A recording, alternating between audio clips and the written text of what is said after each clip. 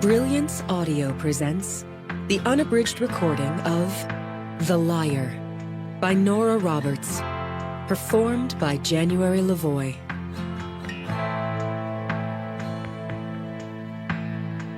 For Joanne, the amazing forever friend. Part 1. The False. It is not the lie that passeth through the mind, but the lie that sinketh in, and settleth in it, that doth the hurt. Francis Bacon. 1. In the big house, and Shelby would always think of it as the big house, she sat in her husband's big leather chair at his big important desk. The color of the chair was espresso, not brown. Richard had been very exact about that sort of thing. The desk itself, so sleek and shiny, was African zebra wood and custom made for him in Italy. When she'd said, just a joke, that she didn't know they had zebras in Italy, he'd given her that look. The look that told her, despite the big house, the fancy clothes, and the fat diamond on the third finger of her left hand, she'd always be Shelby Ann Pomeroy, 2 steps out of the bumpkin town in Tennessee where she was born and raised. He'd have laughed once, she thought now. He'd have known she was joking, and laughed as if she were the sparkle in his life. But oh God, she dulled in his eyes, and so fast, too. The man she'd met nearly 5 years before on a starry summer night had swept her off her feet, away from everything she'd known, into worlds she'd barely imagined. He'd treated her like a princess, shown her places she'd only read about in books or seen in movies. And he'd loved her once, hadn't he? It was important to remember that. He'd loved her, wanted her, given her all any woman could ask for. Provided. That was a word he'd often used. He'd provided for her. Maybe he'd been upset when she got pregnant. Maybe she'd been afraid, just for a minute, of the look in his eyes when she told him. But he'd married her, hadn't he? Whisked her off to Las Vegas like they were having the adventure of a lifetime. They'd been happy then. It was important to remember that now, too. She had to remember that, to hold tight the memories of the good times. A woman widowed at 24 needed memories. A woman who learned she'd been living a lie, was not only broke, but in terrible, breathtaking debt, needed reminders of the good times. The lawyers and accountants and tax people explained it all to her, but they might as well have been speaking Greek when they went on about leveraging and hedge funds and foreclosures. The big house, one that had intimidated her since she'd walked in the door, wasn't hers, or not enough hers to matter, but the mortgage company's. The cars, leased, not bought, and with the payments overdue, not hers either. The furniture, bought on credit, and those payments overdue. And the taxes. She couldn't bear to think about the taxes. It terrified her to think of them. In the 2 months and 8 days since Richard's death, it seemed all she did was think about matters he'd told her not to worry about, matters that weren't her concern. Matters, when he'd given her that look, that were none of her business. Now it was all her concern, and all her business, because she owed creditors, a mortgage company, and the United States government so much money, it paralyzed her. She couldn't afford to be paralyzed. She had a child. She had a daughter. Callie was all that mattered now. She was only 3, Shelby thought, and wanted to lay her head down on that slick, shiny desk and weep. But you won't. You're what she's got now, so you'll do whatever has to be done. She opened one of the boxes, the one marked personal papers.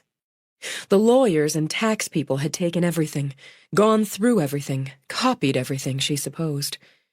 Now she would go through everything and see what could be salvaged for Callie.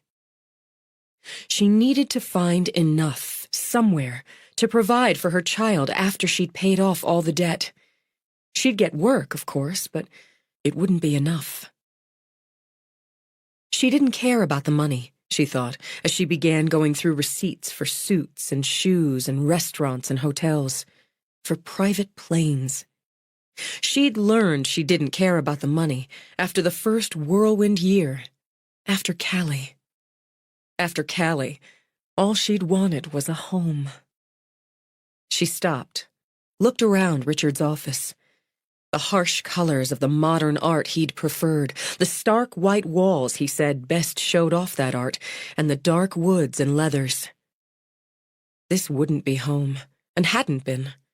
Would never be, she thought, if she lived here 80 years instead of the scant 3 months since they'd moved in. He'd bought it without consulting her, furnished it without asking what she'd like. A surprise, he'd said, throwing open the doors to this monster house in Villanova, this echoing building in what he'd claimed was the best of the Philadelphia suburbs. And she'd pretended to love it, hadn't she? Grateful for a settled place, however much the hard colors and towering ceilings intimidated. Callie would have a home, go to good schools, play in a safe neighborhood, make friends. She'd make friends, too. That had been her hope. But there hadn't been time. Just as there wasn't a $10 million life insurance policy. He'd lied about that, too. Lied about the college fund for Callie. Why? She put that question aside. She'd never know the answer, so why ask why? She could take his suits and shoes and ties and his sports equipment, the golf clubs and skis, take all those to consignment shops. Take what she could get there. Take whatever they didn't repossess and sell it, on damn eBay if she had to, or Craigslist, or a pawn shop. It didn't matter. Plenty in her own closet to sell, and jewelry too. She looked at the diamond, the ring he'd slipped on her finger when they got to Vegas. The wedding ring she'd keep, but the diamond she'd sell. There was plenty of her own to sell. For Callie. She went through files one by one. They'd taken all the computers, and those she didn't have back yet. But the actual paper was tangible. She opened his medical file. He'd taken good care of himself, she thought, which reminded her to cancel the memberships at the country club, at the fitness center. That had gone out of her mind. He'd been a healthy man, one who kept his body in tune, who never missed a checkup.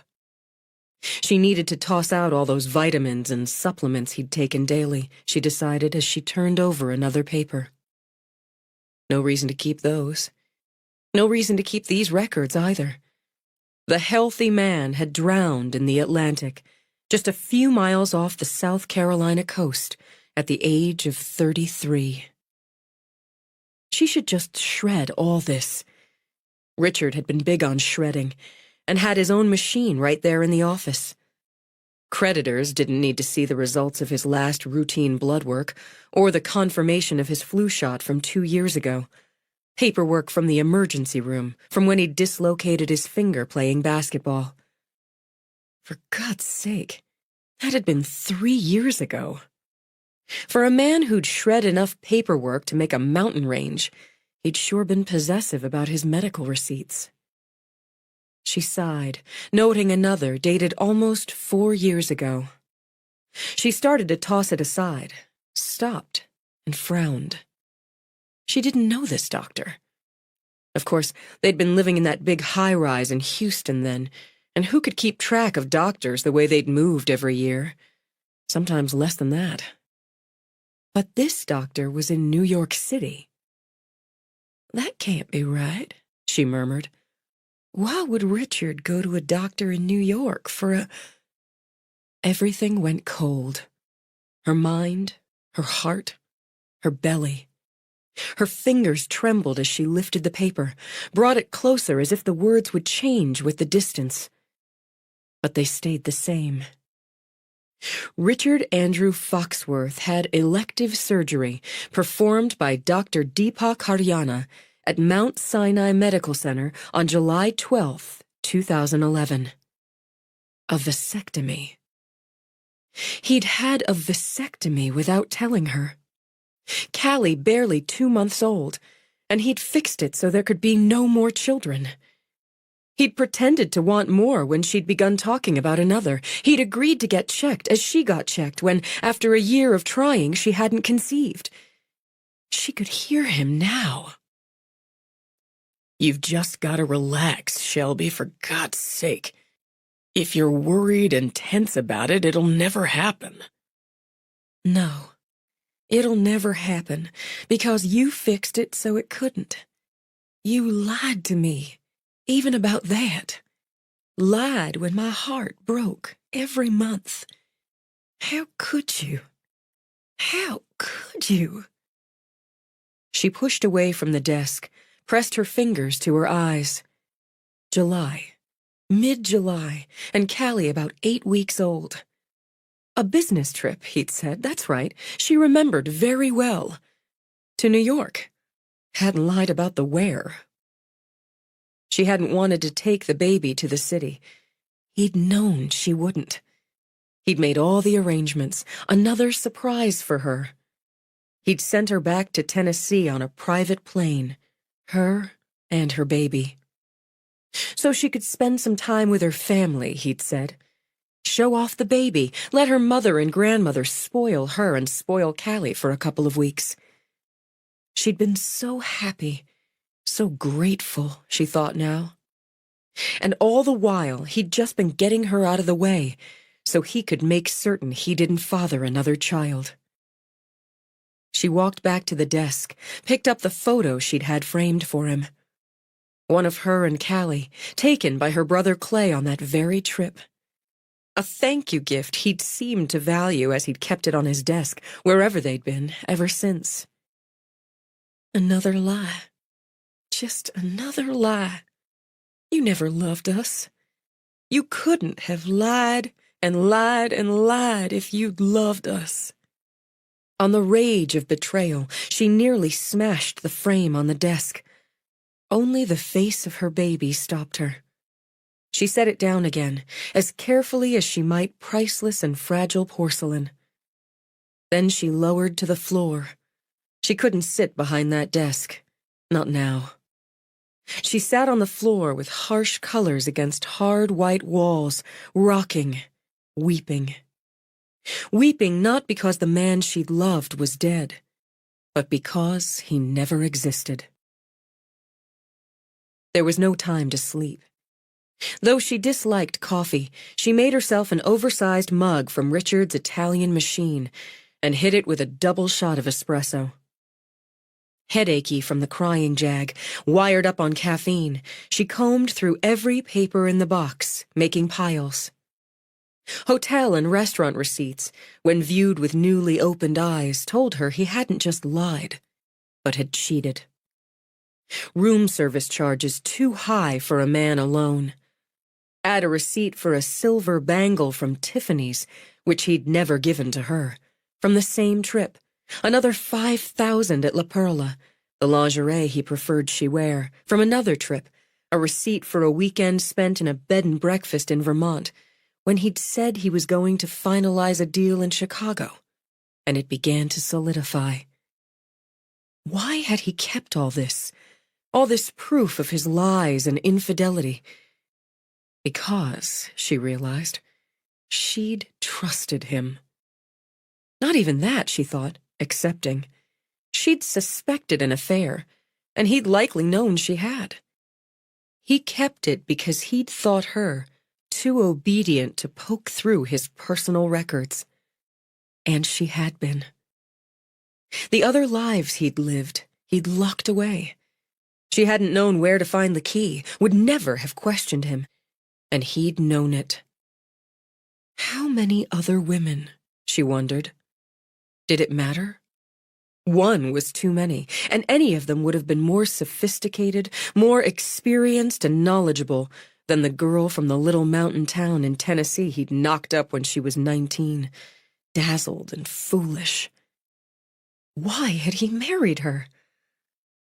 Maybe he'd loved her, at least a little, wanted her. But she hadn't been enough. Not enough to keep him happy, keep him true. And did that matter, really? He was dead. Yes, she thought. Yes, it mattered.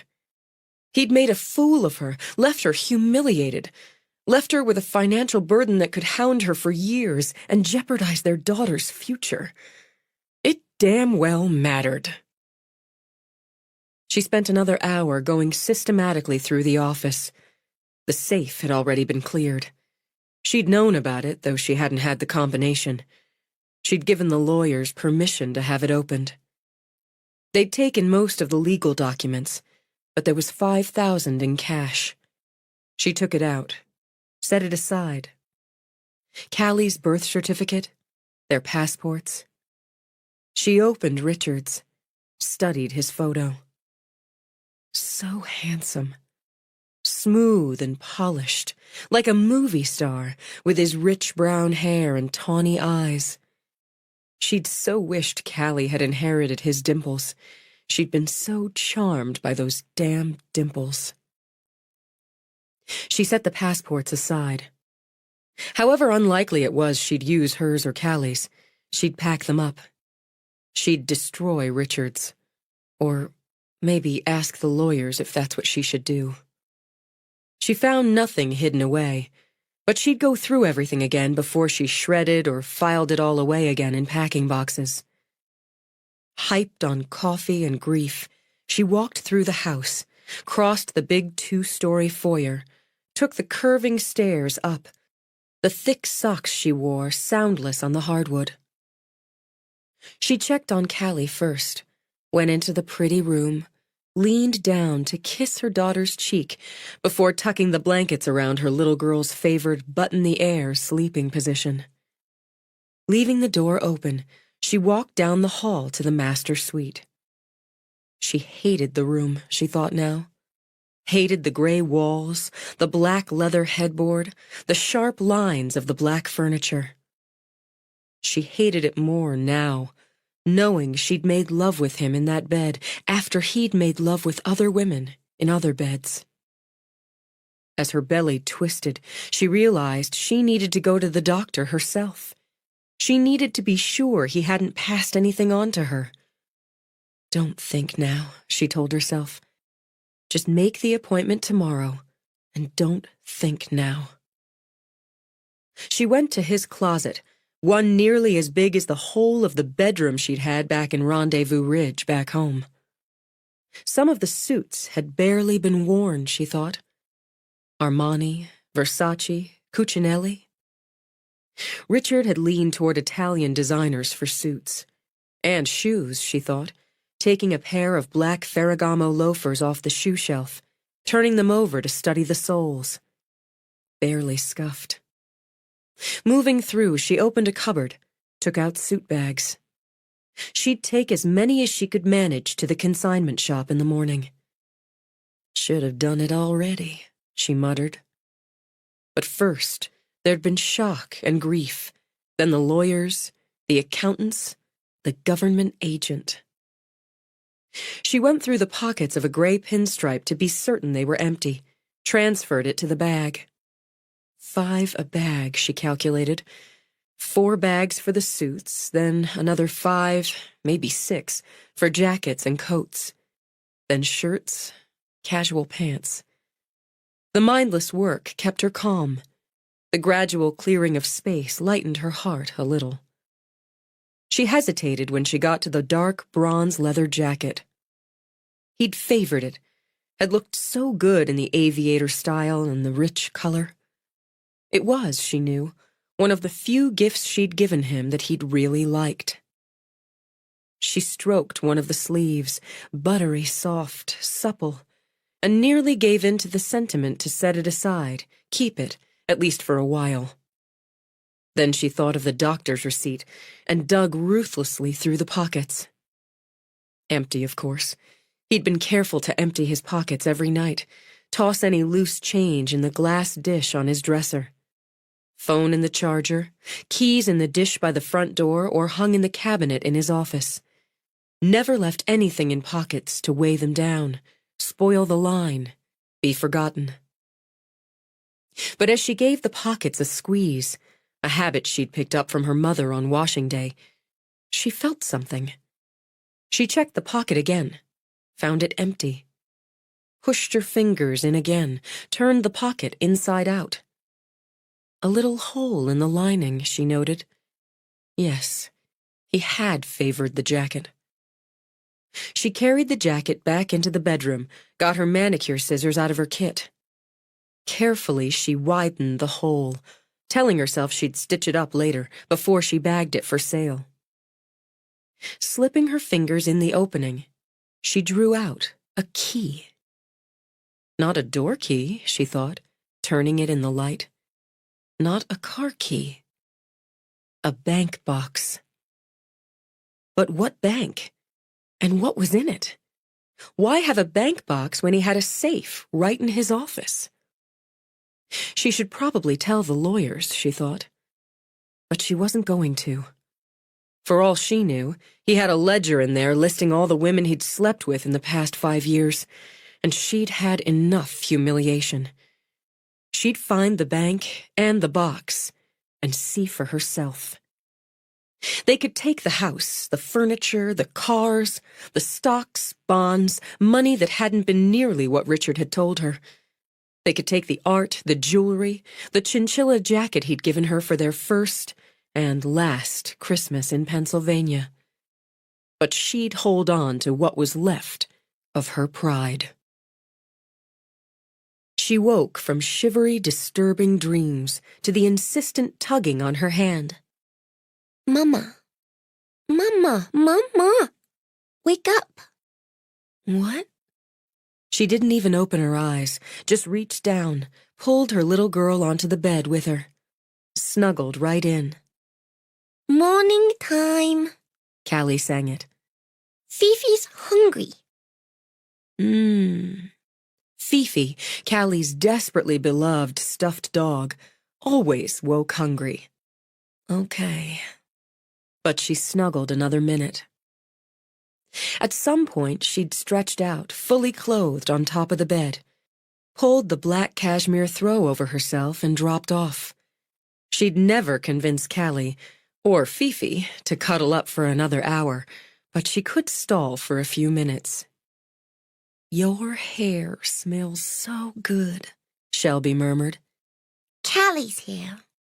Mama's hair. Shelby smiled at the tug on hers. Just the same. The deep golden red had passed down from her mother's side, from the McNee side, as had the nearly unmanageable curls which, as Richard preferred the sleek and smooth, she'd had blown out and straightened every week. Callie's eyes. Mama's eyes. Callie pulled Shelby's eye open with her fingers, the same deep blue eyes that read almost purple in some lights. Just the same, Shelby began, then winced when Callie poked at her eye. Red. I bet. What does Fifi want for breakfast? 5 more minutes, Shelby thought. Just 5. Fifi wants candy. The utter glee in her daughter's voice had Shelby opening her bloodshot blue eyes. Is that so, Fifi? Shelby turned the plush, cheerful face on the pink poodle in her direction. Not a chance. She rolled Callie over, tickled her ribs, and, despite the headache, reveled in the joyful squeals. Breakfast it is. She scooped Callie up. Then we've got places to go, my little fairy queen, and people to see. Marta? Is Marta coming? No, baby. She thought of the nanny Richard had insisted on. Remember how I told you Marta can't come anymore? Like Daddy, Callie said, as Shelby carried her downstairs. "Not exactly, but I'm going to fix us a fabulous breakfast. You know what's almost as good as candy for breakfast?" Cake! Shelby laughed. "Close. Pancakes. Puppy dog pancakes." With a giggle, Callie laid her head on Shelby's shoulder. I love Mama. "I love Callie," Shelby replied, and promised herself she'd do whatever she had to do to give Callie a good, secure life. After breakfast, she helped her daughter dress, bundled them both up. She'd enjoyed the snow at Christmas, had barely noticed it in January, after Richard's accident. But now it was March, and she was thoroughly sick of it, and the bitter air that showed no sign of thawing. But it was warm enough in the garage to settle Callie into her car seat, to haul all the heavy garment bags into the sleek-lined SUV she probably wouldn't have much longer. She'd need to find enough money to buy a second-hand car. A good, safe, child-friendly car. A minivan, she thought, as she backed out of the garage. She drove carefully. The roads here had been well plowed, but winter did its damage however exclusive the neighborhood, and there were potholes. She didn't know anyone here. The winter had been so harsh, so cold, her circumstances so overwhelming, she'd stayed in more than going out. And Callie caught that nasty cold. The cold, Shelby remembered, that had kept them home when Richard took the trip to South Carolina. The trip that was supposed to be a family winter break. They would have been with him on the boat, and hearing her daughter chattering to Fifi, it didn't bear thinking about. Instead, she concentrated on negotiating traffic and finding the consignment shop. She transferred Callie to her stroller and, cursing the biting wind, dragged the top 3 bags out of the car. As she fought to open the shop door, keep the bags from sliding, and block Callie from the worst of the wind, a woman pulled open the door. "Oh, wow! Let me give you a hand." "Thank you. They're a little heavy, so I've got them. Macy! Treasure trove!" Another woman, this one very pregnant, stepped out from a back room. "Good morning. Well, hello, cutie," she said to Callie. You got a baby in your tummy. "Yes, I do." Laying a hand over it, Macy smiled at Shelby. "Welcome to Second Chances. Do you have some things for us to consider?" "I do." A quick glance around showed Shelby racks and shelves of clothes and accessories, and a very tiny area dedicated to men's clothes. Her hopes sank. "I haven't had a chance to come in before, so I wasn't sure what you... Most of what I brought in are suits. Men's suits and shirts and jackets. We don't get nearly enough menswear." The woman who'd let her in tapped the garment bags she'd laid on a wide counter. "Is it all right to take a look?" "Yes, please." "You're not from around here," Macy commented. "Oh, no, I guess not." "Are you visiting?" I live here in Villanova right now, just since December, but... Oh, my goodness, these are gorgeous suits. Pristine condition so far, Macy. Size, Cheryl? 42 regular, and there must be 20 of them. 22, Shelby said, and linked her fingers together. "I have more in the car." "More?" both women said together. "Shoes, men's size 10, and coats and jackets and... My husband..." Daddy's clothes, Callie announced, when Cheryl hung another suit on a holding rack. "Don't touch Daddy's clothes with sticky hands." "That's right, baby. You see," Shelby began, looking for the right way to explain.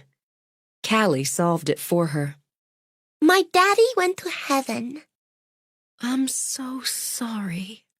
One hand on her belly, Macy reached out, touched Callie's arm. Heaven's pretty, Callie told them. angels live there.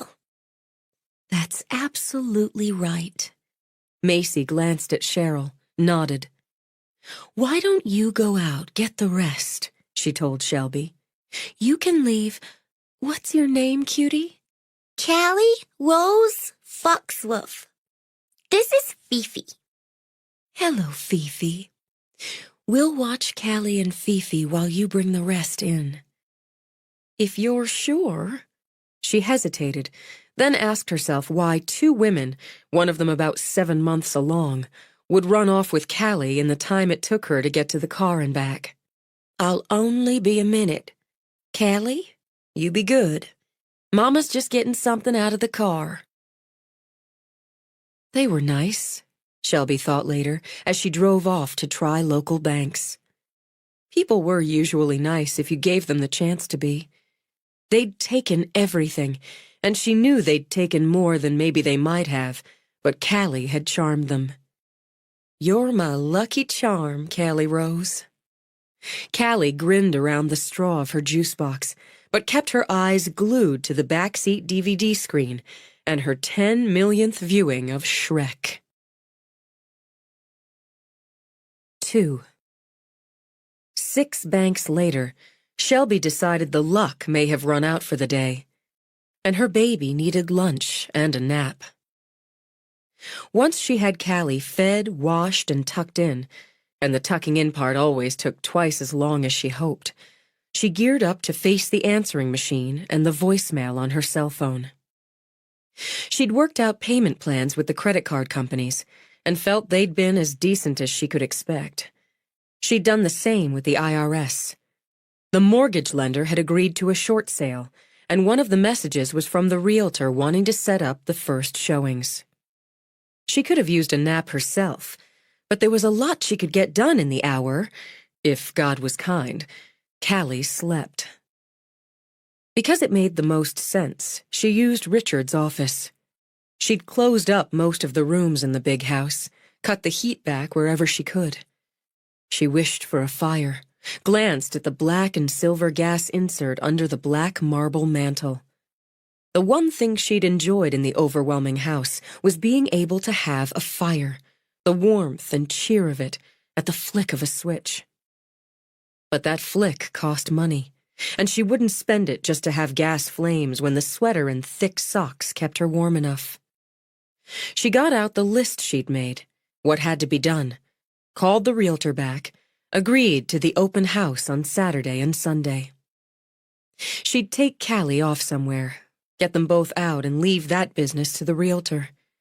Meanwhile, she dug out the name of the company the lawyers had given her that might buy the furniture so she could avoid repossession. If she couldn't sell it in a swoop, or at least a good chunk of it, she'd try doing pieces online, if she ever had access to a computer again. If she couldn't get enough, she'd have to face the humiliation of having it repossessed. She didn't think the neighborhood ran to yard sales, and it was too damn cold anyway. Then she returned the calls from her mother, her grandmother, her sister-in-law, and asked them to tell the aunts and cousins who'd also called that she was fine. Callie was fine. She was just real busy getting everything in order. She couldn't tell them. Not all of it. Not yet. They knew some, of course, and some was all she could share right that minute. Talking about it made her angry and weepy, and she had too much to do. To keep busy, she went up to the bedroom, sorted through her jewelry. Her engagement ring, the diamond earrings Richard had given her for her 21st birthday, the emerald pendant he'd given her when Callie was born. Other pieces, other gifts. His watches, 6 of them, and his army of cufflinks. She made a careful list, as she had with the clothes she'd taken to the consignment shop. She bagged the jewelry with their appraisals and insurance information, then used her phone to search for a jewelry store, as local as she could manage, that bought as well as sold. With the boxes she'd picked up while they'd been out, She began packing up what she considered hers and important to her. Photographs, gifts to her from family. The realtor had advised her to depersonalize the house, so Shelby would do just that. When Callie woke from her nap, Shelby kept her entertained by giving her little tasks. As she packed, she cleaned. No more housekeeping staff to scrub and polish the endless miles of tile, of hardwood, of chrome, of glass. She made dinner, ate what she could. She dealt with bath time, story time, bedtime, then packed more, hauled boxes to the garage.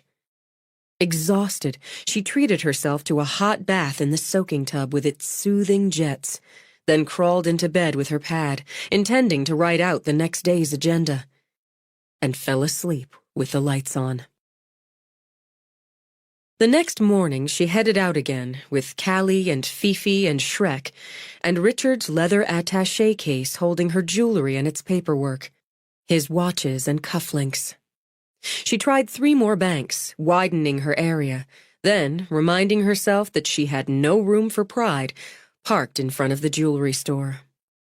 She dealt with a 3-year-old cranky at having her movie interrupted again, and bribed Callie into submission with the promise of a new DVD.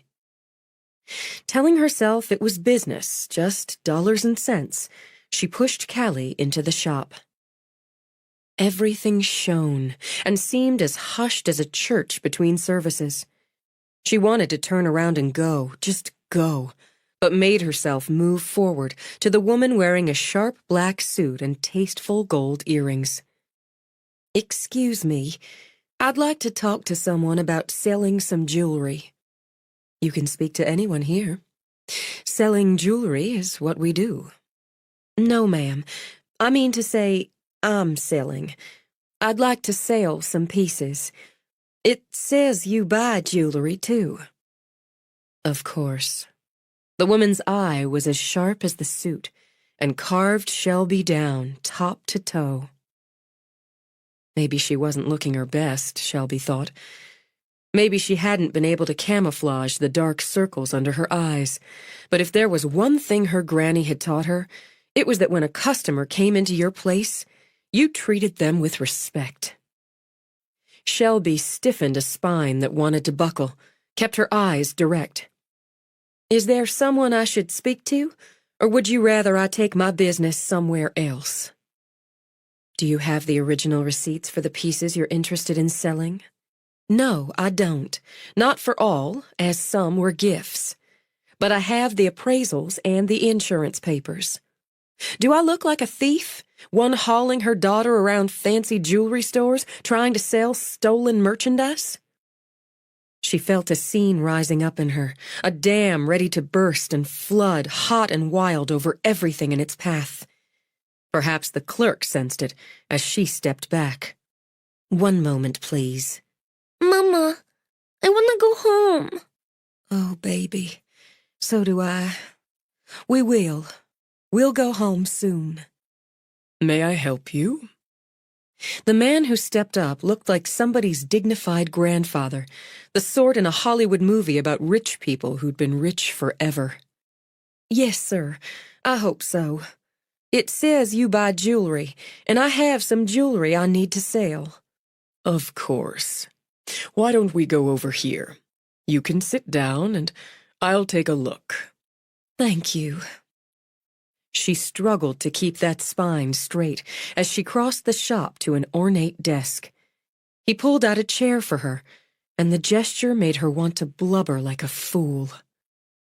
"I have some pieces my husband gave me. I have the appraisals and all that, the paperwork."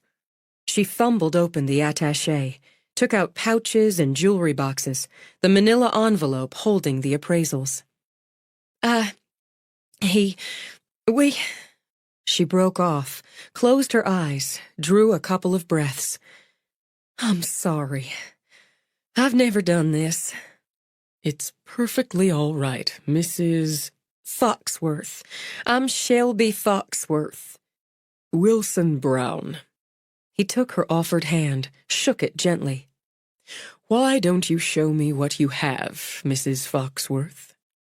She decided to go with the biggest straight off and opened the pouch that held her engagement ring. He set it on a velvet cloth, and as he took out a jeweler's loop, she opened the envelope. It says here, it's 3.5 carats, emerald cut, a D grade, that's supposed to be good from what I read, and with 6 side stones in a platinum setting. Is that right? He looked up from the loop.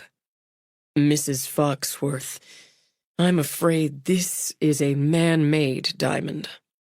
I'm sorry? It's a lab diamond, as are the side stones. She put her hands under the desk so he couldn't see them shake. That means it's fake. It simply means it was created in a lab. It's a very nice example of a man-made diamond. Callie began to whine. Shelby heard the sound through the throbbing in her head, automatically dug in her bag, pulled out the toy phone. You call Granny, baby.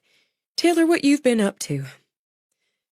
It means, she continued, this isn't a D-grade diamond, and this ring isn't worth what it says here on this paper.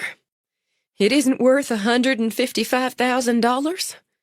No, my dear, it's not. His voice was as gentle as a pat and made it worse. I can give you the names of other appraisers so you can ask for other opinions. You're not lying to me. I know you're not lying to me. But Richard had, over and over and over. She wouldn't break down, she told herself. Not now. Not here.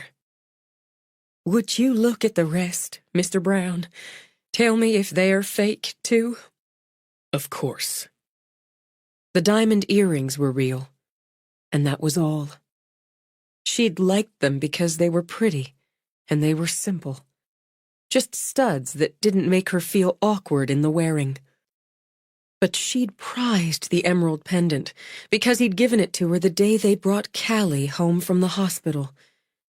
And it was as false as he'd been. I can give you $5,000 for the diamond studs, if you'd still like to sell them. Yes, thank you. That'd be just fine. Can you tell me where I should take the rest? Is it best to go to a pawn shop? Do you know of a good one? I don't want to take Callie into some place that's, you know what I mean, sketchy.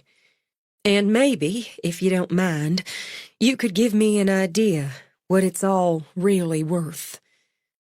He sat back, studied her. The engagement ring is good work, and as I said, a good example of a lab diamond. I could give you $800 for it. Shelby studied him in turn as she pulled off the matching wedding ring.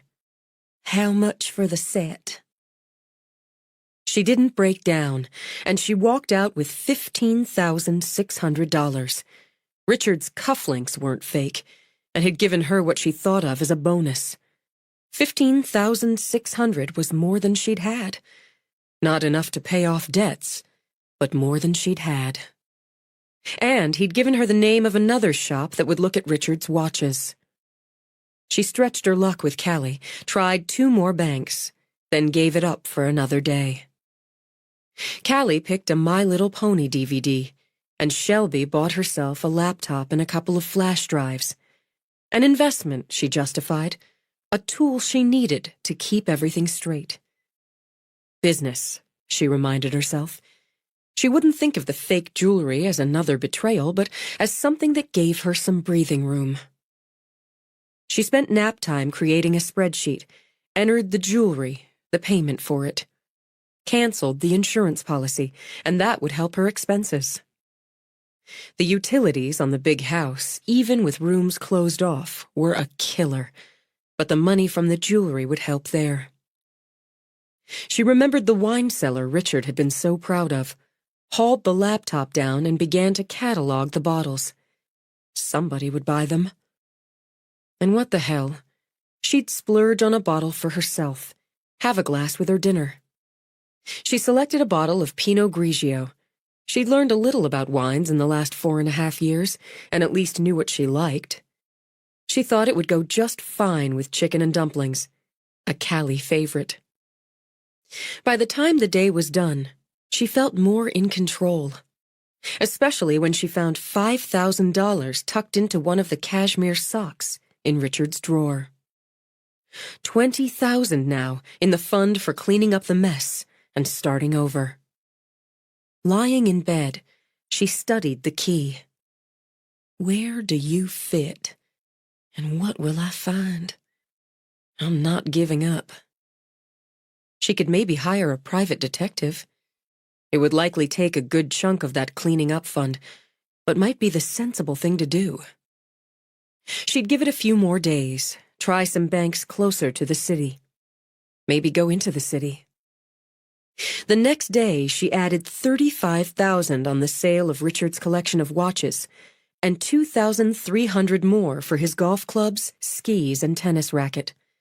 It so boosted her mood that she took Callie for pizza between banks. Maybe she could afford that detective now. Maybe that's what she'd do. But she needed to buy a minivan, and her research told her that purchase would take a deep chunk of her $58,000. Plus, it was only right she use some of that to bump up the payments on the credit cards. She'd work on selling the wine. That's what she'd do, and hire the detective that way. For now, she'd just check one more bank on the way home. Rather than haul out the stroller, she propped Callie on her hip. Callie got that look in her eye, half stubborn, half sulky. Don't want to, Mama. Me either. But this is the last one. Then we're going to go home and play dress-up tea party. You and me, baby. I want to be the princess. As you wish, Your Highness. She carried her now giggling daughter into the bank. Shelby knew the routine now, walked to the shortest line to wait her turn. She couldn't keep hauling Callie around this way, every day, disrupting routine, in and out of the car. Hell, she felt pretty damn stubborn and sulky herself, and she wasn't 3.5 years old. She'd make this the last one after all. The very last altogether, and start seriously researching private investigators. The furniture would sell, and the wine would sell. It was time for optimism instead of constant worry. She shifted Callie on her hip, approached the teller who glanced at her over the tops of red-framed cheaters. Can I help you? Yes, ma'am. I need to speak with a manager. I'm Mrs. Richard Foxworth, and I have a power of attorney here. I lost my husband last December. I'm very sorry. Thank you. I believe he had a safe deposit box in this bank. I have the key here, and the power of attorney. Much quicker than fumbling around, she'd learned, telling bored bank people she'd found the key and didn't know what it went to. Mrs. Babington's in her office and should be able to help you. Straight across to the left. Thanks. She went across, found the office, knocked on the open glass door. I beg your pardon, ma'am. They said I should speak to you about getting into my husband's safe deposit box. She walked straight in, something else she'd learned, sat with Callie on her lap. I have the power of attorney here and the key. I'm Mrs. Richard Foxworth. Let me check on this. You have such pretty red hair, she said to Callie. Mama's. Callie reached up to grab a hank of Shelby's. Yes, just like your mother's. You're not listed on Mr. Foxworth's box. I'm sorry? I'm afraid we don't have a signature card for you. He has a box here? Yes. Even with the POA, it would be best if Mr. Foxworth came in personally. He could add you on. He can't. He was... Daddy had to go to heaven. Oh. Babington's face radiated sympathy. I'm very sorry. Angels sing in heaven. Mama, Fifi wants to go home now. Soon, baby. Richard, There was an accident. He was in a boat, and there was a squall. In December 28th. I have the documentation. They don't issue a death certificate when they can't find. I understand. I need to see your paperwork, Mrs. Foxworth, and some photo ID. I brought my marriage license, too, just so you'd have everything. And the police report on when it happened. And these letters from the lawyers. Shelby handed it all over, held her breath. You could get a court order for access. Is that what I should do? I could ask Richard's lawyers, well, my lawyers now, I guess, to do that. Give me a moment here. Babington read over the paperwork while Callie shifted restlessly in Shelby's lap. I want my tea party, Mama. You said. I want my tea party. That's what we'll do. Soon as we're done here, we'll have a princess tea party. You should think about what dolls you're going to invite. Callie began to list them off, and Shelby realized the nerves of waiting gave her a sudden and urgent need to pee. The POA's in order, as is the rest of your documentation. I'll show you to the box. Now?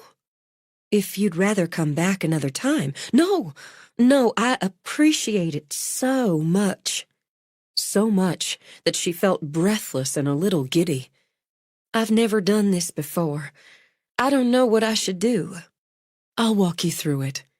I'll need your signature. Just let me print this out. It sounds like you'll have a lot of guests at your tea party, she said to Callie as she worked. I have a granddaughter about your age. She loves tea parties. She can come. I bet she'd love to, but she lives in Richmond, Virginia, and that's pretty far away. If you'd sign this, Mrs. Foxworth. She could barely read it the way her thoughts were racing around in her head. Babington used a swipe card and a passcode, accessed a kind of vault where the walls were filled with numbered drawers. Number 512. I'm going to step out, give you some privacy. If you need any help, just let me know. Thank you very much. Am I allowed to take what's in it? You're authorized. Take your time, she added, and drew a curtain to block off the room.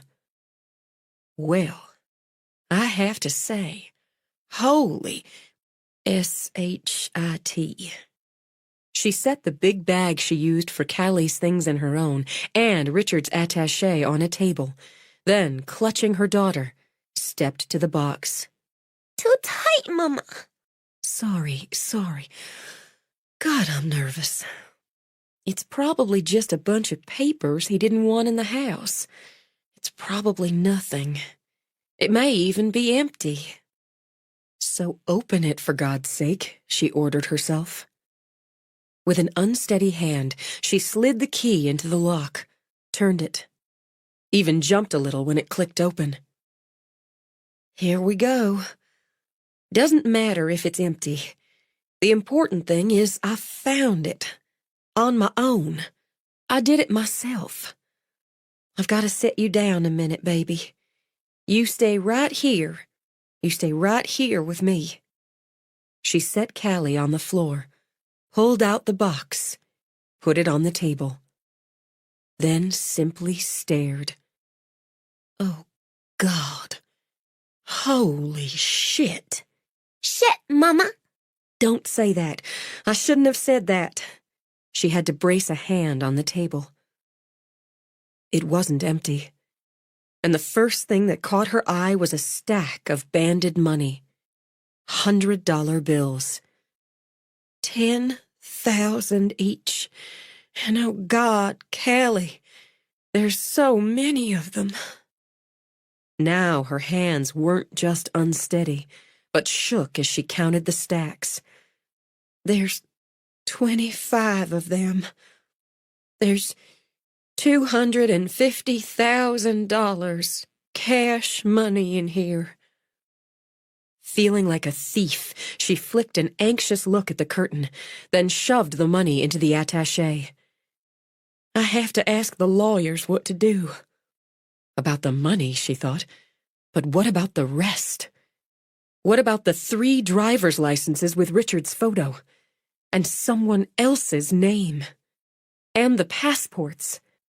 And the .32 semi-automatic? She started to reach for the gun, pulled her hand back. She wanted to leave it, couldn't say why she didn't want to touch it. But she made herself lift it, remove the magazine. She'd grown up in the Tennessee mountains with brothers, one who was now a cop. She knew how to handle a gun, but she wasn't carrying a loaded gun with Callie around. She placed it and the 2 extra mags in the attaché.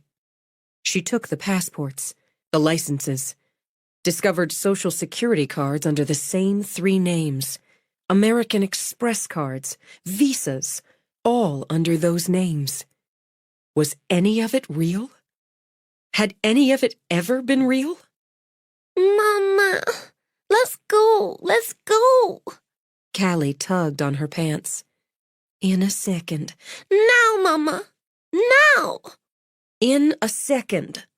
The tone, sharp and firm, might have had Callie's lip quivering, but sometimes a child had to be reminded that she didn't run the show. And a mama had to remember that a 3-year-old had a right to get tired of being hauled all over creation and back every damn day. She bent, kissed the top of Callie's head.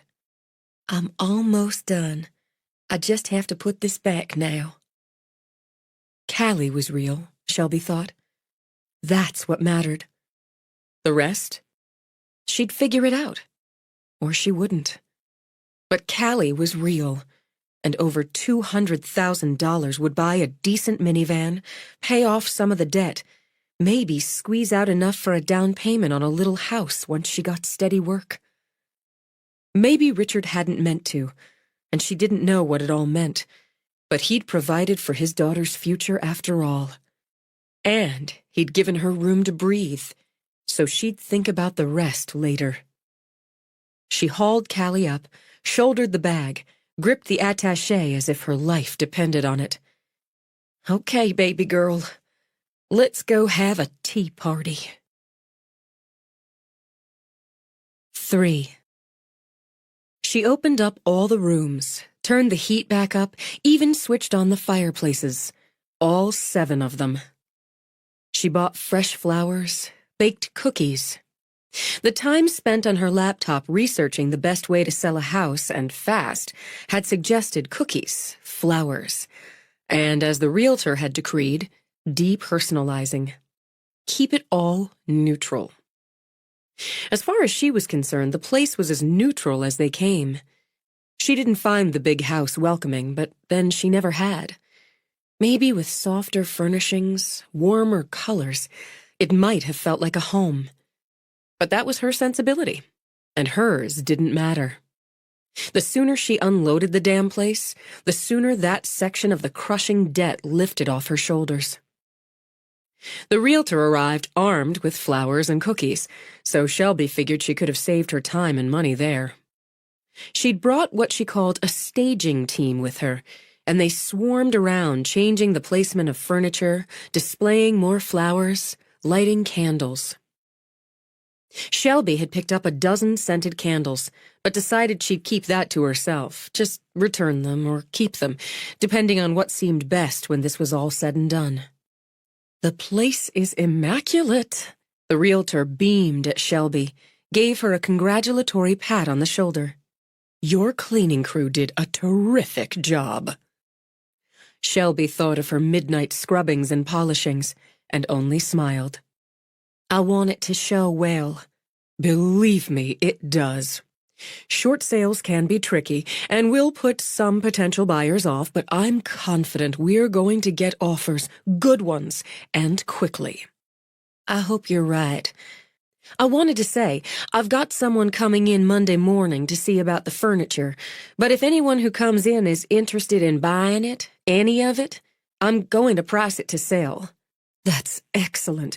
There are so many wonderful pieces. I'll make sure we let people know. She took a last critical look around herself, thought of the gun, the papers, the cash she'd locked in the safe in Richard's office. Then she hefted the big bag she habitually carried. "Callie and I are going to get out of the way. I have errands to run. And a minivan to buy." Her daddy might not have approved that she didn't buy American, but the 5-year-old Toyota she'd found through CarMax got high ratings on safety and reliability. And the price was right. The price got better when she made herself haggle, offering cash. Real cash.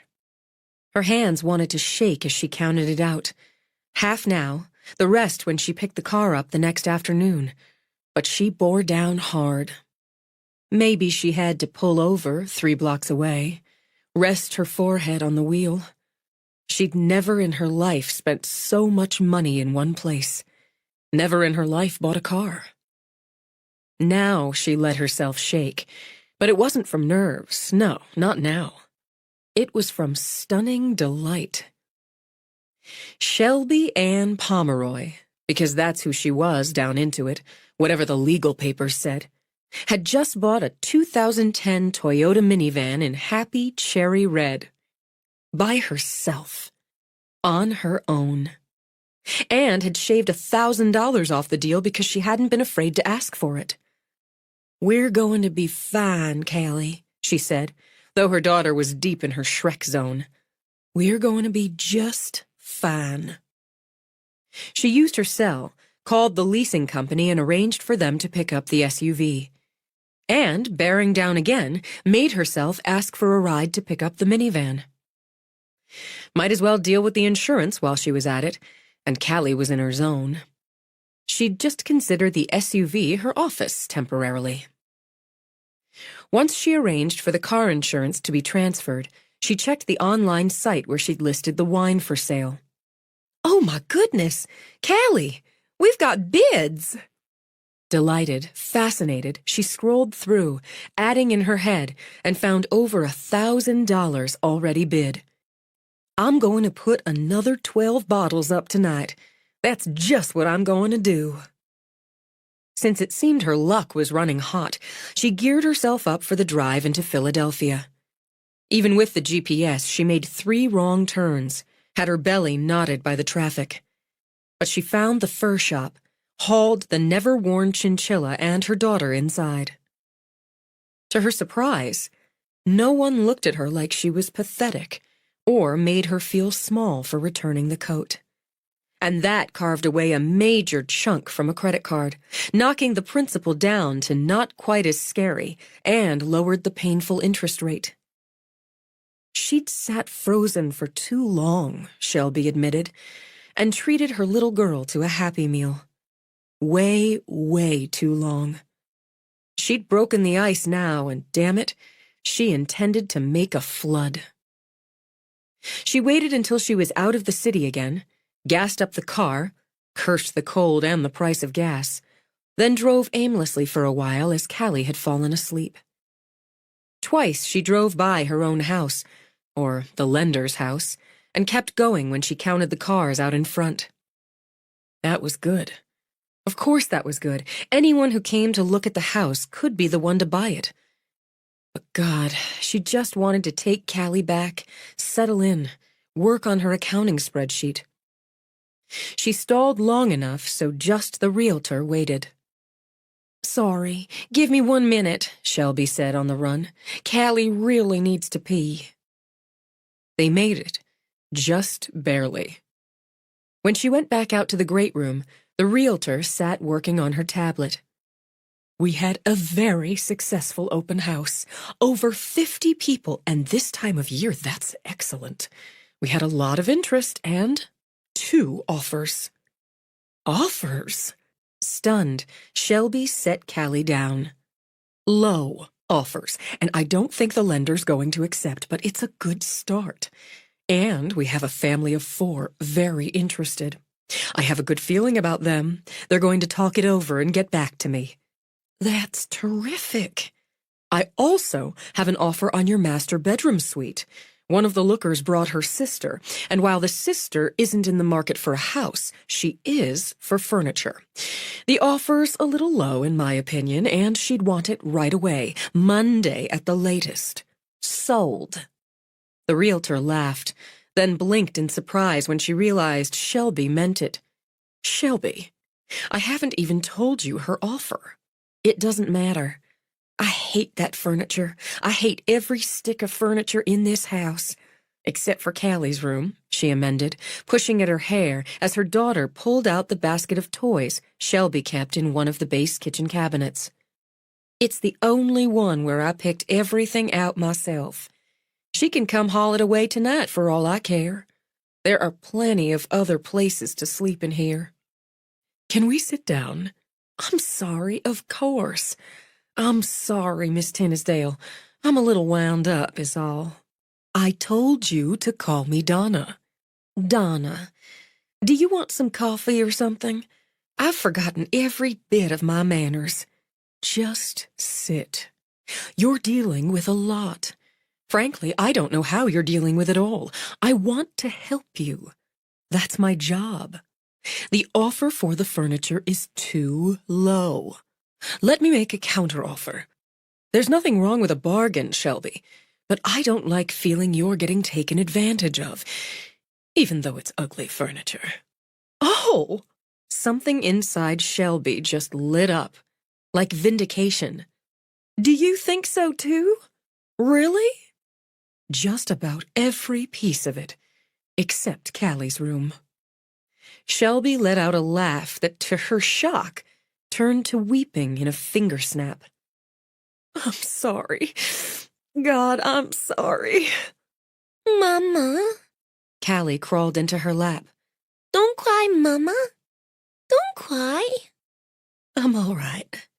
She clutched Callie, rocked. I'm okay. I'm just tired. Mama needs a nap. I'm okay. I'm okay, baby. Don't worry. I'm going to pour you a glass of wine, Donna announced, and dug tissues from her pocket. You sit. I saw a bottle in the fridge. It's kind of early. Not today, it isn't. Now, tell me, she continued as she went to get a glass, what else do you want to sell? The art? Oh my God, yes.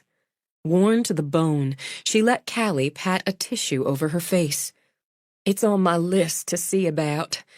I don't understand paintings like all these. Rugs? Lamps? I've packed up everything I want out of here, except for Callie's room and my clothes, and a few things I need to keep around while we're living here. I don't want any of it, Mrs. Donna. Even the dishes aren't mine. There's quite a wine collection downstairs. I've put 24 bottles online. This site I found, people are already bidding. I'm going to put another dozen on tonight. Donna angled her head, gave Shelby what Shelby thought of as an appraisal. Aren't you clever? If I was clever, I wouldn't be in this fix. Thank you, she added when Donna gave her the wine. I don't think that's true, but let's start where we are. Can you give me the name of the company you have coming in about the furniture? It's Dolby & Sons, out of Philadelphia. Good. That's good, and exactly who I'd recommend. Sipping wine, Donna made notes on her tablet, spoke briskly. I'll make a counteroffer, but this buyer is going to have to come up to reality if she's serious about the master bedroom furniture. Otherwise, Chad Dolby, that's the oldest son, and he's probably the one who'll come in to give you a price, will make a fair offer. I know someone who would give you another price on your dishes, glassware, barware, and there are 2 art dealers I'd recommend for purchasing your art. I don't know how to thank you. It's my job, Donna reminded her, and it's a pleasure. I have a daughter just a couple years younger than you. I'd hope someone would help her out if she ever found herself in this kind of fix. I noticed you'd cleaned out your husband's closet. I did. Mom was fine, baby. She kissed Callie's hair. You go ahead and play now. I took most of it into second chances, she told Donna when Callie slid off her lap. Perfect. Macy and Cheryl are very good at what they do, and their store gets a lot of traffic. Do you know everyone? That's part of the job. How about the books? I packed up my books, the ones I like. Richard bought the ones left in the library. He just bought them, what was it, in a lot? And we'll sell them the same way. Donna nodded, tapped on her tablet. I'm going to add that to my notes. And if it's what you want, I'm going to put some of the contacts I have in touch with you. You can set up appointments. That would be wonderful. I would appreciate that so much. It feels like I've been stumbling around, trying to figure out what to do with what for so long now. From what I'm seeing, you've figured it out very well. Thank you, but it helps so much to have advice and direction. You're so nice. I don't know why you made me so nervous. Now Donna laughed. I can have that effect. Should I give the contacts your cell number or the landline? Maybe you could give them both. I try to keep my cell phone with me in a pocket, but sometimes I forget. Done. These are business people, and they're looking to make a profit, but they won't lowball you. If you think of anything else, you just let me know. She smiled. I really do know everybody. And Shelby, I'm going to get you an offer on this house. A good one. It's a beautiful space in a prime location, and the right buyer's out there. I'll find the right buyer. I believe you will. And because she did, Shelby slept better that night than she had in weeks. The entire next week, her head never stopped spinning. She made the deal with Dolby & Sons, shipped off wine won through the online auction house, picked up a very nice check from the consignment shop for some of Richard's clothes, and hauled in 3 garment bags from her own closet. She accepted the offer for the dishes and glassware, packed it all up, and bought a set of 4 colorful plastic plates, bowls, cups. They'd make do. Though it might have been more sensible to eke out payments, she paid off one of the credit cards in full. 1 down, she thought. 11 to go. The art, not originals as Richard had claimed, wasn't worth as much as she'd hoped, but the quantity made up for some of that. Every day she felt lighter. Even the storm that blew in 14 inches of snow didn't throw her off. She bundled Callie up like an Eskimo, and together they built their first snowman. Nothing to write home about, she thought, but she did just that, snapping pictures with her phone to send back to Tennessee. And the adventure wore her little girl out so Callie and Fifi were tucked in by 7. That gave Shelby a long, solid evening with her spreadsheet, her bills, and her to-do list. Should she use this money here to pay off one of the smaller credit cards? Just get it gone? Or should she apply that money to one of the big ones, cut the interest payment down? As much as she wanted to say 2 down, 10 to go, it made more sense to cut down the interest. Carefully, she made the payment online, the way she'd taught herself, logged it onto her spreadsheet. $486,400 down. Only $2,184,000 to go. Not counting the next bill that came in from the lawyers, the accountants. But at the moment, hell, that seemed like chicken feed. The phone rang, and seeing Donna's name on the display, she snatched it up. Maybe. Hello? Hi, Shelby, it's Donna. I know it's a little late, but I wanted to let you know we got a good offer on the house. Oh, that's such good news. I think the lender's going to approve this. You know it can take weeks, even months, but I'm going to do everything I can to push it through. It's the family I told you about from the first open house. They really love the house, and the location is just what they wanted. And one more thing, she hates the furniture. Shelby let out a laugh, lifting her face to the ceiling, cutting loose. She really does? Absolutely hates it. She told me she had to look past it, pretend it wasn't there, to really see the house, the layout. He's nervous about the short sale aspect, but she wants it, and he's willing to go that route. And I think if the lender counters, asking for closer to their asking price, this buyer will come up. Oh my God, Donna. I don't want to get ahead of ourselves, but you should celebrate, at least a little. I feel like stripping naked and dancing all over this damn house. Whatever works. Maybe just the dancing part. Thank you so much. Fingers crossed, Shelby. I'll contact the lender first thing in the morning. You have a good night. You too. Thanks again. Bye now. She didn't strip naked, but she did bring up the satellite radio. She hit with Adele, danced around the office, picked up the lyrics, let her voice loose. She'd had ambitions once, aspirations, dreams. She'd be a singer, a star. Her voice was a gift, and she'd tended it, used it, appreciated it. She'd met Richard through her voice, when he came into the little club in Memphis where she was lead singer with a band they called Horizon. 19 years old, she thought now. Not old enough to buy a legal beer in the club, though Ty, their drummer who'd been a little bit in love with her, used to sneak her a bottle of Corona when he could. God, it felt good to sing again, to dance. Other than lullabies, she hadn't used her singing voice in months. She rolled through Adele, straight into Taylor Swift, then fumbled with the remote to mute the volume when her phone rang again. Still smiling, still dancing, she answered. Hello? I'm looking for David Matherson. I'm sorry, you've got the wrong number. David Matherson, he repeated, and rattled off the phone number. Yes, that's this number, but... Something lodged in her throat. She had to clear it, grip the receiver tight. No one by that name lives here. I'm sorry. She hung up before he could say anything else, then hurried to the safe, carefully entered the combination. She took the manila envelope to the desk and with stiff and shaky fingers opened it.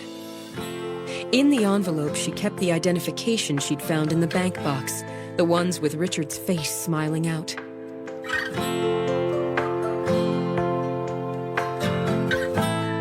This is the end of disc number 1.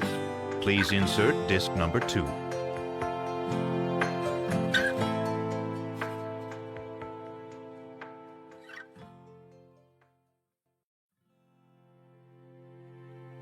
This is disc number 2.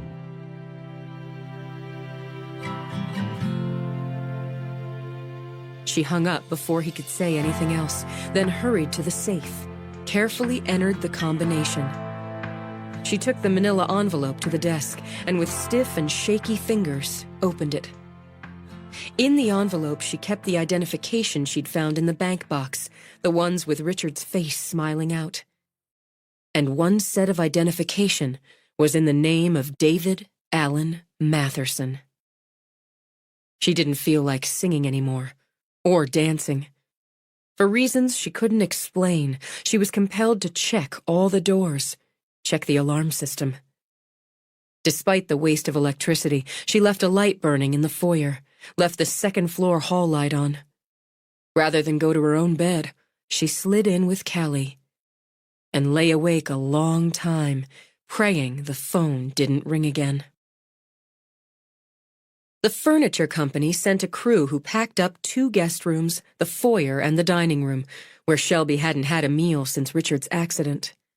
After some haggling, she'd agreed to sell the master bedroom suite to the private buyer. She wiped out the time payment, paid off a second credit card. 2 down, 10 to go. The house felt even bigger and less friendly with so much of the furniture gone. She had a nagging itch at the base of her spine to get gone herself, but there were details yet, and they were her responsibility. She had an appointment at 1:30 with the book buyer, made at that time so she'd have Callie down for her nap. She tied her hair back, put on the pretty aquamarine dangles her grandparents had given her for Christmas, added some bronzer, some blush because she looked too pale. She changed the thick socks she liked to wear around the house for good black heels. Her grandmother claimed heels might pinch the toes some, but they boosted a woman's confidence. She jumped when the doorbell rang. The bookman was a solid 15 minutes early, time she'd counted on to put coffee and cookies out in the library. She rushed down, hoping he didn't ring again. Callie slept light at nap time.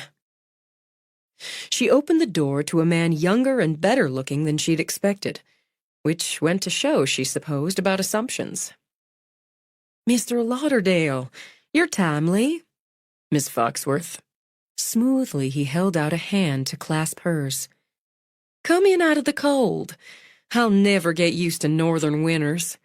"You haven't been in the area long." "No, just long enough to go through a winter. Let me take your coat." "I appreciate that." He had a strong-looking, stocky build, a square-jawed face, cool hazel eyes. Nothing, she thought, like the thin, older, bespectacled bookworm of her imagination. "Donna, Ms. Tinnisdale, said you might be interested in the books I have." She hung the sturdy peacoat in the foyer closet. "Why don't I take you right into the library so you can have a look?" "You have an impressive home."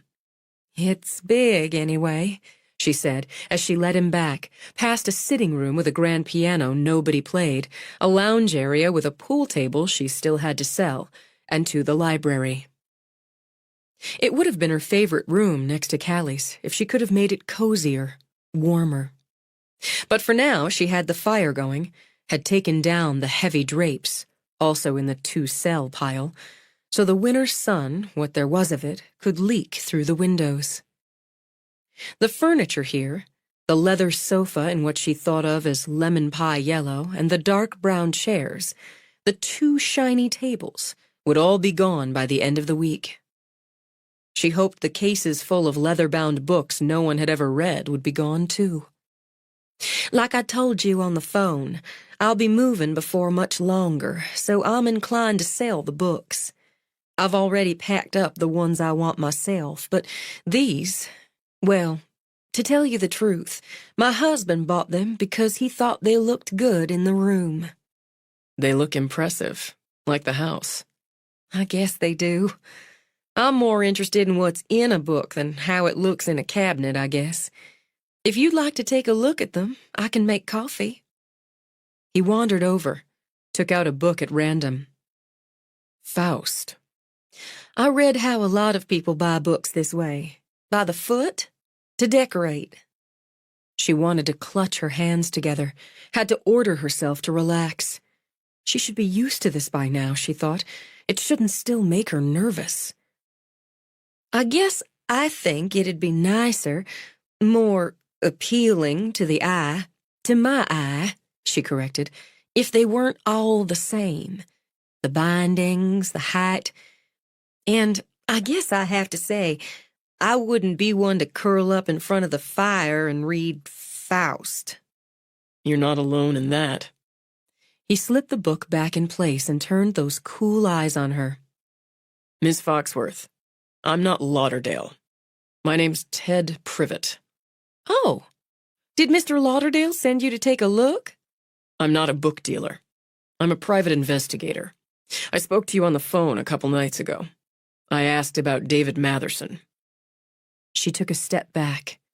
Heels or not, she could and would outrun him. Get him outside, away from Callie. "And I told you you had the wrong number. You need to go now. I'm expecting someone any minute."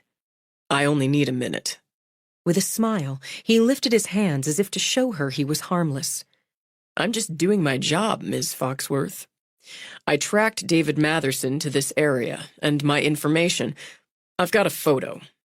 He reached into his inside jacket pocket, holding his other hand out and up in a gesture of peace. "If you'd just take a look. Do you know this man?"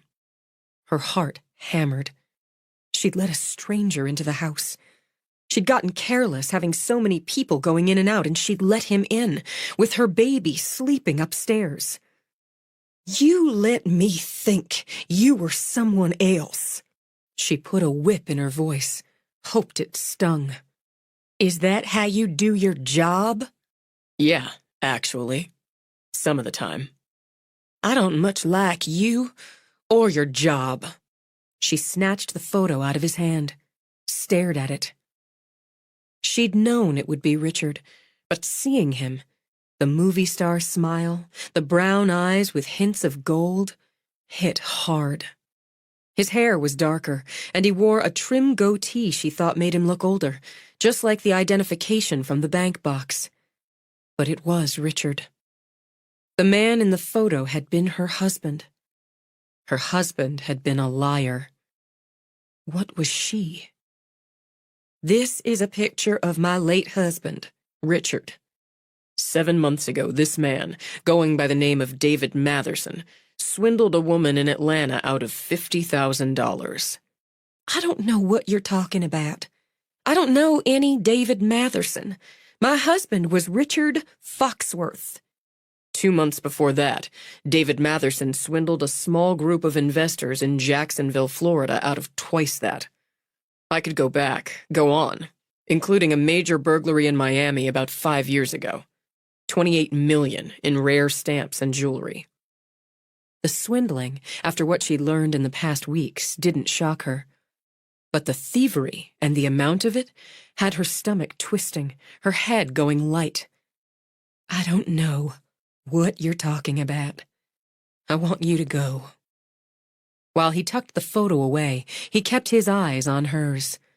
Matherson was most recently based out of Atlanta, where he ran real estate scams. You lived in Atlanta before coming here, didn't you? Richard was a financial consultant, and he's dead. Do you understand? He died right after Christmas, so he can't answer your questions. I don't know the answers to them. You've got no business coming in here this way, lying your way in and scaring me.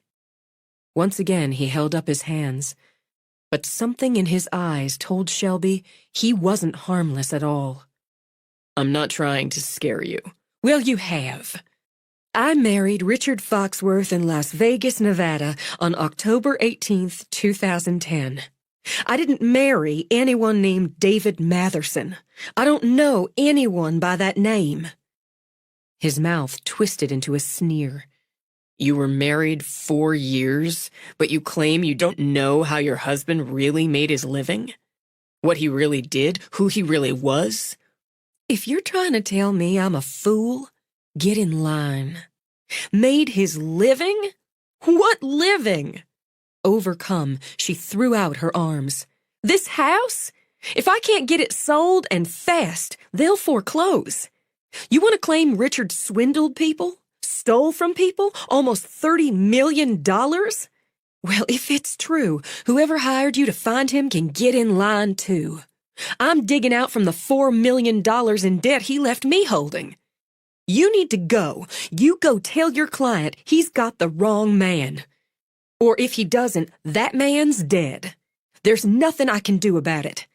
If he wants to come after me for the money, well, like I said, there's a line and it's long. Lady, you want me to believe you lived with him for 4 years, but you never heard of Matherson? You don't know anything? Anger swallowed fear. She'd had enough. Just enough, and that temper lit her up like a flash fire. I don't give a good damn what you believe, Mr. Privet. Not one single damn.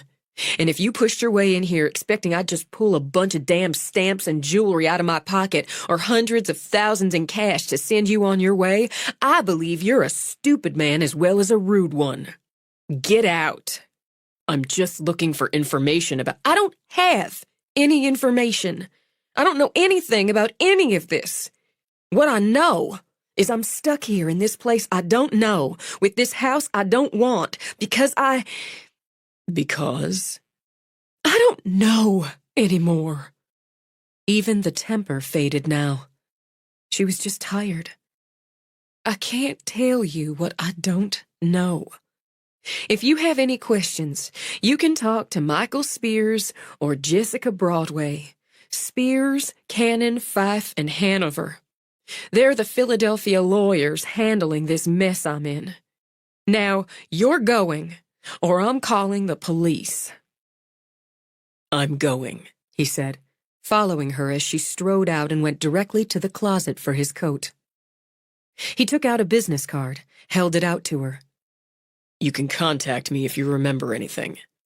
"I can't remember what I don't know." But she took the card. "If it was Richard who took your client's money, I'm sorry for it. Please don't come back here. I won't let you in a second time." "It could be the cops at the door next time," he told her. "You keep that in mind. And keep that card." "They don't throw you in jail for being stupid. That's my only crime." She pulled open the door, let out a little yip at the man reaching for the doorbell. "Ah, Mrs. Foxworth? I startled you. I'm Martin Lauderdale." He was older, with eyes of faded blue behind wire-rimmed glasses and a trim beard of more salt than pepper. "Thank you for coming, Mr. Lauderdale. Goodbye, Mr. Privet." "Keep that card," Privet told her, and skirting around Lauderdale, walked down the cleared front walk to a gray compact. She knew cars. After all, her granddaddy was a mechanic, and she took careful note of this one. A Honda Civic in gray, Florida license plates. If she saw it in the neighborhood again, she'd call the police. "Let me take your coat," she said to Lauderdale. By the end of the week, the library and the master bedrooms stood empty. She sold the pool table, the piano, Richard's workout equipment, and countless odds and ends through Craigslist. She had one of the 10 remaining credit cards down so close to payoff she could taste it. She stripped the remaining art from the walls, sold that as well, and the fancy coffee maker, the fancy bar blender. And when she woke up on the morning of what should have been the first day of spring to 6 inches of snow and still falling, she wanted to crawl back into the Princess Fiona sleeping bag currently serving as her bed. She was living in a damn near empty house. Worse, her baby girl was living in a damn near empty house, with no friends, with no one to talk to or play with but her mother. 4.5 years before, on a simmering October evening out west, she bought a pretty blue dress. Richard had liked her in blue. Spent an hour blowing out her hair because he liked it smooth, and walked down the aisle of the silly little chapel, carrying a single white rose. She'd thought it the happiest day of her life, but it hadn't been her life at all. Just an illusion, and worse, just a lie. And every day after that, she'd done her very best to be a good wife, to learn to cook the way Richard liked, to pack up and move when Richard had the whim, to dress the way he liked, to make sure Callie was washed and fed and dressed pretty when he came home. All that's done, she thought. All that's done, she murmured. So why are we still here? She went into her old dressing area, where she'd started some half-hearted packing in the Louis Vuitton luggage Richard had bought her in New York, to replace the duffel bag she'd stuffed with clothes when she'd run off with him. She packed in earnest now. Then, breaking a hard and fast rule, she set Callie up with Shrek and cereal in the kitchen while she packed her daughter's things. Following one of her mother's hard and fast rules, never call anybody but the police, the fire department, or a plumber before 9 in the morning, she waited until 9 on the dot to call Donna. "Hi, Shelby. How are you? It's snowing again. It's the winter that won't die. They're saying we'll get about 8 inches, but it's supposed to go up to about 50 by Saturday. Let's hope this is the last gasp. I'm not counting on it. Donna, there's not much left in the house here but me and Callie. I want to take the TV in the kitchen, the under-the-counter one, home for my grandmother. She'd just love that. And the big flat screen, any of them. There's 9 in this house, I counted. I just want to take one home for my daddy. I don't know if maybe the buyers want the others. I know the deal's not final, but we could make the sale of the TVs contingent on it. Honestly, I don't care what they want to pay me for them. I can propose that to them, of course. Let them make you an offer. That would be just fine. If they don't want them or only want some of them, I'll take care of it. Somehow, she thought, rubbing at her aching temple. But when I get off the phone with you, I'm calling a moving company.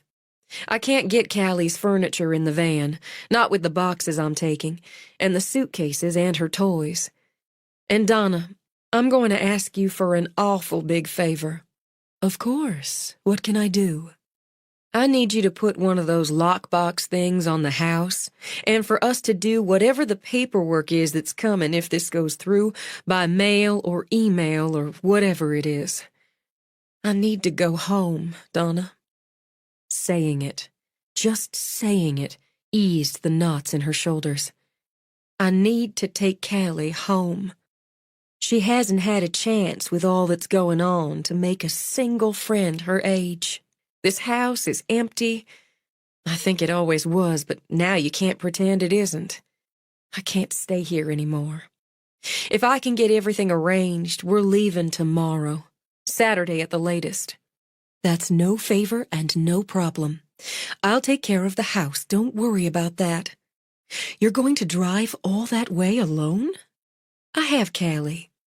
I'm going to cancel this landline, but I'll have my cell if you need to reach me, and my laptop so I'll have email.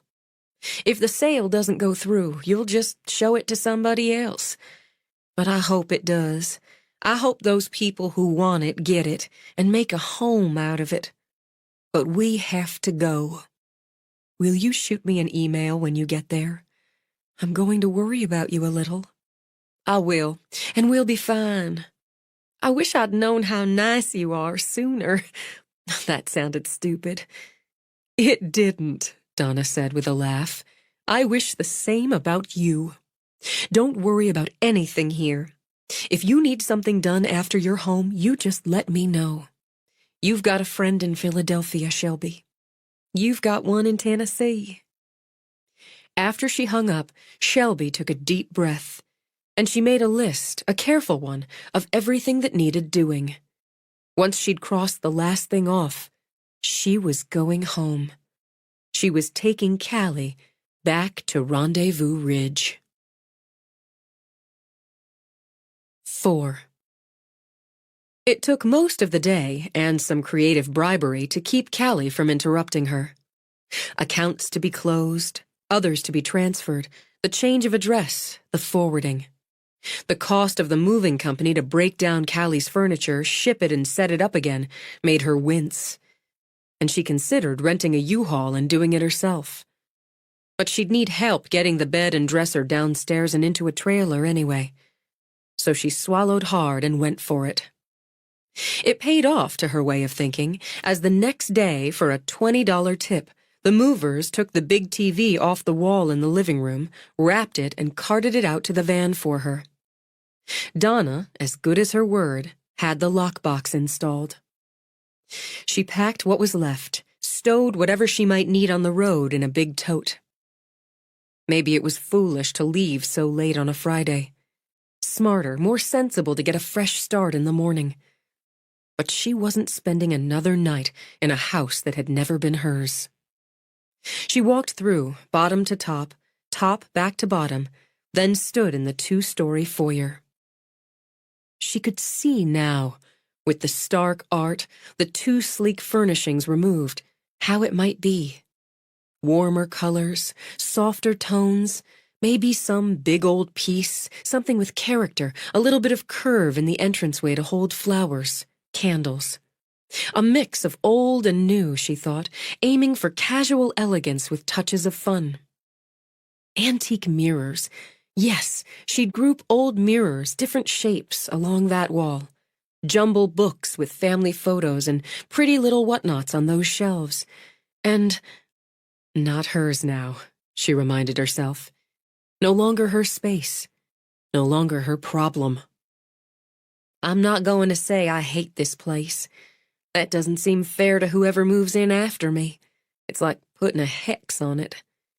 So I'm just going to say I took care of it best I could while I could. She left the keys on the kitchen counter with a thank you note for Donna, then reached for Callie's hand. Come on, baby girl. We're going on our trip. We're gonna see Granny and Grandpa and Grandma and Granddaddy. You bet we are, and everybody else, too. She walked out to the garage with Callie wheeling her little Cinderella, her once favorite princess, currently usurped by Fiona, overnight bag behind her. Let's get you and Fifi strapped in. As she secured Callie in the car seat, Callie patted Shelby's cheek. Her signal for, look at me and pay attention. What is it, baby? We're gonna be there soon? Uh-oh. Torn between amusement and resignation, Shelby patted Callie's cheek in turn. If the versions of Are We There Yet began before they pulled out of the garage, they were in for a very long trip. It's all the way to Tennessee, remember? That's going to take some time, so it's not going to be real soon. But, she widened her eyes to demonstrate the excitement to come. We're going to get to stay the night in a motel, like adventurers. Venturers! That's right. You and me, Callie Rose. Fingers on noses, she added, and Callie giggled, put her fingers to her nose so Shelby could close the side door of the van. She backed out of the garage, sat for a moment until the door came all the way down again. And that's that, she said. She drove away without a backward glance. Traffic was a misery, but she wasn't going to care about that. It would take as long as it took. To save Shrek for when real boredom hit, she kept Callie entertained with songs, ones her little girl knew and fresh ones she'd stored up to avoid the endless repetition and save her own sanity. It mostly worked. Crossing the state line into Maryland felt like a victory. She wanted to keep going, just keep going, but at the 3-hour mark made herself get off the highway. The Happy Meal put a grin on Callie's face, and food in her tummy.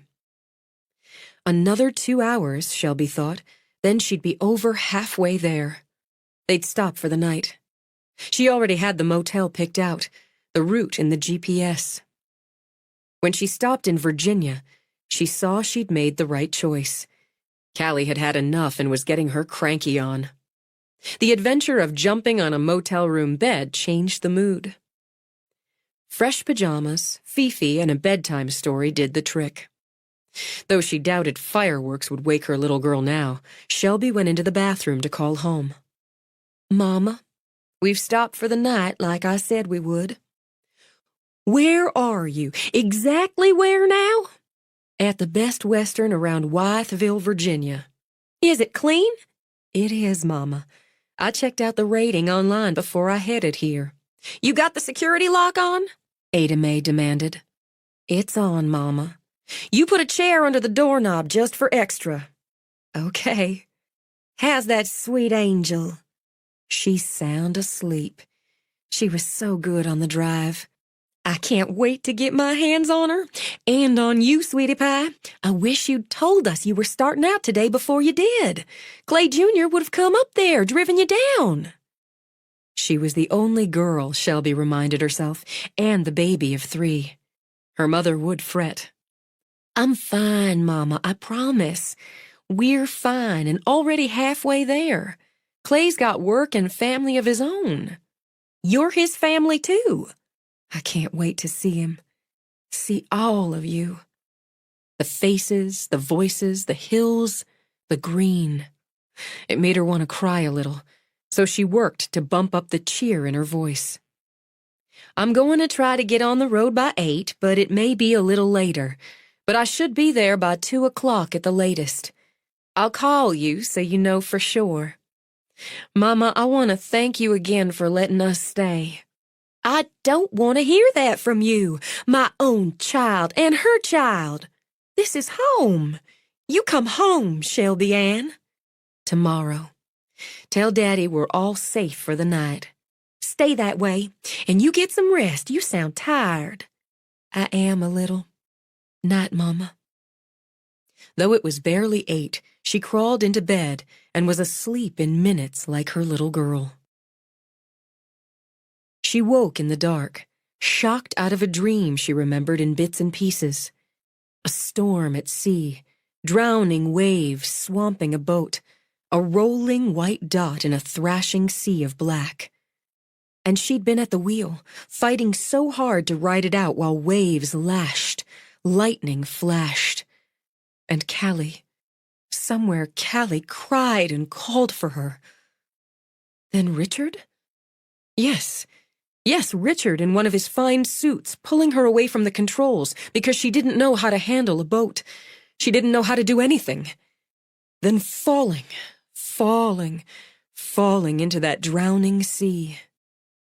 Cold, shaken, she sat up in the strange dark room, trying to get her breath back. Because it was Richard who'd fallen into the water, not her. It was Richard who'd drowned. Callie slept, her cute little butt hiked in the air, warm and safe. She slid down, lay for a while stroking Callie's back to comfort herself.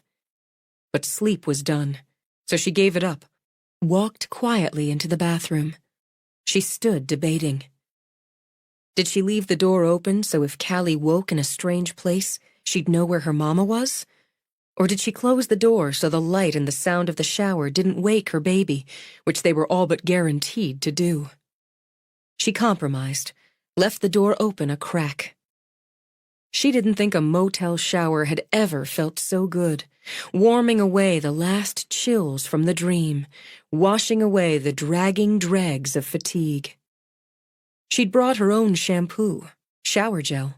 She'd been spoiled on good products long before Richard. But then she'd been raised on them, as her grandmother ran Rendezvous Ridge's best salon. And day spa now, Callie thought. There was just no stopping Granny. She couldn't wait to see her, to see everyone, to just be home. Breathe the mountain air, see the greens, the blues, hear the voices that didn't make hers sound somehow wrong. She wrapped her hair in a towel, knowing it would take forever to dry, and did what her mother had taught her when she'd been hardly older than Callie. She slicked on lotion everywhere. It felt good, that skin to skin, even if it was just her own hands. It had been so long since anyone had touched her. She dressed, peeked out to check on Callie, and left the door open just a little wider as she started on her makeup. She wasn't going home pale and heavy-eyed. She couldn't do anything about going home bony, but her appetite would come back once she got there, settled in, pushed some of the weights off the heavy end of the scale. And the outfit was nice. Black leggings, the grass-green shirt that made her think of spring. She added earrings, a spritz of perfume, because according to Ada Mae Pomeroy, a woman wasn't fully dressed without them. Deciding she'd done her best, she went back into the bedroom, packed up everything but Callie's outfit for the homecoming. A pretty blue dress with white flowers and a white sweater. Then, turning on one of the bedside lights, she climbed onto the bed to nuzzle her daughter awake.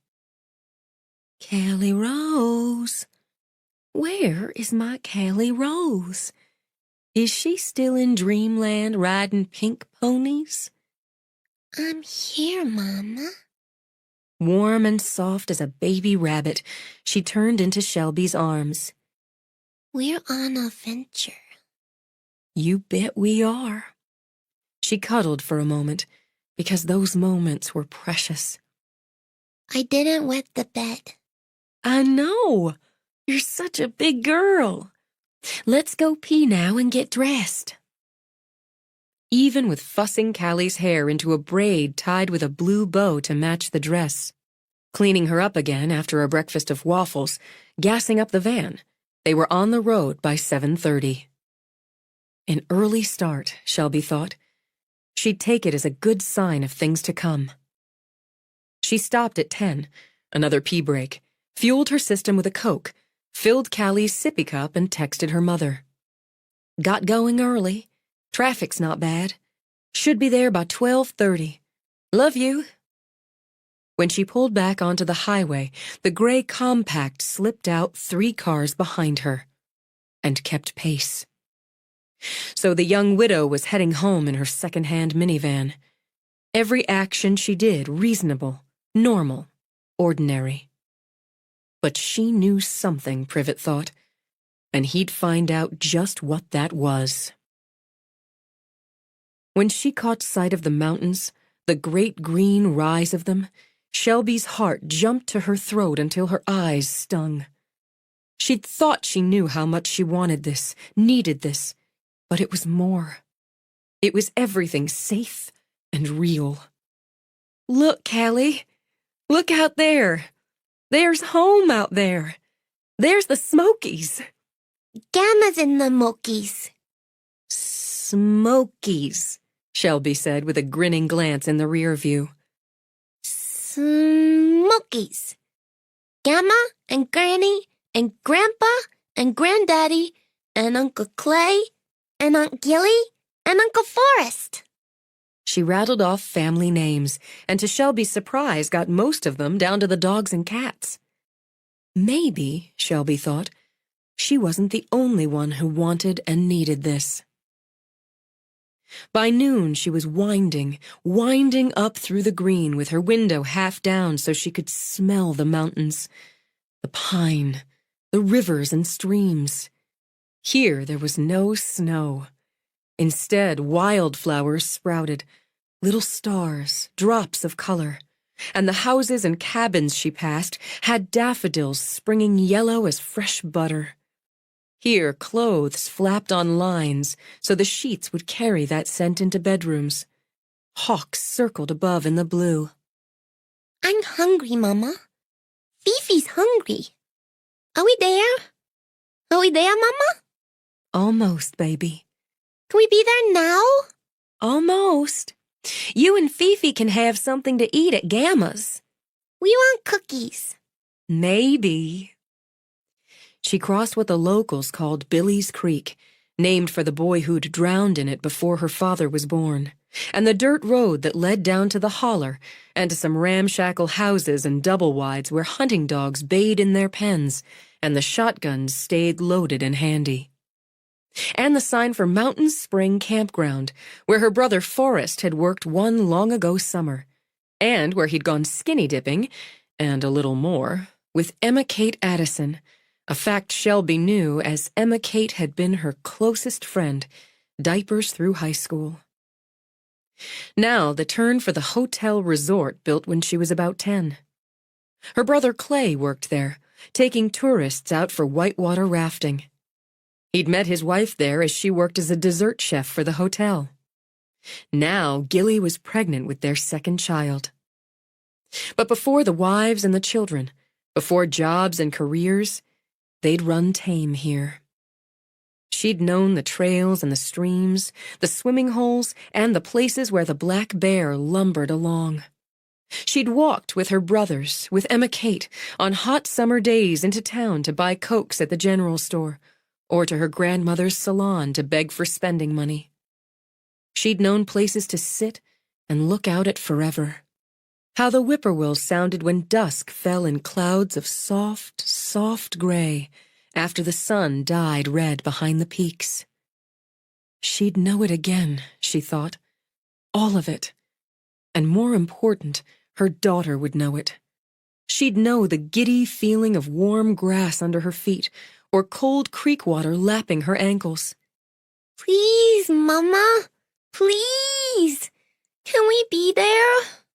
We're really close now. See that house there? I knew a girl who lived there. Her name was Laura Lee, and her mama, Miss Maybelline, worked for Granny. She still does, and I think Granny told me Laura Lee works for her too. And see, just up ahead, that fork in the road? You eat with a fork. That's right. Almost as impatient as her daughter, Shelby laughed. But it also means a split in the road, where you can go one way or the other. If we went to the right, The hand you color with? If we went that way, we'd be in Rendezvous Ridge in a spit. But we go left. Her own excitement rising, Shelby took the left fork, a little faster than maybe she should. And we're heading home. Gamma's house. That's right. A few houses, some of them new since she'd left, scattered around, and the road still winding and rising. Emma Kate's house, with a big truck in the drive that had the Fix-It guys painted on the side. And there it was. Home. Cars and trucks everywhere, she noted. Packed in the drive, ranged on the side of the road. Kids running around the front yard and dogs with them. And the spring flowers her parents tended like babies, already a show at the hem of the pretty two-story house. The cedar shakes gleamed in the sun, and the pink dogwood her mother prized bloomed as pretty as Easter morning. A banner hung between the front porch posts. Welcome home, Shelby and Callie Rose. She might have laid her head on the steering wheel and wept in sheer gratitude, but Callie bounced in her car seat. Out, out! Hurry, Mama! She saw another sign propped on a sawhorse right in front of the house. Reserved for Shelby. As she let out a laugh, two of the boys spotted her van, ran over cheering. We'll move it, Shelby! Her Uncle Grady's boys, who looked to have sprung up another 6 inches since she'd seen them at Christmas. Somebody having a party? She called out. It's for you. Hey, Callie, hey! The older of the two, Macon, tapped on Callie's window. Who's that, Mama? Who? That's your cousin Macon. Cousin Macon! Callie waved both hands. Hi! Hi! She eased the van off the road and with intense relief turned off the ignition. We're here, Callie. At last. Out, out, out! I'm working on it. Before she could get around the van, kids swarming her to open the side door, her mother came running. Nearly 6 feet, Ada Mae had long legs to cover the ground from house to van. Her yellow sundress billowed around those legs, set off her crown of red hair. Before Shelby could take a breath, she was caught in a bear hug and surrounded by the scent of L'air du Temps, her mother's signature perfume. Here you are! Here's my girls! My God, Shelby Ann, you're skinny as a snake. We're going to fix that. For goodness sake, you kids give us some room here. Look at you, just look. She cupped Shelby's face, tilted it up. Everything's going to be just fine, she said when Shelby's eyes teared. Don't you go running your mascara. It's all fine now. How do you get this door open? Shelby pulled the handle so the side door slid open. Gamma! Gamma! Callie reached out, arms stretched. Out, out! I'm going to get you out of there. How the hell do you get her out of there? Oh, just look at you. Ada Mae covered Callie's face with kisses as Shelby released the harness, the seatbelt. You're pretty as a sunbeam in May. And what a pretty dress, too. Oh, give your Gamma a big hug. In her yellow slingback heels, Ada Mae turned circles in the road while Callie clung to her like a burr. We're all over the place. Tears slid down Ada Mae's cheeks as she circled. Don't cry, Gamma. That's just joy spilling out. And good thing I've got waterproof mascara. We're out here in the house, out the backyard where they've got the big grill going already. We've got food to feed the army we are and some champagne, too, to celebrate. With Callie on her hip, Ada Mae pulled Shelby in for a 3-generation hug. Welcome home, baby. Thank you, Mama. More than I can say. Let's get you inside, get you some sweet tea. The moving van was here not 2 hours ago. Already? Carted everything right up to Callie's room. We've got it all made up so sweet and pretty. Your room's right next to your mama's, she said as they walked to the house. I put you in Clay's old room, Shelby, as it's bigger than the one you had. It's been fresh painted and we got a new mattress. The old one was worn out. Callie's in Forrest's old room, so you know you'll share that bath between them. We got some nice new towels in there for you. Got them from your granny's spa, so they're nice. Shelby would have said she shouldn't have gone to so much trouble, but if Ada Mae wasn't fussing, she wasn't breathing. Gilly baked a cake all fancy. She's about ready to pop, but that girl can bake like Betty Crocker. Her brother Clay came out. He'd gotten his parents' height, and their father's coloring with his dark hair and eyes. Grinning, he plucked Shelby off her feet, spun her like a top.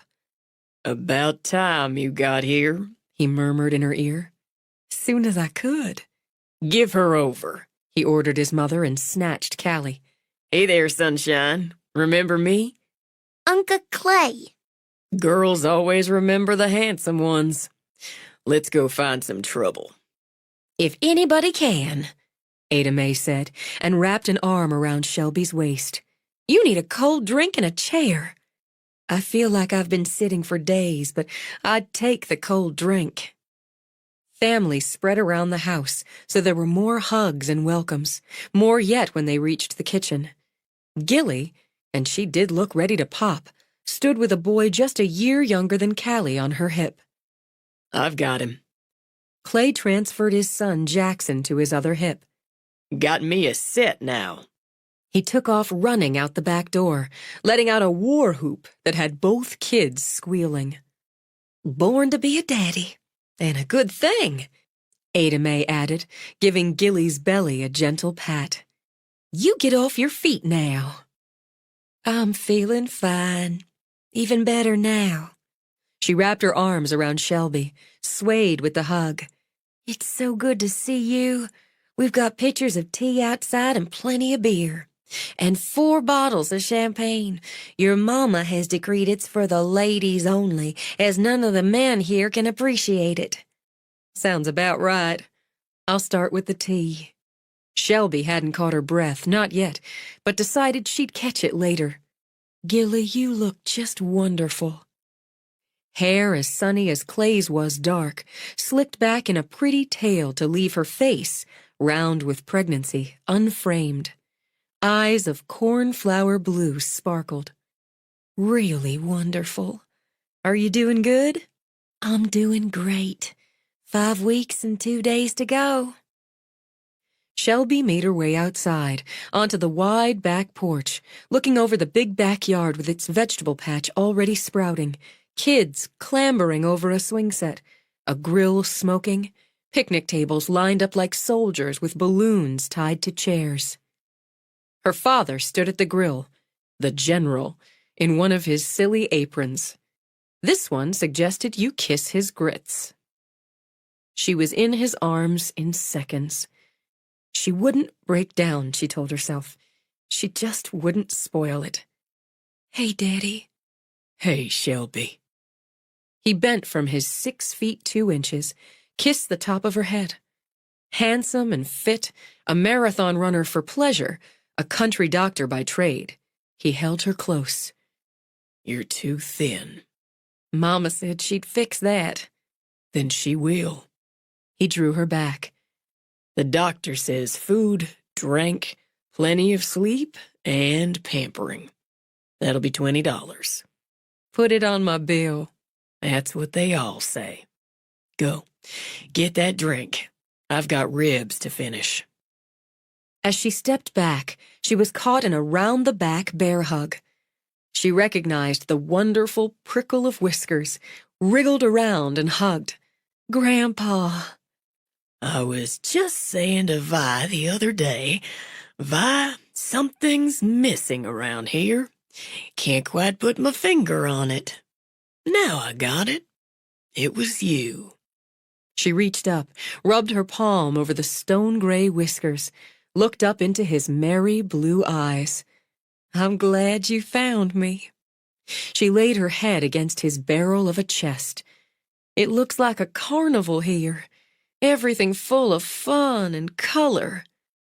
"It's time you came back to the carnival. You fixin' to stay? Jack, Clayton muttered. I've been ordered not to ask questions.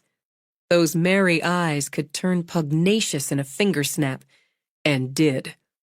But I'm damned if I won't ask my own granddaughter if she's fixin' to stay home this time. It's all right, Daddy. And yeah, I'm fixin' to stay. Good. Now Vi's giving me the hard eye 'cause I'm keeping you from her. At your 6, he said, and turned her around. There she was, Viola McNee Donahue, in a bright blue dress, her Titian hair in a sassy curling wedge, big movie star sunglasses tipped down her nose, and her eyes bold and blue over them. She didn't look like anyone's granny, Shelby thought, but called out to her as she flew over the lawn. Granny! Viola dropped her hands from her hips, threw out her arms. About damn time, but I guess you saved the best for last. Granny, you're so beautiful. Aren't you lucky to look just like me? Or like I did some 40 years back. It's the McNee blood and good skincare. That little angel of yours has the same. Shelby turned her head, smiled as she saw Callie with cousins rolling on the grass with a couple of young dogs. She's my heart and soul. I know it. I should'ves are a waste. We're going to take a little walk, she said when Shelby's eyes filled. Take a look at your daddy's vegetable patch. Best tomatoes in the ridge. You put the worry aside now. Just put it aside. There's too much of it, Granny. More than I can say right now. Worry doesn't get things done. It just gives a woman lines in her face. So you put the worry aside. What needs doing will get done. You're not alone now, Shelby. I forgot what it feels like not to be, so all this seems like a dream. This is what's real, and always has been. Come here, darling. Hold on a while. She drew Shelby close, rubbed her back. You're home now. Shelby looked out at the mountains, smoked with clouds, so strong, so enduring, so true. She was home now. 5. Somebody brought out her grandfather's banjo, and in short order her Uncle Grady's wife, Rosalie, had a fiddle, her brother Clay his guitar. They wanted bluegrass, the music of the mountains. Those high, bright notes, the close harmony of strings plucked and sawed, stirred memories in her, lit a light inside her, a kind of birth. Here were her beginnings, in the music and the mountains, in the green and the gatherings. Family, friends, neighbors swarmed the picnic tables. She watched her cousins dancing on the lawn, her mother in her yellow heels swinging little Jackson to the rhythm. And there, her father with Callie in his lap, having what appeared to be a very serious conversation while they ate potato salad and barbecued ribs. Her grandmother's laugh carried over the music as Viola sat cross-legged on the lawn, sipping champagne and grinning up at Gilly. Her mother's younger sister Winona kept a hawk eye on her youngest girl, who seemed joined at the hip with a skinny guy in torn-up jeans her aunt referred to as that Hallister boy. As her cousin Lark was 16 and as curvy as a mountain road, Shelby figured the hawk-eye was warranted. People kept pushing food on her, so she ate, because she felt her mother's own hawk-eye on her. She drank champagne, even though it made her think of Richard. And she sang because her grandfather asked her to. Cotton-Eyed Joe and Salty Dog, Lonesome Road Blues and Lost John. The lyrics came back to her like yesterday, and the simple fun of it, singing out in the yard, letting the music rise toward the big sun-struck blue bowl of the sky, soothed her battered heart. She'd let this go, she thought. Let all of it go for a man she'd never really known, and a life she knew had been false from the first to the last. Wasn't it a miracle that what was real and true was here, waiting for her? When she could get away, she slipped into the house, wandered upstairs. Her heart just flooded when she stepped into Callie's room. Petal-pink walls and fussy white curtains framing the window that looked out on the backyard and the mountains beyond it.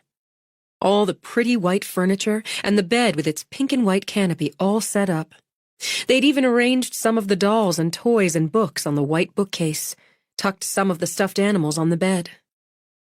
Maybe the room was half the size of the one in the big house, but it looked just exactly right. She moved through the Jack and Jill bathroom, sparkling as her mother would have it no other way, and into what had been her brother's room. What was her room now? Her old iron bed where she'd slept and dreamed through childhood faced the window, just as it had in the room down the hall. As she'd liked it best, so she could wake to the mountains. A simple white duvet covered it now, but Ada Mae, being Ada Mae, had set pillows in lace-edged shams against the iron headboard, and more in shades of green and blue mounded with them. A throw, blues and greens again, crocheted by her great-grandmother, lay folded at the foot. The walls were a warm, smoky green, like the mountains. 2 watercolors, her cousin Jesslyn's work, graced them. Soft, dreamy colors, a spring meadow, a greening forest at dawn. A vase of white tulips, her favorite, sat on her old dresser, along with the picture in its silver frame of her holding Callie at 8 weeks. They'd brought her suitcases up. She hadn't asked, hadn't had to. The boxes? Well, they were probably already stacked in the garage, waiting for her to figure out what to do with the things she'd felt obliged to keep from a life that no longer seemed her own. Overcome, she sat on the side of the bed. She could hear the music, the voices through the window. That's how she felt, just a step apart, behind the glass, sitting in a room of her childhood, wondering what to do with what she'd carried with her. All she had to do was open the window, and she'd be a part instead of a part. But right now, today, everyone said welcome home and left all the rest unsaid. But the questions murmuring under the welcome would come. Part of what she carried with her were answers, and still more questions. How much should she tell? And how should she tell it? What good would it do to tell anyone that her husband had been a liar and a cheat, and she feared he might have been worse? She feared down deep in her bones he'd been a swindler and a thief. And yet whatever he'd been, even if it turned out to be worse, he was still the father of her child. Dead. He couldn't defend or explain any of it. And sitting here brooding about it wasn't solving a thing. She was wasting that welcome, that sun-struck day, the rising music. So she'd go down again. She'd have some cake, though she already felt a little queasy. Even as she ordered herself to get up, go down, she heard footsteps coming down the hall. She got to her feet, put an easy smile on her face. Forrest, her brother, the only one who hadn't been there to welcome her, stepped into the doorway. He didn't have Clay's height, skimmed just shy of 6 feet, and with a more compact build. A brawler's build, their granny claimed, with some pride, and he'd done his share. He had his daddy's dark hair, but his eyes, like hers, were bold and blue. They held hers now. Coolly, she thought, and full of the questions no one asked. Yet. Hey! She tried to boost up her smile. Mama said you had to work today. As a deputy. Her brother, the cop. A job that seemed to suit him like his skin. That's right. He had sharp cheekbones like their father, and his mother's eyes. And right now he sported a faint purple bruise on his jaw. Been fighting? He looked blank for a moment, then flicked his fingers over his jaw. In the line. Arlo Cattery, you'd remember him. Got a little rambunctious last night down at Shady's bar. They're looking for you outside. I figured you'd be up here. Back a few steps from where I started. He leaned on the jamb, doing his cool study of her face. Looks like. Damn it, Forrest. Damn it. No one in the family could twist her up, wring her out, and smooth her down again like Forrest. When are you going to stop being mad at me? It's been 4 years, almost 5. You can't stay mad at me forever. I'm not mad at you. Was. But I'm more into the annoyed stage now. When are you going to stop being annoyed with me? Can't say. You want me to say I was wrong, that I made a terrible mistake running off with Richard like I did? He seemed to consider it. That'd be a start. Well, I can't. I can't say that because... She pointed to the picture on the dresser.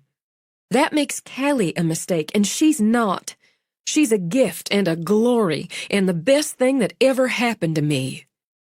You ran off with an asshole, Shelby. Every muscle in her body went hot and tight. I didn't think he was an asshole at the time, or I wouldn't have run off with him. What makes you so righteous, Deputy Pomeroy? Not righteous, just right. It's an annoyance to me that my sister took off with an asshole, and I've barely seen her or the niece who looks just like her in years. I came when I could. I brought Callie when I could. I did the best I knew how. You want me to say Richard was an asshole? There I can oblige you, as it turns out he was. I had the bad judgment to marry an asshole. Is that better? Some. He kept his gaze level on hers. Did he ever hit you? No. God, no. Stunned, she lifted her hands. He never touched me that way, I swear. You didn't come back for funerals, for births, for weddings? Clays, you made Clays, but barely. How'd he keep you away? It's complicated, Forrest. Simplify it. He said no. Temper began to simmer and burn inside her. Is that simple enough? He stirred himself to lift his shoulders, let them fall. You didn't always take no for an answer so easy. If you think it was easy, you're wrong. I need to know why you looked so tired, so thin, so beaten when you came home for what seemed like 10 minutes at Christmas. Maybe because I'd come to realize I'd married an asshole, and one who didn't even like me very much. Temper hammered against guilt, with guilt slapping against fatigue. Because I'd come to realize before I found myself a widow and my child without a father that I didn't love him, not even a little, and didn't like him much either. Tears clogged her throat, threatening to burst through the dam she'd so laboriously built to hold them back. But you didn't come home? No, I didn't come home. Maybe I married an asshole because I was an asshole myself. Maybe I couldn't figure out how to pull myself and Callie out of the muddy mess I'd made. Can you leave it at that for now? Can that be enough for now? If I have to talk about all the rest of it now, I think I'll break into pieces. He walked over, sat beside her. Maybe I'll move annoyed, down to mildly irked. Tears swam and spilled. She couldn't help it. Mildly irks progress. She turned, pressed her face to the side of his shoulder. I missed you so much. Missed you like an arm or a leg or half my heart. I know. He draped an arm around her. I missed you the same. It's why it's taken close to 5 years to get down to mildly irked. I got questions. You always have questions. Like why you drove down from Philadelphia in a minivan that's older than Callie and with a couple of suitcases and a bunch of packing boxes and what looks like a big-ass flat-screen TV. That's for Daddy. Huh. Show off. I got more questions yet, but I'll wait on them. I'm hungry, and I want a beer. I want a couple of beers. And if I don't get you down there shortly, Mama's bound to come looking. Then she'll skin my ass for making you cry. I need some time to settle myself before the questions start. I need to breathe for a while. This is a good place for it. Come on. Let's get down there. Okay. She got up with him. I'm going to be mildly irked with you for being mildly irked with me. That's fair. You can work some of that off, getting Clay to help you bring in that TV, and then help figure out where it needs to go. It needs to go in my apartment, but I'll just come over here and watch it and eat all Daddy's food. That's fair, too, she decided. I'm working on fair. He kept an arm draped around her shoulders. You know Emma Kate's back. What? She is? But I thought she was up in Baltimore. She was up until about 6 months ago. I guess more like 7 now. Her daddy had that accident last year, fell off Clyde Barrow's roof, busted himself up pretty good. I know about that. I thought he was doing okay. Well, she came back to take care of him. You know how her mama is. Helpless as a baby duck with no feet. That's the truth. She stayed a couple months. He was in and out of the hospital and physical therapy, and her being a nurse, she could help more than most. The guy she's hooked up with, he came down off and on. Nice guy. Shortening it up, the time off and budget cuts cost her job at the Baltimore hospital, or made it hard for her to keep on. She and her guy, they moved on down as she got an offer to work at the clinic in the Ridge. Daddy. Yeah. He says she's a damn good nurse. Matt, that's her guy, he moved on down with her, started a business with his partner. Griff's out of Baltimore, too. Construction-type business. They're the fix-it guys. I saw a truck with that name on it at Emma Kate's house. Matt and Griff are doing a new kitchen for Miss Bitsy. What I hear is she changes her mind every 5 minutes on what she wants, so it's taken a while. Emma Kate and Matt got the apartment across from mine, and Griff's got the old Triple Horn place out on 5 Possum Road. That place was falling down when we were 10, she remembered. And she loved it. He's fixing it up. Likely take him the rest of his life, but he's got it going. You're stock full of news, Forrest. That's only because you haven't been around to hear it. You should go see Emma Kate. I wish she'd come today. She's working, and she's likely still in the annoyed stage where you're concerned. You might have to work some to bring that down. It's hard knowing how many people I hurt. Then don't do it again. If you decide to leave, say goodbye proper. She looked out the back door, saw Clay running around with his son on his shoulders, and her grandmother pushing Callie on the swings. I'm not going anywhere. I've already been gone too long. She slept in her childhood bed on a new mattress, and though the night was cool, kept the window open a crack so the night air could waft in. She woke to a quiet rain, snuggled right in with a smile on her face as the sound of it pattered so peacefully. She'd get up in just a minute, she told herself, check on Callie, fix her baby some breakfast. She'd deal with the unpacking and all the other chores that needed doing in just 5 more minutes. When she woke again, the rain had softened to a misty drizzle, a drip and plop from leaves and gutters. Around it, she heard the birds singing. She couldn't remember the last time she'd woken to the song of birds. Rolling over, she glanced at the pretty glass clock on the bedside table, then shot up like an arrow from a bow. She scrambled up, dashed through the bath and into Callie's room to find the bed empty. What kind of a mother was she, sleeping till after 9 o'clock and not having a clue where her daughter might be? Barefoot, a little panicked, she raced downstairs. A fire burned in the living room hearth. Callie sat on the floor, the old mutt Clancy curled beside her. Stuffed animals sat in a line while Callie busily poked and prodded at the pink elephant lying trunk up on a kitchen towel. He's very sick, Gamma. Oh, I can see that, baby. Curled in a chair, sipping coffee, Ada Mae smiled. He's looking peaked, no doubt about it. It's lucky you're such a good doctor. He's going to be all better soon. But he has to be brave 'cause he needs a shot. Gently, she rolled him over and used one of her fat crayons as a syringe. Now we kiss it. Kiss the hurt. Kisses make hurts feel better. Kisses make everything feel better. Morning, Shelby. I'm so sorry, Mama. I overslept. It's barely 9 on a rainy morning, Ada Mae began as Callie leaped up, ran to Shelby. We're playing hospital, and all my animals are sick. I'm going to make them better. Come help, Mama. Your mama needs her breakfast. Oh, I'm fine. Breakfast is important, isn't it, Callie? Uh-huh. Gamma made me breakfast after Granddaddy had to go help the sick person.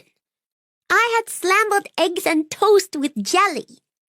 Scrambled eggs. She lifted Callie for a kiss. And you're all dressed so nice. What time did she get up? About 7. And don't start. Why would you deny me a couple hours with my only granddaughter? Have we had fun, Callie Rose? Lots and lots and lots of fun. I gave Clancy a dog cookie. He sat like a good boy, and he shook my hand, too. And Granddaddy gave me a piggyback ride all the way downstairs because I was quiet and didn't wake you up. He had to go help the sick people. So I'm helping the sick animals. Why don't you bring your animals in the kitchen while I fix your mama some breakfast? She's going to eat it all up like you did. I don't want you to have to feel you need to... Yes'm, she finished, warned by the narrowed stare. You can have a Coke since you never did learn to be civilized and drink coffee. Callie, you can bring all the sick animals and fix them up right over there. You're going to have eggs with ham and cheese. Get some protein in there. I've got the whole day. I took off work until middle of the week. I've got a connection with the boss. How will Granny run the place without you? Oh, she'll manage. Get your Coke, sit down there while I get this going. She's fine, Shelby, Ada Mae added in an undertone. She's busy and she's happy, and your daddy and I enjoyed her company this morning. Now I don't have to ask how you slept. You look better already. I slept 10 hours. New mattress. Ada Mae chopped some ham. And the rain. Makes you want to sleep all day. Haven't been sleeping well, have you? Not especially. Or eating much. It's been hard to work up an appetite. A little pampering might make that easier. She glanced over at Callie. I'm going to tell you you've done a good job with that girl. Of course, some of it's just disposition, but she's well-mannered without being all prim about it. Something that just makes my back itch in a child. And she's happy. She wakes up every day raring to go. She wanted you first thing, but all I had to do was take her to your bedroom door, show her you were there sleeping, and she was fine. That's a good thing, Shelby. A child who clings usually says more about the mother clinging. And I expect it's been hard not to cling on both sides these past months when it's just been the two of you. I never saw any kids her age around the neighborhood up north.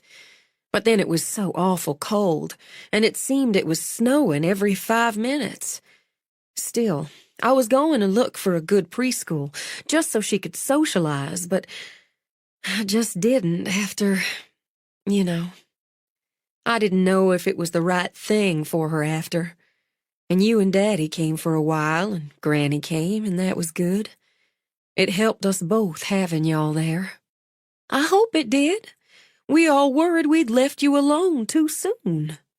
Ada Mae poured whisked eggs in the skillet over the ham chunks, grated cheese into the mix. I don't know if I could have left if you hadn't said you'd come home as soon as you could. I don't know how I'd have gotten through if I hadn't known I could come home. Mama, that's enough eggs for 2 people. You'll eat what you want, then 1 bite more. Over her shoulder, she sent Shelby a narrow look. They're wrong when they say you can't be too thin, because you are. We're going to plump your mama up, Callie, and put roses in her cheeks. Why? 'Cause she needs it. Ada Mae plated the eggs, added a slice of toast, passed it over the counter. And 1 bite more. Yes, ma'am. Now, Ada Mae busied herself tidying the already tidy kitchen. You've got a hot stone massage booked at 2 o'clock at Mama's. I do? Could do with a facial, too, but I'll do that myself later in the week. A woman drives clear down from Philadelphia hauling a toddler's earned a good massage. And Callie and I have plans this afternoon. You do? I'm taking her over to Susanna's. You remember my good friend Susanna Lee? She couldn't come yesterday as she had her sister's girl's wedding shower. That's Scarlett. Scarlett Lee, you went to school with Scarlett. Sure. Scarlett's engaged? Got a May wedding planned to a nice boy she met in college. They're getting married here as Scarlett's people are here, then moving clear up to Boston where he's got a job in advertising. Scarlett got her teaching degree, so that's what she'll be doing. A teacher? Shelby had to laugh. As I remember, Scarlett hated school like it was spinach soaked in arsenic. Goes to show. What it goes to show, I can't say, but it goes to show.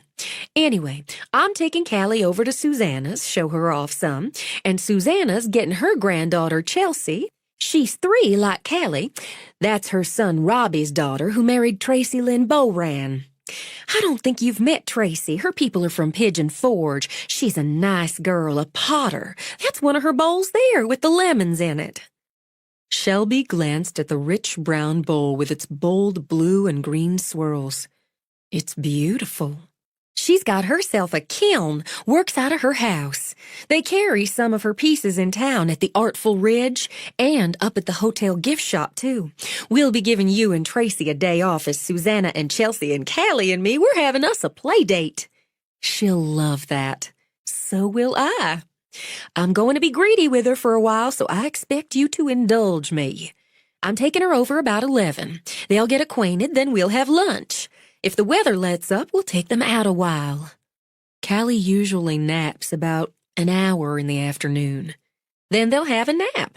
You can stop fretting about it, as I can see you are. With her chin jutted up, Ada Mae fisted a hand on her hip. I managed to raise you and 2 boys besides. I think I can handle a toddler. I know you can. It's just, she hasn't been out of my sight and I can't think how long. And fretting because she will be says more about me. You were always a bright girl. I wouldn't have any other kind, Ada Mae added as she came around the island, laid her hands on Shelby's shoulders. Sweet Jesus, girl, you're nothing but knots. I booked you with Vonnie. You remember Vonnie? She's a cousin on your daddy's side. Vaguely, Shelby thought, as cousins were legion in her family. Vonnie Gates, Ada Mae continued. Your daddy's cousin Jed's middle girl. She'll work these out of you. Shelby reached her hand back, laid it over her mother's. You don't have to feel you need to take care of me. Is that what you'd say to your daughter under these circumstances? Shelby sighed. No, I'd tell her it was my job and my wish to take care. Well then, 1 bite more, Ada Mae murmured, kissing the top of Shelby's head. Shelby ate 1 bite more. After today, you'll clear your own dishes, but not today. What do you want to do this morning? Oh, I should unpack. I didn't say should, Ada Mae reminded her as she cleared Shelby's plate. I said want. It's both. I'll feel more settled once I get things put away. Callie and I'll help you with that. When's the rest of your stuff coming? I've got everything. I brought everything. Everything? Ada Mae stopped and stared. Honey, They only took up a couple of suitcases, well, and Callie's things since you had those boxes marked. Clay Jr. didn't stack more than a half-dozen boxes, if that, in the garage. What was I going to do with all those things, Mama? Even when I find a house, and I have to find a job first, I couldn't use all those things. Did you know there are companies that come in, look things over, and buy furniture all at once, right out of the house? She said it conversationally, lightly, as she rose, bent to pick up Callie, who was dancing, holding her arms up.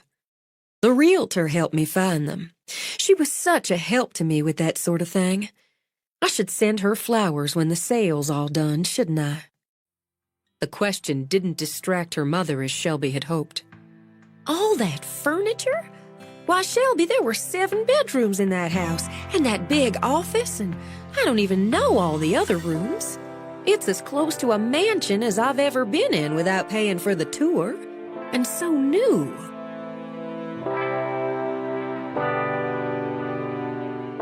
This is the end of disc number 2. Please insert disc number 3.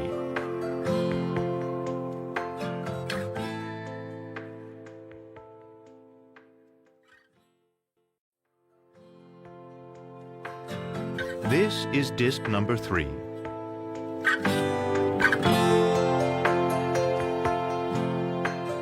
The question didn't distract her mother as Shelby had hoped.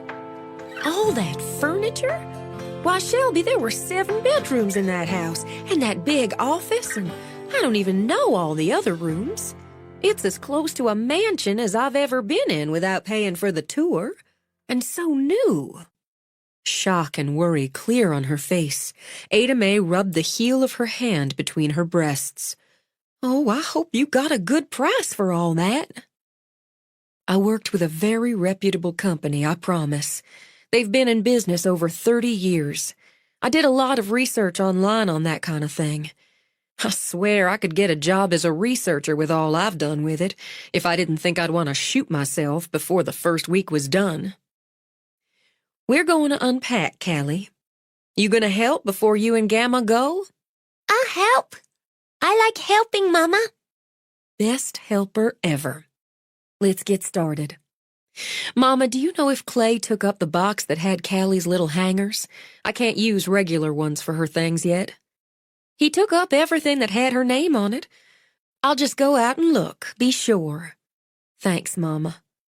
Oh, I'll go out, change the car seat over to your car.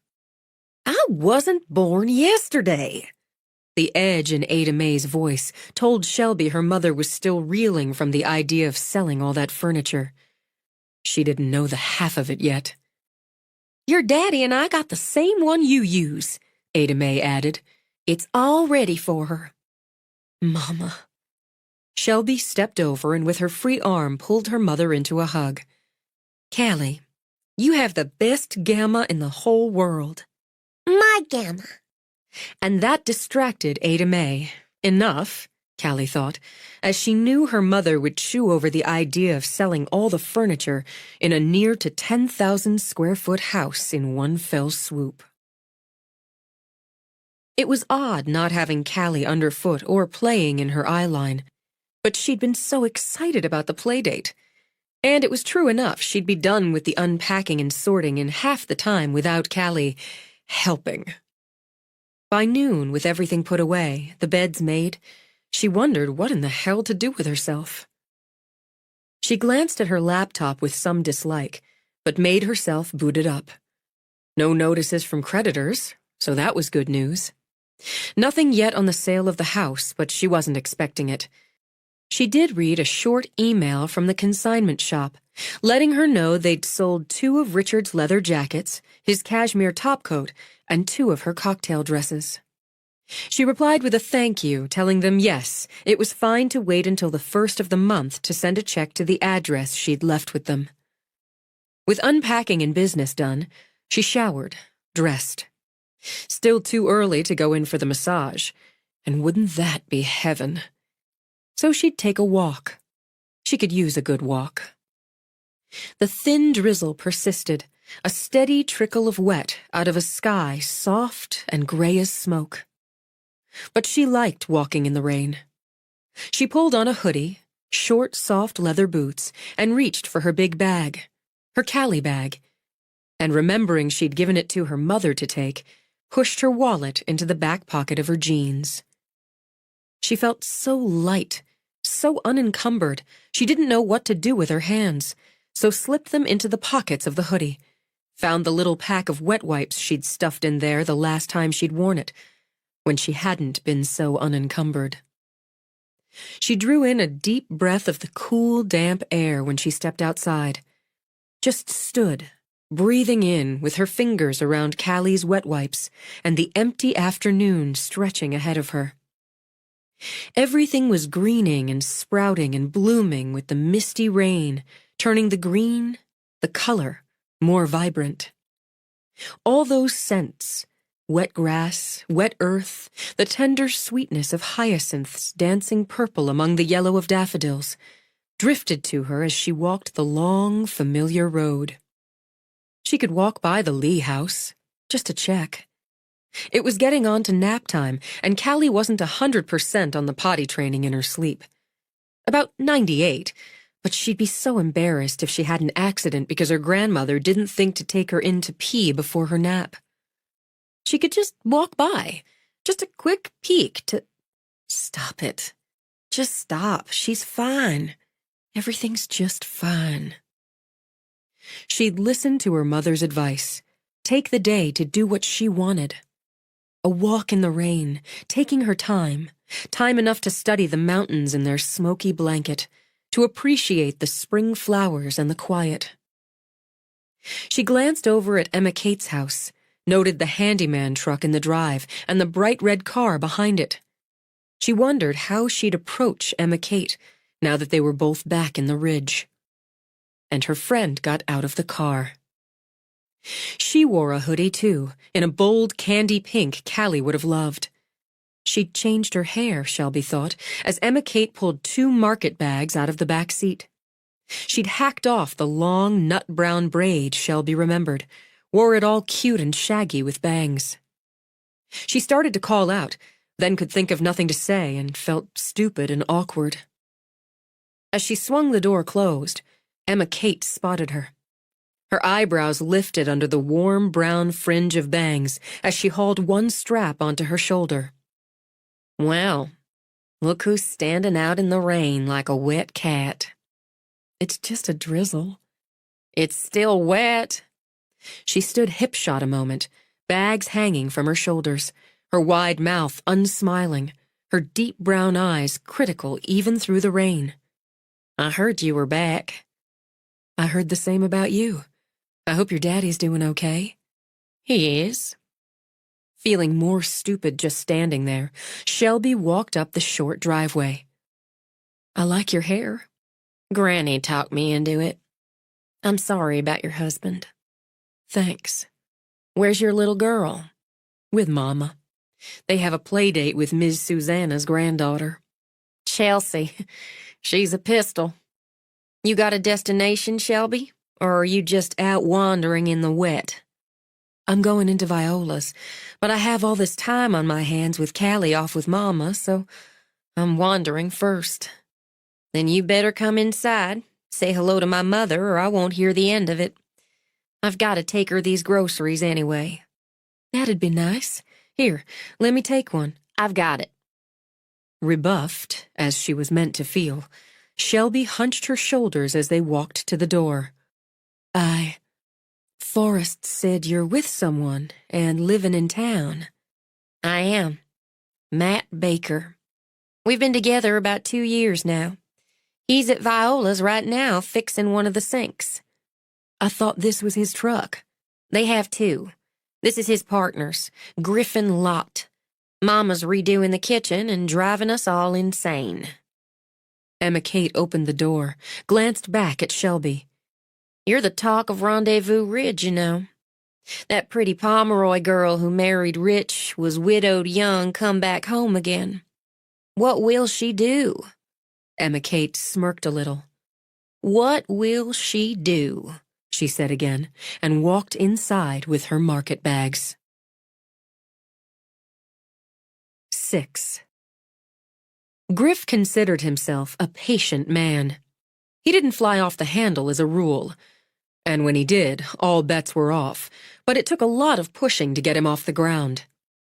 But right at the moment, he was seriously considering duct taping Emma Kate's pretty adorable mother's mouth closed.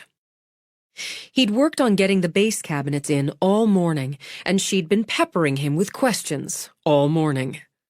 Breathing down his neck, hanging over his back, all but crawling up his ass. He knew damn well Matt had taken off to Ms. Vi's place to spare himself the headache of his girlfriend's sweet, chatty, and, let's face it, ditzy mother.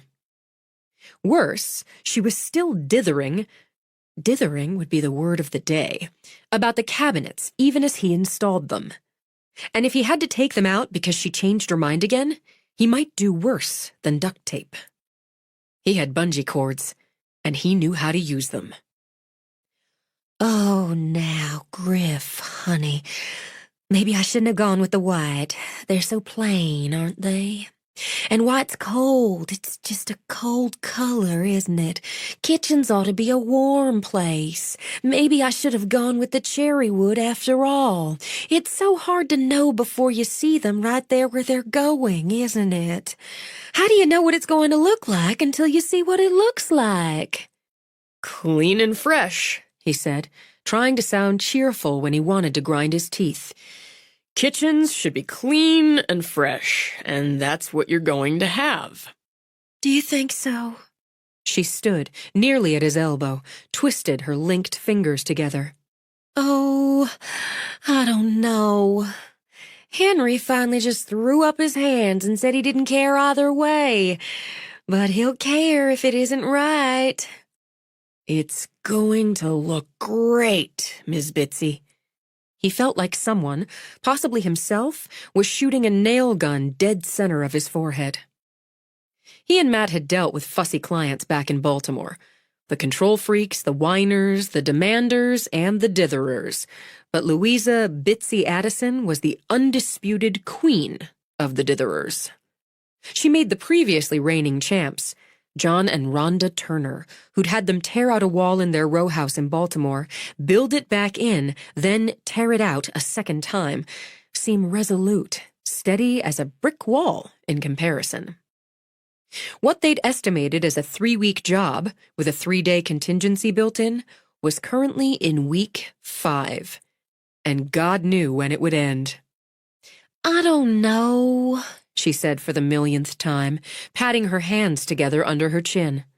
White's kind of stark, isn't it? He set the cabinet, pulled out his level, shoved one hand through his mop of dark blonde hair. Wedding gowns are white. Now that's true, and her already big brown eyes got bigger, and a giddy thrill shone out of them. Wedding gowns? Oh, now, Griffin Lott, do you know something I don't? Has Matt popped the question? He ought to throw his partner under the bus. He ought to throw him under, then back up and drive over him again. But I was just using an example, like, he did a frantic mental search. Magnolias, for instance, or, sweet Jesus, give me one more. Baseballs. Crap. The hardware's going to punch it all up, he continued, just a little desperately. And the countertop, that warm gray's going to give you friendly and sophisticated at the same time. Maybe it's the wall color that's wrong. Maybe I should— Mama, you're not having those walls repainted. Emma Kate marched in. Griff could have kissed her, could have dropped down and kissed her feet. Then he lost track of her completely when the redhead stepped in behind her. He actually thought, holy shit, and hoped he hadn't said it out loud. She was beautiful. A man didn't get to be just shy of his 30th birthday without seeing some beautiful women, even if it was just on a movie screen. But this one in the flesh was one quick wow. Masses of curling hair the color of a sunrise, all tumbling around a face that looked like it had been carved out of porcelain. If they carved from porcelain, how would he know? Soft, full lips with a perfect dip at the top, and big, deep, sad blue eyes. His heart actually skipped a couple of beats, and his ears buzzed for a minute, so he missed most of the argument between Emma Kate and her mother. "The kitchen's the heart of a home, Emma Kate. The way you keep turning and twisting it, you're lucky to have a heart left. Let Griff work, Mama, and say hello to Shelby." "Shelby? Shelby! Oh, my God!" She raced across the room, grabbed the redhead in a wide, swaying hug. Shelby. Grabbed Shelby, Griff thought. Nice name, Shelby. Currently his favorite name ever. Then it clicked. Shelby, or Shelby Ann Pomeroy, as Bitsy squealed as she gave the redhead another squeeze. His friend Forrest's sister. Ms. Vi, on whom he had a mad crush. Ms. Viola's granddaughter. You could see, if you stopped being dazzled for 2 seconds, just how Ms. Vi had looked as a young woman. How Ada Mae might have looked 20-some years back. Ms. Vi's granddaughter, he thought again. The widow. No wonder she had sad eyes. He immediately felt guilty for wanting to wrap her up the way Bitsy was, then reminded himself it wasn't his fault her husband was dead. "Oh, I'm just sick about missing your welcome home yesterday. But Henry and I had to go to his cousin's daughter's wedding clear to Memphis, and I don't even like his cousin. Just a snooty woman puts on airs because she married a Memphis lawyer. But it was a beautiful wedding with the reception at the Peabody Hotel." "Mama, give Shelby a chance to breathe." "Oh, I'm sorry. I'm just going on and on. I'm so excited to see you. Griff, Emma Kate, and Shelby here were joined at the hip, I swear, before they were so much as a year old, right up to—" It seemed to occur to her just why Shelby was home. "Oh, honey. Oh, honey, I'm so sorry. You're so young to have such a tragedy in your life. How are you holding up?" "It's good to be home." "Nothing like home. And here mine's all torn up so I can't even fix you something nice. And you so thin, too. Honey, you're skinnier than a New York model. You always were tall enough to be one. Emma Kate, do we have any Coke? You always were fond of Coke, weren't you, Shelby?" "Yes, ma'am, but don't trouble about it. I love your new cabinets, Miss Bitsy.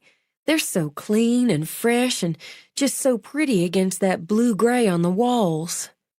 Widow or not, at that moment Griff wanted to kiss her. Everywhere. "Why, that's just what Griff said. He said they were clean and fresh. Do you really think—" "Mama, we haven't even introduced Shelby. Shelby, this is my boyfriend's partner, Griffin Lott. Griff, Shelby, it's Foxworth, isn't it?" "Yes." She turned those amazing eyes on him, and yeah, hearts could skip a beat. "It's nice to meet you."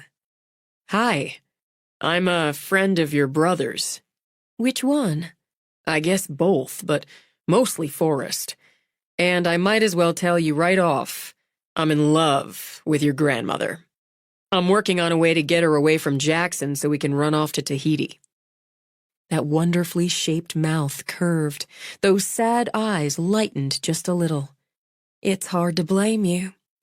"Griff's living out at the old Triplehorn place," Emma Kate added. "He's rehabbing it." "So you work miracles?" "As long as I can use tools. You should come by and see it sometime. It's coming along." She smiled at him, but it didn't reach those big, sad eyes this time. "You've got your work cut out for you. I need to get on. I'm due at my grandmother's place." "Now, Shelby, you come back when this is all finished and we'll have a nice, long talk." Bitsy fluttered around her. I expect to see you in and out of here just like you used to be. You know you're the same as family here. Thank you, Miss Bitsy. It was nice meeting you, she said to Griff again, turned to go. I'll walk you out. Emma Kate shoved the market bags at her mother. There's cold cuts and made-up salads and plenty of ready-to-eat food. You don't have to worry about cooking until your new stove's in. I'll be right back. Emma Kate said nothing on the way to the door. Say hey to Granny, she said as she opened it. I will. Shelby stepped out, turned. Bitsy's open welcome made Emma Kate's reserve all the more painful. I need you to forgive me. Why? Because you're the best friend I've had in my life. That was then. People change. After shaking back her shaggy hair, Emma Kate stuck her hands in the pockets of her hoodie. Look, Shelby, you've had a hard knock and I'm sincerely sorry about it, but you have to forgive me. Pride demanded she walk away. Love wouldn't allow it. I didn't do right by our friendship. I didn't do right by you, and I'm sorry. I'll always be sorry. I need you to forgive me. I'm asking you to remember that friendship before I ruined it, and forgive me. At least enough to talk to me, to tell me what you've been doing and how you are. Just enough for that. Emma Kate studied her face, her dark eyes thoughtful. Tell me one thing. Why didn't you come back when my granddaddy died? He loved you. I needed you. I wanted to. I couldn't. With a slow shake of her head, Emma Kate stepped back.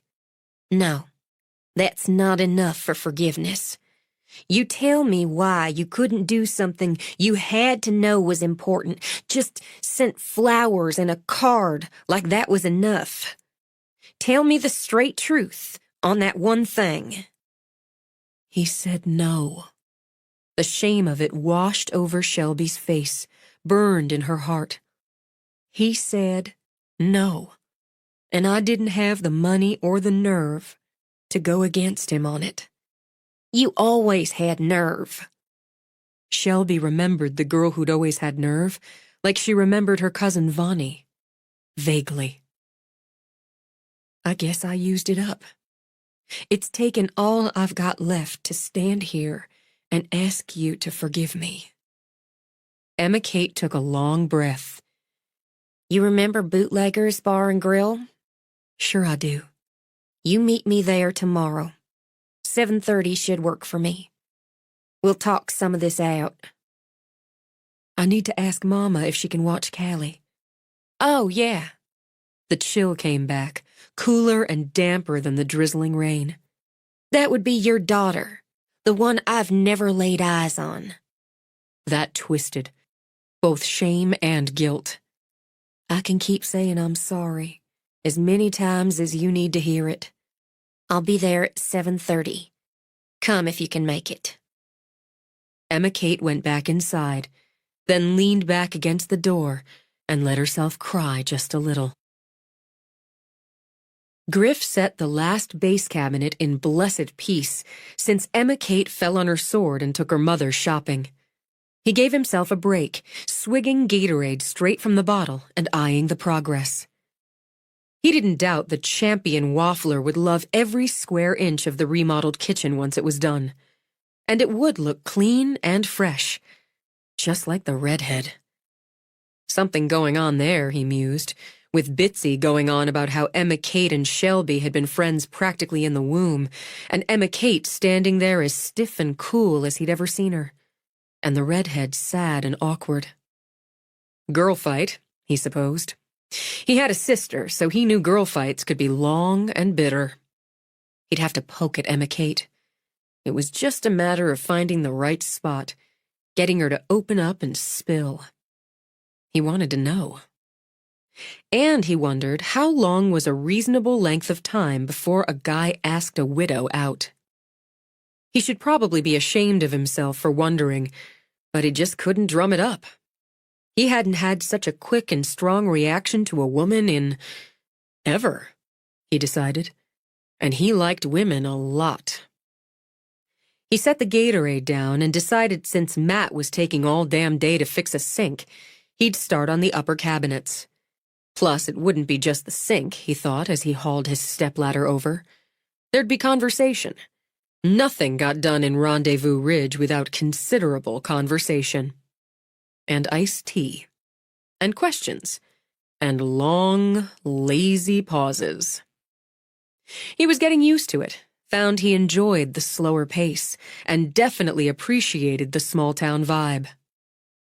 He'd had a choice to make when Matt decided to move to Tennessee with Emma Kate. Stay or go? Find a new partner? Run the business himself? Or take the leap and start over, more or less, in a new place with new people? He didn't regret taking the leap. He heard the front door open. That took getting used to, the way people in the Ridge rarely locked a door. Did you have to make her a new sink? Griff called out, then set the drill on the last screw of the first upper. Ms. Vi found a few other things for me to do. Hey, you're moving along. This looks great. Griff grunted, stepped down to eye the cabinet. Word of the day is dithering, which has a picture of Bitsy Addison beside it in every dictionary across the land. She has a little trouble sticking to decisions. And there was Matt's gift for understatement. I don't know how she decides to get out of bed in the morning. I'd be further along if your woman had gotten here sooner and taken Bitsy away. She's thinking the white's too white, and maybe she picked the wrong countertop, or the wrong paint color. Don't ask about the backsplash. Too late now to change her mind on any of it. You try telling her. You gotta love her. Yeah, you do. But Christ, Matt, can't we put her in a box for the next 3 days? Grinning, Matt took off his light jacket, tossed it aside. Where Griff was long and lanky, Matt was tough and ripped. He wore his black hair neat and trim, where Griff's strayed past his collar with a hint of curl. Matt kept his square-jawed face clean-shaven, while Griff's narrow, hollow-cheeked one tended toward scruff. Matt played chess and enjoyed wine tastings. Griff liked poker and beer. They'd been as close as brothers for nearly a decade. Got you a sub, Matt told him. Yeah? What kind of sub? That fire breather one you like. The one that burns off the stomach lining. Cool. How about we get a couple more up, take a break? A quick one? Who knows how long Emma Kate can keep Bitsy out of our hair? Deal. As they got to work, Griff decided to start poking.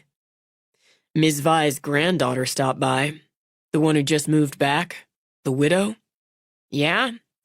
Heard some buzz about that while I was in town. What's she like? A heart-stopper. Seriously, he said when Matt spared him a look.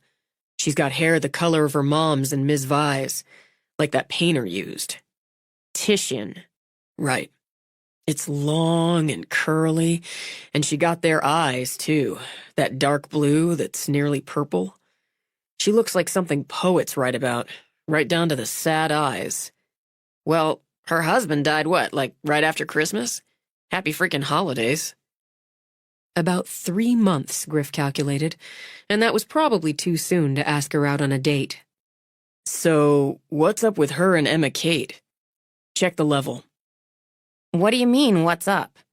Take your end up a couple hairs. Stop there. Perfect.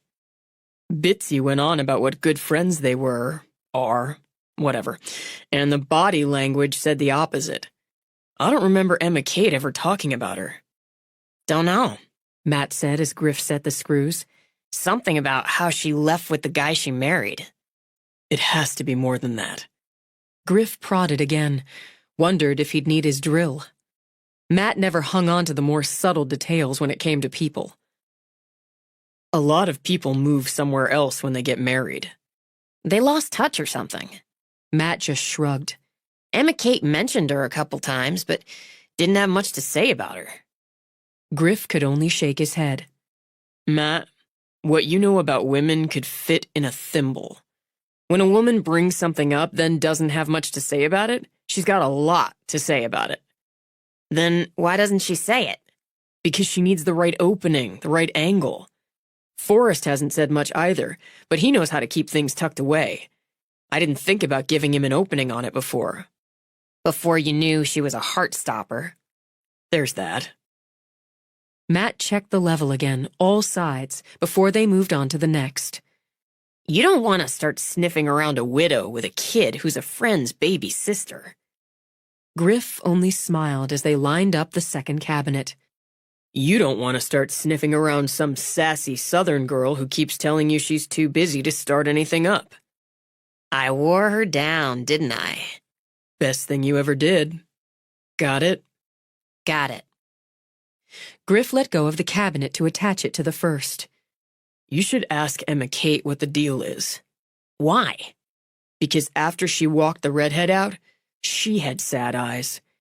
Before she walked her out, she was a little bit pissed, and after, she looked sad. Really? Yeah. So you should ask her. Why would I ask her about something like that? Why stir it up? Matt, geez. Something's in there. It'll just stay in there being pissed or sad until it's stirred up and let out. Like a wasp's nest, Was Matt's opinion.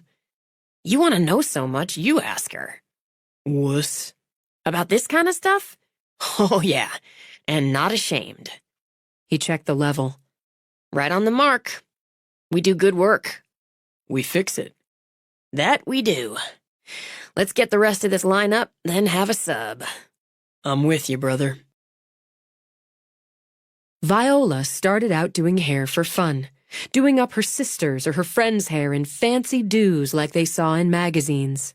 She told the story of how the first time she took the scissors and her granddaddy's straight razor to her sister Evelyn's hair, she escaped a hiding because it looked as fine as what Ms. Brenda down at Brenda's beauty salon charged good money for.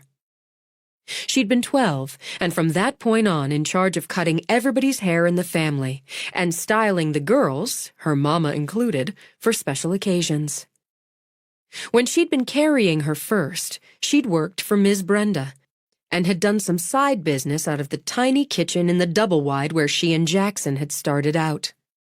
When Grady had been born, with her still 4 months shy of her 17th birthday, she added on manicures and worked exclusively out of the 2-bedroom house they rented from Jack's Uncle Bobby.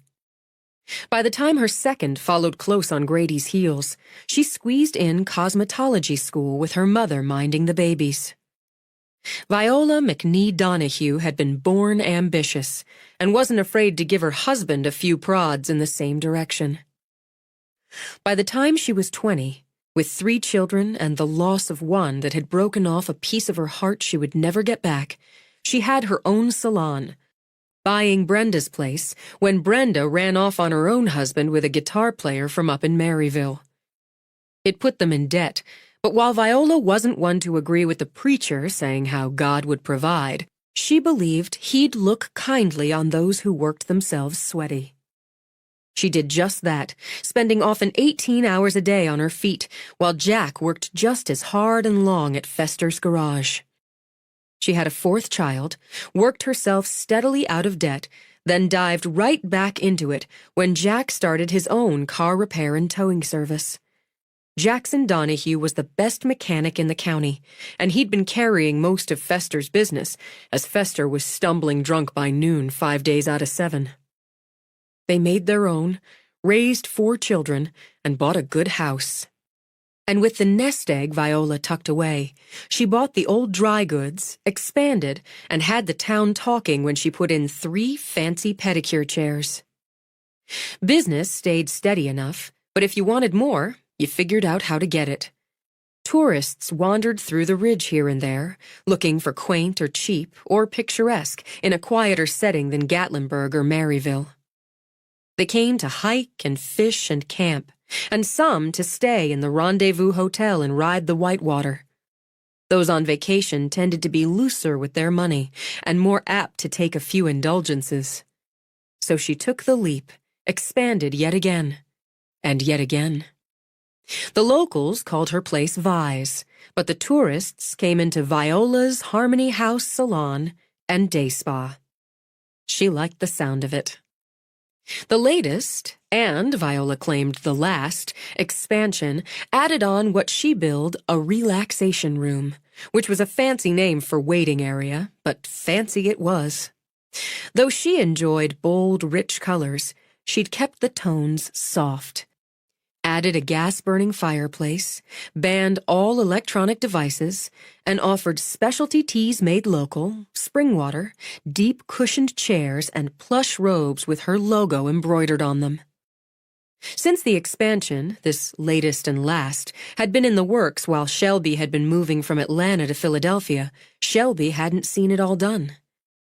She couldn't say it surprised her when her grandmother led her through a locker room changing area and into the room that smelled lightly of lavender. "Granny, this is amazing." She kept her voice down as two women she didn't know sat in oatmeal-colored chairs, paging through glossy magazines.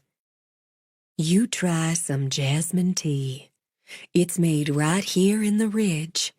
And relax some before Vonnie comes to get you. This is as nice as any of the spas I've been to. Nicer." Amenities included shallow dishes of sunflower seeds, a wooden bowl of sharp green apples, clear pitchers of water with inserts holding slices of lemon or cucumber, and hot pots for tea clients could drink out of pretty little cups. "It's you who's amazing. It's not enough to have ideas if you just let them sit around. You come see me when Vonnie's done with you." "I will. Could you just check with Mama? I just want to be sure Callie's behaving." "Don't you worry about a thing." Easier said than done, or so Shelby thought, until Vonnie, who couldn't have been more than 5'3", had her on a warm table in a dim room with soft music playing. "Girl, you've got enough rocks in these shoulders to build a 3-story house. Take a deep breath for me now. And another. That's the way. Let it go now." She tried. Then she didn't have to try. She drifted. "How are you feeling now?" "What?" "That's a good answer. I want you to take your time getting up. I'm going to turn the lights up a little, and I've got your robe lying over your legs." "Thank you, Vonnie." "I'm going to tell Miss Vi you could use another next week. It's going to take a few times to get you smoothed out, Shelby." "I feel smooth." "That's good. Now don't go getting up too fast, you hear? I'm going out and get you some nice spring water. You want to drink a lot of water now." She drank the water, changed back into her street clothes, and made her way out to the salon area. 4 of the 6 hair stations were working, and 2 of the 4 pedicure chairs were occupied. She saw 2 women getting manicures and glanced at her own nails. She hadn't had her nails done since right before Christmas. While the relaxation room stood as a sanctuary of quiet, the salon rang with voices, the bubble of foot baths, the whirl of dryers. 5 people called out to her, 3 beauticians, 2 customers, so she got caught up in conversations, acknowledged offers of sympathy and of welcome before she found her grandmother. "Perfect timing. I just finished doing Dolly Wobuck's highlights, and my next appointment canceled, so I've got time to give you a facial. Go put a robe back on. Oh, but Callie's fine. She and Chelsea are having a tea party with costumes. Ada May said they hooked together like 2 links in a chain and reminded her of you and Emma Kate." "That's good to hear." Shelby tried not to think of that cool look in the eyes of her childhood friend. "She'll have your baby home in a couple hours. That'll give you time for a facial and us time to talk." Viola tipped her head, and the light through the front window tipped gold in the red. "Vonnie did you some good, didn't she?" "She's wonderful. I don't remember her being such a little thing." "Takes after her mama. She may be little, but she has wonderfully strong hands. She wouldn't let me tip her, Granny. She said Mama had seen to it, and anyway, we're family." "You can tip me, by giving me an hour of your time. Go on, get a robe on. The facial rooms are in the same place. We'll be in the first one. Get." She did as she was told. She wanted Callie to make friends, didn't she? To have someone to play with, to be with. It was healthy and right. And foolish to feel so anxious because she was spending the day at her grandmother's salon. "I've got just the thing for you," Viola said when Callie came in. "It's my energizing facial. It'll give you and your skin a boost. Just hang that robe on the hook there, lie down here, and we'll tuck you up." This is new, too. Not the room, but the chair. Some of the machines here. If you want to be competitive, you've got to keep up. Viola took out a bib apron and tied it over her cropped pants and bold orange t-shirt. "I've got a machine in the next room that works on lines with electrode pulses." "Really?" Shelby slipped under the sheet onto the inclined chair. "Only 2 of us trained to use it for now. That's me and your mama. But Maybelline, you remember Maybelline?" "I do. I can't remember a time she didn't work for you." "Been some years, and now her girl's working here too. Lauralee's got the same good touch on nails as her mama. Maybelline's training on the new machine now, so we'll have 3 can use it. Not that you have to worry about lines for some time yet." She laid a light duvet over the sheet, then banded back Shelby's hair. "But let's have a look at things. Your skin's a little dehydrated, baby. Stress'll do that." She started out with a cleanse, her hands soft as a child's on Shelby's face. There are things a girl can tell her granny she might not say right out to her mama. It's that safety zone. And Ada Mae, she looks at bright sides. She's blessed with that outlook. You've got trouble, and it's not grief. I know how grief looks. I'd stopped loving him. She could say it out loud with her eyes closed and her grandmother's hands on her face. Maybe I never really did love him. I know now he didn't love me. It's hard knowing that. Hard knowing we didn't have what we should have, and he's gone. You were young, older than you were. I got awful lucky. So'd your grandpa. I was a good wife, Granny. I can say that and know it's true. And Callie, we made Callie, so that's something special. And I wanted another baby. I know maybe it's wrong wanting another when things aren't the way they should be, but I thought maybe it's just how it would be and it was all right. It could be good if there was another baby for me to love. I had such a hunger for another baby, such a yearning in me. I know that hunger well. And he said that was fine. He said it'd be good for Callie to have a brother or sister. But it didn't happen, and it happened so easy and fast the first time. I had tests, and he said he had tests. Said he had? Viola repeated as she worked a gentle exfoliant into Shelby's skin. I had to go through all his papers and his files after. There were so many things to go through. Lawyers and accountants and the tax people, the creditors, the bills and debt. And I found a doctor's receipt or invoice, whatever. Richard, he kept everything. It was from a few weeks after Callie was born, the time I brought her home, her first visit, and he said he had a business trip. He was so good about us coming home, he made all the arrangements, private plane and a limo to get me to it. But he went to a doctor in New York and had a vasectomy. Viola's hands paused. He got himself snipped and let you think you were trying to make a baby? I'm never going to be able to forgive him for that. Out of all of it, it's that I can't forgive. His right to decide if he wanted to make another baby. but not his right to get fixed and not tell you. It's a terrible lie. And a man who could tell that terrible lie, live with that terrible lie, had something missing inside him. There were so many lies, Granny, and finding them after he's dead? There was an emptiness left there, Shelby thought, that could never be filled again. I feel like a fool. I feel like I lived with a stranger. And I don't understand why he married me, why he lived with me. Despite what churned up inside her, Viola kept her hands gentle, her voice calm.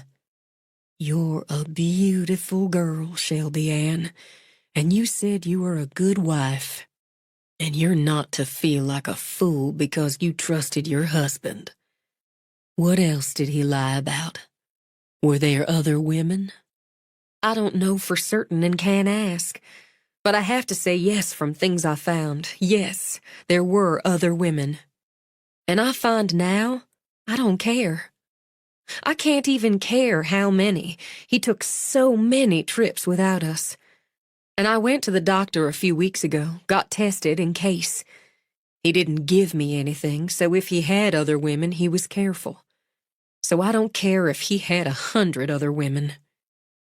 She worked up her nerve while Viola slathered on the energizing mask.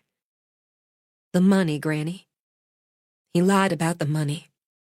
I never paid much attention to it because he said that was his business, and mine was to run the house and Callie. He could lash out like a whip over that without raising his voice or his hand. Cold contempt can be a sharper blade than hot temper.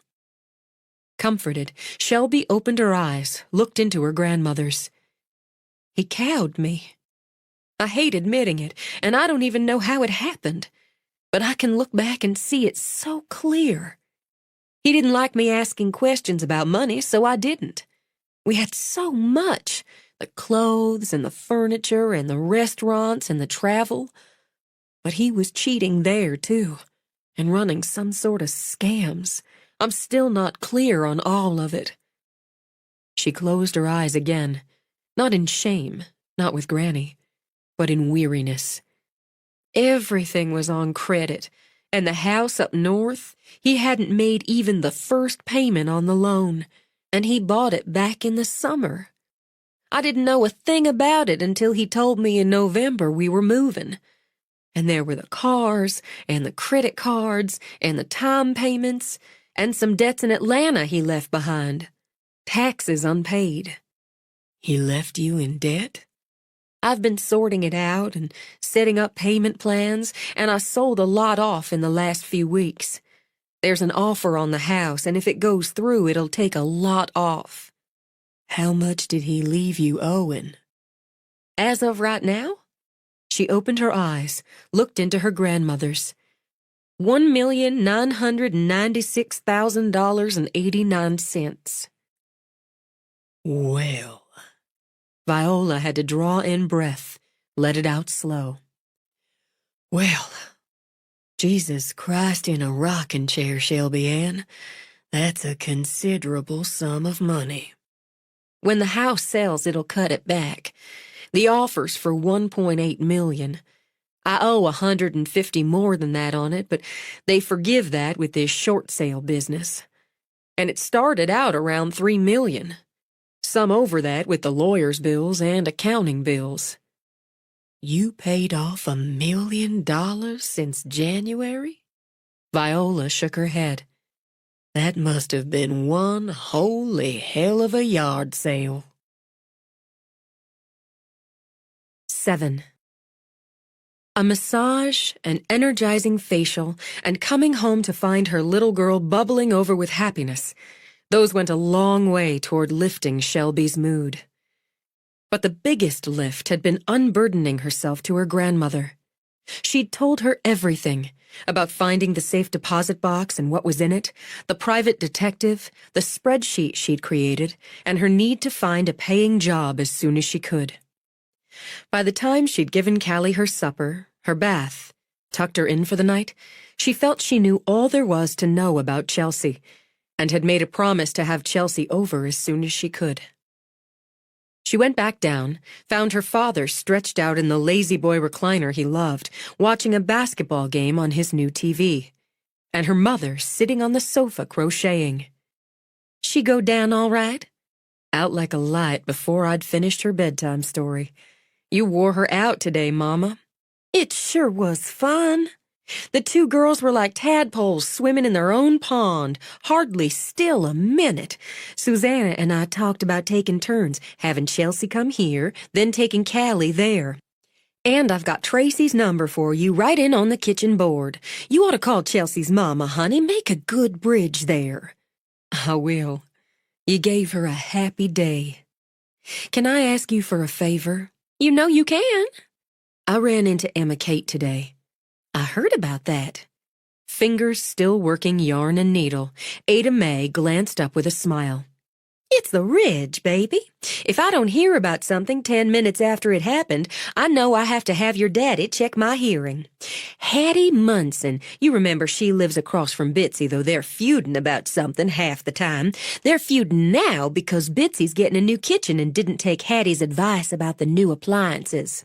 Hattie's boy works for LG, but Bitsy bought Maytag, and Hattie took that as a personal insult. Of course, Hattie Munson takes offense if she sneezes in her own kitchen and you don't say Gesundheit from yours.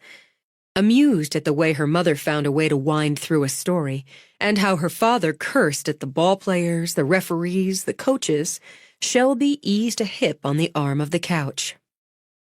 So they might be feuding, but Hattie doesn't miss any tricks and saw you and Emma Kate outside Bitsy's house and saw you go on in. How's that kitchen coming? I haven't gotten over there in more than a week. They were putting cabinets in. Pretty ones. Emma Kate's young man, Matt, and Griffin. Cutie pies, the pair of them, and they do fine work. I'm having them do me a master bath, an ensuite, out of your old room. Now, Ada Mae. Clayton surfaced from the game long enough to hear about the bathroom. I'm doing it, Clayton, so you best climb on board. Griff said how they could take out that wall, and I could have me a spa-like ensuite bathroom. I've been looking at magazines, getting ideas, and Griff, he's got whole books just on plumbing fixtures. I've never seen the like of some of them. He's done himself an ensuite already. I went over to the old Triple Horn place to see it, and it's like a magazine, even if he is still sleeping on an air mattress on the bedroom floor. He's finished the kitchen over there now, and it just makes me green with envy. Don't even start, Ada Mae. I like my kitchen just fine, she said to Clayton, then grinned at Shelby, mouthed, for now. I bet you and Emma Kate picked up right where you left off. Miles from that, Shelby thought. That's the favor. She said she'd like to meet me tomorrow at Bootlegger's about 7:30 if I could. But you go right on and do that. Old friends are the bricks and mortar of your life. I don't know what I'd do without Susanna. Your daddy and I will watch Callie get her to bed. We'd love to. Finally, something I can agree to. Clayton looked over at his daughter. You take some time catching up with Emma Kate. We'll spoil Callie. Thank you. She leaned over, kissed her mother, got up, kissed her father. I'm going on up because a day of pampering's made me sleepy. Thanks for that too, Mama. And we'll need to eat at 6 tomorrow night. I'm cooking dinner. Oh, but I'm doing it, Ada Mae, she said in the same tone her mother had used to her father, and had Clayton snickering. I've gotten to be a pretty good cook, and you'll judge for yourself. I'm going to pull my weight while Callie and I are here because I was raised right. Night. She was raised right, Clayton said when Shelby started upstairs. So let's pat ourselves on the back there, and we'll see what's for dinner tomorrow. She wasn't so pale and tired-looking tonight. No, she wasn't. Let's see how it goes for the next few days, and be glad we've got them home. I am, and I'll be gladder when she makes things up with Emma Kate. It wasn't hard to keep busy. By mid-morning, she hauled out the stroller. Taking Callie on a stroll around town, picking up what she wanted for the chicken dinner she intended to make for her parents, was an easy, casual way to wander around the ridge and see if anyone was hiring. The clouds had lifted, and the air had the bright-edged sparkle of spring after a shower. She put Callie in her pink denim jacket with a light cap, and since she might find herself applying for a job, did her makeup before setting out. Are we going to see Chelsea, Mama? We're walking to town, baby. To the grocery store, and I have to open up a bank account. Maybe we'll stop in and see Granny. See Granny! Chelsea, too. I'll call Chelsea's mama later and we'll see. She passed Emma Kate's house, noted the workman truck in the drive, and had to resist the urge to lift a hand in a wave across the street where she imagined Hattie Munson's eagle eye was trained on her.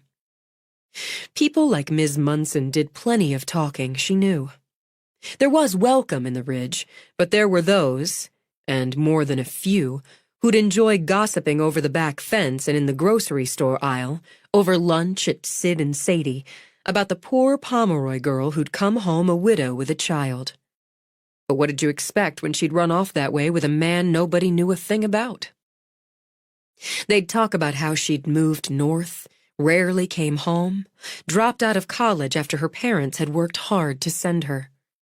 There'd be plenty to gossip about, and they didn't know the half of it. The smart thing to do would be to keep her head down, be friendly, and get steady work. Steady work would mean some sort of daycare for Callie, so that had to be balanced. Daycare would be good for Callie. Just look how she'd latched onto this Chelsea. She needed to interact with other kids, even if it meant most of any paycheck coming in went out again. While Callie talked to Fifi, Shelby took the fork into town. She kept her eyes peeled for houses for sale. When she moved out on her own, she wanted something close by. Close enough maybe Callie could walk to her grandmother's or to Granny's, to friends, to town, just as she had. A little house, 2 bedrooms, maybe with enough land for a small garden. She'd missed gardening in the condo and hadn't had a chance in Philadelphia. She let her mind drift, imagined the house in her head. Like a cottage, that's all they needed, and she'd plant flowers and have a vegetable patch, some herbs. She'd teach Callie how to plant and tend and harvest. She could haunt yard sales and flea markets for furniture, for bargains she could refinish or paint or reupholster. Warm colors and sink into chairs. They'd have a good life here, whatever it took to make it.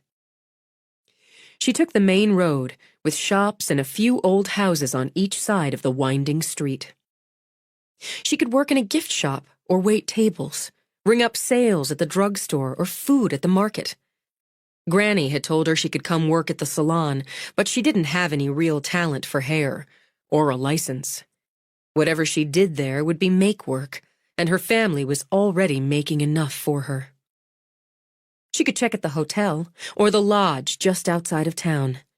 Not today, not with Callie along, but they should go on her list. She liked the way it all looked, freshening up for spring with storefronts shining in the sunlight, tubs and hanging baskets of flowers decking the buildings that climbed up or down the hilly road.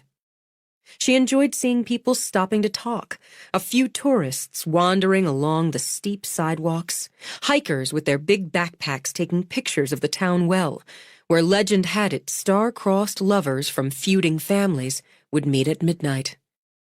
Until the girl's father shot the boy dead, and the girl died of a broken heart. Their rendezvous, so it was said, gave the town its name, and the well, haunted of course, ended up on a lot of cameras and canvases. Maybe she could get an office job since she had decent computer skills, but the truth was she had no experience there. Her work experience spread to helping out at the salon, filling shampoo bottles, sweeping the floor, working the register, babysitting, working in the college bookstore a couple of semesters, and singing with the band. She wasn't likely to form a band and was beyond filling shampoo bottles. So retail, maybe. Or maybe she could look into opening a daycare. But the Ridge had one, and those who had family usually had a mother or cousin or sister who'd watch their kids when they worked. Retail, she thought again. Retail or waitressing. There could be opportunities there, especially since summer was coming, and summer brought more tourists, more hikers, more families who rented cabins or stayed at the hotel. The Artful Ridge, local artists mostly. Mountain treasures, gifts and whatnots. The Hasty Market, selling staples and snacks for anyone who didn't want to go the half mile to Haggerty Food Market. There was the pharmacy, the ice cream shop, the bar and grill, the pizzeteria, Al's Liquors. Farther down and around the corner sat Shady's Bar, which was just that. And her mama would have a heart attack if she took a job there. Considering her options, she stopped in the salon first so her granny could show off Callie. "I'm going to do your hair," Viola told Callie. "Crystal, get me one of those booster seats, would you? You can sit right here at Granny's station, Callie Rose. I used to do your Gamma's hair, and your mama's. Now I get to do yours." Callie's hair.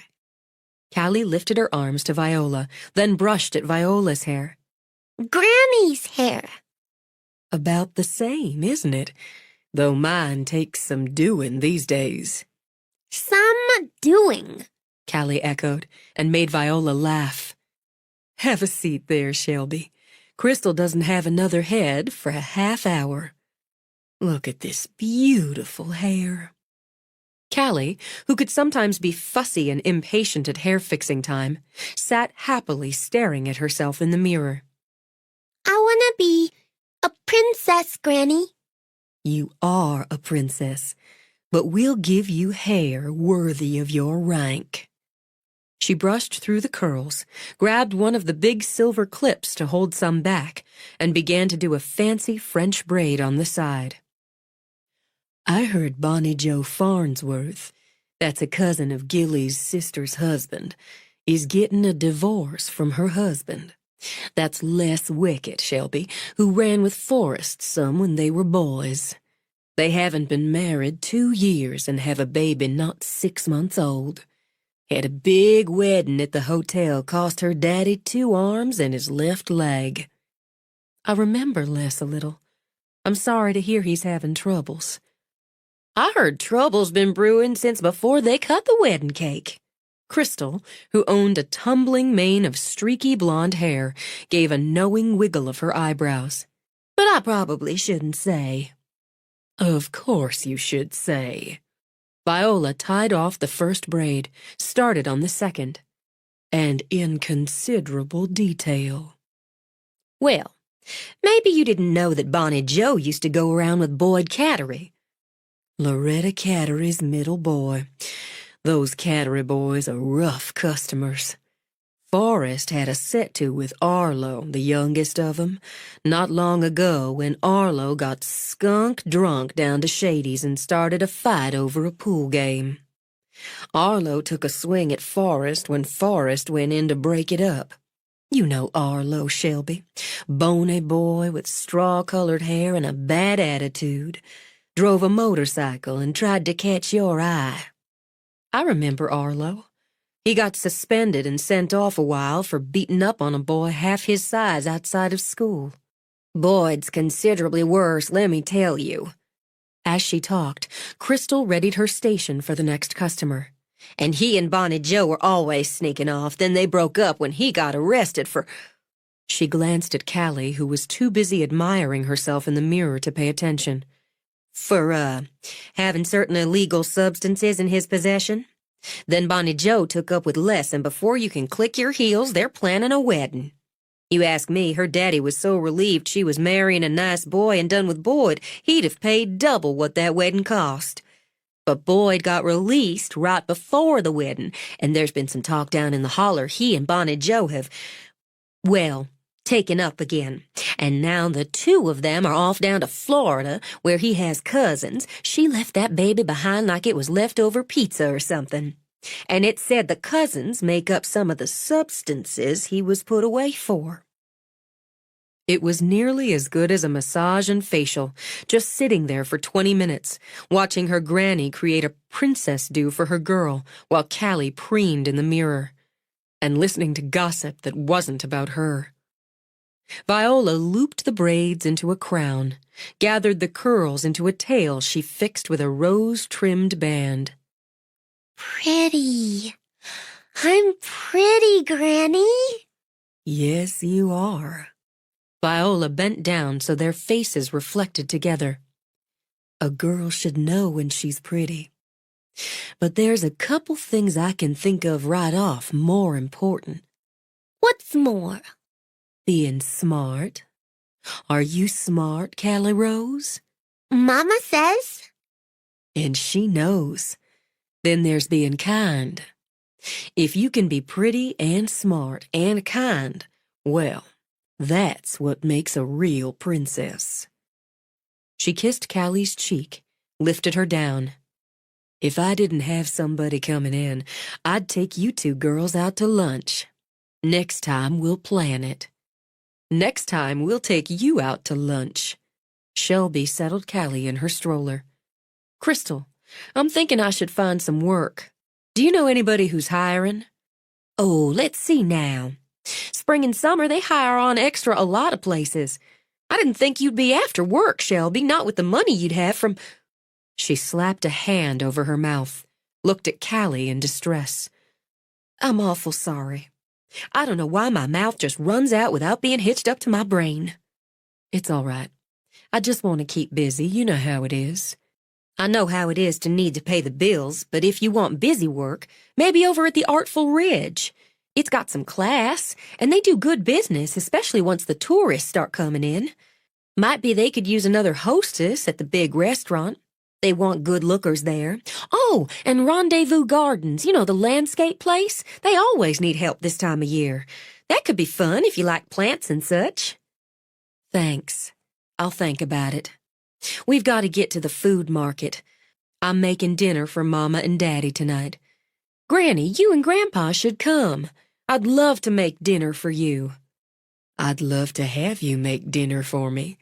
I'll tell Jackson. It's at 6, but you could come a little early because I have to leave by about 20 after 7 and meet Emma Kate. Have you met Emma Kate's boyfriend? Crystal asked. Not yet. She hooked a good one. Now the other, Griffin? She patted a hand to her heart. If I wasn't engaged to be married for the second time in my life, I'd head straight in that direction. He's got a swagger to him. I just love a man who's got a swagger to him. There's your 11:30 just come in, Crystal. I'll bring her right back. It was nice talking to you, Shelby. She gave Shelby a good hard squeeze. It's really good to have you home. It's good to be home. Her first husband had a swagger to him, Viola said under her breath, and he swaggered off with anything female he could talk into it. I hope she does better this time. I like this one. No swagger, but a steady way about him, which she needs to balance her out. I love that girl like I love raspberry sherbet, but she needs that balance. What's for dinner? I'm going to surprise you, and I'd better get to the market or we'll be ordering from the pizzeteria. She ran into Chelsea and her mother in the food market, which added a half hour onto her time, and produced a deal to meet at the town park the next day so the girls could play together. Now that she was cooking a meal for 6, she fiddled with the menu as she shopped. She made a good roast chicken with garlic and sage and rosemary, and she could make some red potatoes in that zingy dressing she cut out of a magazine, the carrots and butter and thyme Callie liked so much, and some peas. And she'd make biscuits. Richard hadn't cared for her biscuits, called them hick bread, she remembered. Well, the hell with him. Maybe she'd make some appetizers, really do it up, and profiteroles for dessert.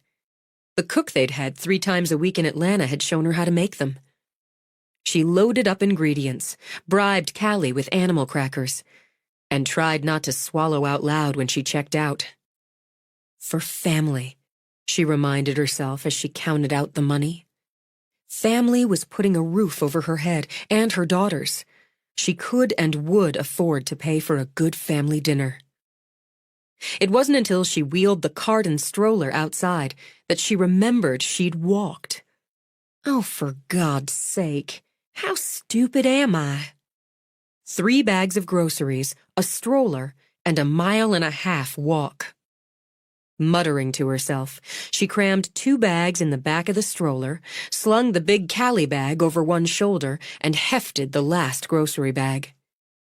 She switched arms at the half-mile mark, seriously considered calling her mother or poking into the sheriff's office to see if Forrest was there and could give her a ride.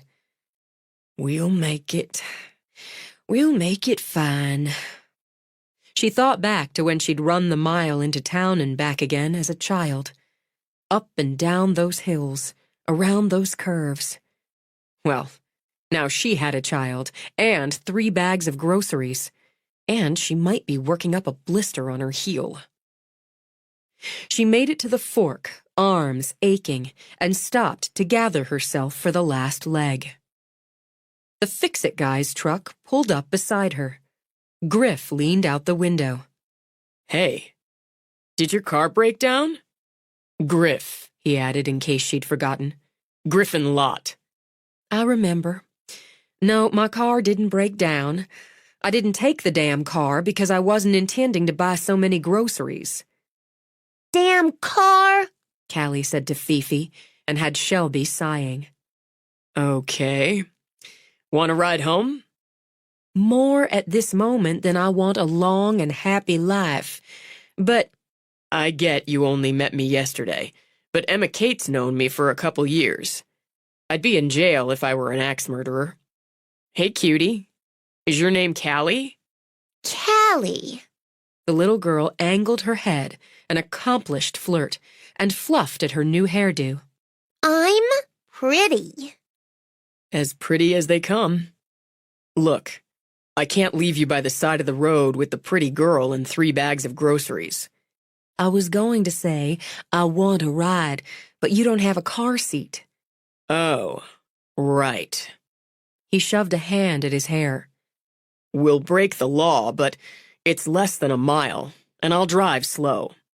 I'll pull over any time another car's coming, either direction. Her heel burned, her arms ached, and her legs felt like rubber stretched too hard and long. I think driving slow is going to be enough. Hold on. Let me help you. That made the second person who wasn't family in the last little while who'd offered to help her. It was hard to remember how long before that anyone had. He got out of the truck, took the bag from her. Feeling came back into her arm in pins and needles. Thank you. No problem. He stowed the groceries while she lifted Callie out. You sit right there, Shelby told Callie. Sit still while I fold up the stroller. How does it... Oh, I get it. Griff folded the stroller as if he'd been doing so for years. She turned back to Callie as he stowed it and saw her daughter had opened a takeout bag sitting on the seat beside her. She was now eating French fries. Callie, those aren't yours. I'm hungry, Mama. It's okay. Laughing, Griff got in the truck. I wouldn't trust anybody who could resist fries. I had to pick up some stuff in town. Grabbed lunch for me and Matt while I was at it. She can have some fries. It's past her lunchtime. I didn't expect to be gone so long. Didn't you grow up here? She took a deep breath as he drove, true to his word, at about 20 miles an hour. I should have known better. Now sitting on her lap, Callie held out a fry to Griff. Thanks. You look like your mother. Mama's hair. Yours is really pretty. Have you been to Ms. Vi's? That's Granny, Callie. Ms. Vi's Granny. Granny did my hair like a princess. I'm pretty and smart and kind. I can see that. You're the first princess I've had in my truck, so this is a pretty big deal for me. Who's your friend? This is Fifi. She likes French fries. I would hope so. He eased into the driveway. Phew. He took a mock swipe at his forehead. Made it. You get the princess in her carriage. I'll get the groceries. Oh, that's all right. I can... Haul in 3 bags of groceries, a kid, a stroller, and whatever's in that suitcase you've got there? Sure you can. But I'll get the groceries. You carry me. Callie shoved out of Shelby's arms, threw herself at Griff. Callie, don't... I've got my orders. He climbed out, crouched down, tapped his back. Okay, princess. Climb aboard. Callie said, Whee! and hooked herself on for a piggyback, while Shelby scrambled out the other door to try to heft whatever was left. He beat her to it, pulled out 2 grocery bags, and with one in each arm, her daughter bouncing gleefully on his back, headed to the front door.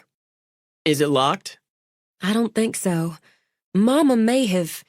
She trailed off as he was already going inside, Callie clinging to his neck and chattering in his ear like he was her new best friend. Flustered, Shelby pulled out the stroller, got the last bag, swung her Callie bag on her shoulder. She managed to get it all in the house, left the stroller by the door to deal with later. He'd set the bags on the island. Before she could speak, he stopped her heart by swinging Callie off his back, dangling her upside down while she squealed in insane delight, then tossed her up in the air, catching her neatly, and settled her on his hip. I love you, Callie said, and kissed him enthusiastically on the mouth. Is that all it takes? Grinning, he gave her hair a tug. Obviously, I've been going about my conquests the wrong way for a lot of years. You stay and play with me. Would if I could, but I've got to get back to work. Callie took a hank of his hair, obviously finding it to her liking, and wound it around her finger. You come back and play with me. Sure, sometime. He looked over at Shelby, smiled, and since she was staring, she saw he had eyes as green and clever as a cat's. You've got a keeper here. She is, thank you. Do you have children? Me? No. He set Callie down, gave her a friendly pat on the butt. Gotta go, Little Red. She wrapped her arms around his legs in a hug. Bye, mister. Griff. Just Griff. Griff. Griff, Shelby corrected automatically. Grr. Callie said and giggled. Griff's gotta go, he said, glanced back at Shelby. You set? Yes, thank you so much. No problem. He started out. Love this kitchen, he added, and strode to the door and out. He did have a swagger about him, before she could think of anything else. Griff. Callie told Fifi.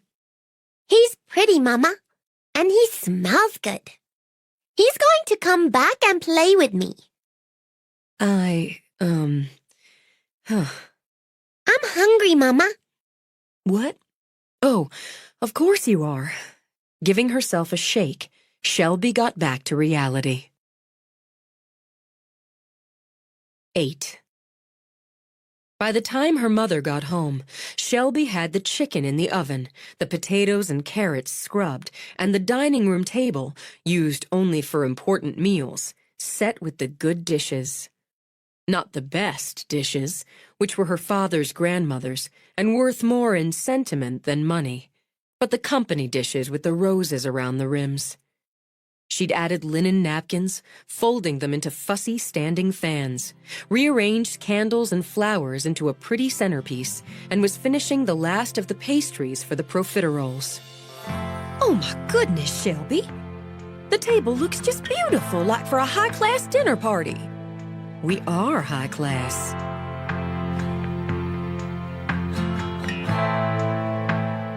This is the end of disc number 3. Please insert disc number 4.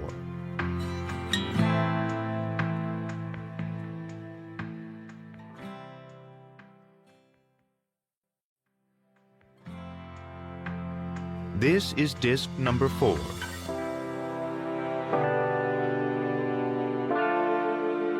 She'd added linen napkins, folding them into fussy standing fans, rearranged candles and flowers into a pretty centerpiece, and was finishing the last of the pastries for the profiteroles.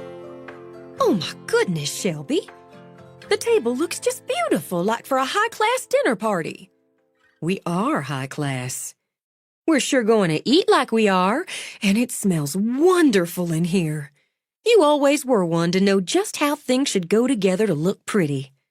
It's fun fussing a little. I hope it's all right I asked Granny and Grandpa to come. You know it is. Mama told me when I stopped into Vi's after my garden club meeting, and after Susanna and I did a little shopping. I got Callie the cutest outfits for spring. I had the best time. She set 3 shopping bags on the counter, began to pull things out. I can't wait to see her wearing this. It's just precious, isn't it? The little skirt with the pink and white stripes and the frilly shirt. And these pink Mary Janes. Now, I checked her size before I left, so they should fit, but if they don't, we'll just take them back. Mama, she'll love those. She'll just go crazy for those shoes. And I got this cute shirt with princess on it, and the sweetest little white cardigan sweater with ribbon trim. She pulled more out as she talked. Where is she? Maybe she can try some on. She's napping. I'm sorry she's napping so late, but it all took me longer, and then I had to fix her lunch, and she was revved up, so I didn't get her down until almost 3. Oh, we won't worry about that. So I stopped into Vi's, and there was Maxine Pinkett. You remember she moved to Arkansas a few years ago, but she was back visiting and came into Vi's hoping I could give her a cut and color. I don't do hair anymore as a rule, but she's an old customer, and I know what she likes. Shelby had a misty memory of Mrs. Pinkett, so made assenting noises as she began to fill the pastries with cream.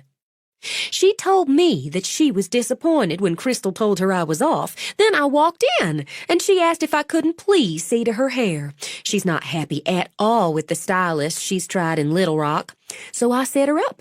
Turns out her daughter's husband may take a job in Ohio now, and this after she moved to Little Rock to be close by her daughter and 3 grandchildren. She's in a state, let me tell you. I know just how she feels, so Ada Mae shut her eyes, gave herself a shake. I can't keep my mouth shut with a stapler. You don't have to. You didn't get to make many memories with Callie for more than 3 years. And more, I see now, she didn't get to make them with you. That's on me, Mama. It's all over and done now, and we're making plenty of memories all around. What are you making there? Little cream puffs? Oh, she's awake. Ada Mae looked toward the baby monitor on the counter. I'm going to take her new things up, and we'll have some fun. You need help here, honey? I don't, Mama, thanks. I don't want you to do a thing but sit down to this meal. You go have fun with Callie. Oh, I hope the pink Mary Janes fit, 'cause they couldn't be cuter. She'd take pictures of Callie in the pink Mary Janes, Shelby thought. Callie might not remember them when she grew up, but she'd remember her grandmother loved her, enjoyed getting her pretty clothes. She'd remember her granny had fixed her hair like a princess. That's what counted.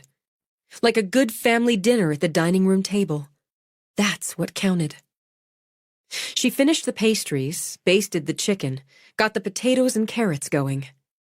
She needed to change, not only for dinner, but to go out and meet Emma Kate. With a glance at the timer, she ran upstairs, tiptoed from the landing to her room so she didn't distract Callie and her mother in their fashion show, and spent the next 15 minutes agonizing over what to wear. She'd once had 3, maybe even 4 times as many clothes, and had never agonized. Maybe, she thought, because it had stopped being important. It was the bar and grill, she reminded herself. People didn't dress up especially to go there. It was at least 3 giant steps up from Shady's, but about an equal amount down from the big restaurant at the hotel. She settled on black jeans, a simple white shirt.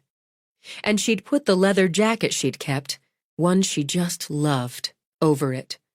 The pewter gray went well with her hair, and wasn't as harsh as black. Since the evenings ran cool yet, she chose heeled half boots. Mindful of the meal, she slipped straight back down and into the kitchen, grabbed an apron this time to start on the biscuits. It was fun to fuss, she thought, and after hunting up a pretty platter for the chicken, stood trying to imagine if it would look better if she laid the potatoes and carrots around the chicken or if she put them in bowls. Forrest came in the back door. What's all this? He sniffed the air. What is that? What's wrong with it? I didn't say anything was wrong. It smells like I'm hungry. You can stay for dinner if you want. Granny and Grandpa are coming. I'm cooking. You're cooking? That's right, Forrest Jackson Pomeroy, so take it or leave it. Do you always get dressed up to cook dinner? I'm not dressed up. Hell, am I too dressed up to go to bootleggers? His eyes narrowed. Why? Because, you idiot. I'm going to bootleggers and I don't want to dress wrong. I meant, why are you going to the bar and grill when you're fixing dinner? I'm going after dinner, if you need every detail of it. I'm meeting Emma Kate. His face cleared. Oh. Am I too dressed up or not? You're okay. He opened the top oven, peered in at the chicken. That looks damn good. It will be damn good. Now stay out of the way. I need to set out the appetizers. Aren't we fancy? He stepped around her, got himself a beer. I just want it to be nice. Mama's getting me massages and Granny's fixing Callie's hair and you saw how they fixed the rooms upstairs for us. I just want it to be nice. He gave her shoulder a rub. It is nice. The table looks like a company meal. It's good you're meeting Emma Kate. We'll see how good when I do. She's still awful mad at me. Maybe you should fix her a chicken dinner. It felt good to have her family around the table enjoying a meal she'd made, and made her realize it was the first time. There'd be a second time, she promised herself, and she'd make sure Clay and Gilly and little Jackson were around the table that next time. She knew she'd done well when her grandfather had seconds of everything, and Granny asked for the recipes. I'll write them out for you, Granny. You'll want to do it twice. Ada Mae got up to help clear. That chicken put mine to shame. You better have saved room for dessert. We've got room, don't we, Callie? Jack patted his belly, so Callie leaned back in her booster chair to pat hers.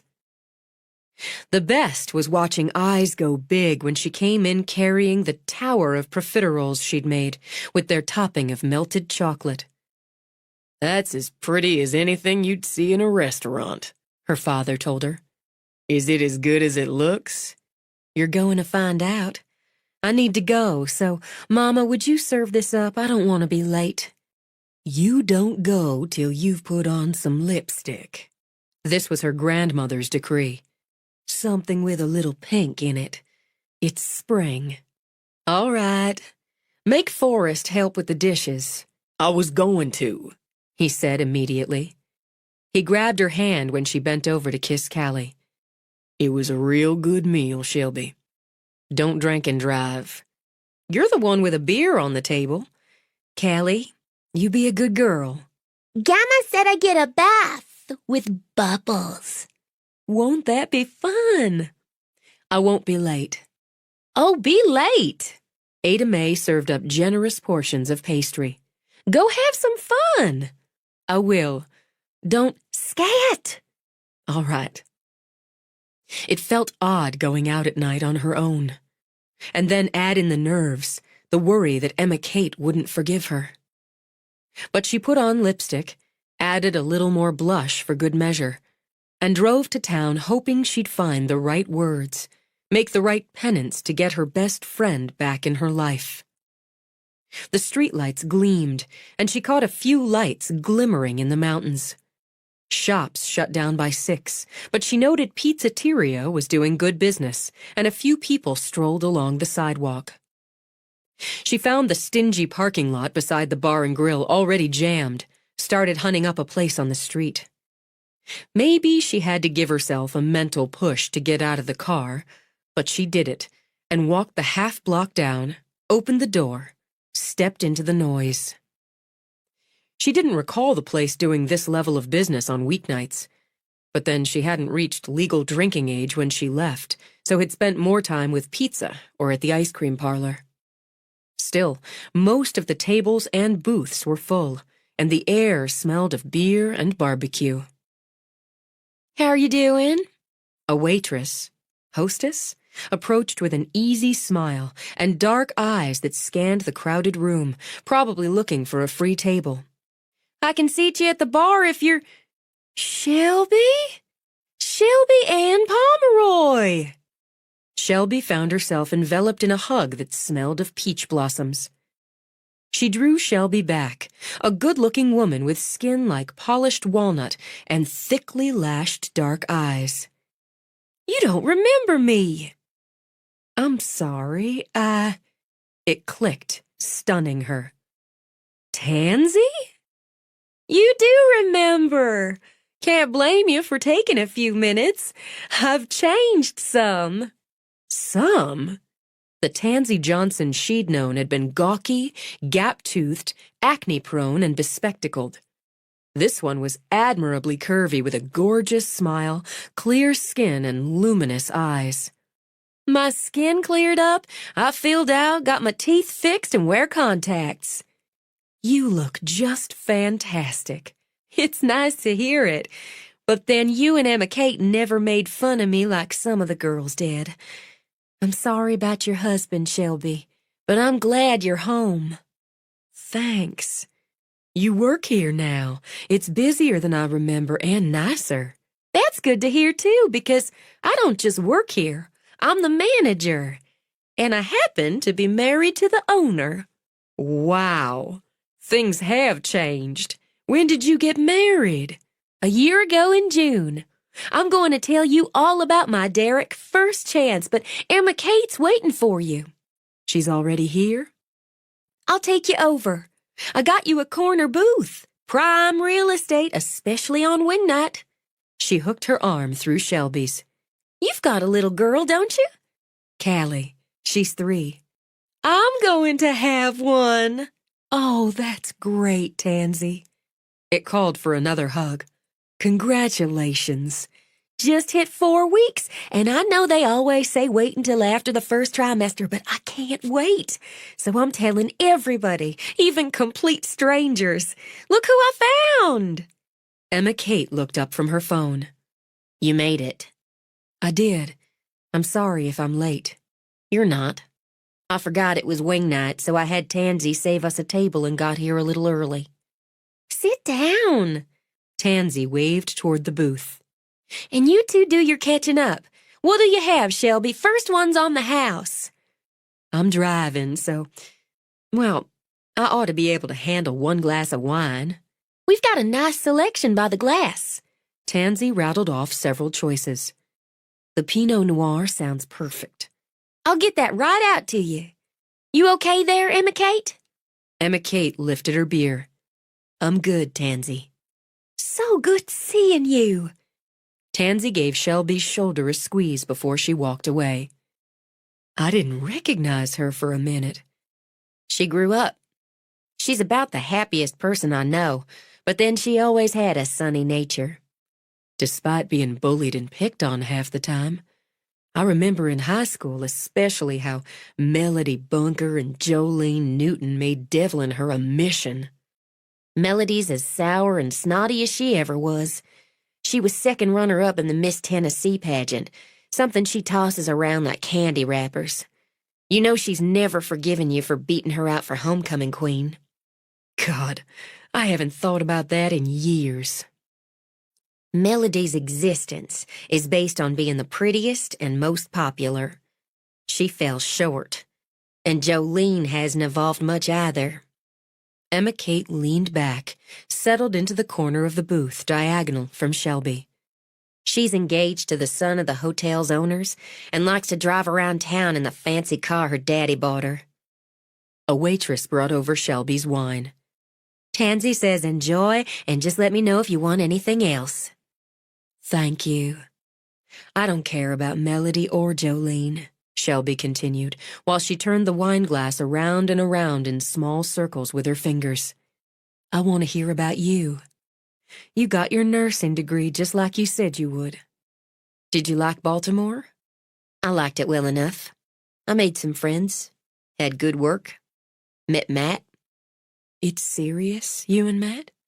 Serious enough I dealt with my mama's shock and horror when I told her we were moving in together. She still gives me pushes toward marriage and babies. Don't you want that? I'm not in a rush about it like you were. Shelby accepted the hit, took a sip of wine. You like working at the clinic? I'd have to be stupid not to like working for Doc Pomeroy. Your dad is a good man, a fine doctor. After another sip of her beer, Emma Kate straightened a couple of inches. What did you mean, you didn't have the money to come back? The word I got was you were rolling in it. Richard handled the money. As I wasn't working. Didn't you want to work? I had Callie to tend to, and the house. And I'm not qualified for any serious work. I didn't finish college or... What about singing? It flustered her not to finish a sentence. There'd been a time when she and Emma Kate could finish each other's, but this was different. That was just a childish fantasy. It wasn't like I had any real skills or experience, and I had a child. And he married me, provided for me and Callie, gave us a good home. Emma Kate sat back again. And that's all you wanted? To be provided for? With Callie, and having no skills or the education. Did he tell you that you were stupid? You want my forgiveness, Shelby? Emma Kate said when Shelby went silent. You tell me the truth. You look me in the eye, and you tell me the truth. All the time, one way or the other. How was he wrong? I didn't know how to do anything. That's a big bucket of bullshit. With her eyes fired up, Emma Kate set the beer down, shoved it aside, and leaned across the table. You didn't just sing in that band. You did most of the managing and marketing. You figured out how to do that. They made you assistant manager at the college bookstore after a month, so you knew how to do that. You started writing songs, and they were good, Shelby, damn it, so you knew how to do that. You redecorated my bedroom when we were 16, and not only did it look beautiful, but you figured out how to get around Mama on it. Don't sit there and say you didn't know how to do anything. That's him talking. Speak for yourself. The words, fast as machine gun fire, left Shelby breathless. None of those things were practical or realistic. Emma Kate, things change when you have a child depending on you. I was a housewife and a stay-at-home mother. There's nothing wrong with that. There's not a thing wrong with that if it makes you happy, if it's appreciated. It doesn't sound like it was appreciated, and when you talk about it, you don't look happy. She shook her head in denial. Being Callie's mama is the best thing in my life. It's the light in it. Richard worked so I could stay home with her. A lot of mothers who want to can't, so I should be grateful he provided for us. There's that word again. She felt sick inside, with a thin layer of shame coating it. Do we have to talk about this? You want me to forgive you for running off, and that I could, but to forgive you for cutting me off, for staying away, for not being there for me when I most needed you? But you're skirting around the truth of it. She was, because the center was so dark and sticky. The noise of voices and dishes that had seemed festive and fun when she'd come in now pounded against her head. Her throat felt so painfully dry she wished she'd asked for water. But she pushed the words out. I didn't have the money, because if I managed to tuck $1,000 away, he'd find it, and he'd take it. To invest, he'd say, because I didn't have a head for money. I had charge accounts, didn't I, if I wanted to buy clothes or some other toy or outfit to spoil Callie with, so I didn't need cash money. And what was I complaining about? I had someone to clean the place, someone to help with Callie, someone to cook because I didn't know anything but country cooking. I should be grateful. And I couldn't take off to Tennessee every time somebody died or got married or had a birthday. He needed his wife home. He cut you off from your family, your friends. He whittled your world right down, didn't he? And hammered at you to be grateful for it. He had. Of course he had. She hadn't seen it happening because it was so gradual until it was just her life. Sometimes I thought he hated me, but he didn't. He didn't feel that much for me. The first few months, even the first year, it was exciting and full, and he made me feel so special. I let him run everything. I was along for the ride, and I was carrying Callie and so happy about it. After she came, it was different. She took a breath, let herself settle into it. I thought it was different, she said slowly, because a baby changes things. He never paid much attention to her, and if I said anything about that, he'd get angry or act insulted. He was making sure she had a good life, wasn't he? I didn't want to travel so much with the baby, and he didn't push, so he was gone a lot. Sometimes he'd come back, and things would be good for a while, sometimes not so good. I never knew which it was going to be. I couldn't anticipate how it was going to be, so I tried to make sure everything was the way he liked it. I wanted my girl to have a peaceful, happy home. That was the most important thing. But you weren't happy. It was the life I'd made, Emma Kate, the choices I'd made. You chose to be abused. Her spine went stiff and hard. He never laid a hand on me or Callie in anger. You're smart enough to know that's not the only kind of abuse. Though her tone was brisk, no nonsense, she kept it low, under the other chatter. Even in a noisy restaurant, people often heard what you'd rather they didn't. He made you feel less, feel small and stupid and obliged. And he cut you off as much as he could from people who'd make you feel whole and special and really happy. And from what I'm hearing, he used Callie to keep you in line. Maybe he did. He's dead now, so it's over with. Would you have stayed with him? Just stayed living like that? Frowning, Shelby ran a finger around the rim of her glass. I thought about divorce. I'd be the first in our family, and that was a weight. But I thought about it, especially when he went on this last trip. It was supposed to be the three of us, a family vacation, a few days in the warm, but when Callie got sick and we couldn't go, he went anyway. He left us in the awful house the day after Christmas, where I didn't know a soul, and our girl was running a fever. Now she looked up, and some of the bottled rage gleamed out. He didn't even say goodbye to her, in case she was contagious, he said. I thought, he doesn't love her. It's okay if he doesn't love me, but he doesn't love our daughter, and she deserves better. She damn well deserves better. I thought about a divorce, but I didn't have money for a lawyer, and I thought he had so much money he might go ahead and get the divorce, and what if he took Callie to spite me? I was thinking what to do, how I could do it when they came to the house, the police. They said there'd been an accident down in South Carolina, the boat, and Richard was missing. She picked up the wine now. He'd called in an SOS, said he was taking on water and the engine had gone out. They were talking to him, getting the, bearings or headings or whatever it is, sending out a rescue boat, but they had lost contact. They found the boat, all wrecked, and they searched for him for almost a week. They found some of his things, his windbreaker all torn up and one of his shoes. Just one. They found one of the life preservers. They said the boat capsized and he got washed away and likely drowned. So I didn't have to think about getting a divorce. If you feel guilty about that, you are stupid. I stopped being guilty about it. There's a lot more, isn't there? There's more, but can this be enough for now? Just enough for right now. Needing the contact, she reached over to grip Emma Kate's hand. I'm sorry for hurting you, and I'm sorry for not being strong enough to stand up for what I knew was right and best.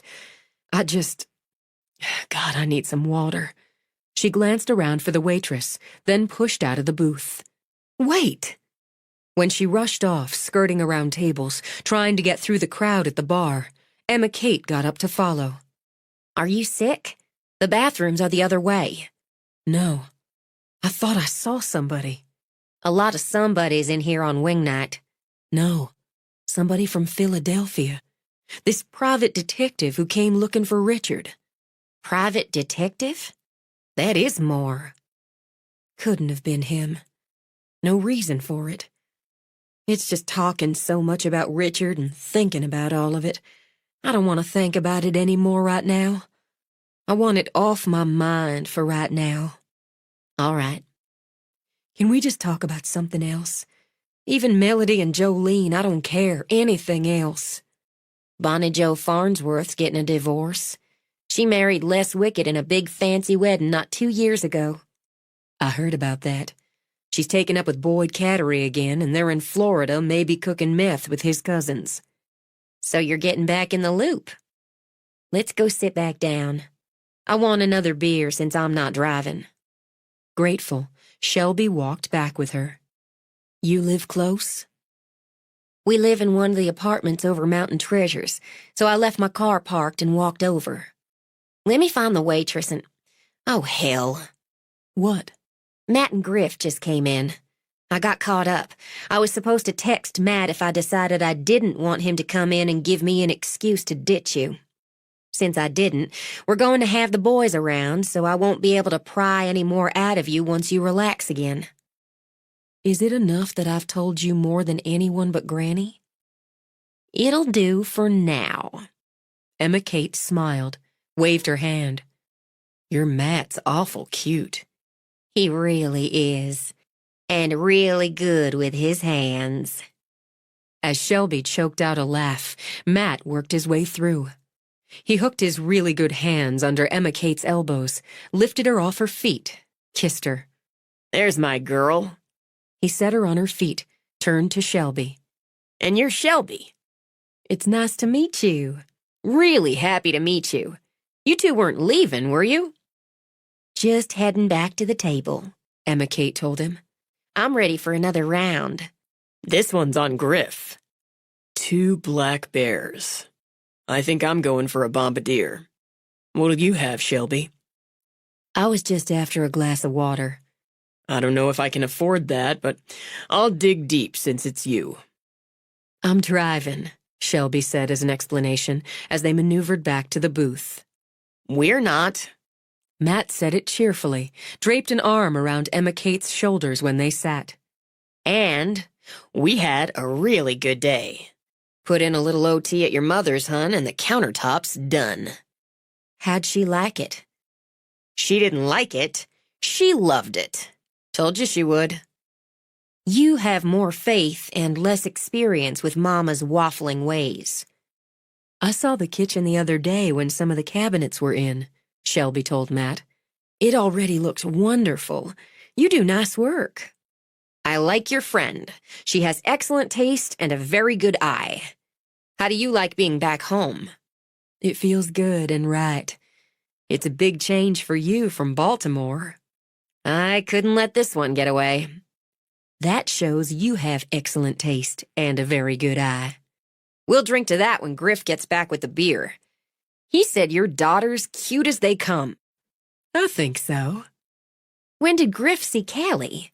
Emma Kate wondered. Oh, he gave me a ride home this afternoon when I found myself carting 3 grocery bags and Callie on foot. I had a brain freeze in the market. She's smitten with him? Sounded like he was smitten with her. So, smiling, Matt twirled a lock of Emma Kate's hair around his finger. Now that we're such good friends, tell me something embarrassing about Emma Kate her mother wouldn't know about. I think I've worked most of the embarrassing stories out of Bitsy. Oh, I couldn't do that. I couldn't tell you about the time she stole 2 cans of Budweiser out of her daddy's 6-pack, and we sneaked out of the house and drank them until she got sick in her mother's hydrangeas. Sick? Hydrangea sick on 1 can of Bud? We were 14. Emma Kate narrowed her eyes at Shelby, but there was a laugh in them. And Shelby was sicker. I was. I chugged it down as fast as I could because the taste was so hard and sour to me. Then I sicked it all back up again. I never did acquire a genuine taste for beer. She doesn't like beer? Griff set the Pilsners in front of his friends, a glass of water with a slice of lime in front of Shelby, then slid in beside her with his own drink. That may affect my plans for playing up to you, so I can enlist your help in running off with Viola. He's not altogether kidding. Matt lifted his glass. Well, to friends, even when they don't have the good sense to drink beer. Privet sat out in his car making notes. He'd parked across the street from where Shelby had left her minivan. It seemed to him the young widow was enjoying herself, having a glass of wine with an old friend. She wasn't quite as oblivious as he'd thought, as she'd nearly spotted him. Now it looked like she was having a double date in the local bar and grill. And still, she'd made no suspicious moves, was hardly tossing money around. Maybe she'd had nothing to do with it after all. Maybe she didn't know anything. Or maybe she was smart enough to sit tight in Nowhere, Tennessee, until she thought the coast was clear. Considering what was at stake, he could give it a few more days. For his cut of nearly $30 million, he could spare the time. 9. She had fun. Grown-up fun, normal night out with people fun. She saw glimmers of her old friendship with Emma Kate break through, and it gave her hope that it would beam bright again. Seeing a man, and he seemed like a good man, besotted, that was the word that came to her mind, over her friend made her glow a little. She liked the way they looked together, easy and comfortable, but with some sparks over the familiarity. She'd seen her friend in love before, but with the teenage angst and drama and wonder that flamed like a comet over a night sky and was as quickly lost from view. What she saw here struck her as real and grounded, a good, sturdy sapling sinking roots. If the lost years came home to her not only in the way Emma Kate fit with Matt, but the connection between her and Griff, the obvious brotherhood between him and Matt, she could be grateful they opened that very tight unit to include her for an evening. Maybe she had to work some to stay relaxed sitting next to Griff, pretty much hip to hip in the little booth. It had been so long since she'd been in close proximity with a man, which explained the occasional belly flutters. But he made conversation easy. They all did. And God, it felt good not to talk about herself and her problems for an hour. She nursed her water to make it all last. I don't think things have changed so much in the Ridge that it could have been easy to start up a new business, especially since you're not local. Matt grinned at Shelby across the table. You mean for us Yankees? That would be a factor. But you do have the cutest accent, she said, and made him laugh. It helps we're good, and I mean damn good. Then there's the Emma Kate factor. He gave her shaggy hair a tug. Some people were curious enough about the Yankee their own Emma Kate hooked up with to hire us for some odd jobs. Painting, Griff commented. I thought we'd never stop painting. Then Emma Kate's father gave us a boost when a tree fell on the Hallister house. They called him in for the roof, and he nudged them to us for the rest. Their bad luck was our good. That Hallister boy's family? Shelby wondered. The one my cousin Lark's glued to? That's the one, Emma Kate confirmed. And Granny gave them another lift. Did she? She hired Dewey Trake and his crew out of Maryville to do the relaxation room at the day spa and finish off the little patio. Some this and that, Emma Kate continued. What about Mr. Curtis? He always did her work.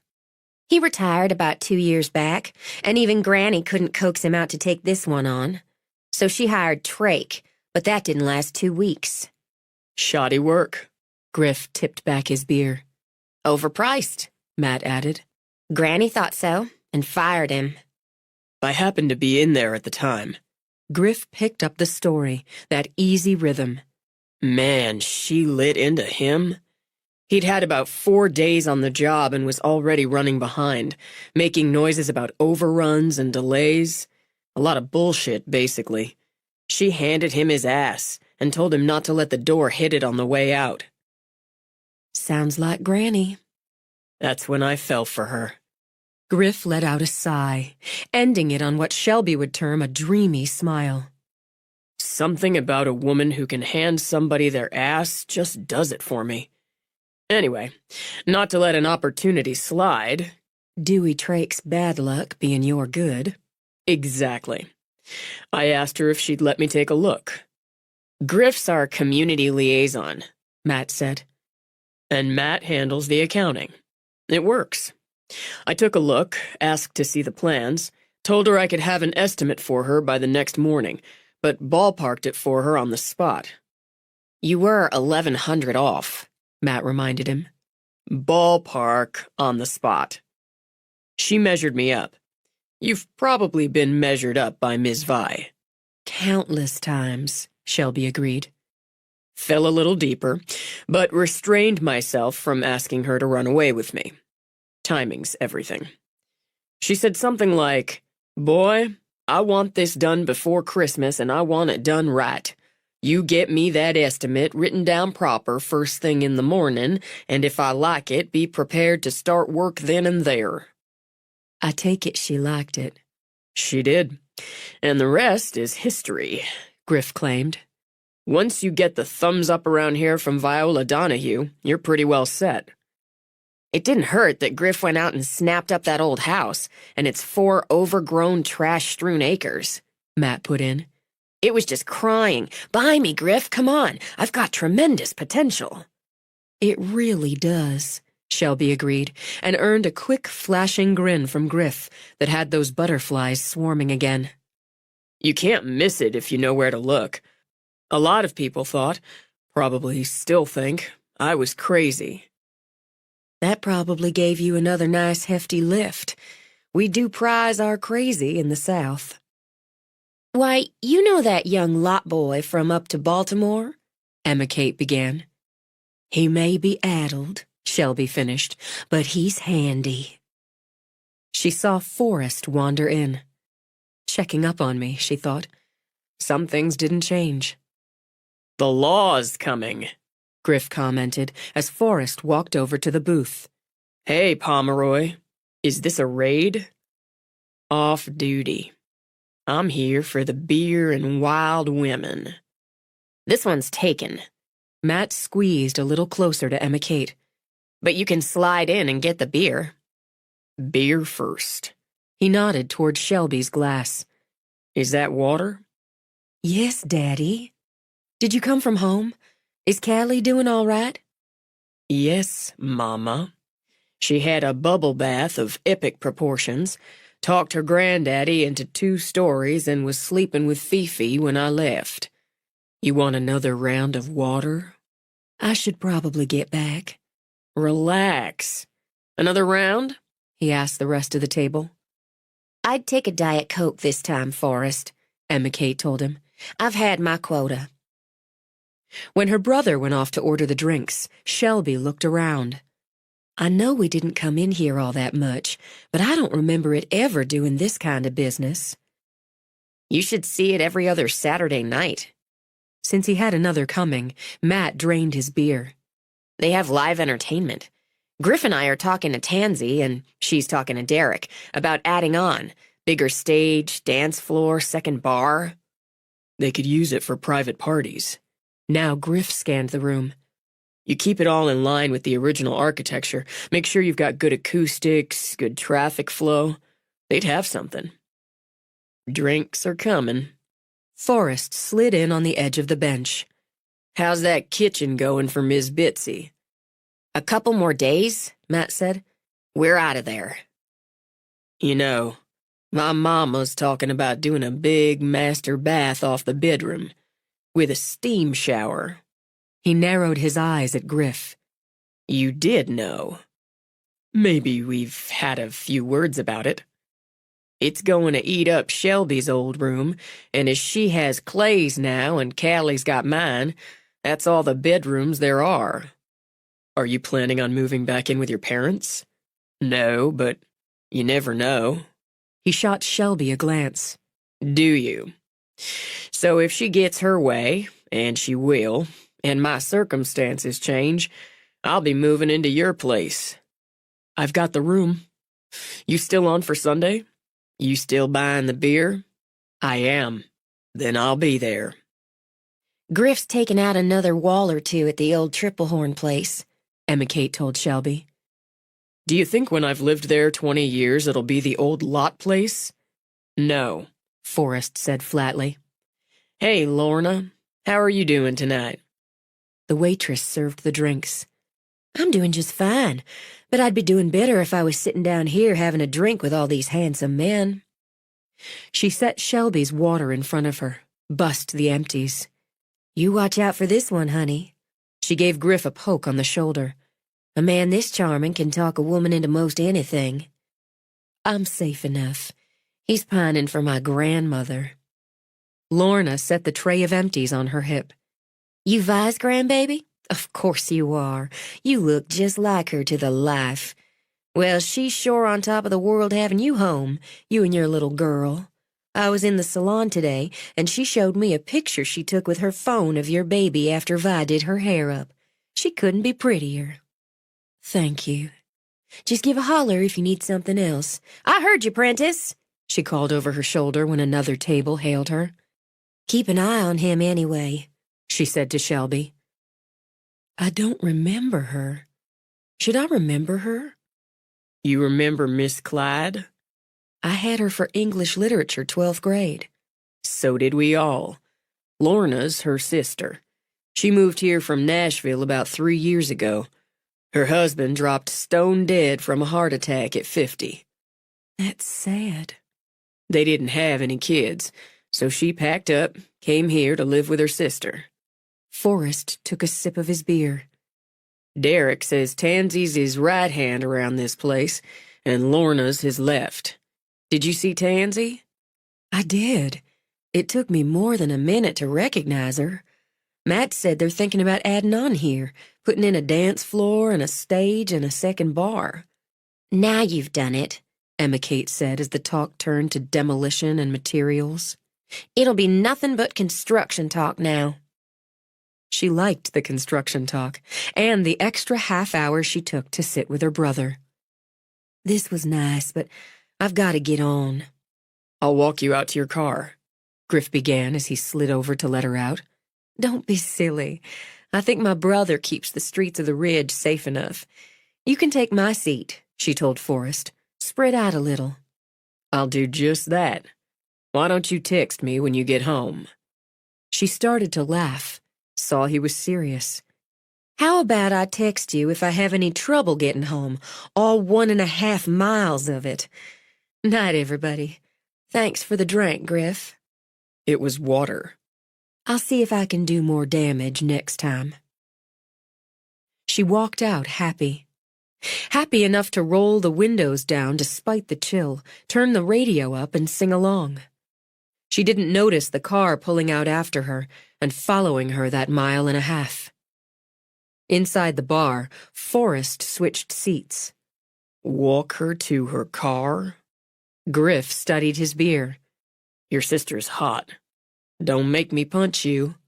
You can punch me, but she'll still be hot.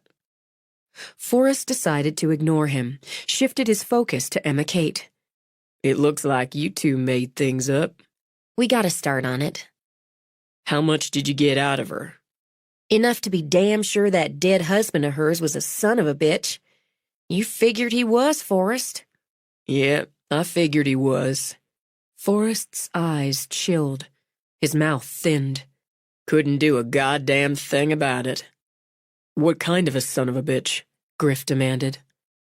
The kind that made her feel stupid and small and kept his money in a tight fist. The angry heat she'd banked down flashed out now. The kind who likely had affairs while she was home taking care of the baby. The baby I got the clear impression he didn't pay much mind to. And there's more to it. I know there's more. She didn't let it all out tonight. Emma Kate took a long breath. I swear, if he hadn't gotten himself killed, I'd be holding your coat while you kicked his ass, Forrest, or you'd be holding mine. She should have done some ass-kicking herself. I bet nobody's ever made you feel stupid or small. Griff shook his head.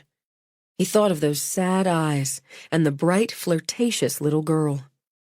His anger went on simmer. It could boil up, long, slow, and rolling. If and when it boiled over, it scalded to the bone. My sister was hooked up with a guy for a while. Passive-aggressive, manipulative fucker. He twisted her up pretty good, and he only had a few months to do it. No kid involved. People like that, they start off making you feel like you're the most amazing thing on the planet. You're perfect. They're lucky to have you in their life. Then they start chipping away a little at a time. Got on her to lose weight, and my sis is no pudge. She's not, Forrest agreed. I've met her. Your sister's hot. Well played. This jerk was all over Jolie. Why didn't she do something with her hair? If she couldn't afford a better salon since she's stuck working in some dead-end job, he'd pay for it, his treat. Kick and kiss, Matt said. I remember that guy. When Jolie finally broke it off, Griff baited him into taking a swing. I needed to get a punch in, and that way I could say he threw the first. It's still assault. Shut up, deputy. It was worth it. Shelby was always so... what's the word? Forrest muttered. Vibrant, Emma Kate supplied.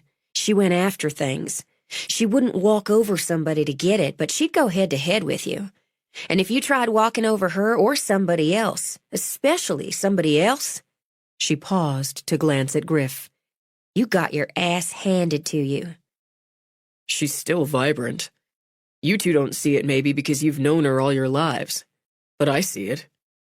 Emma Kate cocked her head at Griff. Why, Griffin Lot. Shelby said her little girl was smitten with you. Are you smitten with the mama? Her brother's sitting right here, and he's already threatened to punch me. She'd be your type, Matt put in. My type? Because you don't have a type, as long as she's female. Her brother's sitting right here, Griff repeated, and applied himself to his beer. Shelby kept the playdate in the park and enjoyed it nearly as much as Callie. Best of all, she and Chelsea's mother made an arrangement. Tracy would watch the girls for a few hours while Shelby ran some errands the next day, and 2 days later, Shelby would do the same for her. Everybody won a little something. And maybe, she thought as she once again examined her wardrobe, she'd net herself at least a part-time job. She opted for a dress, simple lines in pale yellow for spring, and a good pair of nude pumps, with a short white jacket to set it off. She pulled her hair back into a tail, fastened on earrings with little pearl drops. Costume, as she'd had them since college, but pretty and right for the outfit. With her mother back at work, she and Callie had the house to themselves, and she didn't have to explain she was gearing up for a job hunt. If she got lucky and landed one, she'd present it all as a fait accompli. If she got a job and sold the house, she'd do handsprings up and down High Street in front of God and everybody. Mama's pretty. Callie's prettier. Shelby glanced over where Callie sat on the bed, methodically stripping the clothes off 2 Barbie dolls. Baby, why are your Barbie dolls naked? They need to change clothes for Chelsea's house. Chelsea has a kitty named Snow White. Can I have a kitty? Now Shelby looked down at the old dog who snored at the foot of the bed. And how do you think Clancy would feel about that? He could play with the kitty. My kitty's name's Fiona, like Shrek. Can I have a kitty, please, Mama? And a puppy? I want a puppy most. I tell you what, when we get a house of our own, we'll see about getting a kitty. And a puppy, too. The puppy's name is Donkey, like Shrek. We'll see about that. Richard had had a no-pet policy. Well, when she had a house for Callie, they'd have a dog and a cat. And a pony. Now you're pushing it, Callie Rose. But she scooped her up, spun her around. Is Mama really pretty today? I want to look my best today. Mama's beautiful. She pressed her cheek to her daughter's. Callie, you're my best thing in the world. Is it time to go to Chelsea's house? Just about. You dress those dolls, then we can put them in the Callie bag and take them to Chelsea's house. Once she'd dropped Callie off, chatted with Tracy, she headed straight into town. She was capable, she told herself. She was smart enough to learn. She even knew a little about art, and she knew, or had known, some of the local artists and craftspeople. It made perfect sense to try to wrangle a part-time job at the Artful Ridge. After she parked, she sat for a moment, gathering herself. Don't act desperate. If worse comes to worst, buy something. She could do this. Fixing a smile on her face, ignoring the churning in her belly, she got out of the car, strolled down the sidewalk, and into the Artful Ridge. Oh, it was pretty. She'd love to spend time here. It smelled of scented candles and glowed with natural light. She saw half a dozen things at a glance she'd be happy to have in her own home, once she got one. Wrought iron candlesticks, pale blue blown glass wine glasses, a painting of a mountain stream on a misty morning, a long, sinuous jar the color of top cream polished like glass. Tracy's pottery, too, and she loved the tulip-shaped stacking bowls. Glass shelves sparkled, and while the old wood floor creaked a little, it held a subtle gleam. The girl who came around the corner couldn't have been more than 20 and wore a half-dozen colorful studs around the curve of her ear. Not in charge, Shelby thought, but maybe a gateway. Good morning. Anything I can help you with today? It's just beautiful in here. Thank you. We carry local artists and artisans. There are so many talented people in the area. I know it. Oh, that's one of my cousin's paintings. A set of them. She stepped over to a grouping of 4 small watercolors. You're a cousin to Jesselyn Pomeroy? I am on my daddy's side. I'm Shelby Pomeroy, Foxworth now. Who your people were mattered, Shelby knew, and could be another gateway. She's my Uncle Bartlett's middle daughter. We're all so proud of her. We sold one of her paintings just last Saturday to a man from Washington, D.C. Isn't that wonderful? Cousin Jessie's art on somebody's wall in Washington, D.C. Are you visiting the Ridge? I was born and raised here, and while I've been away a few years, I've moved back home. Just a few days ago, actually. I've been settling in. The fact is, I'd like to find some part-time work. It would be just lovely to work in a shop like this, with my cousin's art right there. And Tracy Lee's, she added, as it never hurt to know people. Her little girl and mine have become best friends already. We can't keep Tracy's coffee mugs on the shelf. They just fly out of here. My sister Tate's married to Robbie's, that's Tracy's husband, to Robbie's cousin Woody. They're living up in Knoxville. Would that be Tate Brown? That's right. It's Bradshaw now, but that's my sister. You know Tate? I do. She dated my brother Clay for a time when they were in high school. So she's married and living in Knoxville? Gateways, Shelby thought, as they chatted about family connections. We're just starting to look for some extra help for the season. Would you like to talk to the manager about it?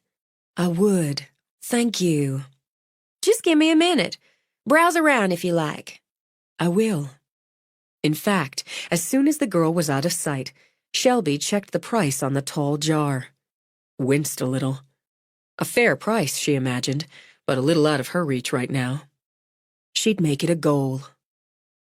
When the girl came back moments later, the friendly had drained out of her eyes, and her tone was cool. You can go on up to the office. I'll show you. Thank you. It must be nice, Shelby continued as they walked to the back of the shop. Here, rustic wooden cases and shelves held pottery and textiles. Working around all these pretty things. You go right up the stairs here. It's the first door you come to. It's open. Thanks again.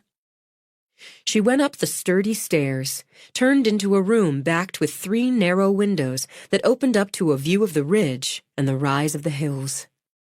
Here were art and pretty things as well, a sweet chair with curvy legs done in deep blue, and a wonderful old desk refinished so the oak shone gold. A vase of red roses and baby's breath stood on it, along with a computer and a phone.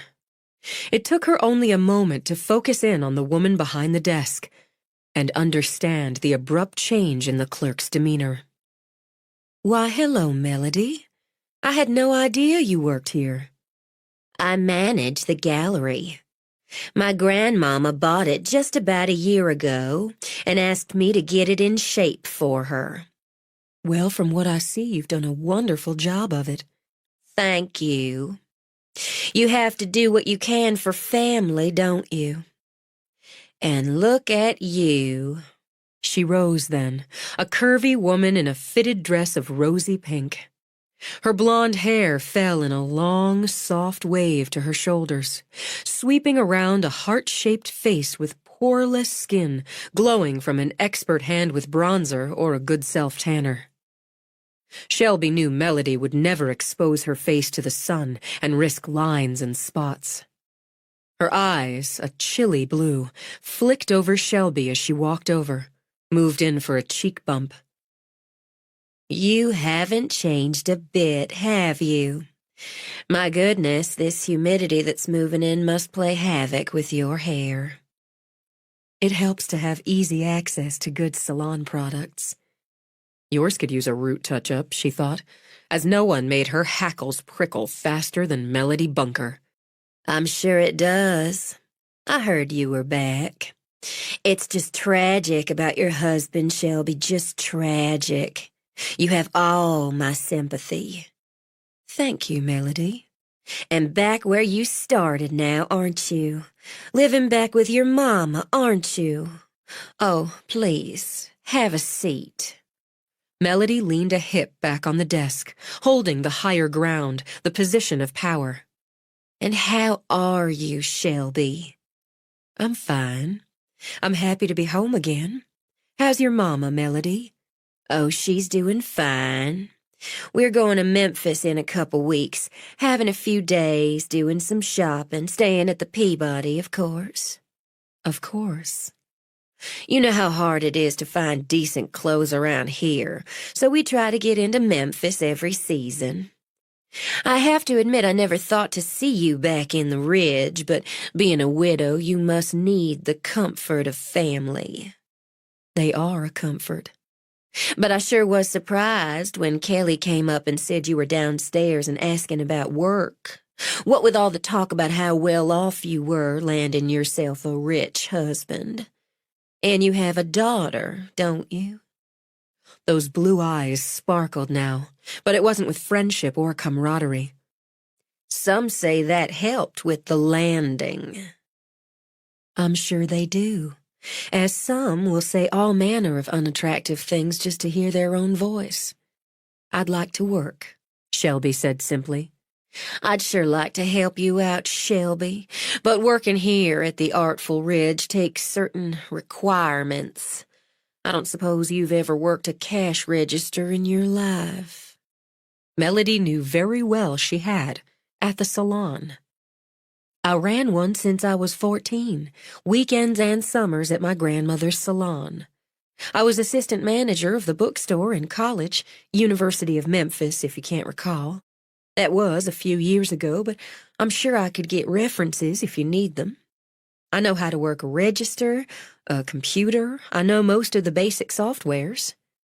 A family beauty parlor and a college bookstore don't give you much of a foundation for an upscale showplace of arts and crafts. And do you know how to sail? Work in a bookstore in college? Why, that sort of thing sells itself, doesn't it? We carry a superior range of art, a lot of it exclusive to us. We're a landmark in this town now. In the county, come to that. And we've got a reputation. I'm sure the reputation's earned, considering what you showcase here and how you display it. Though I'd have taken those caneback chairs from the front and put them at that burlwood table in the back. Done something interesting on the table with the pottery dishes and some wine glasses, some of the textiles. Oh, would you? She only smiled at the frigid tone. I would, but that's me. And I can say so because you don't have any intention of giving me a job. I wouldn't think of it. With a nod, Shelby rose. That's your loss, Melody, because I'd have been an asset to your grandmother's business here. I appreciate the time. Why don't you go over to Vi's? I'm sure your grandmother could find you work there, suited to your skills and experience. She has to need someone sweeping up and washing out the sinks. You think that's beneath me? Shelby angled her head. I'm not surprised, Melody. Not at all surprised. You haven't changed since high school, and still holding a grudge because they put that homecoming crown on my head instead of yours. That's awful sad. It's just awful sad your life hasn't gotten any richer or more satisfying since high school. She walked out, head up, started down. I was second runner-up Miss Tennessee. Shelby glanced back, smiled at Melody, who stood hands on hips at the top of the stairs. Bless your heart, she said, and continued down and straight out. She wanted to shake. She wasn't sure if it was anger or humiliation, but she wanted to shake. Walk it off, she ordered herself, and crossed the street. Her first instinct was to go to the salon, vent it all out, but she turned sharply, headed for the bar and grill. Maybe Tansy could use another waitress at Bootlegger's. Running on that anger and humiliation, she banged on the door. Maybe they didn't open for another half hour, but somebody, by God, was in there. On her second series of bangings, the door opened. The tough-looking guy in a t-shirt with cut-off sleeves that showed off arms with muscles carved like a mountain range gave her one hard look out of eyes black as onyx.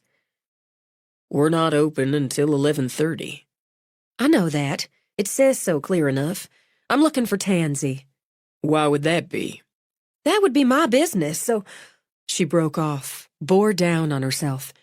I'm sorry. I apologize. I'm upset and I'm being rude. I'm Shelby, a friend of Tansy's. I'd like to talk to her a minute if she's around. Shelby, I'm Derek. Oh, Tansy's husband. It's nice to meet you, Derek, and I really am sorry for being rude. I've embarrassed myself. Bygones, it's clear you're upset. Come on in. A couple of waitstaff did setups on the tables. In the relative quiet, Shelby heard kitchen noises, raised voices. Why don't you have a seat at the bar? I'll get Tansy. Thank you. I won't take much time. She sat, tried to fall back on the yoga breathing she'd practiced when she'd taken classes in Atlanta. It didn't help. Tansy came in, all smiles. I'm so glad you came by. We didn't really have time to talk last night. I was rude to your Derek. She wasn't that rude, and she's already apologized twice. Want a drink? He asked her. How about a Coke? Tansy said. God, yes. Thanks. I'm repeating myself, but I'm sorry. I just had a little altercation with Melody Bunker. Tansy slid onto a stool. Want something stronger than a Coke? I'm tempted, but no thanks. I went over there to see if I could get a part-time job. I wish I didn't like the place so much. It's just wonderful and has such a good feel about it. Until I went upstairs and talked to Melody. She was as biting as a nest of rattlers, I swear. Wouldn't you think she'd let go of high school? Her type never lets go of anything. I'm the one who's sorry. I sent you over there. I didn't think about Melody. I try not to. Tansy sent Derek a smile when he put a ginger ale in front of her. Thanks, baby. Melody's only in there 2 or 3 hours a day, and only a few days out of the week. Otherwise, she's off to some club meeting or getting her nails done or having lunch up at the big restaurant. It's Roseanne, the assistant manager, who really runs the place. Whoever runs it, Melody would burn it to the ground before she hired me on. Thank you, she said to Derek when he set the Coke in front of her. I'm sure I'm going to like you because you have such good taste in wives. And I love your place. I had the best time here last night. Oh, and congratulations on the baby. That about covers it. I already like you. He poured himself a fizzy water. Tansy's told me about you and how you'd take up for her when somebody like that bitch across the street picked on her. Derek, you shouldn't call her that. She is a bitch, Shelby said and drank. At least I gave her some of her own back. It's been a while since I've given anybody some of their own back, and it felt damn good. Maybe a little too good. You were always good at it. Was I? Calmer, Shelby smiled, sipped. It sure came back to me.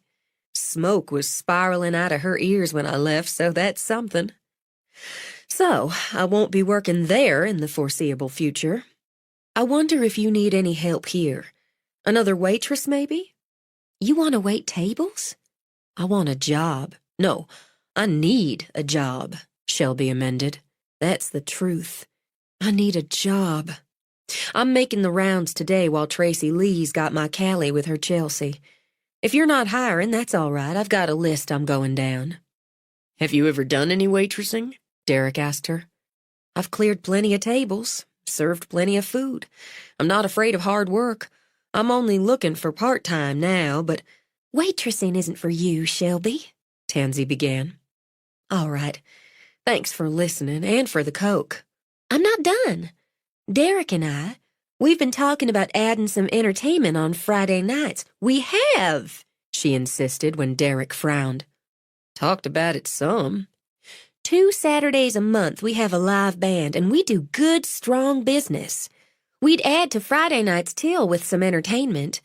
I'll hire you right now, Shelby, to sing on Friday nights 8 to midnight. Tansy, I appreciate your offering, but I haven't done anything like that in years. Do you still have your voice? It's not that. We couldn't pay a lot, at least until we see how it goes. 40-minute sets, and 10 of the 20 between you'd work the crowd some, go around the tables. What I want is to try a kind of weekly theme. She's got ideas, Derek muttered, but with a spark of pride. I have good ideas. With the ginger ale in one hand, Tansy tapped a finger on the bar. And this good idea is we'd start off with the 40s, songs from the 40s, specialty drinks from then. What did they drink back then? Martinis or Boilermakers? I'll figure that out, she said, waving it aside. Next week, it's the 50s, and we work our way up. It's all nostalgia. We'll draw in a lot of people. I'll get it set up. We'll use a karaoke machine for now. Maybe if we do the expansion, we can get a piano, or we can hire a couple of musicians. For right now, to start, we'll get that karaoke machine, Derek, because we're going to start doing karaoke Mondays, too. She's got ideas, he said again. I got one says people just love hearing themselves sing whether they can't pop out a single true note.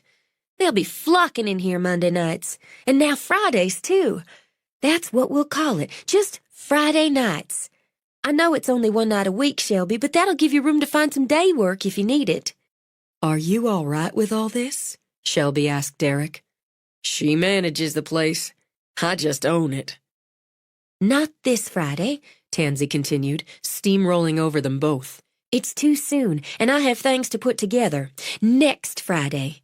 You'll want to come in a couple times, rehearse once I get it set up. We're going to need that expansion, Derek, once we get this going. You'd better talk to Matt and Griff, get that nailed right soon. Yes, ma'am. So, Shelby? Shelby blew out a breath, drew in another. All right, I'm in. And if it doesn't work out, no hard feelings. But I'm in and grateful. I'll be your Friday nights. 10. She all but danced over to the salon. Why don't you look a treat, Viola said the minute she stepped in. Sissy, you remember my granddaughter Shelby? That started a winding conversation with the woman in Viola's chair, while Viola removed a forest of enormous rollers and began the styling. The minute she had an opening, Shelby announced her news. Won't that be something? Tansy and her Derek, they're making something out of that place. And there you'll be, a headliner. Shelby laughed, automatically shifting the basket of used rollers out of her grandmother's way. It's only Friday nights, but... Sissy interrupted with a story about her daughter starring in the high school musical, while Viola poofed her hair to twice its volume. I really should get on. I guess Mama's doing a treatment. Back-to-back facials. Tracy's got Callie for a while yet, doesn't she? Viola asked. I got a break coming up. I still have a couple of stops to make. I thought I'd see if Mountain Treasures is hiring part-time, or maybe the Whatnot place, as Tansy says they do well with tourists and locals. I got some sweet depression glass teacups there to go with my collection, Sissy told her. It's on my list. The Artful Ridge isn't, as they're not hiring, at least not me as long as Melody Bunker has a say in it. Melody's been jealous of you since you were children. Knowing her client, Viola sprayed a fierce cloud of holding spray over the mountain of hair. You be grateful she didn't hire you, baby girl. If you worked over there, she'd make your days a misery. There, sissy. Big enough for you? Oh, now, Vi, you know I like to make a statement with my hair. God blessed me with plenty of it, so I like putting it to use. It looks just wonderful. Nobody does it up like you. I'm having lunch with my girlfriends, she told Shelby, doing it fancy up at the hotel. Won't that be fun? It took a few minutes more to scoot Sissy along. Then Viola blew out a breath, sat in the chair.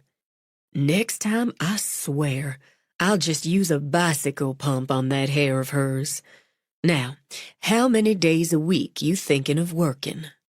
I could do 3 or 4, maybe even 5 with shorter hours if I can work out a deal with Tracy, and maybe ask Mama to fill in with Callie otherwise. Any more than that, I'd have to see about taking her to daycare. That'd eat up your paycheck. I was hoping to wait for the fall for it, give her time to settle in, but I may have to do it sooner. It'll be good for her to be around other kids. True enough. Here's what I'm going to say to you.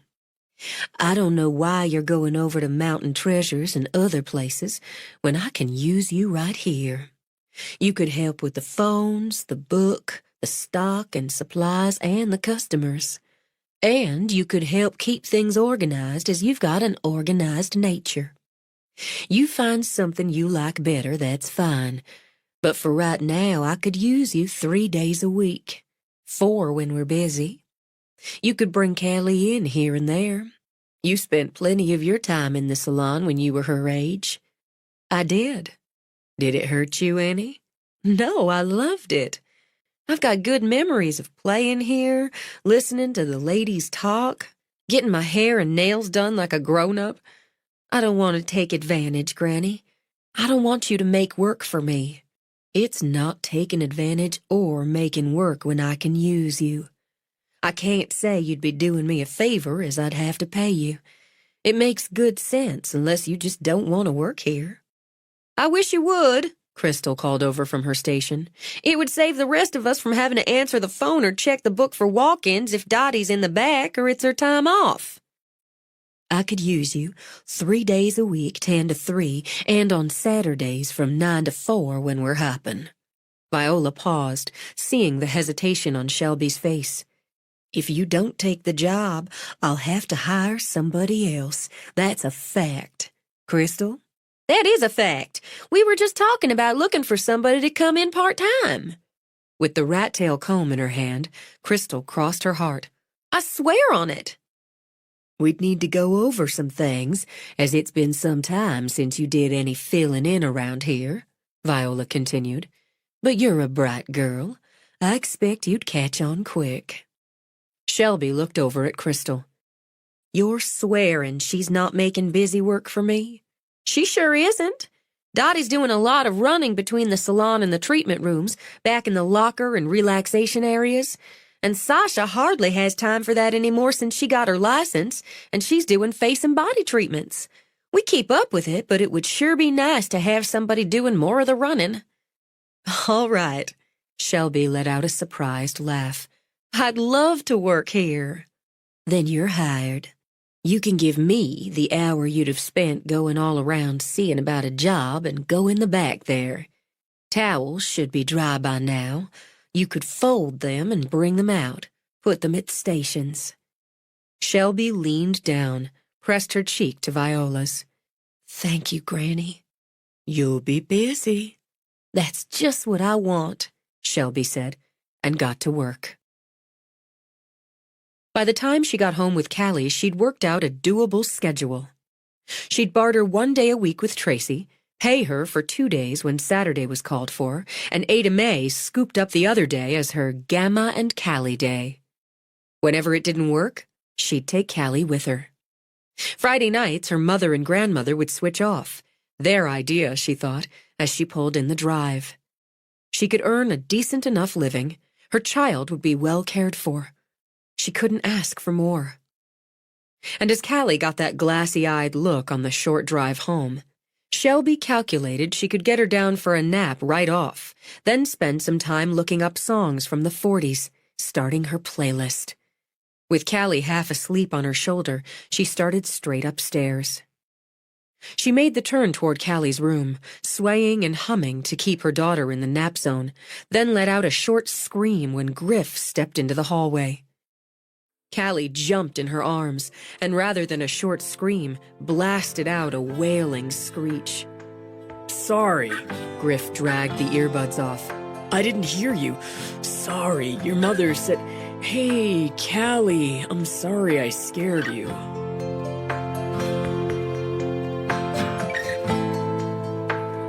This is the end of disc number 4. Please insert disc number 5.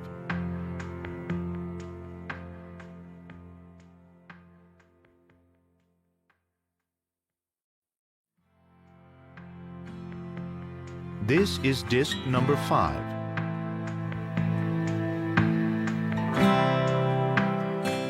Callie jumped in her arms, and rather than a short scream, blasted out a wailing screech. Sorry, Griff dragged the earbuds off. I didn't hear you.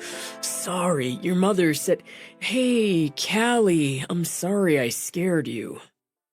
Clutching Shelby, Callie stared at him, sobbing, then threw herself at him. He had to scramble forward, grab hold. Callie clung, crying on his shoulder. It's okay. It's all right. He rubbed her back as he smiled at Shelby. Your mother wants that new bathroom. I said I'd stop over first chance, make sure on the measurements. Wow, you look really good. I'm just going to sit down a minute. She did so, right on the top step. I didn't see your truck. I walked over from Ms. Bitsy's. We're just punching out there so we can start here next week. Next week? Yeah. He patted and jiggled as Callie's tears dissolved into sniffles. We've got a couple of little jobs, but we'll juggle this in. I had music in my ears, so I didn't hear you. That's okay. I probably didn't need those last 10 years of my life. I'm just going to put her down for her nap. I've got it. Over in here, right? He stepped into Callie's room. By the time Shelby pushed up, walked across, he had her on the bed under her light blanket and was quietly answering the sing-song questions she often came up with at nap or bedtime. Kiss, Callie demanded. You got it. He kissed her cheek, stood up, glanced at Shelby. Is that it? That's it. but she did a come-away motion and eased out. It's only that easy because she wore herself out at Chelsea's. She smells like cherries. Juice box, I imagine. And her mother smells like a mountain meadow, fresh and sweet and wild all at once. Maybe the word of the day should be pheromones. You really do look good. Oh, I've been job hunting, trying to look presentable. You went way over presentable into... He caught himself on hot. Excellent. How'd you do on the job hunt? I did great. Out of the park with bases loaded. Jesus, baseball metaphor. He might have to marry her. I want a Coke, she decided. Do you want a Coke? I wouldn't turn one down. Especially since it meant he got a little more time with her. So what's the job? Now, that's much too direct for around here, she warned him as they started downstairs. We have to work up to how I went about getting it. Sorry. Still shedding the Yankee. Well, don't shed at all. It works for you. What were you listening to? She tapped her ears. Oh, it's a pretty eclectic playlist, I guess. I think it was the Black Keys when I cut that 10 years off your life. Fever? At least I lost a decade to a song I like. Now to your question. First, I got my butt kicked and my ego flattened when I tried for a job at the Artful Ridge as my high school rival, at least in her mind, manages it. Melody Bunker. I know her. She hit on me. She did not. Amazed, she stopped short, gaped up and gave him a chance to look close. Her eyes really were almost purple. Did she really? She'd had a couple of drinks and I was new in town. Are you going to tell me if you hit back? I thought about it, he said as he walked to the kitchen with her. She's great to look at, but there's that mean streak. Not everyone, particularly those who are male, notice that. I've got a pretty good eye for mean. She was with another girl and there was a lot of... How do I put this without saying meow? You can say it. It fits her. She's always been catty. And she does have a mean streak, deep and wide. She tried her best to make me feel stupid and useless today, but she didn't manage it. She's following after a superior act in that area of mean and fell short. Well short. She caught herself, shook her head as she got out Cokes, glasses. Doesn't matter, and it was for the best, for more than the best. What did she say to you? Or is that too direct? Oh, she started with snide little comments about my hair. You have amazing hair. Magic mermaid hair. She laughed. That's a first. Magic mermaid hair. I'll have to use that with Callie. In any case, Mean Melody got in a few jabs about my current circumstance, which I tolerated as I wanted the damn job. She moved on, though, trying to scrape me down to the bone, how I wasn't qualified, didn't have enough class, basically, or intelligence, and it was clear I didn't have a cherry snow cone's chance in hell of working there. So I landed a few jabs of my own with, I will say, more subtlety and style. I just bet. With a cool, sharp smile, Shelby poured Cokes over ice. She was so steamed up when I was leaving, she shouted out how she'd been second runner-up Miss Tennessee, which is her spotlight of fame. To that, I ended the encounter with the Southern woman's sweetest and most pitying insult. I know that. He pointed a finger.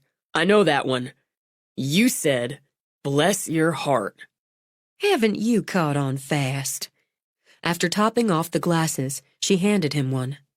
I knew that one landed, but I was so fired up I marched over to the bar and grill. I was going to ask Tansy to hire me on as a waitress. I met Derek, and doesn't he look like an action movie star? I hadn't thought of it. You'd be looking at him as a man does. From a woman's eyes? She laughed again, waved a hand in front of her face. Lucky Tansy. And lucky Derek, because she's a sweet, smart, sensible woman. So after I apologized for being rude to him because I was fired up, they didn't want me for a waitress. Sounds like a rough day on the job hunt. Not at all. They wanted me for Friday nights to sing. I'm going to be their Friday night entertainment. Or, as Tansy's calling it, I'm going to be Friday nights. No kidding. That's great, Red. Seriously great. Everybody says you can sing. Sing something. No. Come on, a couple of bars of anything.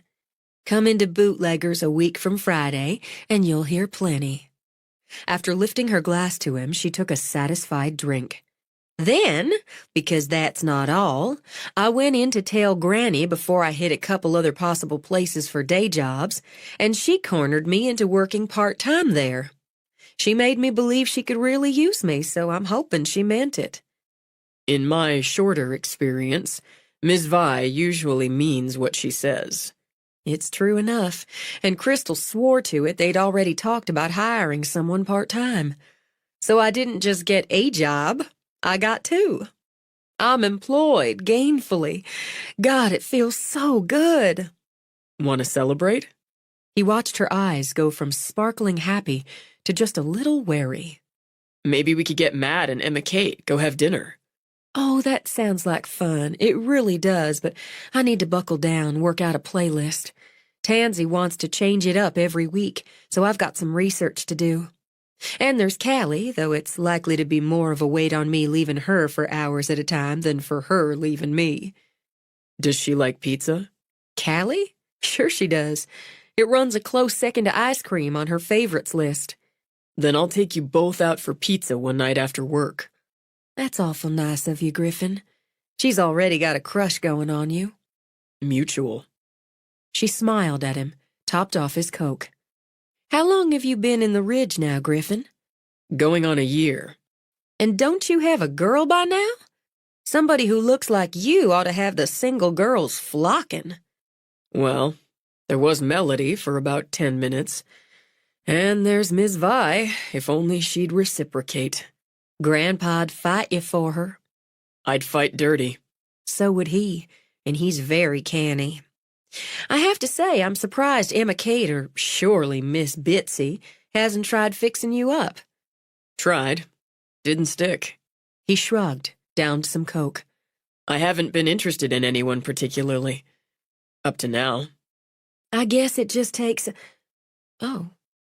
It may have been a long while, but she supposed a woman didn't forget that look in a man's eyes, that tone in a man's voice. Flustered, and under the flustered she couldn't deny flattered, she took a careful drink. Oh, she repeated. I've got to say, Griff, I'm a complicated, twisted-up mess of a thing right now. I fix things, Red. It's what I do. She managed a nervous laugh. This is a complete overhaul. What you'd call a gut job, I think. And I come as a set. I like the set. And I know I'm hitting on you pretty quick, considering. It just seems to me it's better to be straight out. You knocked me flat when you walked into Bitsy's kitchen. I planned to be slow and a lot smoother about it, but hell, Shelby, why? That was straight out, and forthright, she thought, and as unnerving as it was flattering. You really don't know me. I planned to. This time she let out a laugh that was more stupefied. Just like that. Unless you take a strong dislike to me, and I don't think you will. I'm likable. I want to take you out, when you're ready and want to go. Meanwhile, since I'm attached to Matt and he's attached to Emma Kate, we'll be seeing each other. Plus, I really like your kid. I can see that.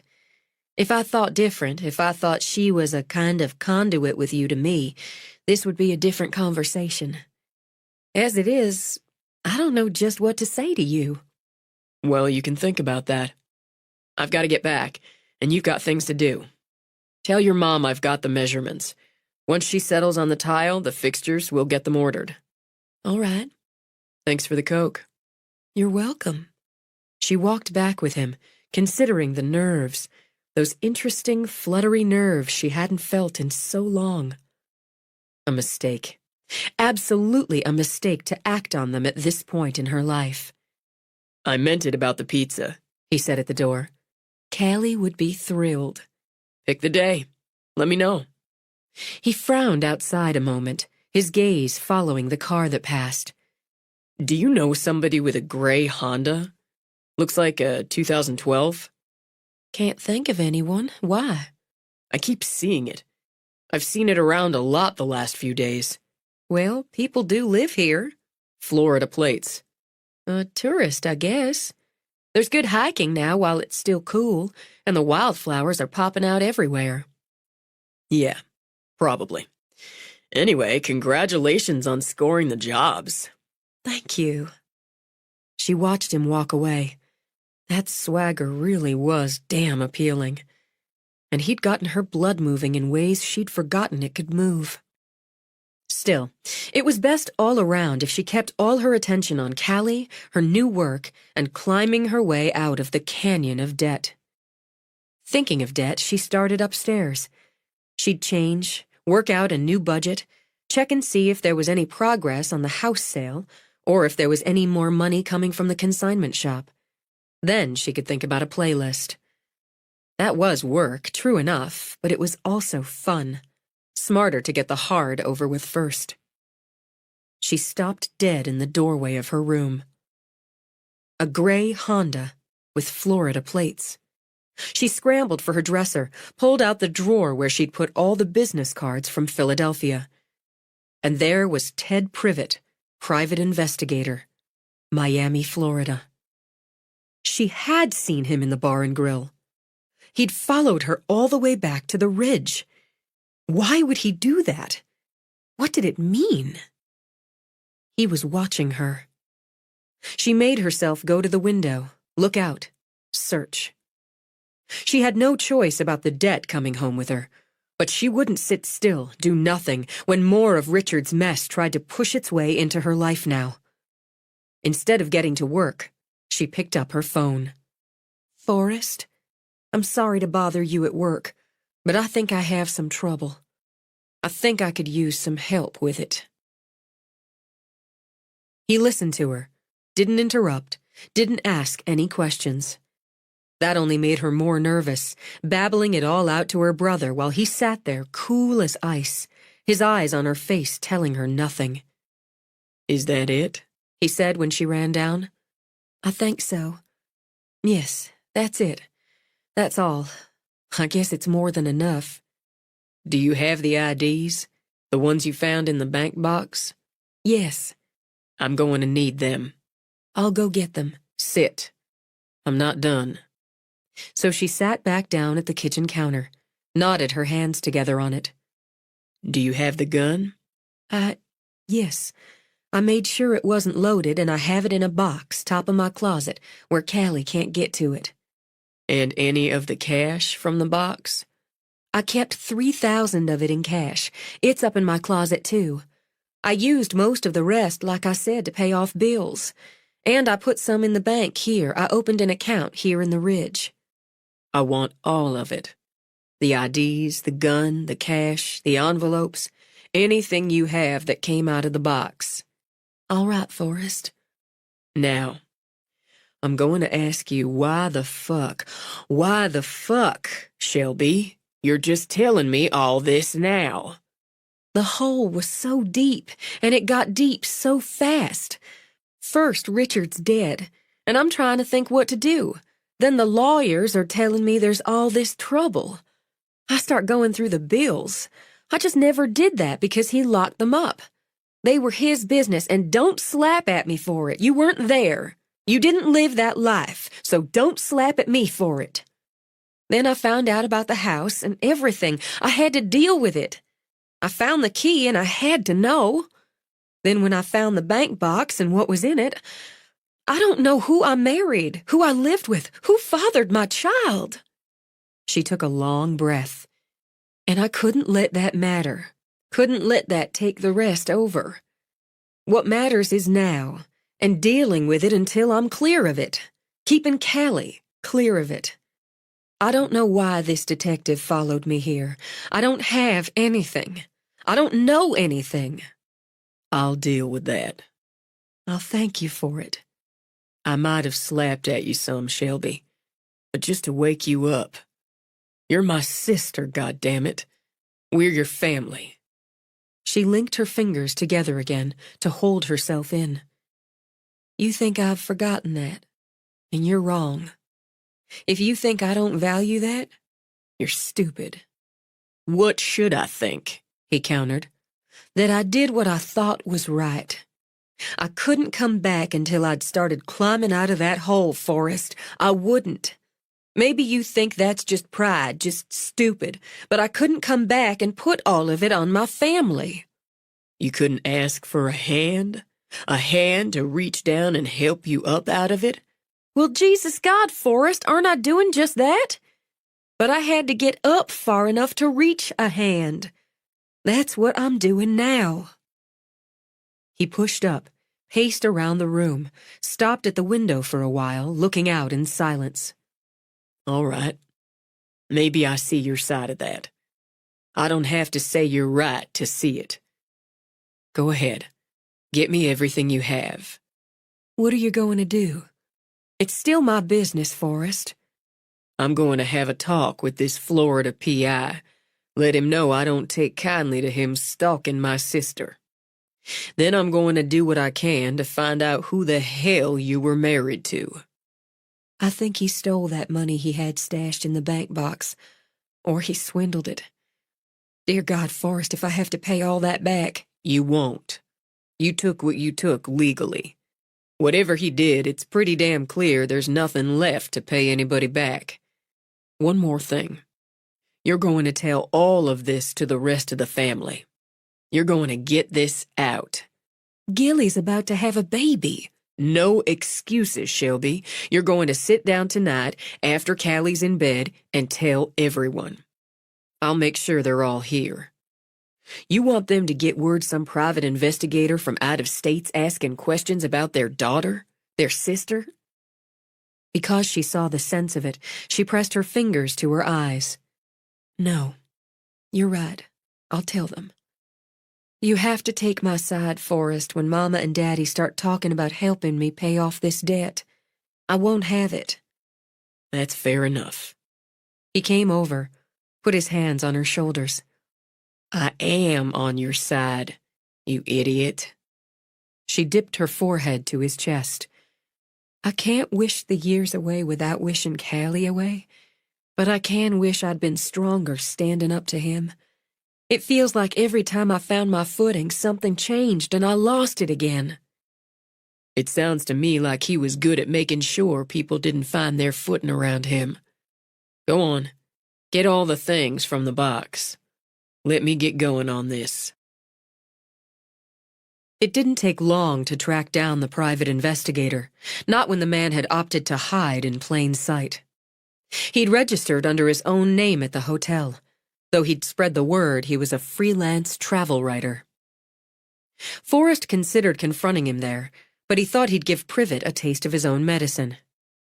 Once he was off duty and in his own truck, he did some cruising until he spotted the Honda parked outside the Artful Ridge.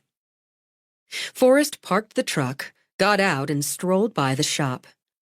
Sure enough, the man he'd spent an hour or so running stood talking with Melody. He'd get an earful about Shelby from that source, no question. With his target sighted, he went back to his truck, waited. He watched Privet come out, cross over to the bar and grill. Doubtful he'd find the same well of information in there, but if he was any good, and from the run it seemed he wasn't bad, he'd pull out some. Making the rounds, Forrest concluded, as 15 minutes later, Privet came out of the bar and grill, walked down and into the salon. Following Shelby's path from earlier in the day, which meant Privet had trailed her through the morning. That put a knot in Forrest's craw. This stop took longer, but when Forrest did another stroll by, he noted that Privet sat in a chair getting a haircut. At least he put some money in the local pot while trying to mine information. Forrest settled back in his truck, patient, waited for Privet to come out, get back in his car. He pulled out after him, paced him easily in the light town traffic. Privet took the fork toward Shelby and home. When the Honda drove straight by, Forrest calculated, turned off, did a 3/4 turn to face the road again. He dug out his Kojak light, fixed it to the roof, and waited. When Privet drove by a second time, eased to the side of the road a few yards down from the house, Forrest pulled out, hit the light so Privet would see it in his rear view. He eased up behind the Honda, walked up to the passenger window, already rolled down. Privet had a map out and a frustrated expression on his face. I hope there's no problem, officer, and that you can help me. I think I made a wrong turn somewhere. I'm looking for... Don't waste my time. I believe you know who I am, and I sure as hell know who you are, Mr. Privet. I want your hands on the wheel where I can see them. Now, Forrest said, setting his hand on the butt of his weapon. I know you're licensed to carry, and if I don't see both your hands on the wheel, we're going to have some trouble here. I'm not looking for trouble. Privet held his hands up, placed them carefully on the wheel. I'm just doing my job. I'm doing mine. You went to see my sister up north and entered her home on false premises. She asked me in. You cornered a woman with a small child in her home. Then you followed her across several state lines where you've spied on her. Followed her. I'm a private investigator, Deputy. My license is in my... I said, I know who you are. Deputy Pomeroy, I have a client who... If Richard Foxworth swindled your client, that's nothing to do with my sister. Foxworth's dead, so your client's out of luck there. If you spent 10 minutes with Shelby and think she had anything to do with it, you're a damn fool. Matherson. He used the name David Matherson. Whatever name he used, whatever name he came into this world with, he's dead. Personally, I hope the sharks had a good meal off him. Now, if it's true you're not looking for trouble, you're going to stop following my sister. Stop asking about her around town. I expect I could go into the Artful Ridge, the Bar and Grill, and my granny's place, and they'd all tell me how when you were in there, somehow the conversation came around to Shelby. That stops. I catch you at it again, I'm taking you in. Around here, we call what you're doing stalking, and we got a law against it. In my business, it's called doing the job. Forrest leaned conversationally on the bottom of the window. Let me ask you something, Mr. Privet. You think if I was to arrest you right here and now and take you in, the judge around here is going to say there's no problem with you sitting here with those binoculars on the seat beside you? I'm an amateur ornithologist. Name me 5 birds indigenous to the Smokies. Forrest waited 2 beats while Privet scowled. See, you could say, that bird, it won't fly. I tell my boss, and we tell Judge Harris, who's a 3rd cousin, twice removed, that you've been sitting here watching my family home and my sister, been following her and her little girl around town, been asking questions about my widowed sister with her fatherless child. You think he's going to say, why, that's just fine. Live and let. Or do you think you'll be spending the night on a jailhouse cot tonight instead of your hotel bed? My client isn't the only one Matherson swindled, and there's a matter of nearly $30 million in jewelry he stole out of Miami. I believe you. I believe he was a fucking bastard, and I know he did a number on my sister I won't forget. I'm not going to let you do the same. Deputy, do you know what the finder's fee is on $28 million? It's going to be 0, Forrest said equably, if you're looking for it through my sister. You stay away from her, Mr. Privet, or you'll have plenty of the trouble you don't want to have, because if I catch you at it, I'll make sure of that trouble. You can tell your client we're all sorry for his bad luck. If I were you, I'd head back to Florida and do just that. Tonight. But it's your choice. Forrest straightened up again. We clear on that? We're clear on that. I've got one question. Ask it. How could your sister live with Matherson for years and not know what he was? Let me ask one back. Is your client a reasonably intelligent individual? I'd say he is. How did he manage to get himself swindled? You're going to want to move along now, and you don't want to drive back down this road again. That's literal and metaphorical. Forrest walked back to his truck, waited until Privet drove away. Then he drove himself the short distance to his family home, parked so he'd be there when Shelby told the family her story. Part 2. The Roots. We're too unseparate, and going home from company means coming to our senses. Robert Frost. 11. Confessions and truth-telling exhausted the body and the brain. When Shelby dragged herself out of bed in the morning, she realized she'd start her day already worn down. It was hateful to disappoint the people who'd raised you. She thought of Callie, wondered if one day she'd do something stupid and wake up with this same dragging sensation. Odds were pretty good on that, so Shelby vowed to remember this morning and to try to give her daughter a break when the time came. She found Callie, still luckily too young to do something really stupid, sitting in bed having a cheerful conversation with Fifi. So Shelby dived in for a morning snuggle that pulled her mood up a notch or two. She got them both dressed, then took Callie downstairs. She put on the coffee, decided she'd make up some of the ground she'd lost with her parents the night before by making French toast, and the poached eggs her father favored. By the time her mother came down, she had Callie settled in her booster with some sliced banana and strawberries, with breakfast well on the way. "Mornin', Mama." "Mornin'. All bright and early, I see. Mornin', my sunbeam," she said to Callie and crossed over for a kiss. We get to have eggy bread, Gamma. "Do we? Why, that's a special morning treat." "Nearly done," Shelby told her. "I'm poaching some eggs for Daddy. Do you want any?" "Not this morning, thank you." When Ada Mae walked over to pour coffee, Shelby turned, wrapped her arms around her mother from behind. "You're still mad," she murmured. "Of course I'm still mad. Mad doesn't turn off and on like a light." "Still pretty mad at me." Ada Mae sighed. "That part's on a dimmer switch. It's easing down some." "I'm so sorry, Mama." "I know you are." Ada Mae patted Shelby's hand. "I know.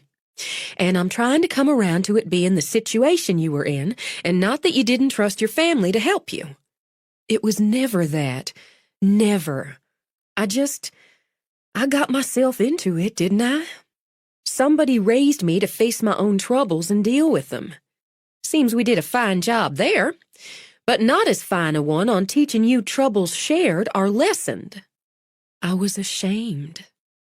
Now, Ada Mae turned, took Shelby's face firmly in her hands. "You're never to be ashamed with me." She glanced over to where Callie was busy with her sliced fruit. "I could say a lot more, and likely will, when there aren't little pitchers with big ears close by." Pitchers don't have ears, Gamma. That's silly. "It is, isn't it? Why don't I fix you a piece of this eggy bread your mama's made up?" Clayton came down, dressed for the day in one of his habitual white shirts tucked tidily into his khakis. He walked to Shelby, gave her a knuckle rap on the head, then kissed it. Looks like a weekend breakfast in the middle of the week. He got out a mug. "Sucking up?" he asked Shelby. "I am." "Good job."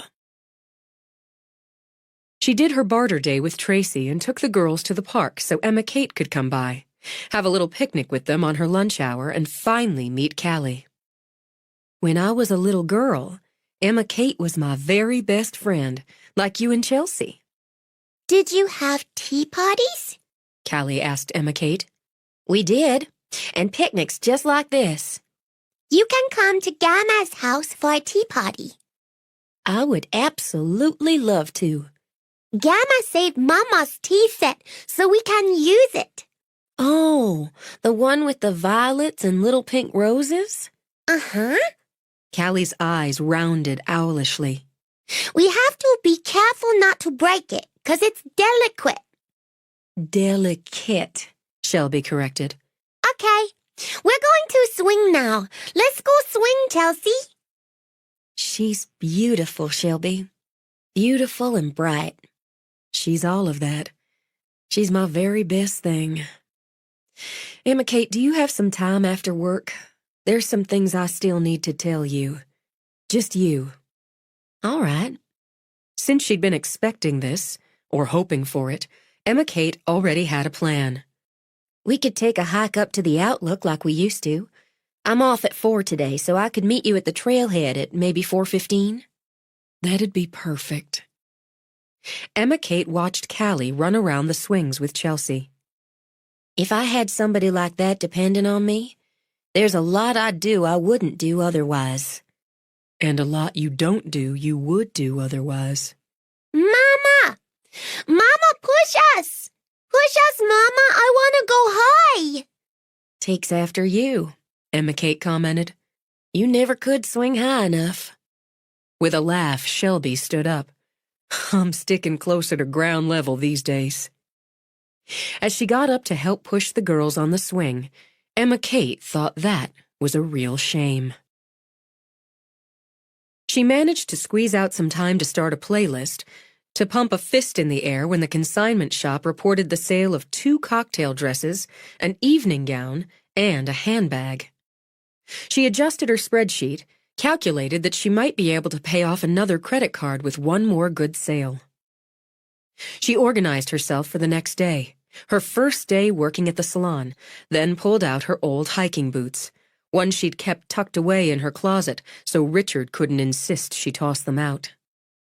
She dropped Callie off at Clay's for a visit with Jackson, as arranged, and watched her daughter happily exploring her cousin's little backyard fort before driving to the trailhead. More she'd missed, she thought, as she parked and got out. The quiet that let you hear birds calling and the breeze singing through the trees. The sharp smell of pine on air fresh and just cool enough. She hooked on her light pack, something else she'd tucked away from Richard. She'd been taught from childhood to always carry water and some basics, even on a short, easy hike. Cell service could be spotty, at least it had been the last time she'd taken this trail, but she'd tucked her phone in her pocket like always. She didn't want to be more than a call or text away from her daughter. She'd bring Callie here, she thought, take her along the trail, point out the wildflowers, the trees, maybe spot a deer or a scurrying rabbit. Teach her how to identify bear scat, she thought, smiling as she calculated Callie was just the right age to find that idea thrillingly disgusting. She looked up at the clouds that skimmed over the tops of the higher hills. She might take her daughter on an overnight, pitch a tent, show her the pleasure of sleeping out under the stars on a good, clear night, and telling stories around a campfire. This was the true legacy, wasn't it? The years traveling from place to place, the time in Atlanta, in Philadelphia, that was some other world altogether. If Callie chose one of those worlds, or another entirely, she'd have these roots to return to whenever she wanted.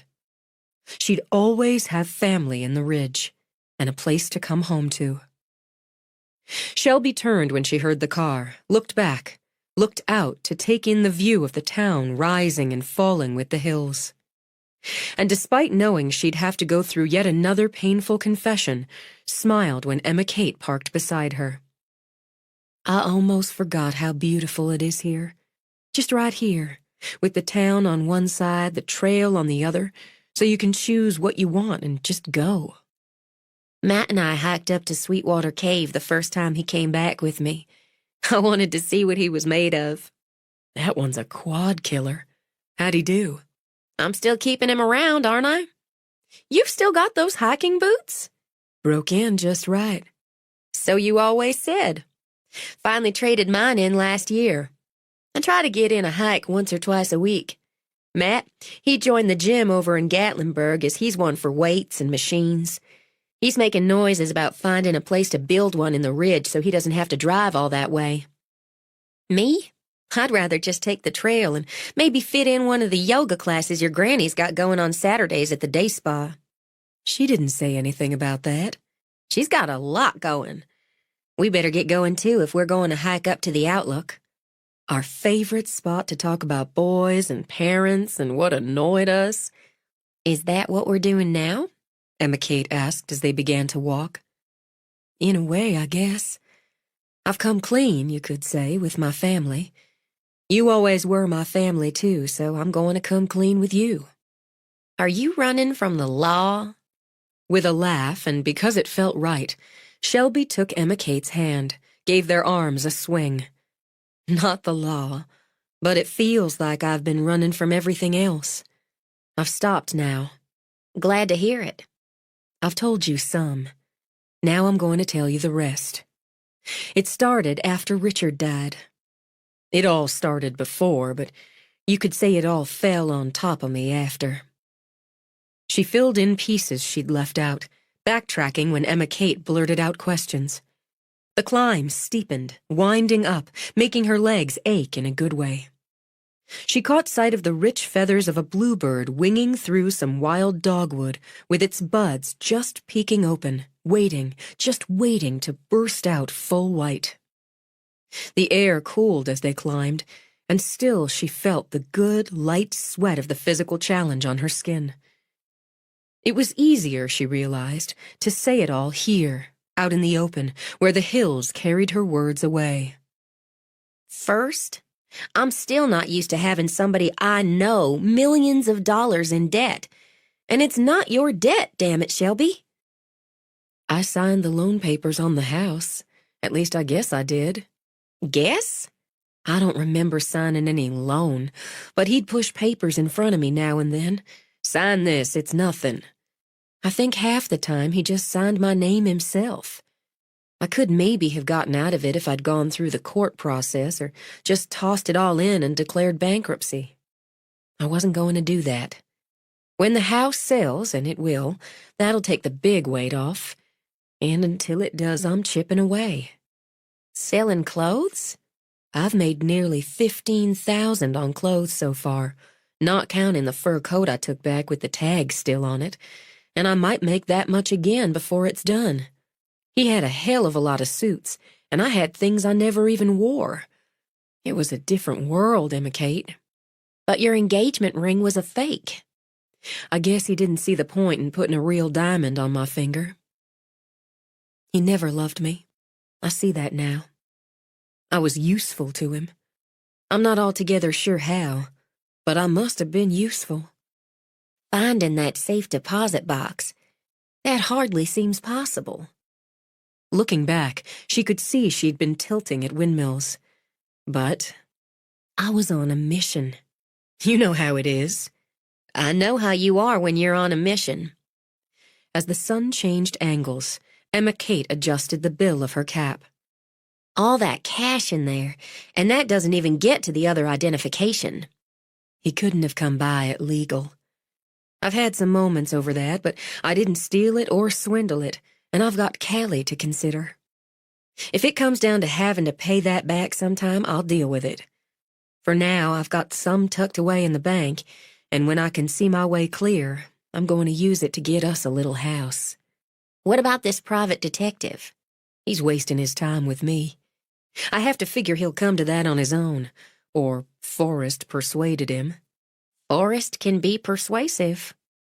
He's still mad at me, at least a little. Are you still? It's hard to be when I'm more fascinated. They walked in silence along the familiar trail. Was the furniture really that ugly? Amused her friend would zoom in on that, Shelby laughed. Uglier. I wish I'd taken pictures. It was hard and slick and dark and angular. I always felt like I was visiting in that house and couldn't wait to get out of it. He never made the first payment, Emma Kate. By the time he died, the bank had already sent out notices I hadn't seen. She paused to open her water bottle. I'm thinking now he was in trouble. Something in Atlanta, maybe. So he wrangled that big house up north without telling me that either. Set it all up, then told me we were moving. He had some business opportunities. I went along. I guess that's one way I was useful. I went along. Looking back, it's hard to imagine how many times I did. I don't even know who he was. I can't say for sure I even knew his name. I don't know now what he did, how he made the money he had. I just know none of it was real. Not my marriage, not the life we lived. She stopped at the outlook, felt her heart lift. This is what's real. She could see for miles the roll and rise of that deep, secret green, the dips of the valleys cupped between the rises, delicate as her old tea set, and the carpeted peaks swimming into the clouds, so full of mystery and silence. The light had gone soft as the afternoon wound down. She thought of how it looked at sunset, all brushed with gold, little tips of fire, red, as the mountains went to gray. I know, too, I took this for granted. All of it. I never will again. They sat on an outcropping of rock, as they had countless times over the years. Emma Kate pulled a bag of sunflower seeds out of her pack. "It used to be gummy bears," Shelby commented. "I used to be 12. I could go for some gummy bears," she decided. Smiling, Shelby opened her own pack, pulled out a bag. "I let Callie have them now and again. Whenever I'd open a bag of them, I'd think of you." Something about gummies. Emma Kate opened the bag, dived in. "You know, your family would help you with some of the debt. And I wouldn't do that either," she said before Shelby could speak. "Thanks. It helps you understand the why of that. I'm going to make a good life here. I know I can. Maybe I had to leave so I could come back, see what was real for me and what wasn't. And you'll sing for your supper after all." "That's the icing. I really like Tansy's Derek. He's a winner. And what a face. He sure is pretty. But what a body," they said together, and laughed until they lost their breath. Now we're sitting here. Shelby let out a sigh, looked out over the spread of green. Just like we used to, and still talking about boys. A puzzle that can never be truly solved. So worth talking about. And both of us are doing, or for me about to do, what we used to wish for. Emma Kate Addison, RN. Do you love it? I do. I really do. Hell, I never worked so hard in my life as I did to get that RN. I figured I'd work in a big hospital, and I did. I liked it. I liked it a lot. She looked back at Shelby. The thing I didn't know is I'd like working at the clinic even more, and I do. So maybe I had to go off a while to see that. Is Matt your icing? He's definitely icing. Emma Kate grinned as she popped another gummy bear in her mouth. And at least one layer of cake. You going to marry him? I don't plan on marrying anybody else. Not in a rush about it, even if Mama wishes I would be. Things are really good as they are for now. I heard they're going to do that big master bath for your Mama. She's got sample books and magazine pictures. Daddy pretends he thinks it's crazy, but he's getting a kick out of it. Shelby took a sip of water, then took her time carefully screwing the cap back in place. Griffin was over measuring the other day. They're looking forward to the demo. They're both like little boys about the demo stage. Wondering if she should bring it up, and out, Shelby looked out, caught a glint of a curving stream in a splash of sunlight. Talking about boys here, she thought, was tradition after all. The thing is, while he was over at Mama's, Griffin pretty much came straight out and said he was interested. In me. On a snort, Emma Kate popped another gummy bear. I saw that one coming. Because he makes moves on women a lot? He makes moves like any normal guy, but no. Because he looked like he'd been struck by lightning when you walked into my mother's kitchen that first day. He did? I didn't notice that. Shouldn't I have noticed that? You were too busy feeling guilty and awkward. What did you say to him? I just fumbled around some. I can't really be thinking about things like that. But you are thinking about things like that. I shouldn't be.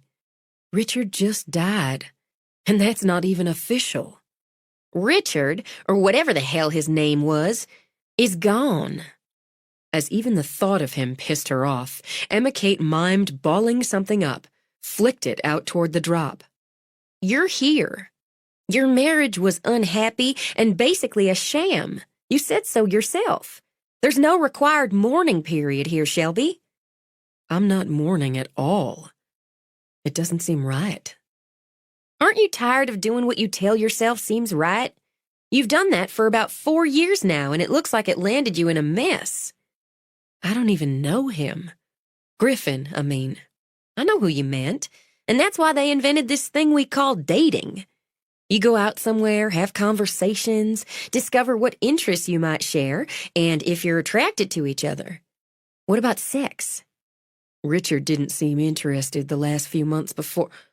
Oh, you meant with Griffin. God, Emma Kate. Laughing, Shelby reached for gummy bears. We haven't even gone on that invention called dating. I can't just have sex with him. I don't know why not. You're both free, healthy, and of age. And look what jumping into sex with someone I barely knew got me last time. I can promise you Griffs know whatever his name was. I don't think I know how to date anymore. You'll ease into it. The 4 of us can go out and do something. Maybe. Griff wants to take us out for pizza, and I made the mistake of saying something about it to Callie. She's asked me about it twice since. There you go. Problem solved, to Emma Kate's mind. She slapped Shelby on the leg.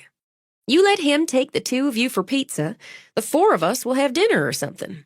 Then you can try a solo. My life's a pure hot mess yet, Emma Kate. I shouldn't be dating anyone.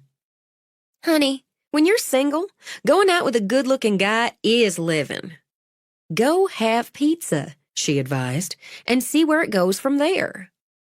You're going to get sick of hearing it, but I missed you so much. I miss this right here. Sitting in this spot, talking to you about anything and everything, and eating gummy bears. It's the good life. It's the best. And caught up in it, she grabbed Emma Kate's hand. Let's make a vow. When we're 80 or so, if we can't make the hike, we'll get a couple of young studs to cart us up here so we can sit, talk about anything and everything, and eat gummy bears. Now that's the Shelby Pomeroy I remember. Emma Kate swiped a finger over her heart. That's a vow. But they have to be hot young studs. I thought that was understood. She moved into a routine, a contented one, working on her song list, practicing, weaving herself back into the fabric of the ridge with her work at the salon.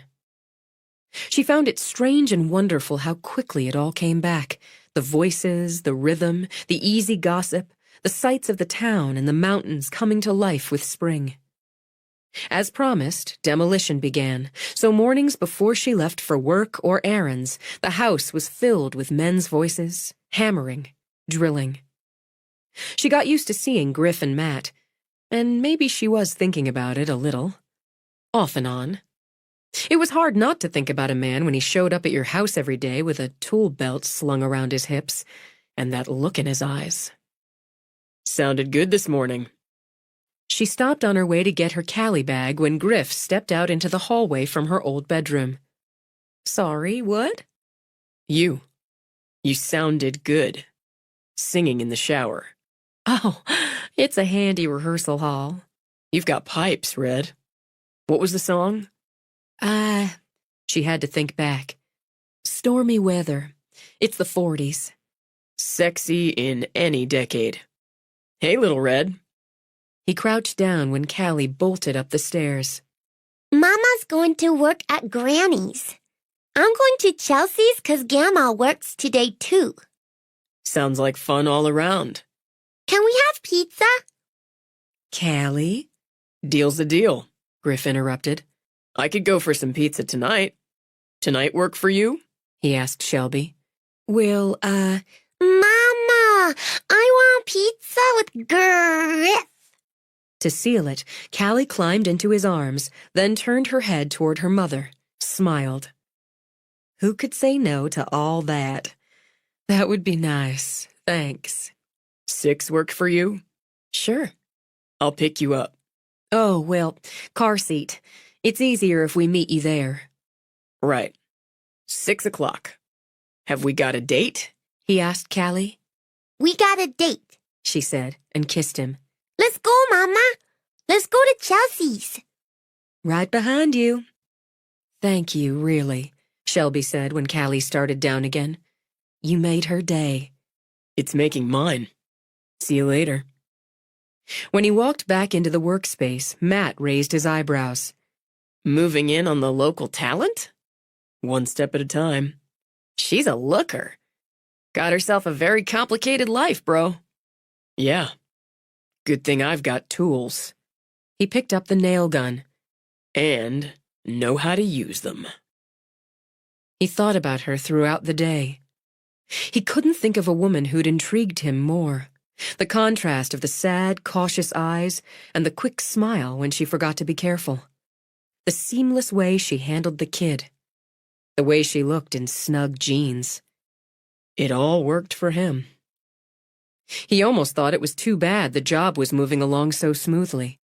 A few glitches and he'd have more time to see her for a few minutes every day. But Ada Mae was no bitsy. When she decided on a tile, on a color, on a fixture, she stuck. He had time to go home, clean up, change. A man didn't take 2 pretty females out for pizza smelling of job sweat and sawdust. It would be an early evening, he calculated, with a 3-year-old along, which was probably for the best. He could put in a couple of hours on his own job. In fact, he thought he might move his focus to the bedroom. A man didn't bring a pretty female home to bed when that bed was an air mattress on the floor. He fully intended to bring Shelby home to bed, when she and the room were ready for it. He drove into town, snagged a parking spot on the street just a few doors down from Pizzateria, and deemed his timing perfect when Shelby got out of her minivan 2 spots up. He strolled up as she lifted Callie out of the car seat. Give you a hand? Oh, I've got it. Thank you. Hey. He heard the tears in her voice even before she turned with Callie in her arms, and he saw them welling in her eyes. What's wrong? What happened? Oh, it's just... Mama's happy. She has happy tears, Callie explained. You're happy? Yes, very. The combination of me and pizza doesn't usually bring women to tears. It's not that. I was just on the phone. We were a little early as Callie was so anxious. And the realtor called. The house up north, it's sold. One of the tears spilled down her cheek before she could brush it away. Happy tears, Callie announced. Hug Mama, Griff. Sure.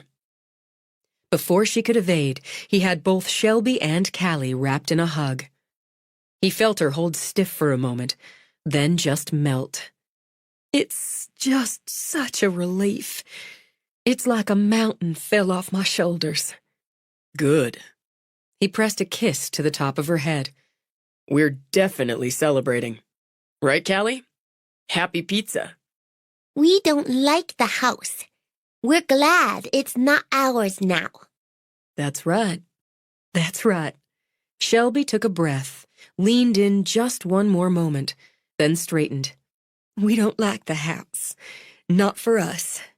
Now somebody who does like it has it. Very happy pizza. Thank you, Griffin. You need a minute? No. No, I'm good. Then give me the girl. He hefted Callie into his arms. And let's get this party started. 12. The kid was a charmer, entertained and engaged him, and flattered him by insisting on sitting next to him in the booth.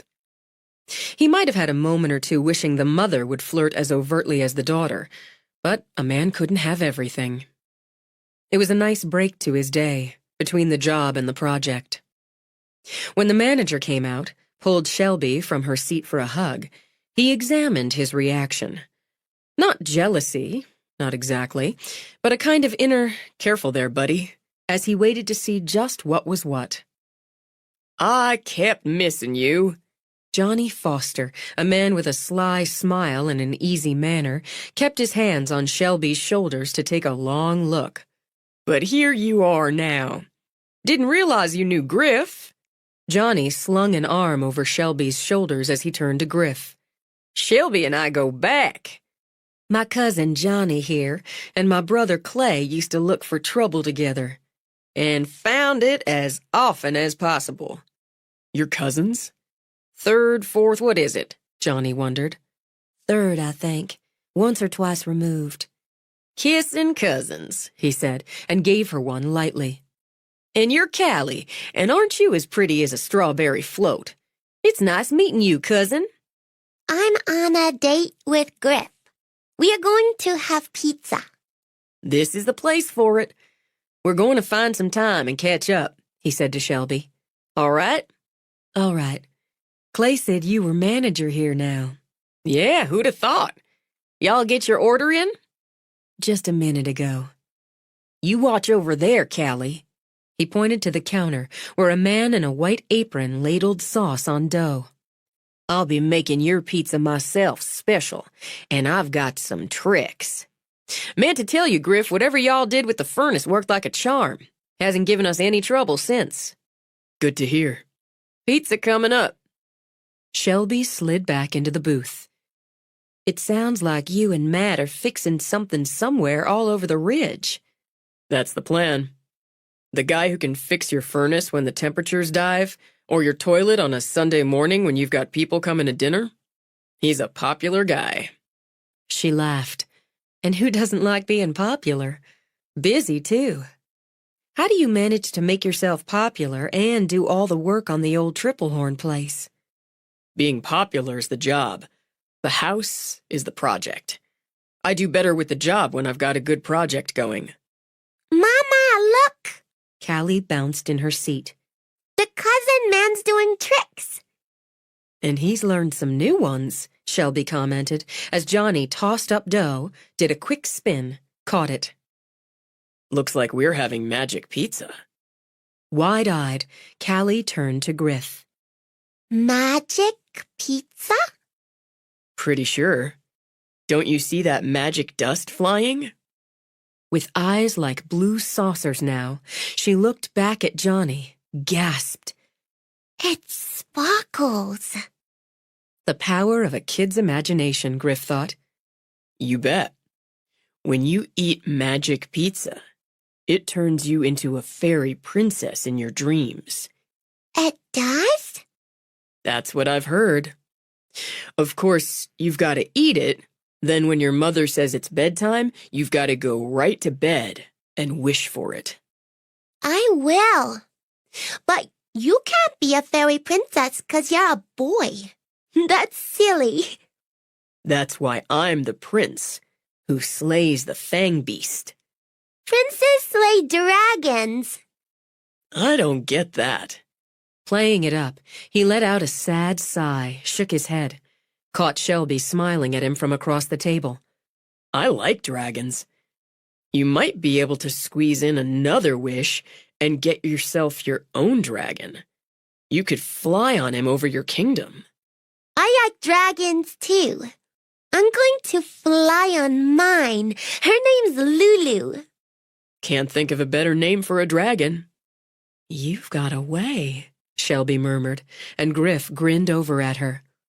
Oh, I've got lots of ways. I just bet you do. He decided it was the best hour of his day, sitting in the noisy pizzeria, entertaining a little girl and making her mother laugh. He didn't see why it wasn't something he couldn't work into his regular schedule. Everybody could use some magic pizza now and then. This was so nice, Shelby said when he walked them back to her car. You sure made Callie's first date one to remember. We'll have to have a second. Are you going to go out with me again, Callie? Okay. I like ice cream. That's a real coincidence. I'm starting to think we're made for each other. I like ice cream, too. She gave him what he could only term a femme fatale smile from under her lashes.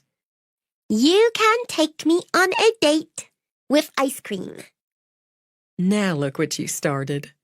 Amused, Shelby hauled Callie up into the car seat. How about Saturday? Busy strapping Callie in, Shelby glanced back. What? How about an ice cream date on Saturday? Okay. Callie bounced in her seat. I have to work, Shelby began. Me too. After work? Well, I guess. Are you sure? I wouldn't have asked if I wasn't. Don't forget to make your wish, Callie. I'm going to be a fairy princess and ride my dragon. Callie, what do you say to Griffin? Thank you for the date. In joyful innocence, she held out her arms. Kiss. You got it. He leaned in, kissed her. Laughing, she rubbed his cheek. I like your scratchies. They tickle. Kiss Mama now. Sure. He figured she'd offer a cheek, and didn't see why he had to settle. A man could move fast without seeming to, especially when he'd thought it through. He set his hands on her hips, glided them up her back with his eyes on hers. He watched hers widen in surprise, but not protest. So he went with it. He dipped down, took her mouth with his as if they had all the time in the world. As if they weren't standing on the sidewalk of High Street, seen by anyone who passed by or glanced out a window. It wasn't hard to forget where they were when her body melted against his, with her lips warm and soft, yielding. Her mind just emptied, every thought, past, present, future, flooding away as sensation flooded in and swamped her. Her body went limp even as it leaped to life. Her head spun in long, lazy circles as if she'd had just a sip too much of good wine. She smelled soap and skin and the hyacinths in the whiskey barrel across the sidewalk, and heard what she realized later was the hum of pleasure in her own throat. He let her go as smoothly as he'd taken her. His eyes stayed on hers again, watchful. I thought so, he murmured. She realized she couldn't quite feel her feet, had to fight the urge to look down to make sure they were still there. I have to go. See you later. Fingers on noses, Callie. Callie put her fingers on her nose. Bye, Griff. Bye. He waved as Shelby closed the door, hooked his thumbs in his pockets when she walked around to the driver's side, and couldn't stop the grin when she staggered, just a little. He waved again when, after some fumbling, she started the engine, pulled away. Yeah, definitely the best hour of his day. He couldn't wait to do it again. She drove home with extra care. She really did feel as if she'd had a bottle of wine instead of a glass of Coke with her pizza. And that hum kept wanting to come back to her throat, a kind of echo to the butterflies dancing around in her belly. Callie started nodding off on the short drive home, the excitement of the day taking its toll. But she perked up again, a little on the hyper side when Shelby parked. She'd let her daughter run down again, she thought. It wouldn't take long. And she had to be coherent, put all this business aside. She didn't have time for flutterings or hummings. Shelby didn't have to do much more than listen as Callie frantically relayed the details of her date to her grandparents. And we're gonna have an ice cream date on Saturday. Is that so? Well, this sounds pretty serious. Ada Mae shot Shelby a speculative look. Maybe your granddaddy should ask this boy his intentions. And his prospects, Clayton added. I'm their chaperone, Shelby said cheerfully. Oh, I saw Johnny Foster. Didn't have much time to talk to him as they were busy. He's the one who tossed the dough. He made the magic pizza, right, Callie? Uh-huh. And Griff said I can ride a dragon, and he's going to kill the... What is it, Mama? I think it was a fang beast. He's gonna kill it dead, and then we'll get married. That must have been some pizza, Clayton commented. You can be the king, Granddaddy, and Gamma's the queen. She ran in circles around the room, twirling, jumping. And Clancy can come too. She threw her arms around the old dog. And I'm going to wear a beautiful dress. Then it says, Kiss the Bride. It tickles when Griff kisses, doesn't it, Mama? Does it? Now Ada Mae wore a smug smile. Uh-huh. When is it Saturday, Mama? Soon enough. Shelby caught Callie on the fly, gave her a spin. Now we're going up. You need your bath before you go dreaming and getting married to handsome princes. Okay. Go on up. Put your clothes in your hamper. I'll be 2 seconds. She had the best time, Shelby said when Callie ran for the stairs. How about you? It was nice. He's so sweet with her. But what I wanted to tell you both is, right before dinner I got a call. The house sold. The house? Ada Mae looked blank for a moment, then plopped down in a chair as her eyes filled. Oh, Shelby, the house up north. I'm so glad. I'm so glad of that. Happy tears. Shelby pulled out one of the tissues always in her pocket. I did the same. It's such a burden lifted. She turned into her father when he stepped over, folded her into his arms, rocked her side to side. I thought I knew how much it weighed since I've been carrying it, but now that it's lifted, it was heavier than I thought. We can help you with the rest of it. Your mama and I talked it over and... No, Daddy. No. Thank you so much. I love you. She laid her hands on his cheeks. I'm doing it. It's going to take a while, but I'm doing it, and doing it feels good. It balances out some. All the times I just let things go, stopped asking questions, let somebody else take care of everything. She leaned against him, smiled at her mother. And the worst of it's behind me now. I can deal with what's ahead. I'm so grateful to know if it gets too heavy again, I can ask. Don't ever forget that again. I swear it. I've got to get my baby in the tub. I had a good day, she said as she pulled back, hauled up her bag. I had a real good day. Once she'd tucked Callie in, she sat down with her spreadsheet.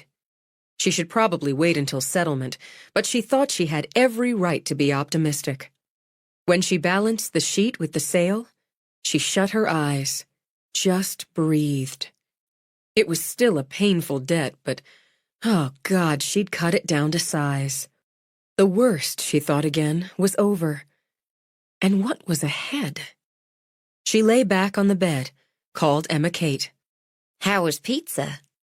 It was magic, or so Griff convinced Callie, so she went to bed with a big smile and the anticipation of being a fairy princess riding a dragon, before she and Griff get married with all due pomp and ceremony. He's got a way with kids. I think he's got a lot of little boy left in there. He kissed me. Was that magic too? Emma Kate asked without missing a beat. My brain's still soft. Don't tell Matt my brain went soft. He'll tell Griffin and I'll feel like an idiot. I don't know if it's because it's been so long since I've had a serious kiss, or if he's just that damn good at it. I've heard he's damn good at it. Shelby smiled, curled up. Did your brain go soft the first time Matt kissed you? It liquefied and leaked out of my ears, which sounds disgusting, but was anything but. I feel so good. So good I'd forgotten how it feels to feel so good. I just had to call you. I sold the house and got kissed brainless on High Street. Oh, Shelby, that's great! On both counts, but shedding that house. I'm so happy for you. I'm starting to see my way clear, Emma Kate. I'm really starting to see a clear path. Some more bumps to get over, but I see the clear. And part of the clear was being curled up on her bed talking to her best friend. The good day rolled into a good week.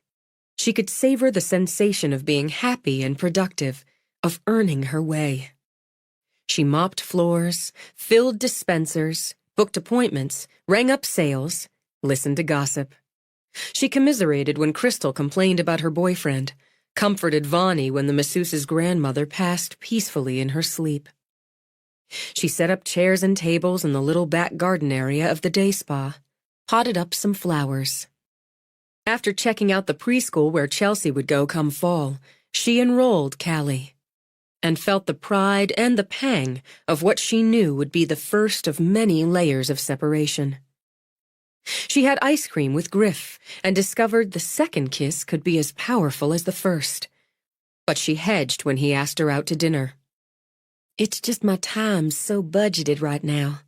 I've got a routine going at the salon, so I'm easier there. But until I sing Friday night, see how that goes? I'm using up my free time rehearsing and planning for the next week. After Friday. He laid out the elements that would heat the tile floor of the new bathroom. Because it's going to go great. I hope so. Maybe you could come by Bootleggers on Friday for a sit. He sat back on his haunches. Red, I wouldn't miss it. I like listening to you rehearse in the shower. I'm heading out right now to rehearse in place before the bar and grill opens. I hope Tansy's right about people wanting to hear somebody sing old songs while they're eating their pork chops or scooping up nachos. She pressed a hand on her belly. We're going to find out. Nervous? About the singing? No, I don't get nervous about singing. It feels too good. About the draw not justifying what they pay me. I'm nervous about that. I've got to get on. It's looking good in here. It's coming along. He smiled at her. Let's make the word of the day gradation. One step at a time. She said, understanding he wasn't just talking about a new bathroom. She squeezed in a last rehearsal Friday morning and ordered herself not to think about what she could do with the songs if she had a couple of live musicians. Still, she thought she put a little of her own spin on the old classic, As Time Goes By. Play it, Sam, Derek said from behind the bar. Of all the gin joints in all the world. Are you an old movie fan? My daddy is, so we had to be. And who doesn't love Casablanca? How'd that sound to you, Derek? It sounded like Tansy had it right. We're going to rack 'em, stack 'em, and pack 'em on Friday nights. Restacking glasses freshly cleaned from the night before, he cocked an eyebrow at her. How do you feel about it? Hopeful. She stepped down off the tiny stage. I just want to say, if it doesn't pull in a big draw, if it just doesn't work, it's not a problem. Are you setting up to fail, Shelby? She cocked her head, walked toward the bar. Forget what I just said. We're going to kick ass so high here tonight, butts'll be landing on the moon, and you're going to be obliged to give me a raise. Don't get carried away. Want a Coke? Wish I had time for one, but I have to head over to the salon. To be sure she wasn't already late, she tipped her phone out of her pocket to check the time. Tonight should bring people in just to see, she said. There's me, the girl who wasn't there for a while, and all the hyping Tansy's done. Flyers everywhere, and I'm plastered all over your Facebook page. Hell, my family's big enough to be a crowd, and a lot of them will be here. That's something. Kick ass high. Kick ass high, she agreed. I'll see you tonight. She walked out, distracted, still rehearsing in her head. She barely noticed the woman who fell into step beside her until she spoke. Shelby Foxworth? Sorry. She'd gotten used to Pomeroy again in such a short time she nearly said no. Yes. Hello. She stopped, smiled, and searched her memory banks. But the stunning brunette with the cold brown eyes and the perfect red lips didn't ring any bells. I'm Shelby. I'm sorry I don't recognize you. Who are you? I'm Natalie Sinclair. I'm Jake Brimley's wife. You knew him as Richard Foxworth. The half-smile stayed on Shelby's face as the words sounded like a foreign language to her ears. What? What did you say? Something feline moved into the woman's eyes. We really need to talk. Somewhere more private. I saw a cute little park not far. Why don't we go there? I don't understand. I don't know any Jake Brimley. Changing a name doesn't change who you are. Natalie reached into a pale blue handbag, drew out a photograph. Look familiar?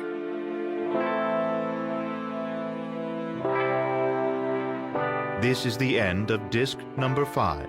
Please insert disc number 6.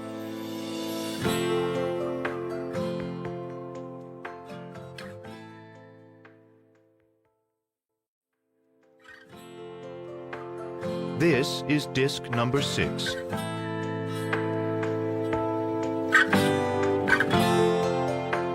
We really need to talk. Somewhere more private. I saw a cute little park not far. Why don't we go there? I don't understand. I don't know any Jake Brimley. Changing a name doesn't change who you are.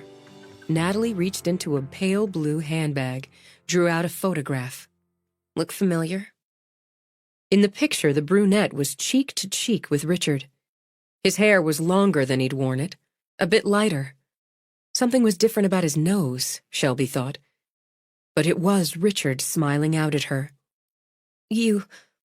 I'm sorry. Are you saying you were married to Richard? No. Wasn't I clear? Let me say it again in case you have trouble understanding. I was and am married to Jake Brimley. Richard Foxworth never existed. But It's taken me quite a while to track you down, Shelby. Let's have a chat. Brimley was not one of the names she'd found in the bank box. My God, had he had another? Another name. Another wife. I need to make a call. I'm going to be late for work. Go right ahead. It's a quaint little town, isn't it? If you go for gun racks and camo. And didn't she sound just like Richard? There's also art. Shelby bit off the words. Music, tradition, history. No call to get testy about it.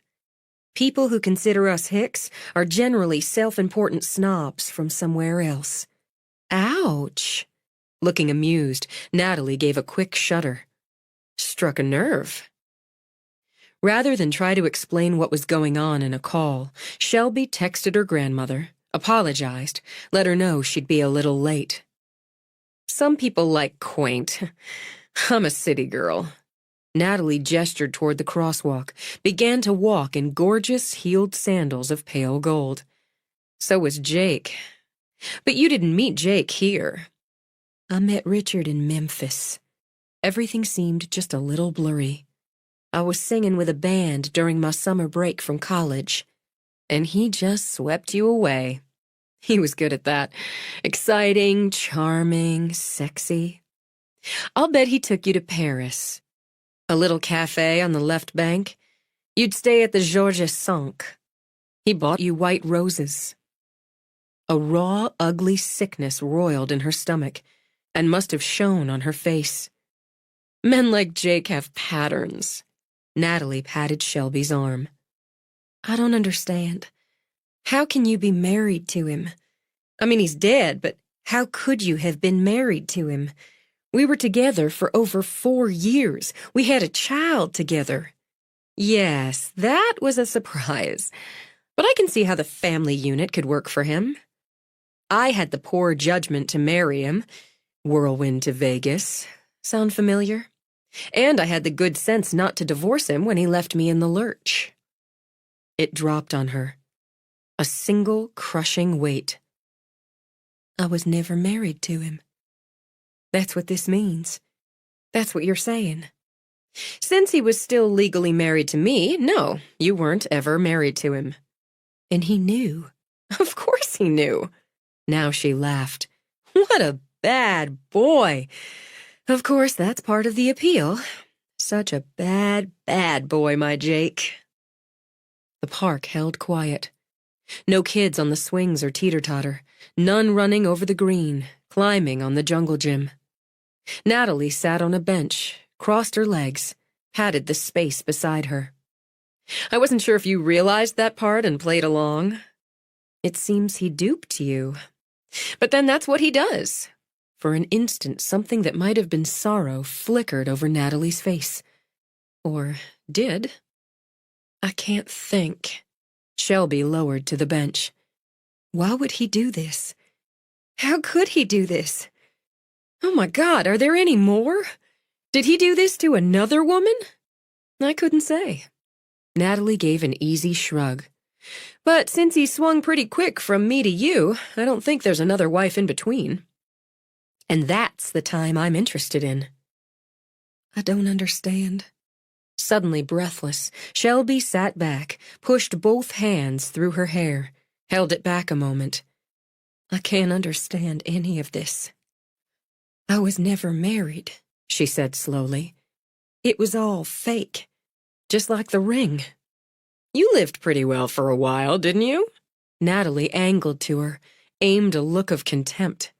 Paris, Prague, London, Aruba, St. Bart's, Rome. How do you know all that? How do you know where I went with him? I made it my business to know. You had a luxury condo in Atlanta, country clubs, and Valentino dresses. Then the mansion in Villanova. You can't claim he didn't give you plenty. Seems to me you had a good deal. A good deal? A good deal? Not breathless now, not when insult and fury rolled through. He lied to me, right from the start. He made me his whore without my knowing. I thought I loved him. At first, I thought I loved him enough to leave my family and everything I knew and thought I'd wanted. Your mistake. But you were compensated. Plucked you out of this little hick town, didn't he? Oh, excuse me. This art and culture-ridden town. Dropped you right in the lap for a few years, so don't whine, Shelby. It's unattractive. What's the matter with you? You come here, tell me all this. Maybe you're the liar. Check it out, be my fucking guest. But you know I'm not lying. Jake had a way of making women fall for him and do what he wanted. Did you love him? I liked the hell out of him, and we had a damn good time. That was enough. Would have been enough if he hadn't hung me out to dry. I made an investment in him, you could say, and I paid a high price. I want my payoff. What payoff? $28 million. 28 million what? Dollars? Are you crazy? He didn't have anywhere near that kind of money. Oh, he had it. I know because I helped him get it. Just shy of 30 million. In sparkly diamonds, emeralds, rubies, sapphires, and rare stamps. Where's the take, Shelby? I'll settle for half. Do I look like I have diamonds and emeralds and all that? He left me in debt up to my eyeballs. That's the price I'm paying for believing him. What did you pay? 4 years, 2 months, and 23 days in a cell in Dade County, Florida. You were in prison? For what? For fraud, since I rolled like an acrobat on Jake and Mickey. That's Mickey O'Hara, the third member of our happy little band. Mickey's got 20 years to go, last I heard. Smile sharp and derisive, she ticked her finger at Shelby. You don't want Mickey O'Hara coming after you, Shelby. Take my word on that. You hired that private investigator to hound me. I can't say I did. I do my own investigating. It's one of my skills. Half, Shelby, and I'm gone. I earned every penny of it. I don't have half of anything to give you. Shelby lurched to her feet. Are you saying Richard stole millions of dollars? That the detective from Florida was telling me the truth?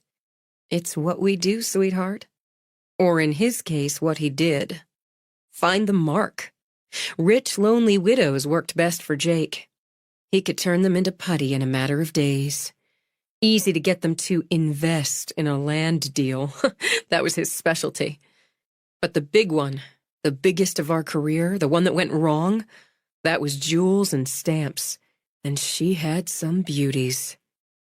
If you expect me to buy that you knew nothing about nothing, you're not selling it. I'm not selling a damn thing. If he had all that, why am I paying off his debts? He always was a bit of a hoarder. And those jewels were hot. The stamps? You'd need to find just the right collector for them. When it went south, Jake could take off with them, but if he'd tried to sell them, even breaking the jewelry down to the stones, they'd have tracked him. Something like that, it's best to give it a few years. Lay low.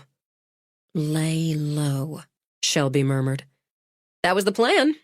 4 or 5 years, we figured, before we could liquidate and retire. Or semi-retire, as who wants to give up all the fun? You were his cover, that's clear. But you're going to have to go a ways to convince me you're stupid enough to know nothing. I was stupid enough to believe him, and that's what I'm going to be living with. I'll give you some time to think about it. Even if you're the driven snow, Shelby, you lived with the man for more than 4 years. You think about it hard enough, you'll figure out something. Consider half of close to 30 million, maybe a little more now. Motivation. It was Shelby's turn for contempt. I don't want half of anything you stole.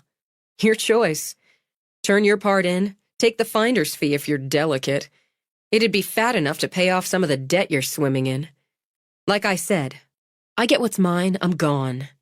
If you want to stay in this little nowhere town, working in your grandmother's beauty parlor for peanuts, singing on Friday nights in a bar for rubes, your choice. I get what's mine, you keep what's yours. You've got that pretty little girl to think about. You go near my daughter. You think about going near my daughter, I'll take you apart. Natalie just looked over the side of her shoulder, lips curved.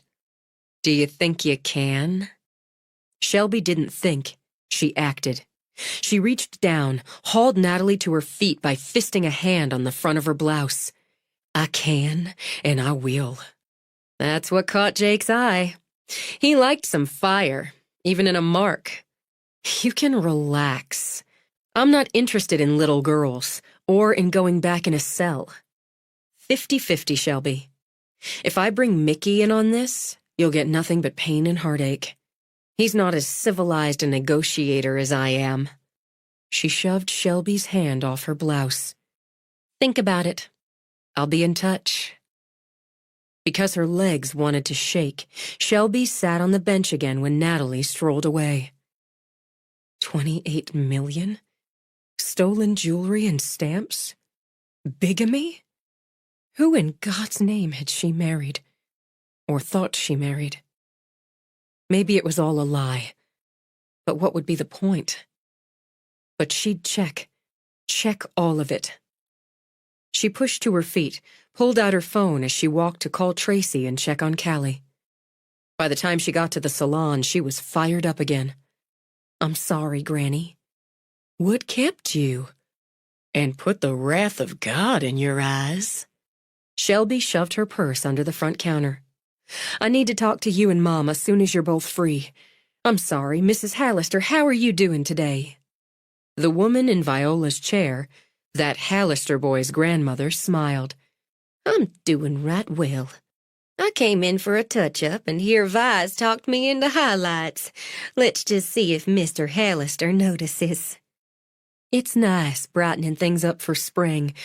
Granny, I've just got to make a quick call, then I'll check supplies. Towels should be ready to fold. I'll see to that. Over the shop talk, they exchanged a look. Viola nodded and held up a hand behind the chair back. 5 minutes.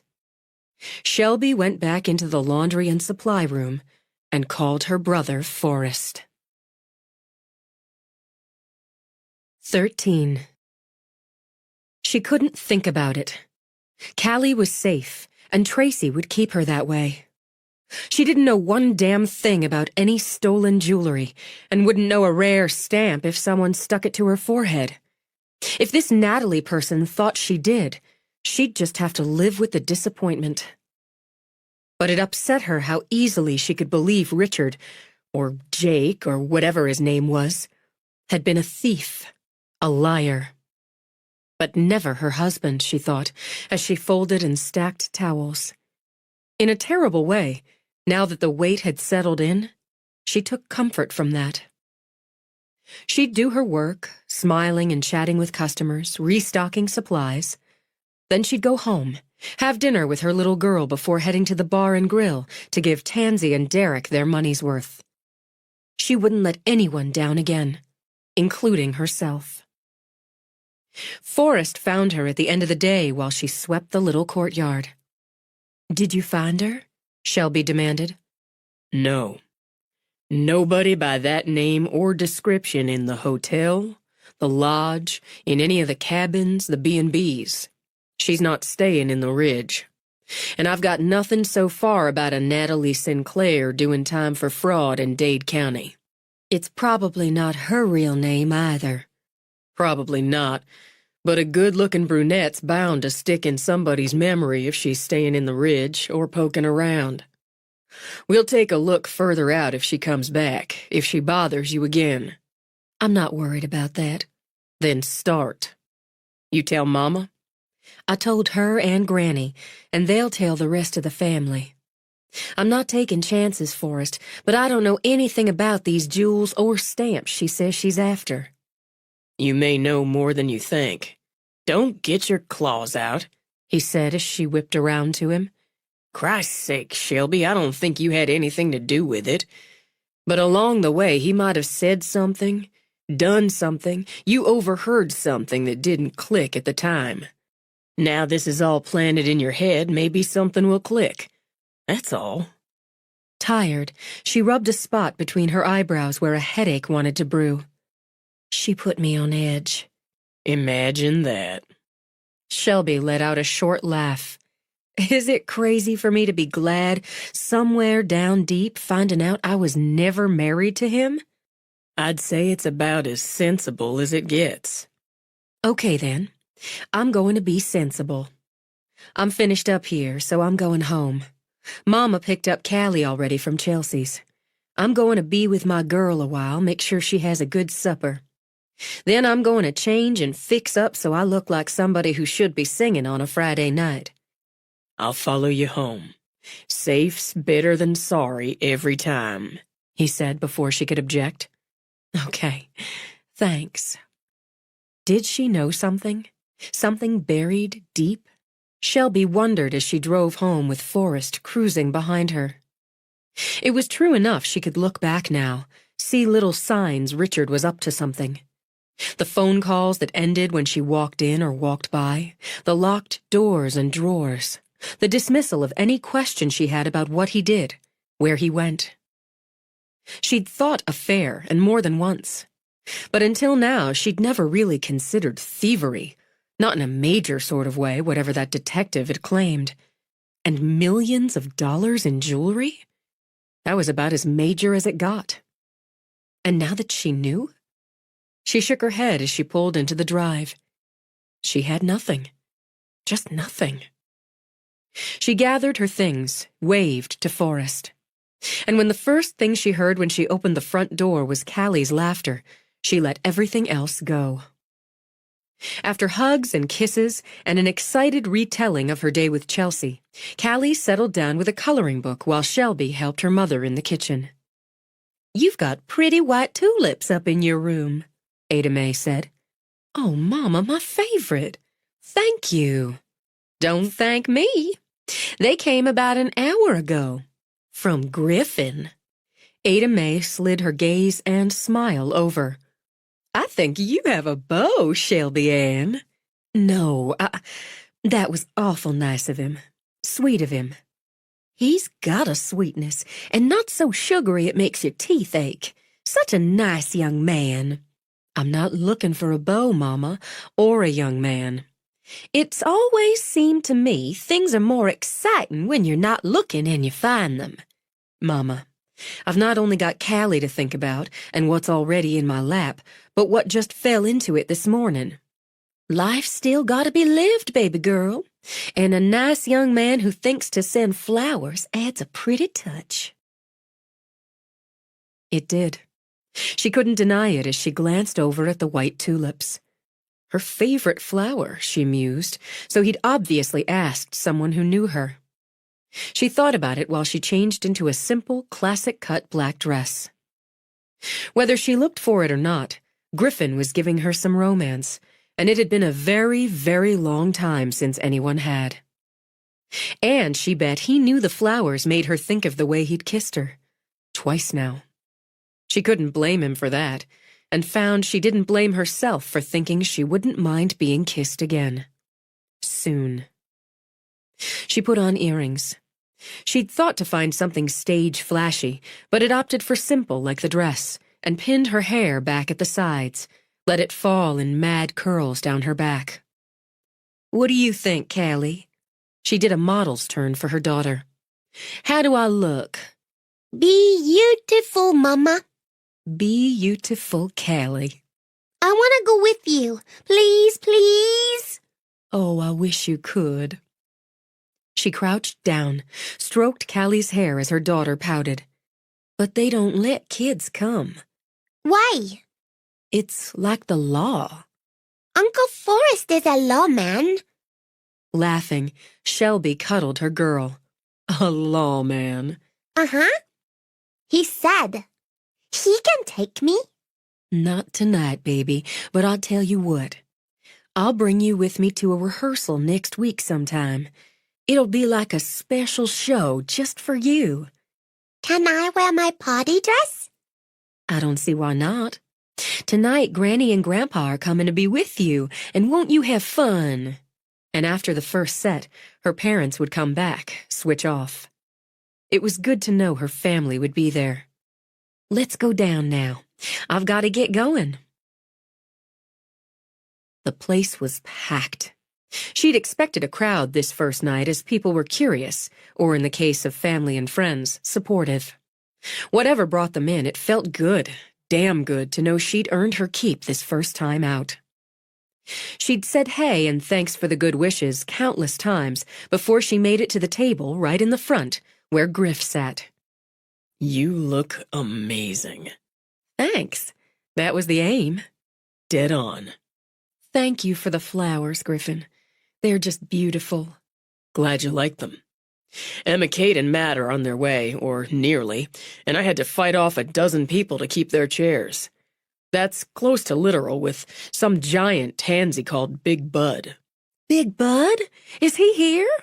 She did a quick scan, spotted him with his mighty bulk squeezed into a side booth, chowing down on ribs, while a skinny girl she didn't recognize sat across from him, poking at whatever was on her plate and looking bored. We went to high school together. I heard he's a long-haul trucker these days, but... She trailed off as her gaze passed over Arlo Cattery, then backtracked to meet his eyes. He hadn't changed much, she thought, and those pale eyes of his still had the power to give her the creeps when they stared. He kicked back in a chair at a table shared with a couple of men she thought she recognized as the same two he'd always hung out with. She hoped they wouldn't stay long and take Arlo and his snake stare around to Shady's, where they usually spent their beer money. What's the matter? Griff asked. Oh, nothing. Just somebody else from back some years. I expected some would come in tonight, curious to see if I rise or fall. Sensation, Griff said. That's the word of the day, since you'll be one. She turned back to him, forgetting Arlo. Aren't you clever with your words? The word of the day has to fit. This one does. I was supposed to let you know Tansy's got your parents, Clay, and Gilly there. He gestured to a table at his right, with a big reserved card on it. Nobody argued with her on that one. Not even Big Bud. Oh, Big Bud always did idolize Clay. He's all right, Griff, just insistent now and then. Daddy's just waiting on Mama to finish primping, so they'll be here soon. I'm really glad you're here now. Where else would I be? She hesitated, then sat. She had plenty of time. Griffin, you're really not going to pay any mind to what I said about my life being a hot mess and all the rest? It doesn't look like such a mess to me. You're not in it. And I found out more today, worse today. I can't talk about it right now, but it's twisted up something terrible. He brushed a hand over the back of hers. I'll help you straighten it out. Because that's what you do? That, and because I've got a thing for you that just keeps getting bigger. And you've got one for me. You're sure of that? He only smiled. I'm looking at you, Red. I've got no business having a thing for you, she muttered. Then, as she had on Callie's laugh, she let it go. But maybe I do. Her smile was pure temptation as she rose. Just maybe I do. She trailed a fingertip down his arm, felt the low vibration. She'd forgotten how heady that small, simple power could be. You enjoy the show now. She went back into the kitchen, which was utter chaos, slipped into the broom closet of an office to take a breath. Tansy rushed in. Oh, sweet God, Shelby, we're slammed. Derek's pitching in behind the bar so we can keep up. How are you? Are you ready? I'm half sick with nerves. She pressed a hand to her belly. And you look cucumber cool. You're not nervous? Not about this. There's so much else I have to be nervous about, so this? It's like sliding into an old pair of slippers. I'll do good for you, Tansy. I know you will. I'm going out in just a few minutes, quiet them down and announce you. She pulled a ragged strip of paper from her pocket. My checklist. I'd do better with one. Okay. The machine's all set up just the way you wanted, and you know what to do there. I do. If anything goes wrong with it, I'll wing it, Shelby assured her. Thanks for saving that table for my parents. Are you kidding? Of course we saved them a front row seat. Absolutely top of the checklist. And it stays reserved when they leave until your grandparents get here. I've got to go check on a few things, then we'll go for it. You need anything? I've got it all. Since she wanted it to be easy, natural, she went out early, chatted with a few people she knew at the bar, got herself a bottle of water. She knew her mother tended to get worked up before she performed, or always had, so she didn't go to her parents' table, but sent them a smile, and another for Matt and Emma Kate. One more for Griff as Tansy stepped onto the little stage. When Tansy spoke into the mic, the clattering, scraping in voices quieted some. Welcome to our first Friday nights. We're traveling on back to the 40s tonight at Bootleggers, so sit back and enjoy those martinis and highballs while we bring you tonight's entertainment. Most of y'all know Shelby, and most have heard her sing. Those who haven't are in for a treat. Derek and I are pleased and proud to have her here on our stage tonight. Now y'all give a Rendezvous Ridge welcome to our own Shelby Pomeroy. Shelby walked onto the stage, faced the room, the applause. I want to thank y'all for coming out tonight. I'm so glad to be back in the Ridge, hearing familiar voices, breathing that good mountain air. This first number puts me in mind of what it was like to be away. She started with, I'll be seeing you. And here, she felt like herself.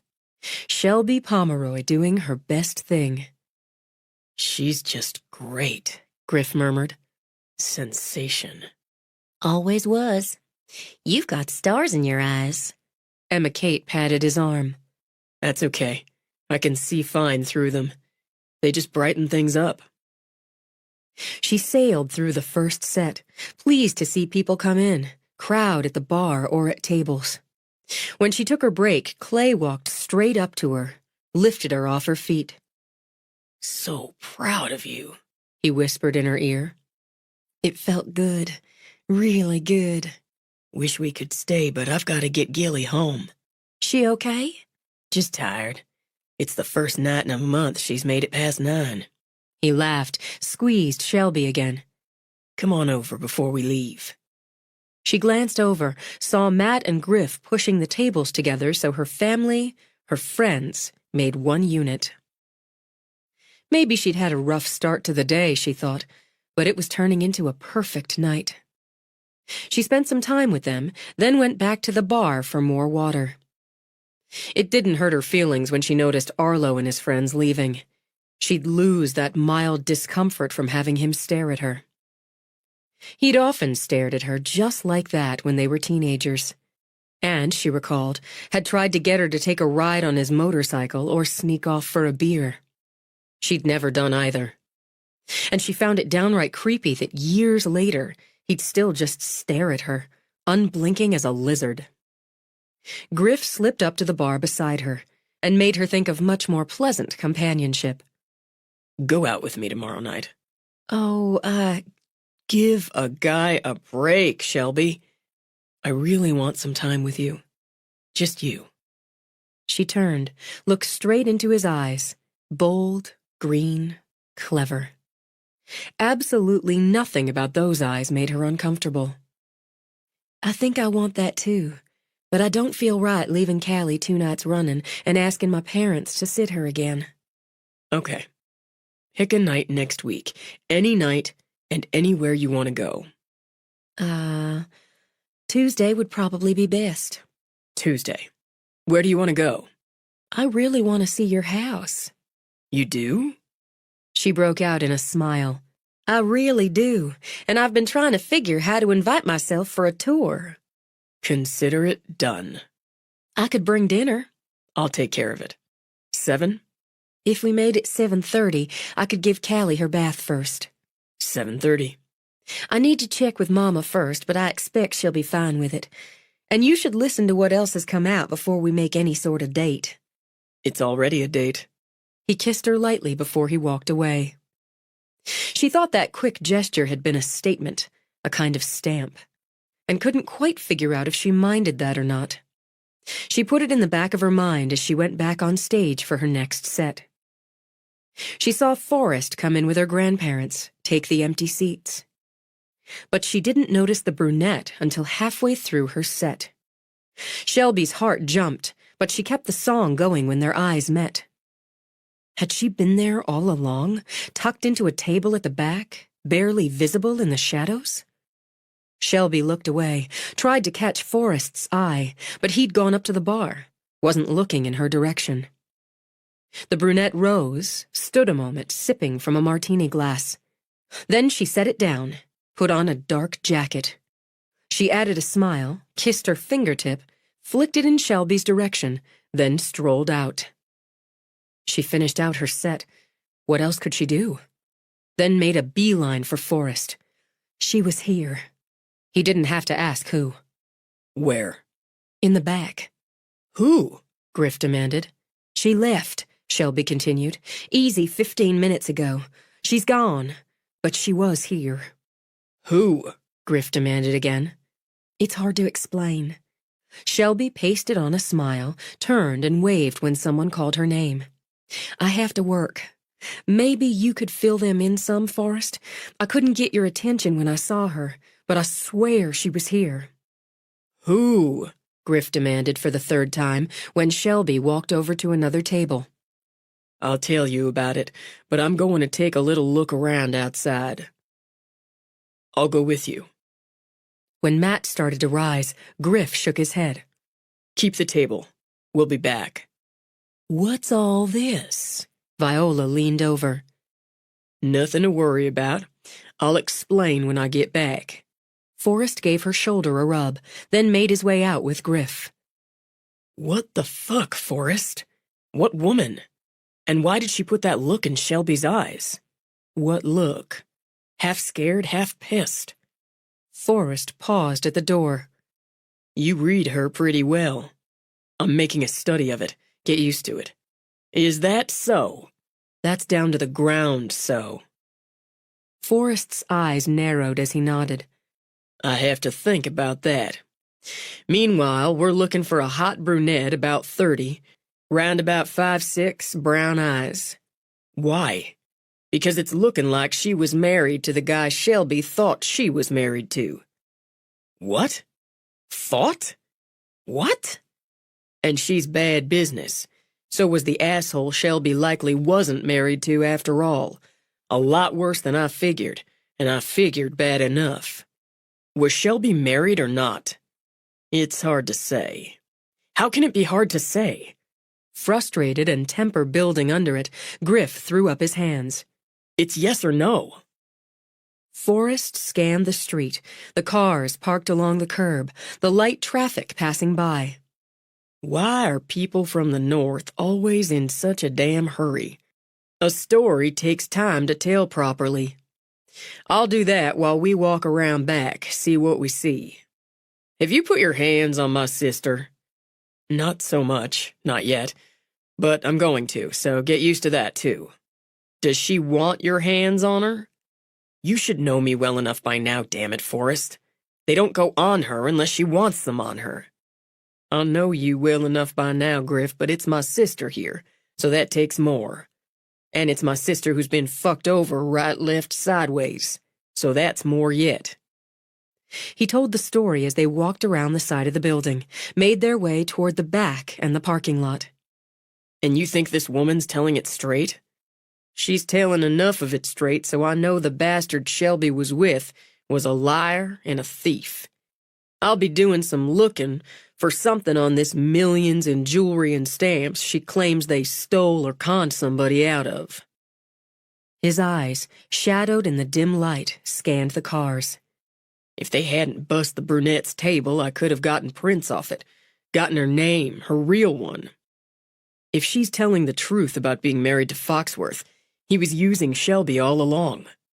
Griff stuffed his hands in his pockets, paced away.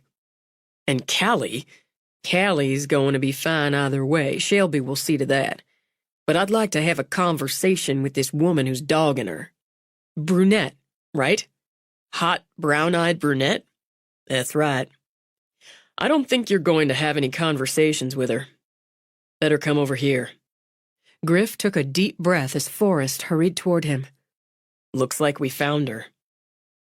She sat, slumped in the driver's seat of a silver BMW, eyes wide and staring.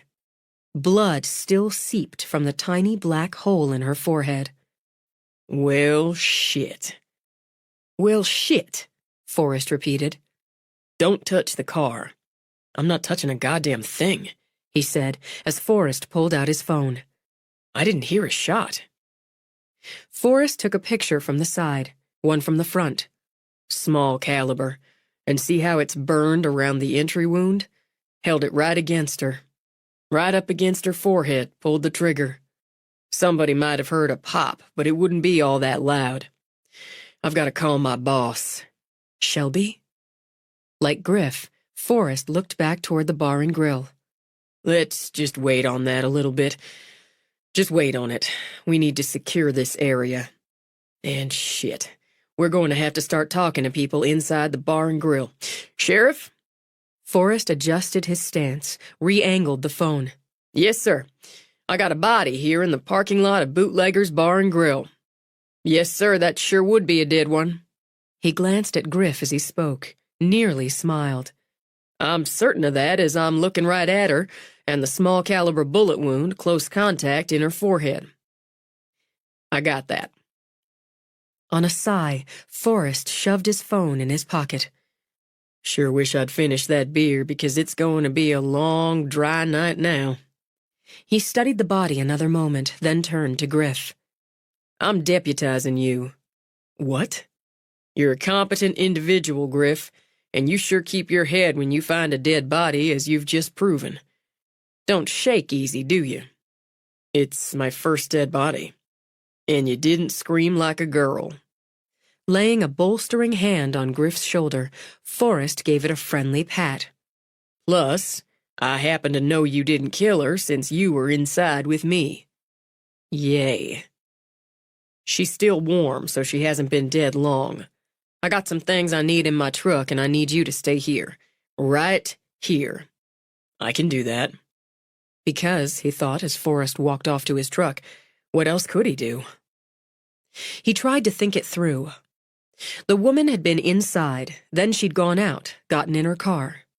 The driver's side window was down. Warm enough night. Had she put it down for the air, or because somebody had walked up to the car? Did a woman alone in a parking lot outside a bar roll down the window for a stranger? Maybe, but it seemed less likely than rolling it down for someone she knew. But Why's her window down? he asked Forrest. From what you told me, she doesn't know anybody around here. She's got to have some basic street smarts, so who'd she roll the window down for? Deputized 2 minutes and already thinking like a cop. Makes me proud of my own character assessment. Put these on. Griff looked at the gloves.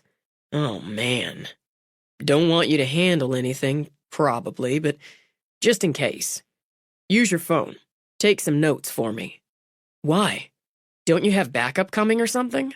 They'll be coming. This woman came at my sister. I want a leg up. Get the make, model, license plate. Go on and get a picture of the plate. She's got a high-end rental here. We'll find out where she got it. He shone his light in the car. Purse is still in here, sitting on the passenger seat. Closed. Keys in the ignition. Engine off. She'd have had to turn the key to get the window down. Strange town, she'd have locked the car up, right? Son, if you ever give up carpentry and such, I'd take you on. Forrest opened the passenger door, crouched, opened the purse. She's got herself a pretty little baby Glock here. Now Griff leaned over Forrest's shoulder. She had a gun in her purse? It's Tennessee, Griff. Half the women in that bar are carrying. Loaded, clean. I'd say it hasn't been fired recently. Got a Florida driver's license under the name Madeline Elizabeth Proctor, and that's not the name she gave Shelby. Miami address. Got her DOB as 82285. Got some lipstick, looks pretty new. Got herself a folding combat knife. Jesus. Nice one, too. Black Hawk. Visa and American Express cards, same name. We got $232 in cash and a key card for a room at the lodge at Buckberry Creek in Gatlinburg. Fancy. Didn't want to get rousted. When Forrest glanced over, Griff shrugged. She had to know Shelby had a cop for her brother. Go at Shelby, she's going to have a cop rousting her. Plus plenty of family circling the wagons. So she doesn't stay at the local hotel, which is pretty fancy too. She puts some distance between herself and the ridge. Gives Shelby a phony name. See why I deputized you? So, what do you figure happened here? Seriously? Dead woman in the car, Griff. Curious, Forrest straightened up, rolled his shoulders. It's pretty serious, all in all. Well, I'd guess she came tonight to mess with Shelby's head. Keep herself right in the front of Shelby's mind. Once Shelby spotted her, she could go. She came out, got in her car, most likely to drive back to Gatlinburg. Somebody came over to the car, to the driver's side. I'm leaning toward she recognized whoever it was and felt easy enough to lower the window instead of driving off or getting her own gun. After she rolled down the window, Griff mimed putting a gun to his forehead, made it trigger with his thumb. That's my way of thinking, too. If I didn't know my mama would call you instead of me when the porches need scraping and painting, I'd talk you into joining the sheriff's department. Not on a bet. I don't like guns. You'd get over it. He looked over as a cruiser pulled in. Shit. Should have known he'd send Barrow first off. Guy's affable enough, but slow as a lame turtle. Go on back in, Griff. Round up Derek and fill him in. You want me to fill Derek in? Save some time. He's a competent individual himself, and he's been working the bar most of the night. Could be he saw somebody who didn't strike him quite right. Whoever did this is long gone. Yeah, for right now, anyway. You're a lot quicker than Barrow, Griff. Course, that doesn't take much. What we got here, Forrest? Hey, Griff, how's it going? Sheriff said, holy shit fire, Barrow said when he saw the body. Is she dead? I'd say that's affirmative, Woody. Forrest rolled his eyes at Griff. Griff went inside to find Derek and fill him in. 14. Shelby sat in the tiny office holding the Coke Tansy had pushed on her with both hands. She didn't think she could actually swallow. O.C. Hardigan had been sheriff for as long as she could remember. He'd always scared her a little, but she figured that was the badge more than the man. Not that she'd ever been in any trouble, any real trouble. He'd gone full gray since she'd left the ridge, so his buzz cut looked like a shorn-off Brillo pad. His square-jawed face was fleshier than it had been, and he carried a more generous paunch. He smelled of peppermint over tobacco. She knew he was being gentle with her, and appreciated it. He'd said Forrest had given him a full report on her encounter with the victim. He called the woman the victim, but had Shelby go through it all again. And you'd never seen her, been contacted by her, talked to her before this morning? No, sir. And the man you knew as Richard Foxworth, he never mentioned anyone named Natalie Sinclair or Madeline Proctor? No, sir. Not that I remember. And this private investigator, this Ted Privet, he never said her name to you? No, Sheriff. I'm sure of that. How about this Mickey O'Hara she talked about? I never heard about him before either. Not until she talked about him. All righty then. What time was it, would you say, when you saw her tonight? I think it had to be about 10:30, maybe 10:25. I was more than halfway through the third set, and I started right about 10. She was all the way in the back, the far right corner. She held her hand up to demonstrate. My right, that is. I didn't see her before that, but the light's dim back there. She made herself take a drink. After I saw her, she got up. Not in a hurry. It was like, all right, now you've seen me, now I made my point and I can go. She had a martini glass, but I don't know who was working that table. It had to be at least 15 more minutes before I finished the set and could tail Forrest. Might have been a few minutes more, but no more than 20. I had 4 songs left after the one I was doing when I saw her. And the talk between songs, well, I keep that short, so 15 minutes, likely no more than 17. Did you see anyone follow her out? I didn't, but I was looking for Forrest once she got up and started out. I wasn't watching the door. I bet you saw a lot of familiar faces in the crowd tonight. I did. It was so nice to see everyone. She thought of Arlo. Mostly. A lot of unfamiliar ones, too. Tansy did a lot of marketing. She had flyers all over. I heard we had a lot of people in tonight who were staying at the hotel and the lodge and so on, even campers who came in tonight. Something new, you know? Wish I could have been here myself. We're going to make a point of it, the wife and me, next time. Now, did anybody strike you, Shelby? Somebody who just didn't look right? I didn't notice. Arlo Cattery was here with the 2 he always hung around with, but they left at the start of the second set. Arlo's mostly for Shady's or one of the roadhouses. He didn't do anything but sit, have a few beers, then go on. I'm just thinking of him because he never looked right to me. Never has been. I guess for most of it I was pulling on the familiar faces more, and the couples. A lot of the songs I did tonight, well, they're romantic, so I played to that.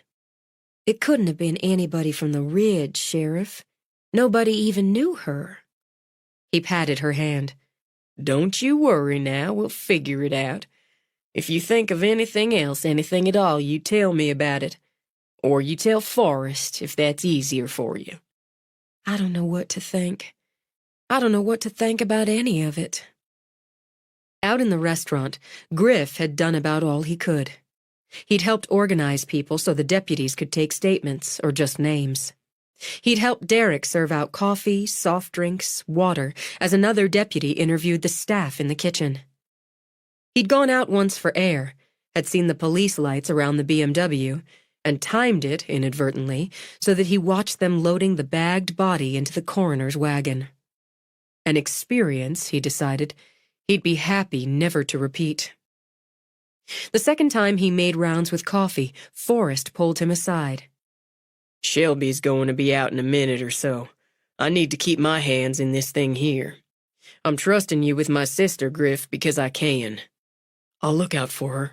I know you will. She pushed Emma Kate to go home, and that's likely for the best. She'll get out of here quicker without another female to stroke her and ask for details. Get her home. You can count on it. I know I can. Coroner'll know for certain once he digs the bullet out of her, but eyeballing, he figures at 25. Do you know who she is yet? Real name? Distracted, Forrest shook his head. We've got her prints now. I'll be running them myself tonight. There's Shelby now. Give me a second with her, then get her out. She argues, carry her out. If I do, don't shoot me. Not this time. Forrest walked over, took Shelby by the shoulders as he studied her face, then just drew her in, held her. Whatever he said had her shaking her head again and again as she burrowed into him. Then she sagged a little, shrugged. When Forrest let her go, she started toward Griff. He met her halfway. Forrest says you need to drive me home. I'm sorry he's being so fussy. Whatever Forrest says, I'm driving you home. Men aren't fussy. That's a girly word. We're logical and protective. Sounds fussy to me, but thank you. Let's go. I should find Tansy first, or Derek, or... They're busy. He didn't go as far as carrying her, but he took her hand, pulled her firmly away from the building and the hard lights. We'll take your van. How are you going to get home if... Don't worry about it. You'll need the van. I'll drive. He held out his hand for the keys. All right. My brain's too rattled to argue. Nobody knew her around here. People around here don't just walk up to a strange woman and shoot her in the head, for God's sake. Which should tell you whoever did isn't from around here. She looked up at him with considerable relief. That's what I said to the sheriff. She brought trouble with her, Shelby. That's how it reads to me. It has to be that O'Hara person. The one, Shelby remembered, the brunette had warned her about. She said he was in prison, but she lied about her own name, so who knows what else she lied about. If it was him, and if she was telling the truth about Richard, about all those millions, it's not safe to be around me. A lot of ifs there. I'll add some. He shot her a glance, sorrier than he could say that the sparkle she'd emitted when she sang had dulled. If this O'Hara's around and did this, and if he thinks maybe you know something about those millions, it would be pretty stupid to hurt you. He waited until she got in the van, then settled behind the wheel. And if he's such a badass, why didn't she drive away? Get the gun in her purse. Why just sit there? I don't know. She let her head drop back on the seat. I thought things couldn't get crazier. After Richard died and the roof caved in, I thought, this is as bad as it can get. Then it got worse. Then I thought, all right, now that's as bad as it gets and we'll work our way through it. Then she came here and it's worse again. And now this. You've had a streak of bad luck. I guess you could put it that way. Luck changes. Yours already has. At an easy speed, he followed the wind of the road. You sold the house. You're carving away the debt. You packed the house tonight and had them in the palm of your hand. You think so? I was in the house, he said. And you've got a date with me coming. I'm a damn good catch. She didn't think she had a smile in her, but he found it for her. Are you? Damn right. Just ask my mother. Hell, ask yours. You don't lack in the confidence department, do you, Griffin? I know who I am, he told her as he pulled up at her house. How the hell are you getting home? She pushed fingers against that headache spot between her eyes. I didn't even think. You can take the van, and I could get Daddy to drive me over and pick it up in the morning. Don't worry about it. He got out, came around. She'd opened the door before he got to it, but he took her hand when she got out. You don't have to walk me to the door. It's just one of the many things that make me such a good catch. The door opened as they came up the walk. "Oh, baby girl!" "I'm all right, Mama." "Of course you are. Come on in here, Griffin." Ada Mae scooped Shelby up in a hug. "Your Granny and Grandpa came by, told us everything. Forrest, is he still over there?" "Yeah, he's still there." "Good. Don't you worry about Callie. I checked on her 5 minutes ago and she's sound asleep. Why don't I make you something to eat?"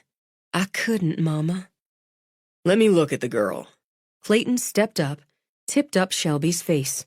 You're pale and you're tired. "I guess I am." If you can't sleep, I'll give you a little something, but you give it a try first." "I will. I guess I'll go on up. Daddy, Griff left his truck back at the bar and grill so he could bring me home. Thank you, Griff." She turned, touched her lips to his cheek. "I'm going to see you settled and tucked in." Ada Mae put an arm around Shelby's waist. "Thank you, Griff, for seeing to my baby girl. You're a good boy." But am I a good catch? At Shelby's tired laugh, Ada Mae gave a puzzled smile. "Best in the whole pool. Come on now, my baby." Clayton waited until they were up the stairs. You got time for a beer and some details, Griff? If you'd make that a Coke or ginger ale, I've got time. I plan to bunk on your couch there anyway. I can get you back to your truck. I'd feel better bunking right here tonight. I don't think there's going to be any trouble, but I'd feel better right here. All right, then. We'll have a Coke and a talk. Then I'll get you a pillow and a blanket." An hour later, Griff stretched out on the couch. A pretty comfortable couch. God knew he'd slept on a lot worse. He stared up at the ceiling a while, thinking of Shelby, letting some of the songs she'd sung that night replay in his head. At some point, he'd let the whole business play around, like the songs, in his head. It's how he solved most problems. Let all the pieces roll around, try fitting some together, taking them apart again until a picture formed. Right now, the only clear picture was Shelby. She was in plenty of trouble, no doubt about it. Maybe he couldn't resist a damsel in distress. Not that he'd use that term out loud. Besides, if a woman liked the term, if she was the sort who just wanted to sit around doing nothing while he rescued her, well, she'd bore the crap out of him in short order. And that would be right before she irritated him so he never wanted to deal with her again. So it probably wasn't the damsel in distress thing, now that he thought about it. Turn that around into a smart, strong woman who just needed some help. Add in the way she looked, the way she sounded, the way she was. He'd be a moron if he didn't want the whole package. He was no moron. He let his eyes close, ordered his mind to go drifting. Drifting, he dropped, slept light and restless until, on the edge of dreams, he heard something that brought him to full alert again. An old house settling? He asked himself as he strained to hear. No. That was creaking boards and footsteps. He slid off the couch, moved quietly in the direction of the sound, and, braced to attack, slapped on the lights. Shelby clamped a hand over her own mouth to muffle the scream. "Sorry, Jesus, sorry," Griff began. She waved her free hand, shook her head, then leaned back against the wall. Slowly, she dropped her other hand. "Well, what's another 10 years? What are you doing here?" "I'm bunking on the living room couch." "Oh." Now she dragged her fingers through her hair in a way that made all those wild curls go just a bit madder and tightened every muscle in his body. "I'm sorry. I couldn't sleep, so I came down to make some tea or something." "Okay. Do you want some tea or something?" On a thoughtful frown, she cocked her head. "Do you want some scrambled eggs?" "Oh, yeah." He followed her back to the kitchen. She wore cotton pajama bottoms, bright blue with yellow flowers all over them, and a yellow t-shirt. He could have lapped her up like ice cream. She put the kettle on, got out a skillet. "I can't turn my mind off," she began. But if I asked Daddy for a sleeping pill, Moma'd start fussing again. They love you a lot. I'm lucky they do. She put a pat of butter in the skillet, let it melt while she beat some eggs. I thought when the woman told me all those things this morning, the client of that detective was probably the person they all stole from. It's a good guess. Now I wonder, was this woman the client? Did he find me, follow me here, all of that for her? She said no when I asked her, but she was a liar. So maybe she had him follow me so she could come and push me for something I don't know. That's another good guess. But if you're wondering, did he kill her? Why would he? I can't come up with something for that, except maybe she double-crossed him somewhere. He talked about finder's fees on this theft I didn't believe with Forrest. I didn't believe Richard had stolen all that. I know what you meant. I believe it now, and I think she and Richard were good at that sort of thing. Stealing and double-crossing. Or maybe they were lovers, the woman and the detective, and she betrayed him. I don't think so. Frowning again, she popped some bread in the toaster. Why not? I think if you add in love or sex, or both, it's murder. It's more personal. You've got to fight first, right? She considered that. I guess I would. Most would, Griff decided. You've got to want to tell the other person what they did to you. You want, I'd think, some physical contact. This struck me as pretty damn cold. You really found her? Forrest was looking left, I was looking right. That's all. You stayed so calm. At least it seems you did. You looked calm when you came back in. I couldn't tell anything was wrong by the way you looked. I think most people would have panicked. I try to avoid panic because it leads to chaos, which leads to accidents. You get hurt that way. That happened to me when I was 17, climbing back out of Annie Roebuck's bedroom window. Climbing out? His smile was quick and crooked. Climbing in was a breeze. Was she expecting you? Oh, yeah. She was the focus of my hormonal obsession for 6.5 crazed and blissful months, and I was hers.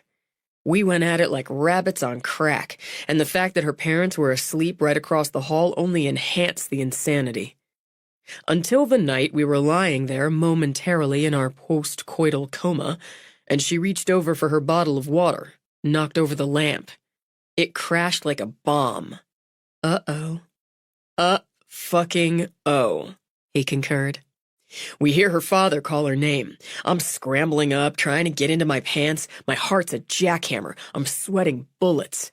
Yeah, you laugh, he said when she did. At the time, it was a nightmare of Elm Street proportions.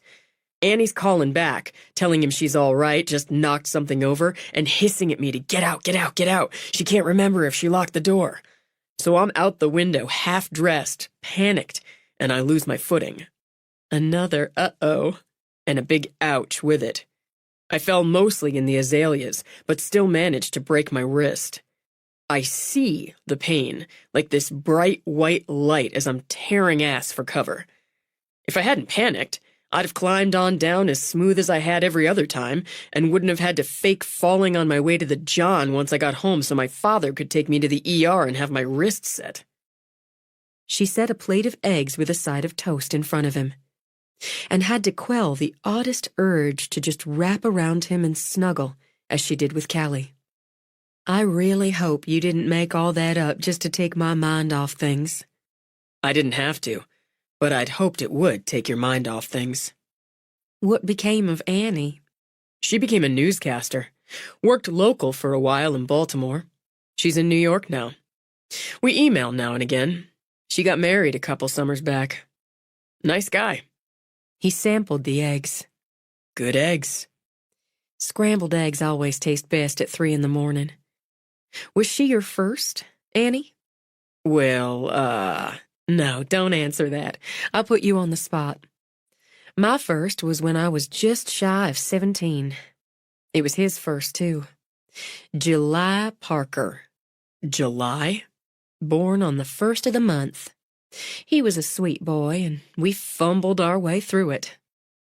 With the smile, her eyes went a little blurry as she looked back. It was sweet, like July in its way, but it didn't tempt me to repeat it all again, not till the summer before college.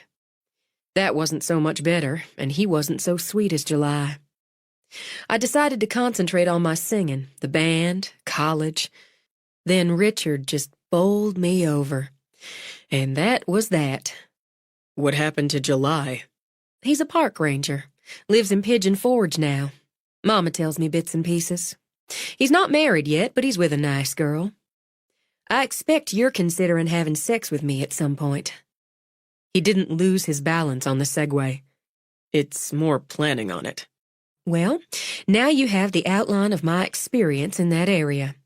Fumbling, sweetly, disappointment, and Richard. And with Richard, none of it was real. None of it was true.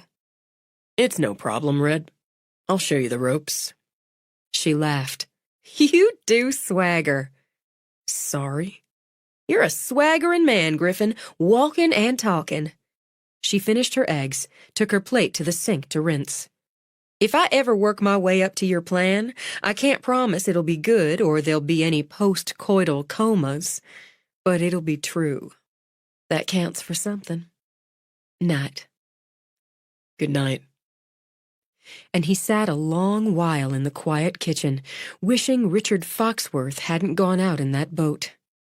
Wishing he'd at least lived through the squall so they'd have a chance to face each other. So he could kick the bastard's ass. Her legal name was Melinda Warren. Forrest stood in what had once been his bedroom and watched Griff sand the seams on drywall.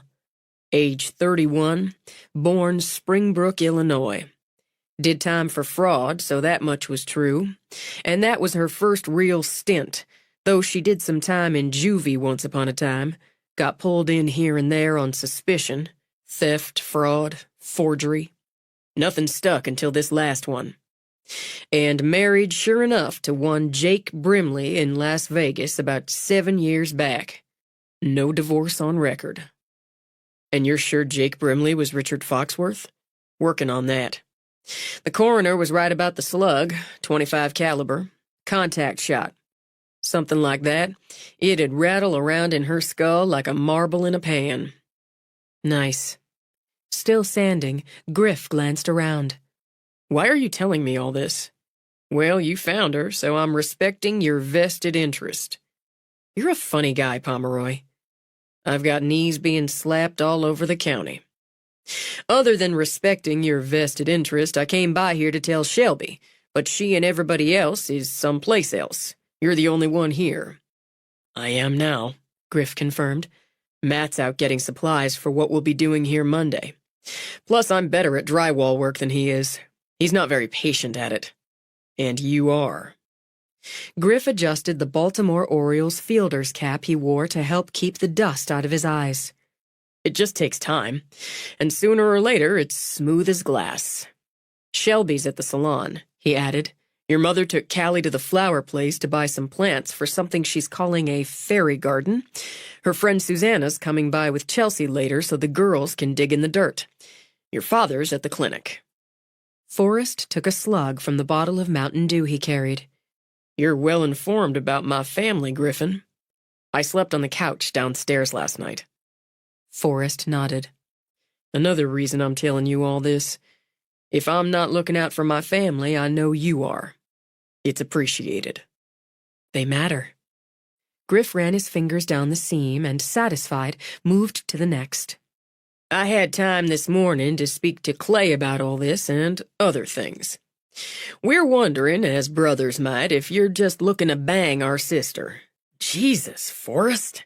And Griff beat his head lightly against the wall. It's a reasonable question. Not when I'm standing here with a sanding block and you've got a gun. I won't shoot you. This time. Griff glanced back, measured his friend's easy smile. Comforting. I'm looking to spend some time with your sister and see what happens next. My impression is the dead fake husband messed her mind up pretty good in the area you're concerned about.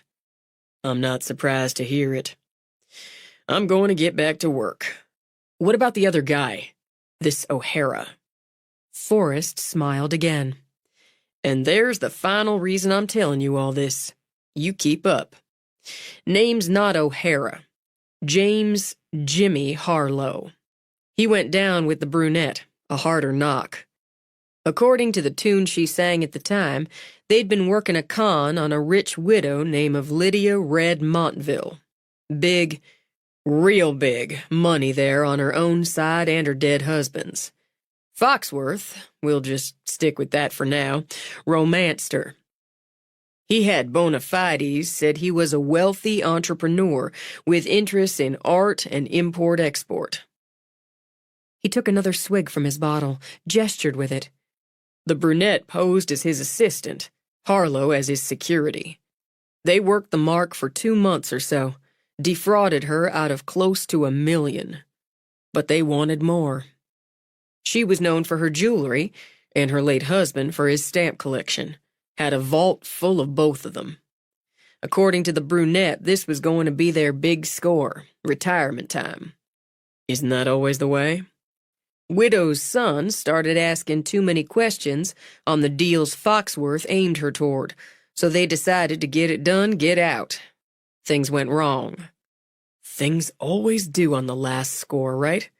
You're jinxing it right off the jump. Seems like it.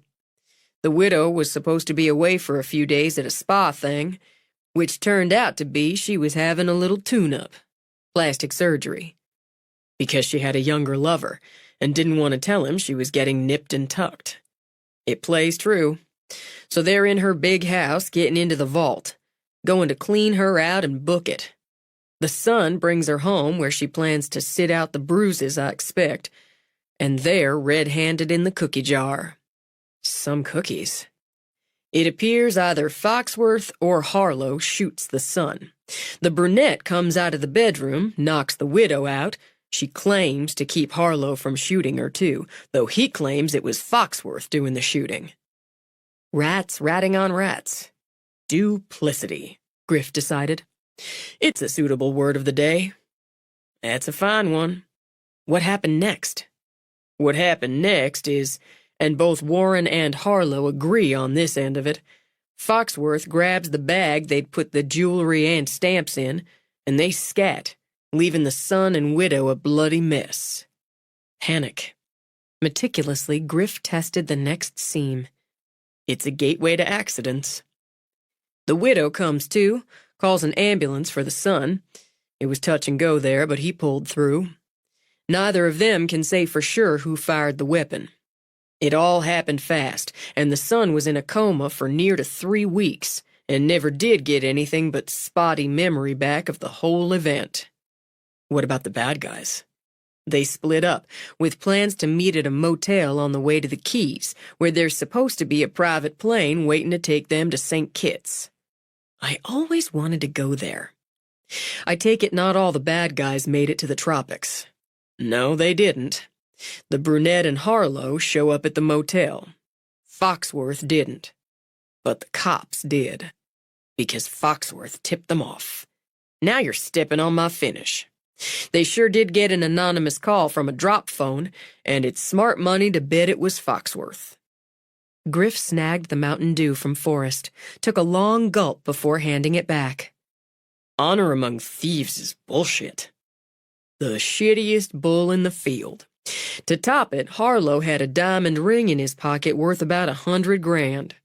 Pretty clear Foxworth planted it on him just to sweeten the duplicity. Nice use of the word. I've got some skills. He'd done time before, Harlow, but nothing violent. He swears he didn't shoot anybody and that the brunette had a clear eyeline on who did, but she made the deal first and they stuck with it. She got 4 years, he got 25, and Foxworth walked away with millions. That'd piss you off, wouldn't it just? But if Harlow's doing 25 years, should be. But he's out. Slowly, Griff lowered the sanding block. How the hell did that happen? The prison authorities in the state of Florida wonder the same. He escaped right before Christmas. Happy fucking holidays. Rolling it around, Griff took off his cap, shook off the dust, settled it on again. He's got to be the prime suspect on this murder. Why didn't you tell me straight off? I wanted to see if you'd get around to asking. I already sent his mugshot to your phone, though all three of them had a hand with disguises. He's a big guy, formidable. Like Big Bud? Tickled, Forrest laughed. No, I said big, not massive. You take a look at the picture I sent, and if you see anybody who puts you in mind of it, stay clear and call me. You got that? Forrest, you said he never got busted for violent crimes, but the brunette told Shelby different, that he was violent. Makes you wonder, doesn't it? Keep an eye on my sister, Griff. Both of them. Forrest started out. It's tedious work you're doing there. Griff shrugged. It's just work, he said, and went back to sanding. 15. Shelby stood by the counter in Emma Kate's trim little kitchen and watched her friend slide a lasagna casserole into the oven. She didn't have long, but wanted to squeeze through the small window of time to see Emma Kate in her apartment. I'm going to get laid good and proper tonight. With a wicked grin, Emma Kate set the timer on the oven. Spinach lasagna is Matt's favorite, and I picked up a nice wine on the way home from the clinic. Anything with spinach might not be my idea of a romantic dinner for two, but it sure is his. I'll reap the benefits. It's nice what you have with him. I can see how well you fit together, and I really like your place here. I do too. Turning from the stove, she could see through the doorway. Matt had taken off the door and stored it, to the old butcher block table he'd refinished, and where they'd have their romantic spinach lasagna. Of course, when Matt and Griff sit around, it's how they'd take out this wall here or do such and that with the backsplash. I guess one of these days I'm going to let Matt have his way with building a place from the ground up. He talks about it a lot. Do you want that? He's gone native on me, Shelby. Wants a tucked-away place in the hills, in the woods like Griff has. I guess I can see it too. Quiet and hours. Maybe I'll learn to garden. But for right now, it's sure easy to step out the door, walk a few minutes, and be at the clinic. Oh, but wouldn't it be fun to build a house from scratch? Deciding just where you want this room or that room, where the windows would go and what kind? The three of you could have endless conversations on that, Emma Kate decided. I start getting nervous once it goes beyond what color paint for the walls. In an apartment like this, everything's pretty well set. Do you want to sample the wine? Better not. I can't stay long. I just wanted to see you in your apartment. Pretty well set or not, it's really you, Emma Kate. Bright and fun, she said, as she wandered out of the kitchen to the living room, with its deep-cushioned red sofa, crazy patterned pillows tossed over it. The framed posters of big, bold flowers added more color, more charm. Some of it's Matt. That jade plant's from a cutting he got from his grandmother. He babies it like his firstborn. It's kinda sweet. She gave Shelby a rub on the arm. I was giving you some time, but I'm starting to see you don't want to talk about last night. Or any of it. Not really. But I should tell you her name wasn't Natalie or Madeline. She was Melinda Warren. And the man she said I should be afraid of if he found me is James Harlow.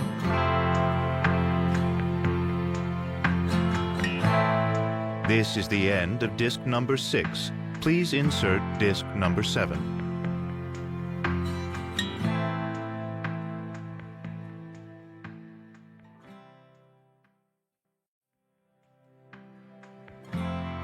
This is disc number 7.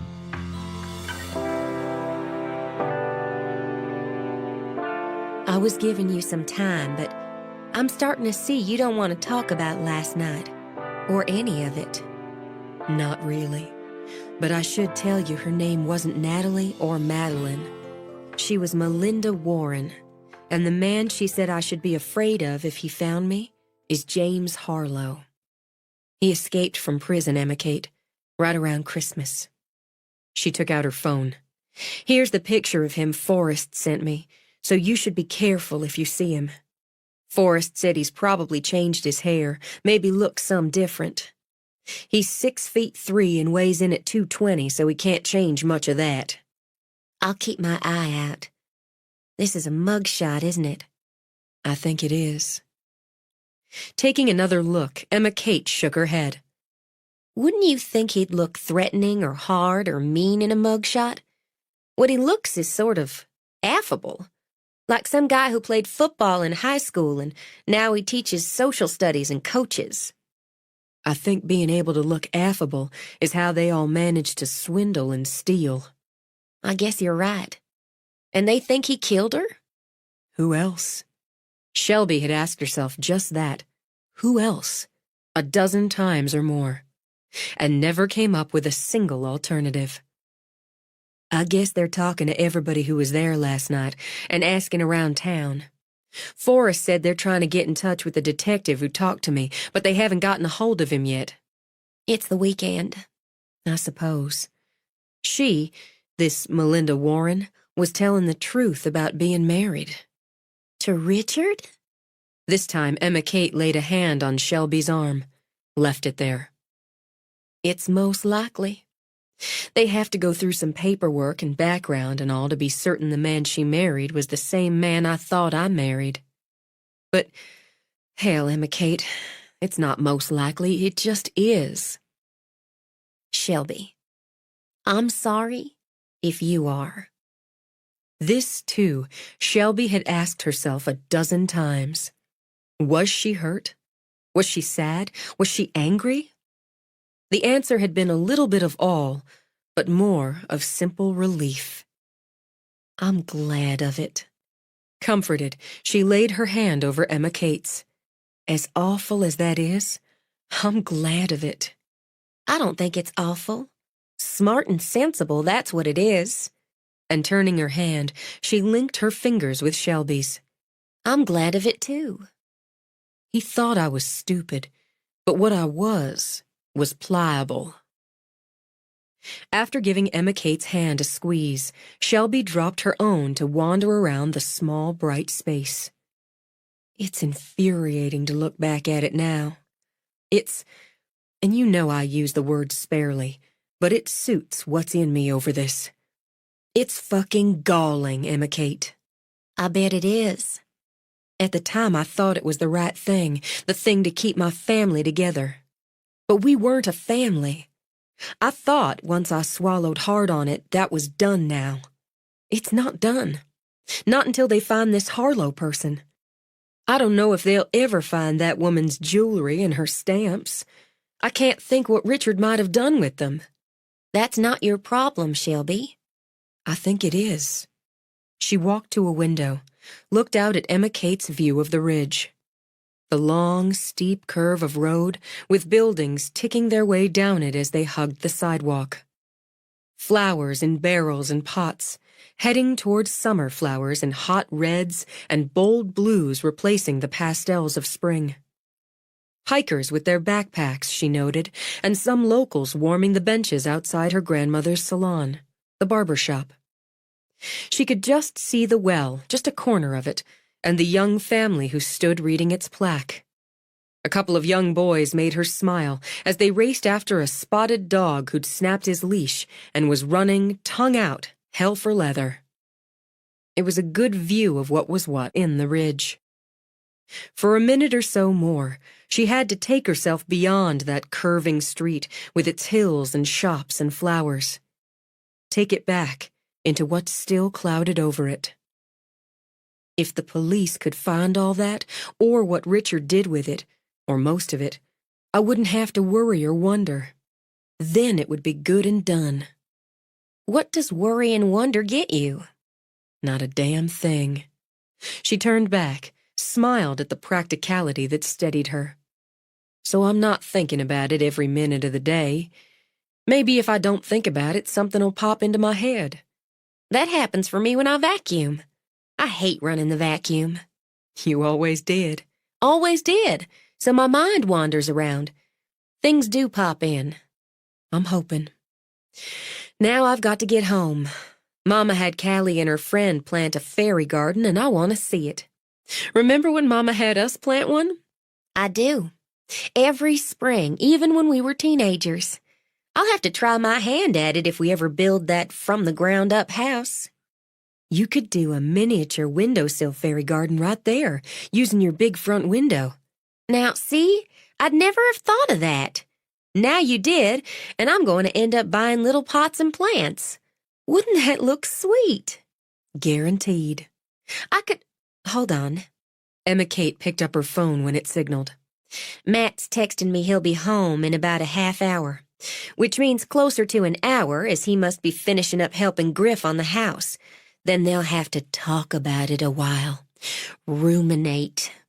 Ruminating can take some time. I've got a date with Griff Tuesday. Emma Kate's eyebrows winged up. Is that so? And you don't mention it until you're heading out the door? I'm not sure what to think about it yet, but I want to see his house. I always wanted to see what someone with some vision could do with that place. Those eyebrows stayed raised. And seeing the house is your sole purpose of this date? It's a factor. Honestly, truly, I don't know what I'm going to do about what's moving along between us. Here's a thought. Lips bowing up some, Emma Kate lifted the index finger of both hands. Why not try something I don't think you've put up front for the last few years? What do you want to do? When you put it like that, Shelby's laugh was quick and easy. Part of me, maybe the most part of me, just wants to jump him. And the realistic part is saying, slow down, girl. Which one's going to win? I just don't know. He sure wasn't on my list, and I've still got a lot to tick off there. I'm calling you Wednesday morning to see if you ticked off sex with Griff. Now Shelby raised her eyebrows, shot out a finger. That's not on the list. Add it on, Emma Kate suggested. Maybe she would, for some point down the road. But for now, she was spending the rest of the weekend with her daughter. By Monday, there was still no word on Jimmy Harlow. No sign anyone matching his description had been around the ridge, or asked about the brunette at her hotel in Gatlinburg. Shelby decided to be optimistic, decided it was best to think he'd done what he'd come to do, had exacted his revenge on Melinda Warren, and moved on. She parked outside the salon with time to spare, so walked down to the bar and grill. Optimism was her choice. It didn't have to be everyone's. Tansy answered her knock. Shelby! Tansy immediately enfolded her in a hug. I've been thinking about you all weekend. I'm so sorry about all this, Tansy. Everyone's sorry about it. Come on in and sit down. I have to get to work, but I wanted to see you first and tell you I understand if you and Derek want to cancel Friday nights. Why would we do that? It wasn't the sort of encore any of us had hoped for on our debut. It didn't have anything to do with us, with you, with the bar and grill. Derek talked to the sheriff personally just yesterday. They're looking at it as a vengeance killing, old business that came here with her. I'm part of that old business.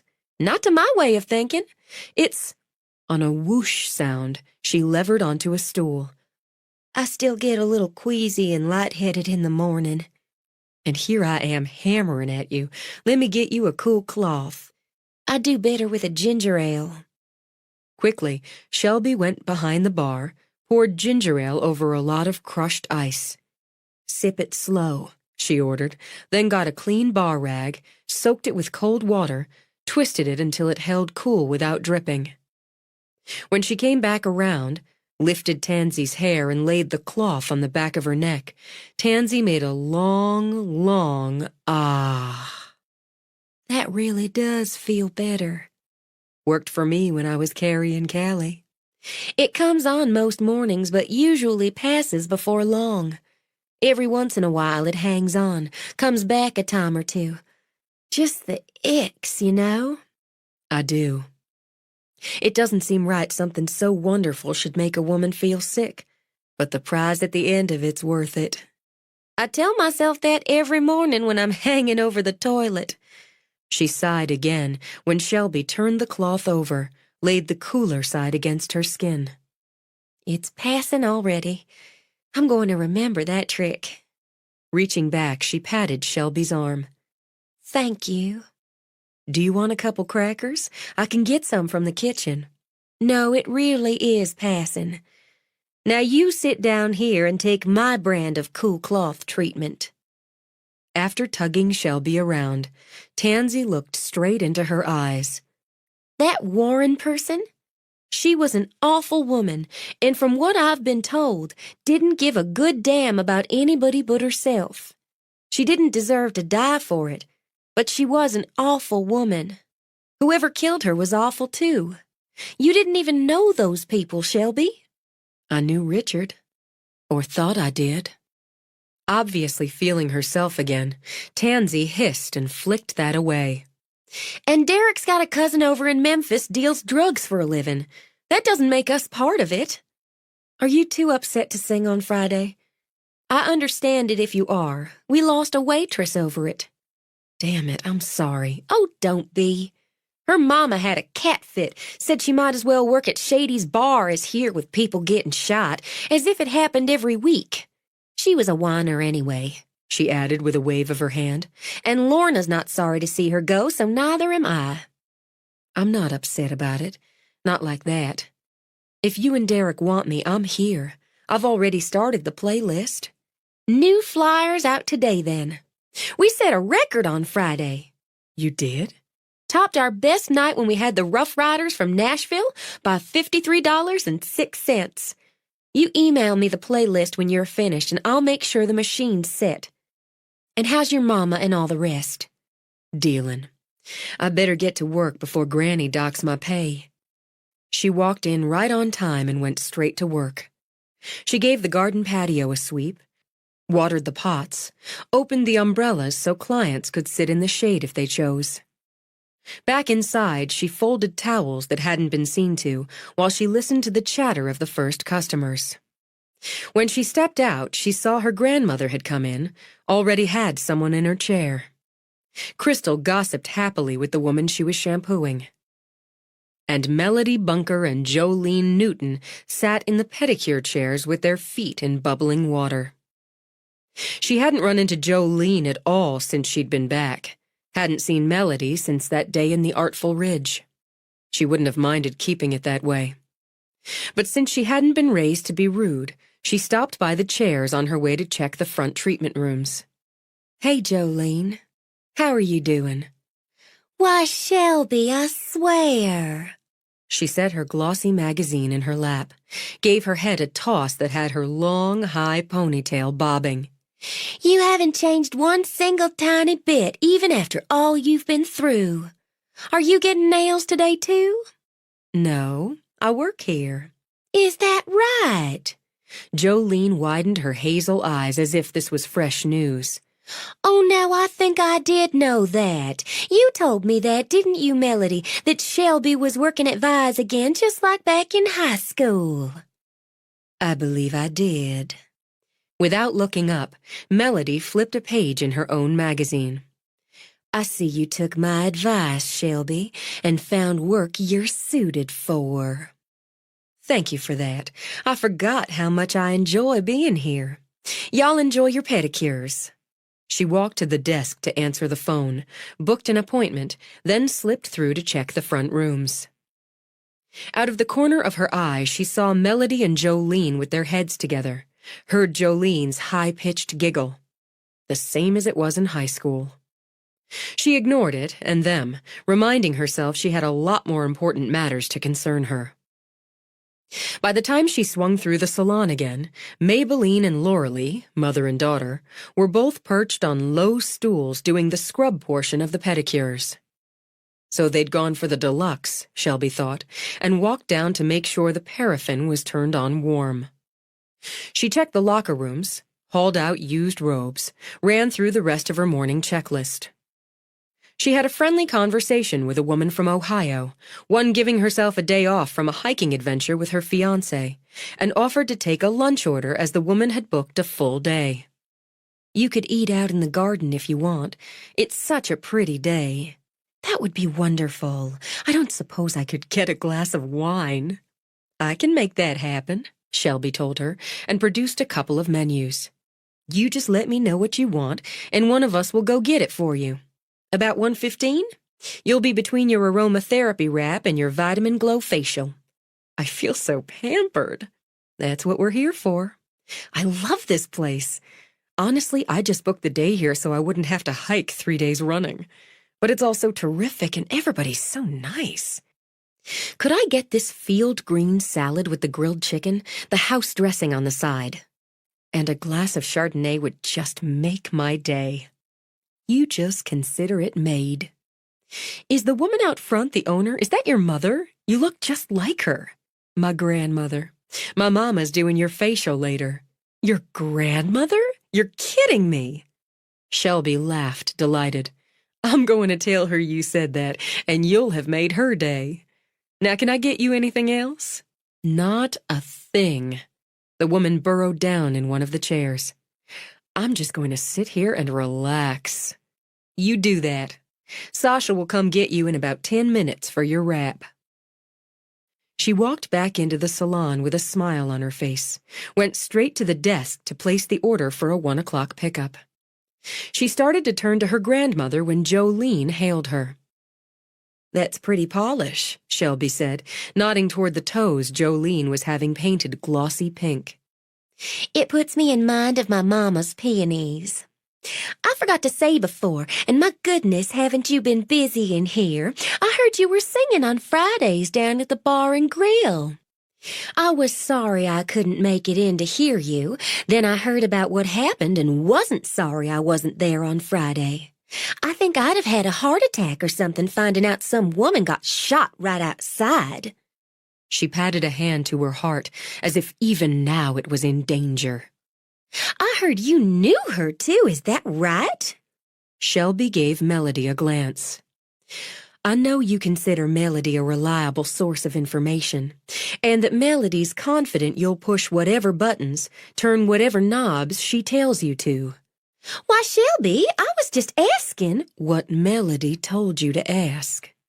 The answer is no. I can't say I knew her." "Your husband did," Melody said. "But that's right. He wasn't your husband at all, was he?" "Apparently not." "You must feel just awful being deceived like that." Jolene picked up the theme. "Why, I'd just about die if I lived with a man all those years, had a child with him, and found out he had another wife all along." "I'm still breathing. I guess I'm not as sensitive as you." She started to step back. "You're not doing anything important," Melody began. "I'd like a glass of sparkling water with ice." "I'll get that for you," Maybelline began, but Melody shot her a hard look. "You're busy painting my toes." "Shelby can get it, can't you, Shelby?" "I can. Would you like something, Jolene?" Jolene had the grace to flush. "I wouldn't mind some ice water if it's no trouble." "None at all." She turned, went to the back, into the tiny kitchen. She'd stew about it later, she promised herself, but for now she'd get the damn water. She brought out the glasses, handed one to Jolene. "Thank you, Shelby." "You're welcome." When she held out the glass to Melody, Melody knocked it with her hand so water sloshed over the rim. "Now look what you did." "I'll get you a towel." "These capri pants are silk, and now they've got water spots. What are you going to do about it?" "I'm going to get you a towel."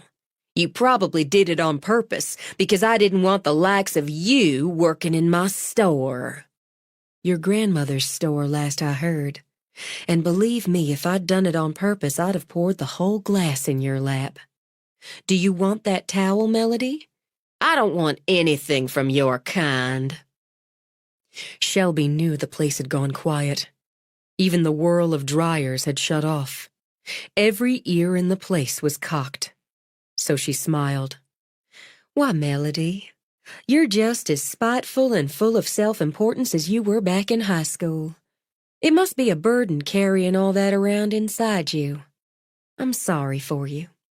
Sorry for me? Sorry for me? Melody flung the magazine away so it landed with a thwack on the floor. You're the one came crawling back to the ridge with her tail between her legs. And what did you bring with you?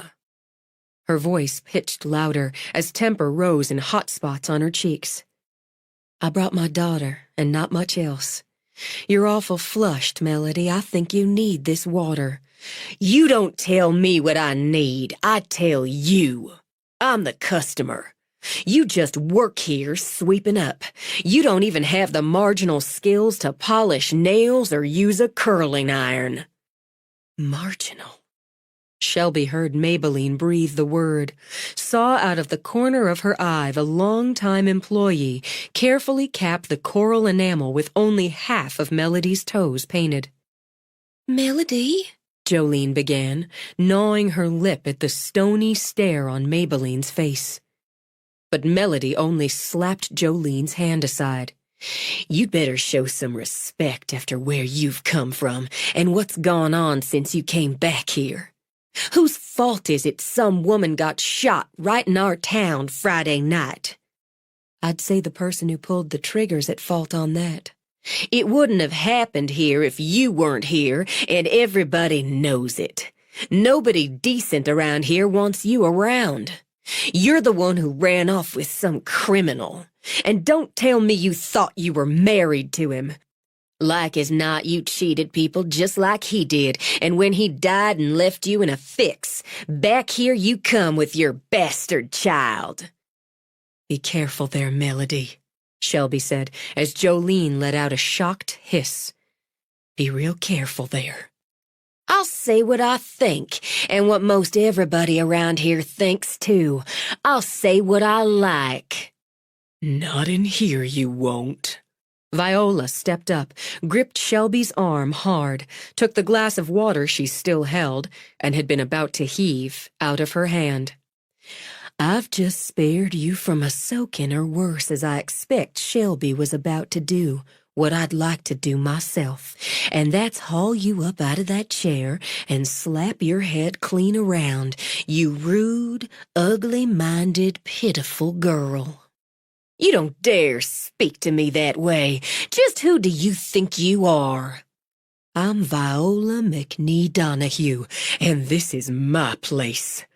I'll speak to you just as you deserve, and the good Lord knows somebody should have spoken to you long before this. I'm going to tell you both, to get your lazy, spiteful asses out of my chairs and out of my place. You get up and you get out, and you don't come back in here. We haven't finished yet, Melody began. You're finished, done and finished altogether. No charge for today. Now get the hell out of my salon. Neither of you are going to walk in that door again. Oh, but Miss Vi, Crystal's doing my hair for my wedding. Tears spurted into Jolene's eyes. I've got the whole day before booked here. Not anymore. Don't worry about it, Jolene. Melody grabbed the magazine forgotten in Jolene's lap, tossed it across the room. You can just pay Crystal to come to you. She couldn't pay me enough, Crystal piped up. Oh, but Crystal! Shame on you, Jolene. Crystal bent down, picked up the magazine. We've come to expect that kind of ugly from Melody, but shame on you. We don't need you, Melody snapped at Crystal as Jolene blubbered. Barely a step up from the trailer trash in the holler. We don't need this place either. I only come in here to be civic-minded and support local businesses. There are plenty of other places to go with more class. You never did learn class, Viola commented as Melody grabbed up her shoes. That's a shame, considering your grandmother. She's going to be awful disappointed in you when I call her and tell her how you behaved in my place, what you said to my own granddaughter, what you said about my great-granddaughter. That takes you back a peg, she added, when some of the angry color faded from Melody's cheeks. You must have forgotten. I've known your grandmother for over 40 years. We've got a lot of respect for each other. Tell her what you want. Oh, I will. Now get your second runner-up's ass out of my salon. Melody sailed out while Jolene scrambled up. Oh, Melody, wait! Oh, Miss Vi! She's your choice of companion, Jolene. Maybe it's time you grew up some. Go on now. Get. She ran sobbing out the door. After one still moment, several people, staff and customers, began to applaud. I swear, Vi. The woman in Viola's chair gave herself a half spin in it. I've always said coming to Vi's is more entertaining than watching the soap operas. Since it was there, Shelby took the water back, downed it. I'm sorry, Granny. I wasn't going to slap her. I was going to haul her out of the chair and punch her right in the face. Nobody talks that way about my baby. Or mine. Viola gave Shelby a one-armed hug. Are you really going to call her grandmother? I won't have to. You better believe she's calling Flo right now, giving her an earful. Flo loves that girl, but she knows her too. I'll be getting a call inside the next half hour. Maybelline, Loralee, you take your usual commission for the petties out of the till. No, ma'am, they said, almost in unison. There's no need for it, Maybelline added. Viola, don't you make me mad and say another word about it. That girl's lucky I didn't stab her with the cuticle scissors. Shelby, she was talking trash about you for the last half hour. I'm not sorry to see the last of her in here. She always shorts my tip. Jolene's not so bad when she comes in on her own, Loralee put in. But together they're downright mean. All right, then.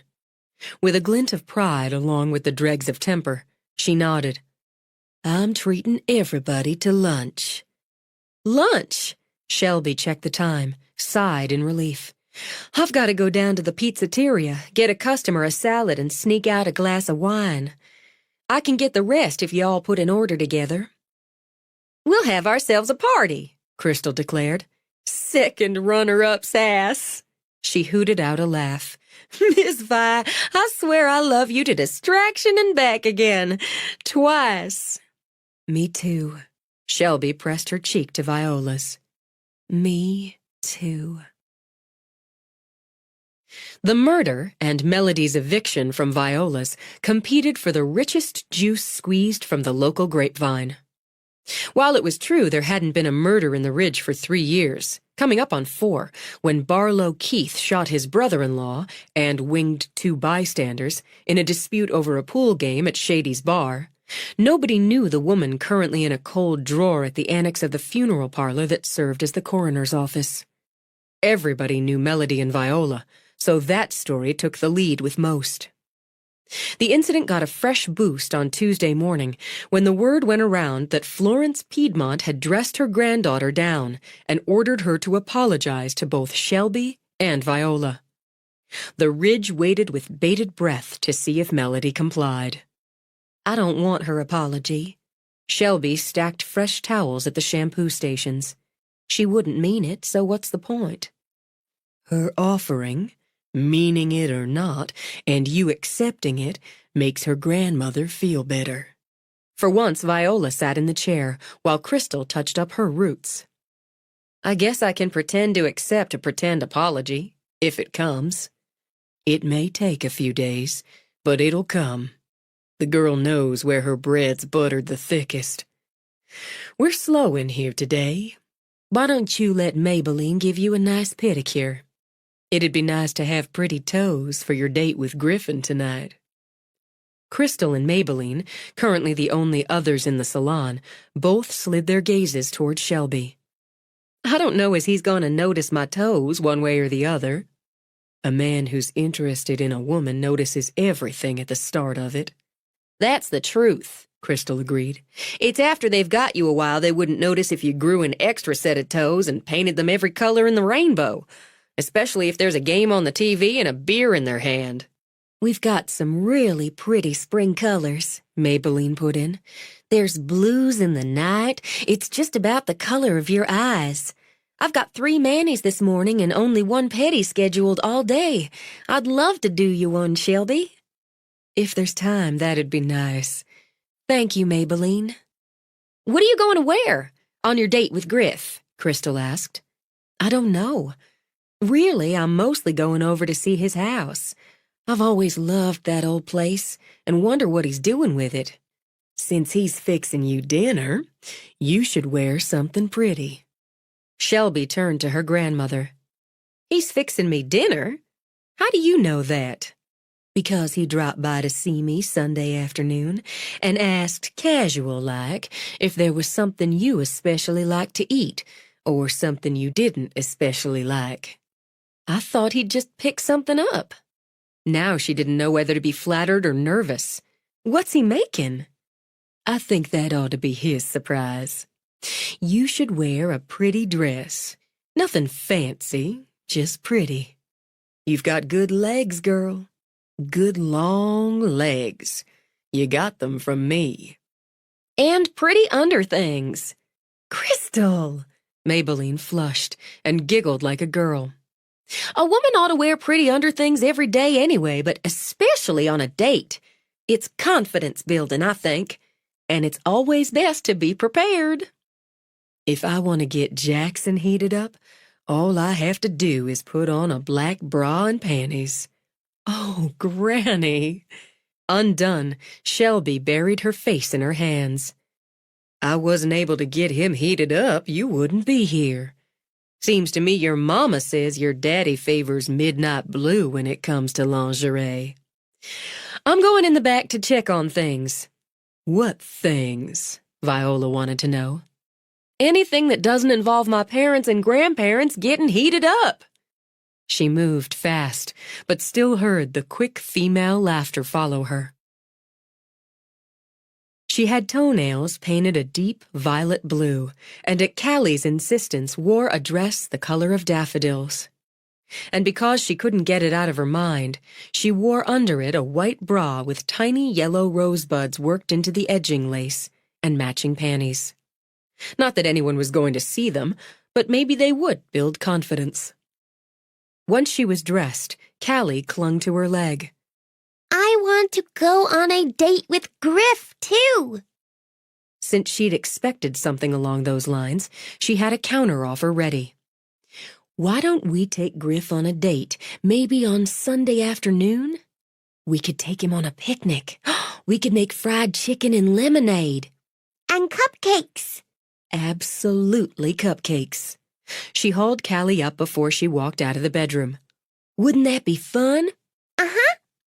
When's Sunday afternoon? Just a few days away. Don't you look pretty? Ada Mae exclaimed. Doesn't your mama look pretty, Callie? Uh-huh. She's going on a date with Griff, and we're going to take him on a date for a picnic on Sunday afternoon. Why, that sounds like the best time.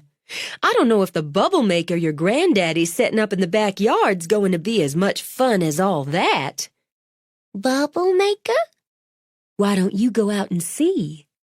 I'm going to make bubbles. Bye, Mama. She kissed Shelby's cheek, wiggled down, and took off like a rocket, calling for her grandfather. I sure appreciate you watching her again, Mama. We love every minute of it. I think your daddy's as excited about Bubbles as she is. You have a good time tonight. You got a condom in your purse? Oh, Mama. Ada Mae just pulled one out of her pants pocket. In case. You put this in your purse and I'll have one less thing to worry about. Mama, I'm just going to see his house and have dinner. Things happen, and a smart woman's prepared when they do. Be a smart woman now, Shelby. Yes, ma'am. I won't be late. You stay as long as you want. With the condom tucked in her purse, Shelby started out. She'd just opened the van door when Forrest pulled up. Where are you off to in a yellow dress? I'm just having dinner with Griff. Where? She rolled her eyes. At his house because I want to see it, and I'll be late if you're going to give me the 3rd degree. He'll wait. The sheriff cleared me to let you know. Richard wasn't Jake Brimley either. Her pulse jumped. She actually felt the leap in her throat. What do you mean? Jake Brimley, with the Social Security number he used, died at the age of 3 in 2001. Richard created the identification, or paid to have it created. You mean he used that name, but he wasn't that person? That's right. Who was he then? God's sake, how many names can one man have? I can't say. I don't know, Forrest corrected. We're working on it. I'll do what I can to find out, Shelby. I figure you'd want to know one way or the other. I would. I don't know how I can put it all away until I know. Did you find anything else out about the murder? As a matter of fact, we had someone come in today. She was in the parking lot, in the back seat of a car with another individual. An individual not her husband. While they were busy doing things that put a layer of steam on the windows, she heard a loud pop. The timing's right for it to be the shot. She surfaced from her activities long enough to notice someone get in a car, drive off just a few seconds later. God, she saw the killer? Not really. She thinks male, but she wasn't wearing her glasses at the time, so didn't get a good look. We wouldn't have that much if her conscience hadn't gotten over on her guilt. What we've got is probably male, getting into a dark car, possibly an SUV. No make, model, or license, but she thinks black or dark blue, and shiny. Struck her like a new car, but she can't say for certain. What about the man she was with? Didn't he see anything? I didn't say she was with a man. Oh. Which is part of her problem with coming forward. We'll just say the other individual was very busy below window level at the time and didn't see anything. All right. And Harlow? Nothing there yet. You be careful driving over there to Griff's, Shelby. Text me when you get there. Oh, for heaven's sake, Forrest. If you don't want me calling when you might be busy, text me when you get there. I'm going to see if I can mooch leftovers. They're out back, she called out as he strolled toward the house. Daddy's got Callie a bubble maker. Yeah? I believe I'll get me a beer and get in on that. Text me. 16. She stopped at the head of the short lane that led back to the old Triplehorn place, freshened her lip gloss, took a critical look in the visor mirror. All right, no more dark circles, and not all the color in her face came from the little pot of cream blush her grandmother had urged her to sample. Her hair, wind-blown as it was, added a casual touch. Wasn't it best to stay casual, she asked herself, and took a breath. She hadn't been on a date, a real one, and whatever she'd said, this was a bona fide date, since she'd flown off to Vegas with Richard to get married. Or so she'd believed. She'd dated plenty before that, of course, she reminded herself, through high school and into college. But it was all so vague and blurry with the enormity of the in-between, the then and now. And he was fixing her dinner, which made it a sort of serious date, didn't it? She made herself think through the enormity, back to the blur. She couldn't think of a single time a man had fixed her dinner. Maybe it didn't make it serious. Maybe once you got past the high school and college years, it was just something people, adult people, did now and then. And she was making far too much of it either way. She made the turn, bumped her way down the narrow drive, obviously something he hadn't bothered to fix yet, then just stopped the car again and looked. She'd always loved the charm of the old place, the way it tucked into the green, spread a bit toward a sheltered stream. She only found it more charming now. He'd cleaned up the exterior, and what a difference! She thought he'd likely power-washed the old stone. Repointed it, too, so it stood in various shades of brown and gold on its roll of a rise among the trees. And he put in spanking new windows, added a set of doors in place of the broken windows on what she assumed must be the master bedroom due to the addition of a covered porch with bronze-colored iron rails. He'd left most of the wonderful old trees, the maples and oaks, their green deepening toward that deep summer shade, and put in a couple of dogwoods, bloomed off now and still tenderly green. Clearing out the scrub and weeds along the foundation had to have been hard, sweaty, even miserable work. Whatever time he'd put in had paid off, as young azaleas and rhododendrons swept color at the stone's skirts, while older ones, wild ones, splashed more back in the green shadows. He was doing some sort of terracing on the far side, following the rise of the land with partially finished stone walls that mimicked the tones of the house. She imagined it finished and filled with native shrubs and flowers. Too charmed to be nervous now, she left her van beside his truck, gathered the potted mountain laurel she'd picked up as a host gift, and walked to the wide front porch.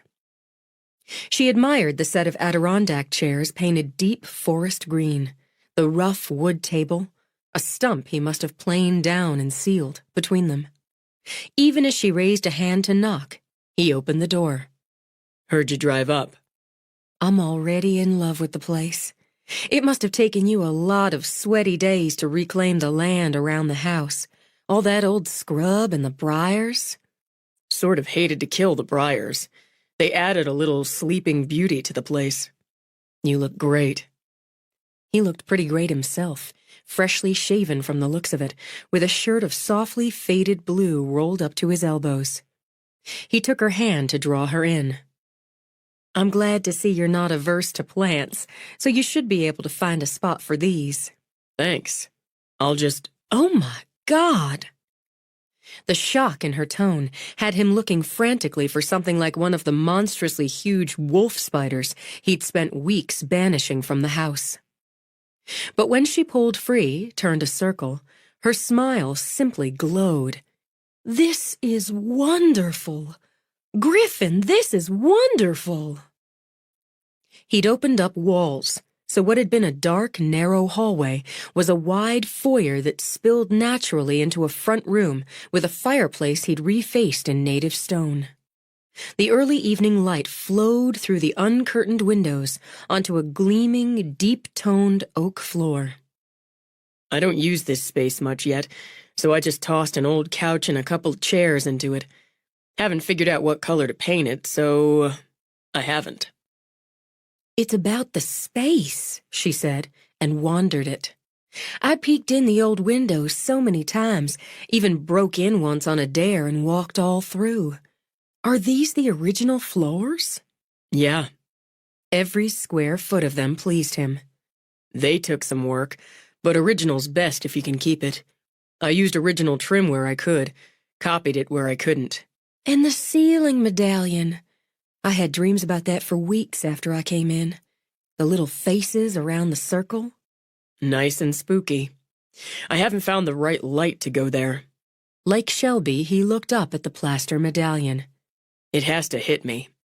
It should look old. There shouldn't be anything in here that looks shiny and new. Well, the kitchen and bathrooms, that's one thing, but the rest... And I'm telling you your business when you obviously know just what to do. I want to see it all. I haven't gotten to all of it yet. Some spaces I'd start, realize I wasn't in the right mood. Keep going and you end up doing something wrong, or at least half-assed. He should paint this room a warm, rich gold, not bright and not too dark, but like warm, rich, old gold. And leave the windows undraped to show off the gorgeous trim, and she had to stop decorating it for him in her head. You're not doing all this yourself, are you? No. He took her hand again, started to lead her toward the back of the house. Matt's been a slave. Will work for beer, when he has the time. Forrest, too. Clay's pitched in a couple times. My father's been down, giving me a week or two when he can manage it. And my brother. My mom helped clearing the brush and said I owe her more for that than 14 hours of labor. Half bath here, he added when she laughed. She poked inside. Look at that sink. It's just like an old wash basin on a stand, like it could have been here all along. And that antique bronze finish on the fixtures and the lights goes so well. You've got a nice sense, Griff, of color, too, keeping it warm and natural. The house doesn't want bold and flashy. What's this over here? Tools and materials, mostly.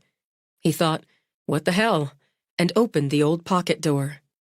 Such wonderful high ceilings, she said, obviously not put off by stacks of tools and lumber, big tubs of drywall mud, and plenty of dust.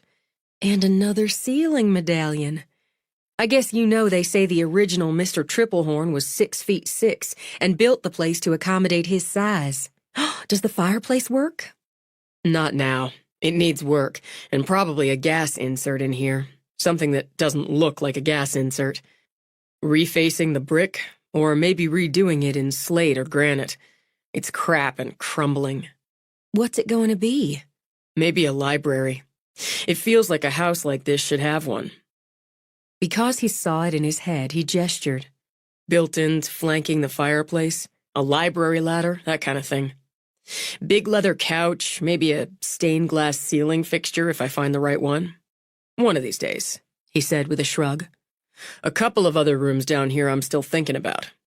I didn't want to open everything up.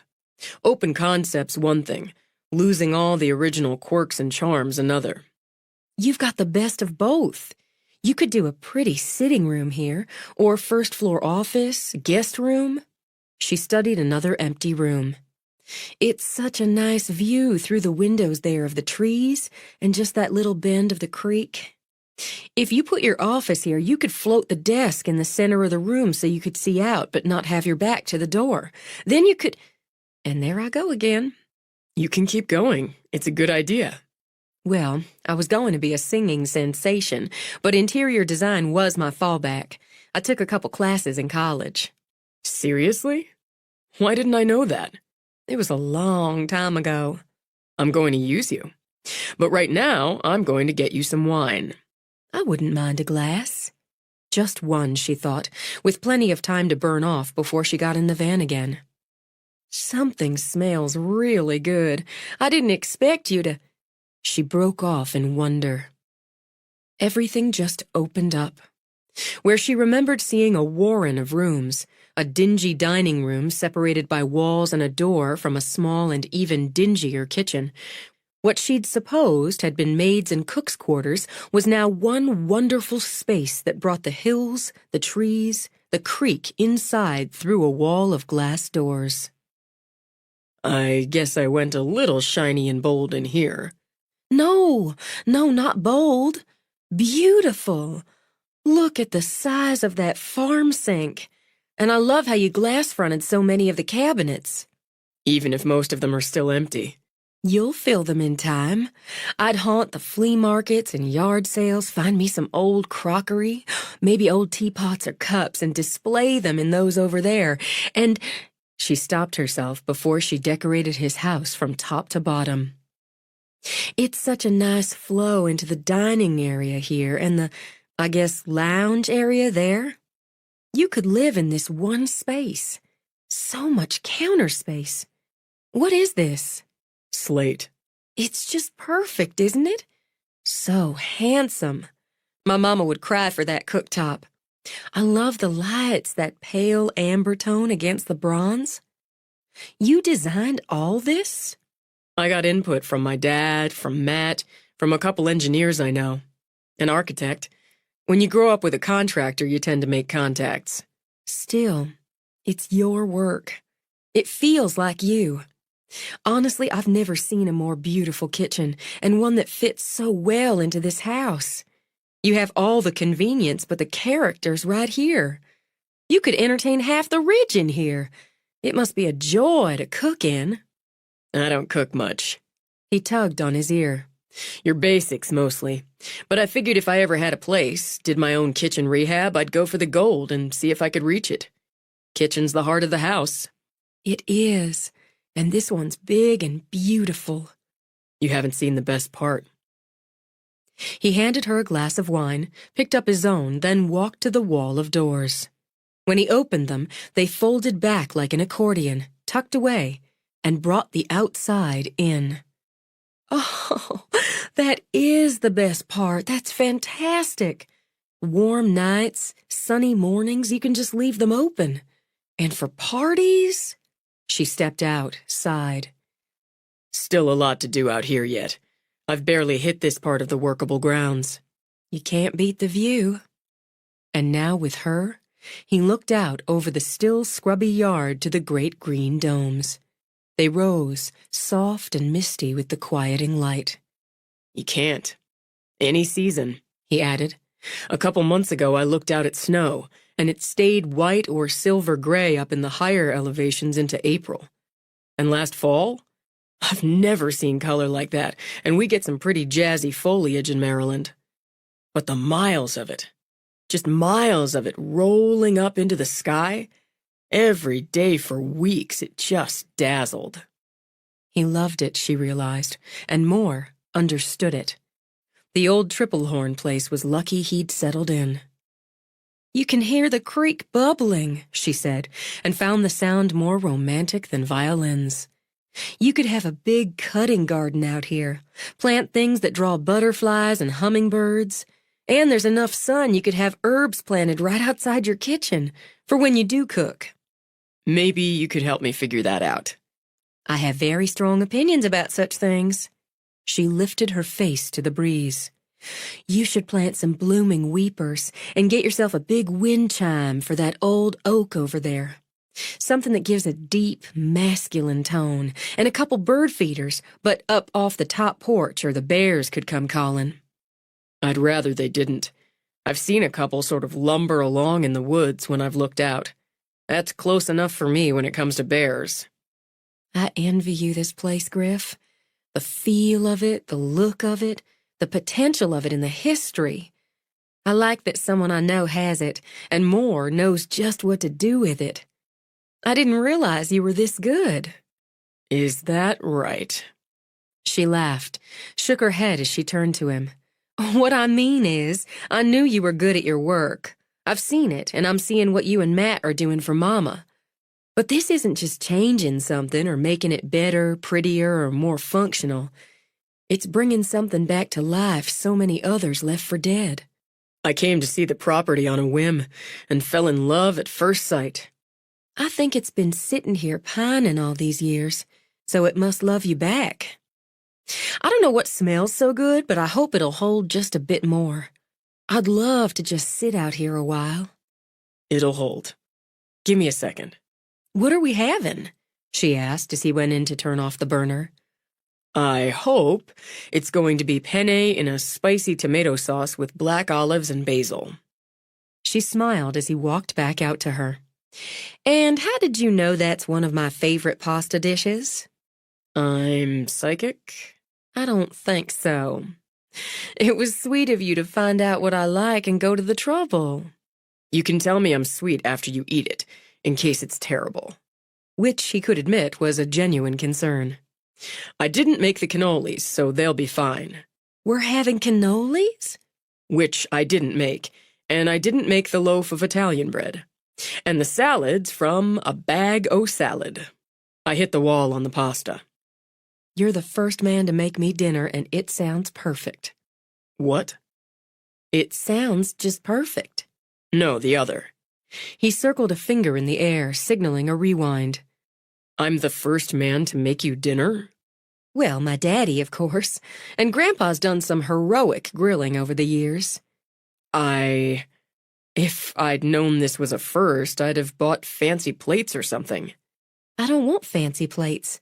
I've had fancy plates. Food tastes the same on them as it does on every day. He considered a moment. I've got two reliables when I want to cook and impress a woman. One's your basic steak on the grill, massive baked potato, and the ever-popular bag o' salad. The other, when I seriously want to impress, is this chicken thing in wine. I'm pretty good at that one. Why aren't we having a chicken thing in wine? Because I didn't want to go for the usual with you. And I didn't do this when you first got here because I wanted to give you time to settle in first. He took the wine glass from her, set it down, put his own beside it, then drew her in. He thought she smelled like the mountain sunset, fresh, breezy, with shimmering edges. He combed his fingers through the long, luxurious length of her hair, all those tumbling curls, and reminded himself to go slow, go easy, as he laid his lips on hers. He drew back. That was just in case you thought I forgot to kiss you hello. I didn't think... Don't... Oh, damn. Damn. The next thing he knew, she surged against him. She knocked him back on his heels, kicked every rational thought out of his head, and flashed a wire in his blood in one fell swoop. He stumbled back 2 steps before he regained his balance, wrapped around her to keep them both from pitching off the porch, and barely stopped himself from yanking the dress up and over her head. She was an earthquake, an explosion of reckless heat shooting bolts of fire everywhere. His brain fogged in the ash and smoke. He whipped her around, slapped her back to the post. Now that his hands were free, he used them, shooting them under the skirt of her dress, running them over her hips, over the heat, down again. She quivered, moaned against his mouth, then nearly snapped the last thin thread of control by rocking her hips against him. He had to pull back. Wait. She had a good grip on his hair and pulled his mouth back to hers. Why? He got lost again for a moment, for a lifetime. Wait, he repeated, then rested his forehead on hers. Breathe. I am breathing. No, me. I meant me. He took that breath, then another. Okay. She obviously took that as a green light as she pulled him back again. No, I mean... He solved his dilemma by gathering her up, holding her close. Jesus, did she have to be so long and soft and slim right this minute? Okay. We'll take a breath. We'll just take a couple breaths. He had steady hands, he thought. Rock steady. Freaking surgeon steady hands. So why were they unsteady now? He gripped her shoulders with them, drew back an arm's length. Just look at her, he thought. Those big, dazzling eyes, nearly purple in the softening light. He reminded himself how rough she'd had it. How rough she had it still. Maybe we should... I don't want to rush you. Something sparkled in those twilight eyes and caused his throat to go dry as dust. Did it feel like you were rushing me? I don't know. Maybe. The thing is, if we don't take a minute, a breath, something, we're going to end up naked on the porch. All right. Okay, so... He dropped his hands, took a cautious half-step back. We'll take a minute. I mean, it's all right if we end up naked on the porch. He lost his breath again. You're killing me, Red. I know I've had what we could call a drawn-out dry spell, but I'm pretty clear on the signs and signals when a man wants me. And if I wasn't, you made it pretty clear you wanted me that one day in my mama's kitchen over a Coke. If I didn't want you, I'd be an idiot. And my own mother's proud to say she didn't raise any. I want you back, so that seems good news all around. That's, yes, incredibly good news. And I got those signs and signals just fine, too. The thing is, considering the circumstances, the plan was to soften you up some with dinner here and get you to go out with me a couple more times, then get you into bed. She leaned back on the post, nodded. Something he recognized as amusement moved into her eyes. And I'm guessing you like having plans, personally and professionally? Things work better, usually, when you do. You don't like surprises? I'm fine with them. Merry Christmas, happy birthday, let's get naked on the porch. Oh, God. I'm good with them, he managed. But maybe it takes you a minute to adjust to a surprise. Apparently. Now she smiled, slow and easy. Twilight eyes, magic mermaid hair, a long, long-stemmed rose of a body. Yeah, she was killing him. "Would you like to hear my plan?" she asked. "It's sort of spur of the moment, but I think it's workable." I'm all ears. "My plan is we just skip over all the softening up with dinner and going out a couple more times. We come back around to that if we both want, after we get naked on the porch." You're nothing but a surprise. But no. She sighed. "You're a hard nut to crack, Griffin." I mean no naked on the porch. We can do better this time. "There's better than naked on the porch?" This time. This first time, he thought. This first surprising time. I haven't shown you the second floor. She angled her head, and her smile deepened. "No, you haven't." I'd like to. He held out a hand. I'd really like to. She put her hand in his. "I'd like to, but I might be a little rusty." Not from where I'm standing, he said, as they walked back into the kitchen. But don't worry. I'll walk you through it. She paused, tapped the purse she'd set on the counter. "Isn't it interesting how my mama gave me a condom to tuck in here before I left tonight?" Oh, man. He scrubbed his free hand over his face. I'd thank her for the thought, but it'd be embarrassing. Anyway, I've got that covered. Ha. All right, then. We can take the back stairs. I forgot there were back stairs. Delighted, she turned with him. "Don't you love a house with back stairs?"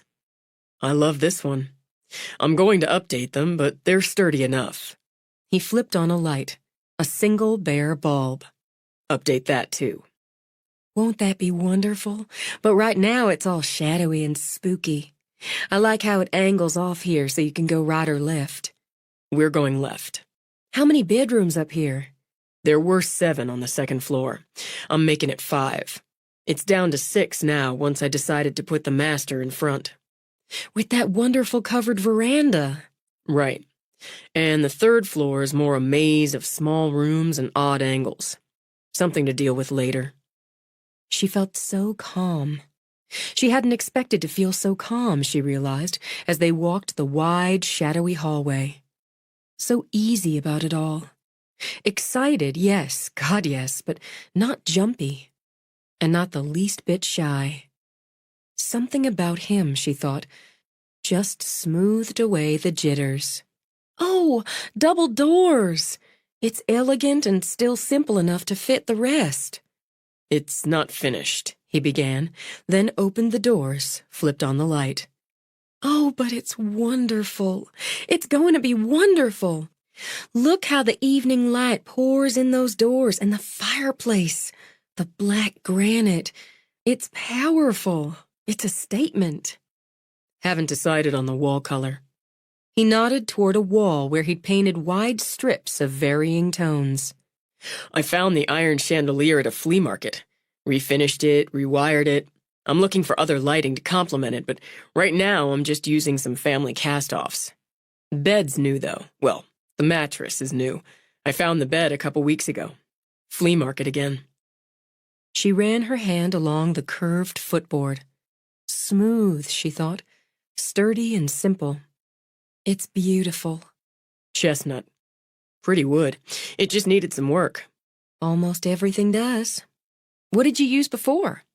Sleeping bag on an air mattress. But with my plan to get you up here, I figured I'd better get an actual bed. Glad I didn't wait on that. I'm glad you didn't. She turned to him. I'm glad we didn't.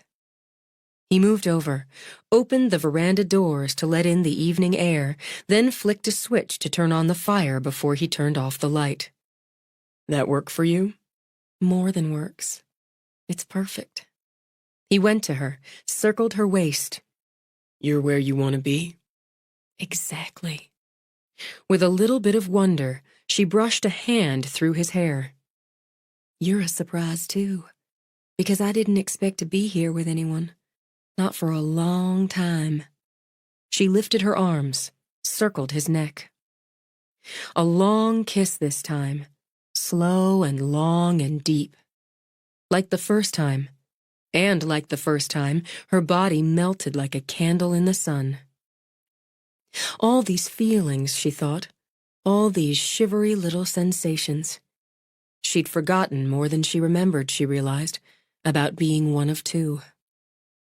She let herself flow with it, just flow and float like a dandelion puff on a summer breeze. There was a storm coming. Oh, she could feel it building in her.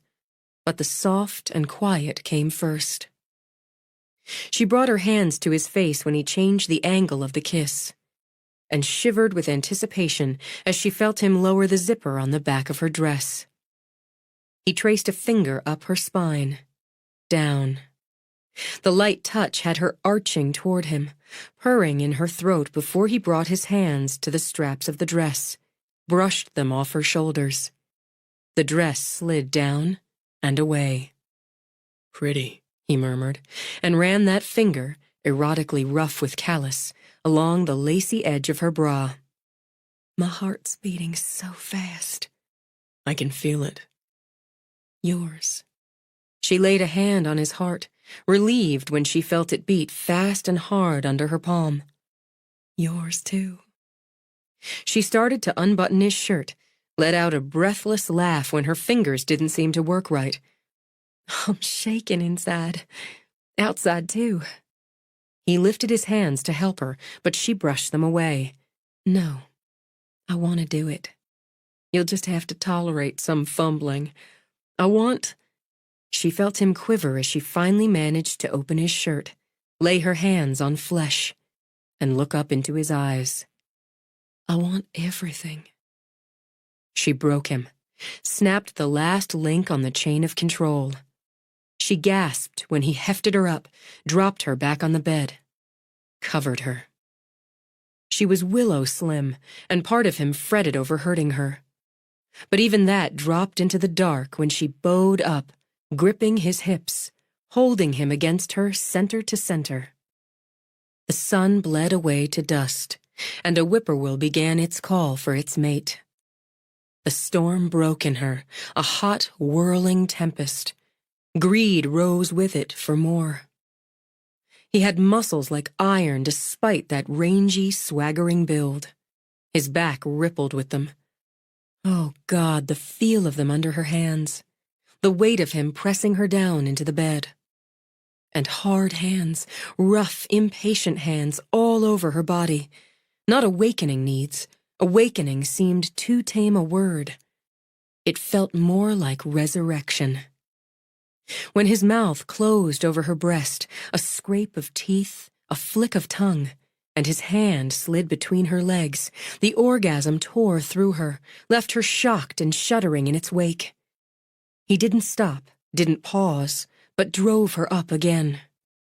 And she was a pebble in a catapult, flying, helpless and quaking. Her body was his now, open, and he took it, gave her more so sensations tangled together, needs became a single throbbing ache. Then he was inside her, and pleasure ran through her in a flood. She rode with him, beat for beat, her heart racing as his raced. Her sunset hair spread wild over the sheets, and her skin glowed in the smoky light of dusk. "Shelby, look at me." His body screamed for release, for that last leap, but he wanted to see her eyes. "Look at me."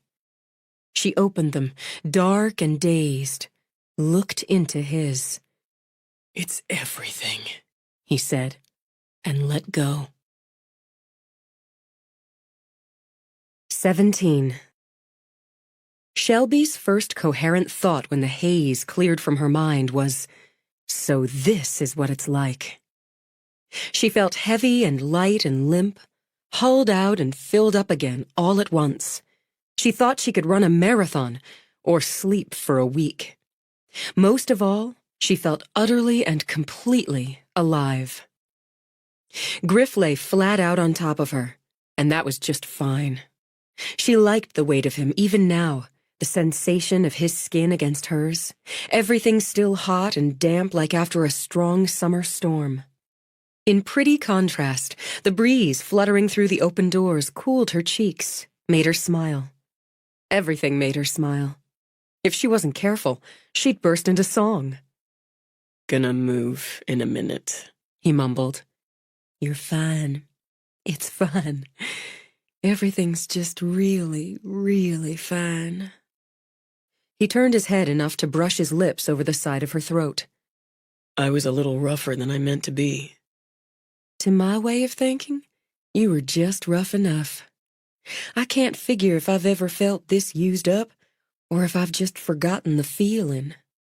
You're sure thorough, Griffin. You sure do good work. "Well, anything worth doing." He levered up to look down at her in the flickering of the fire. "You weren't rusty, by the way." Pleased, languid with it, she touched his cheek. I forgot to worry about it. "I wondered what you'd look like, lying here like this. It's better, even better than I imagined."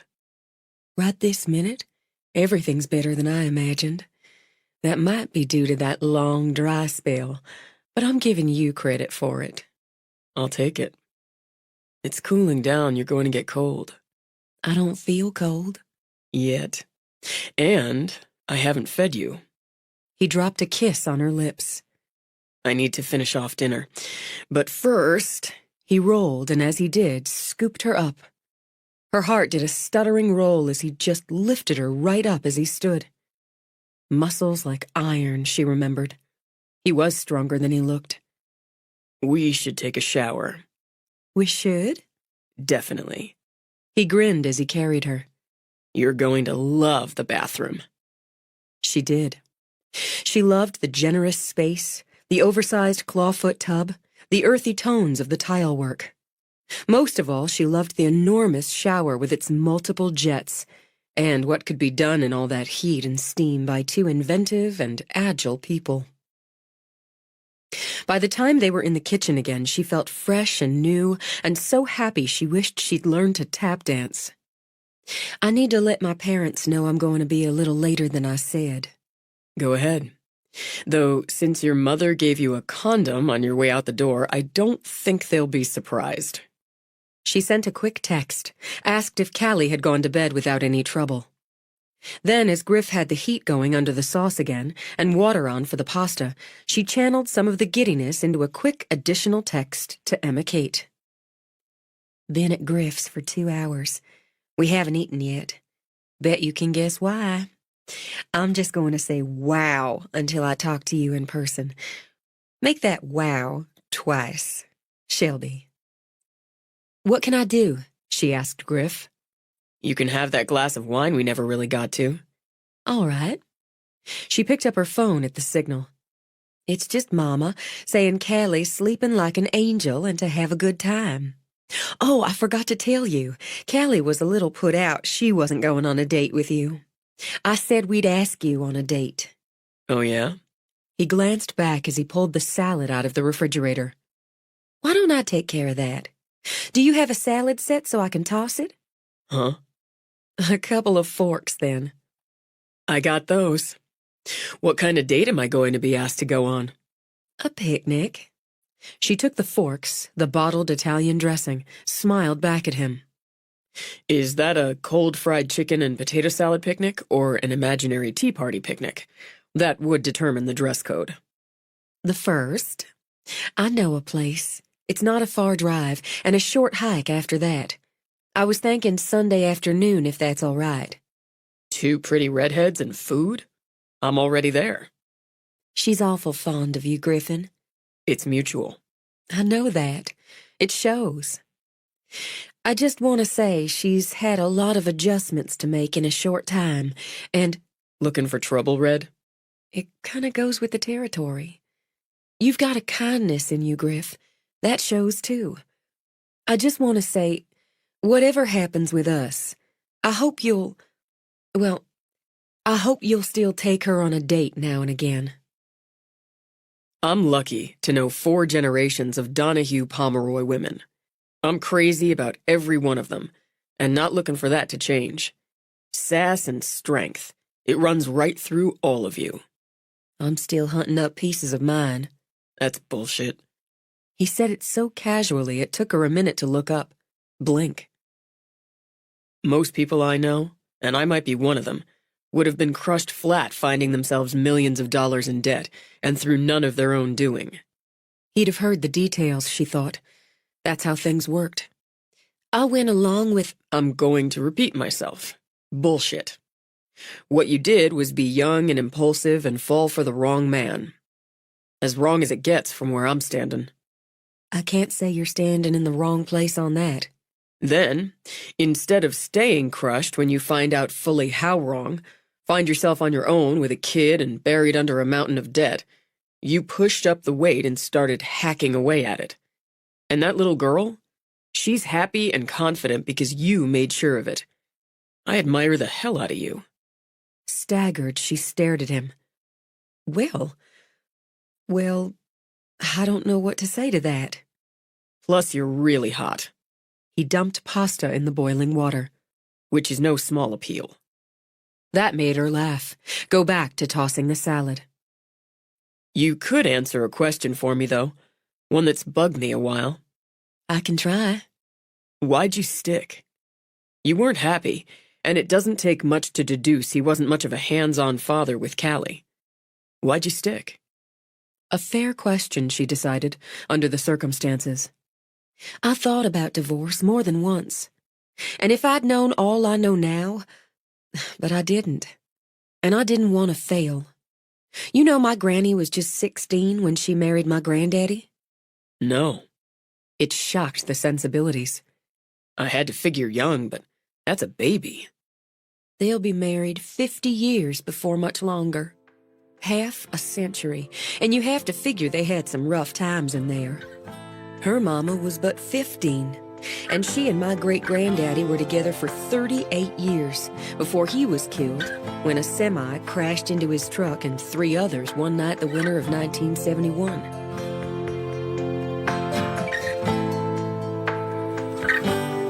This is the end of disc number 7. Please insert disc number 8.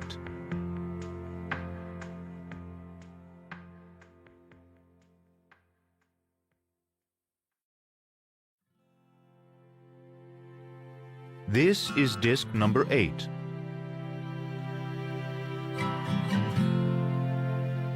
They'll be married 50 years before much longer. Half a century, and you have to figure they had some rough times in there.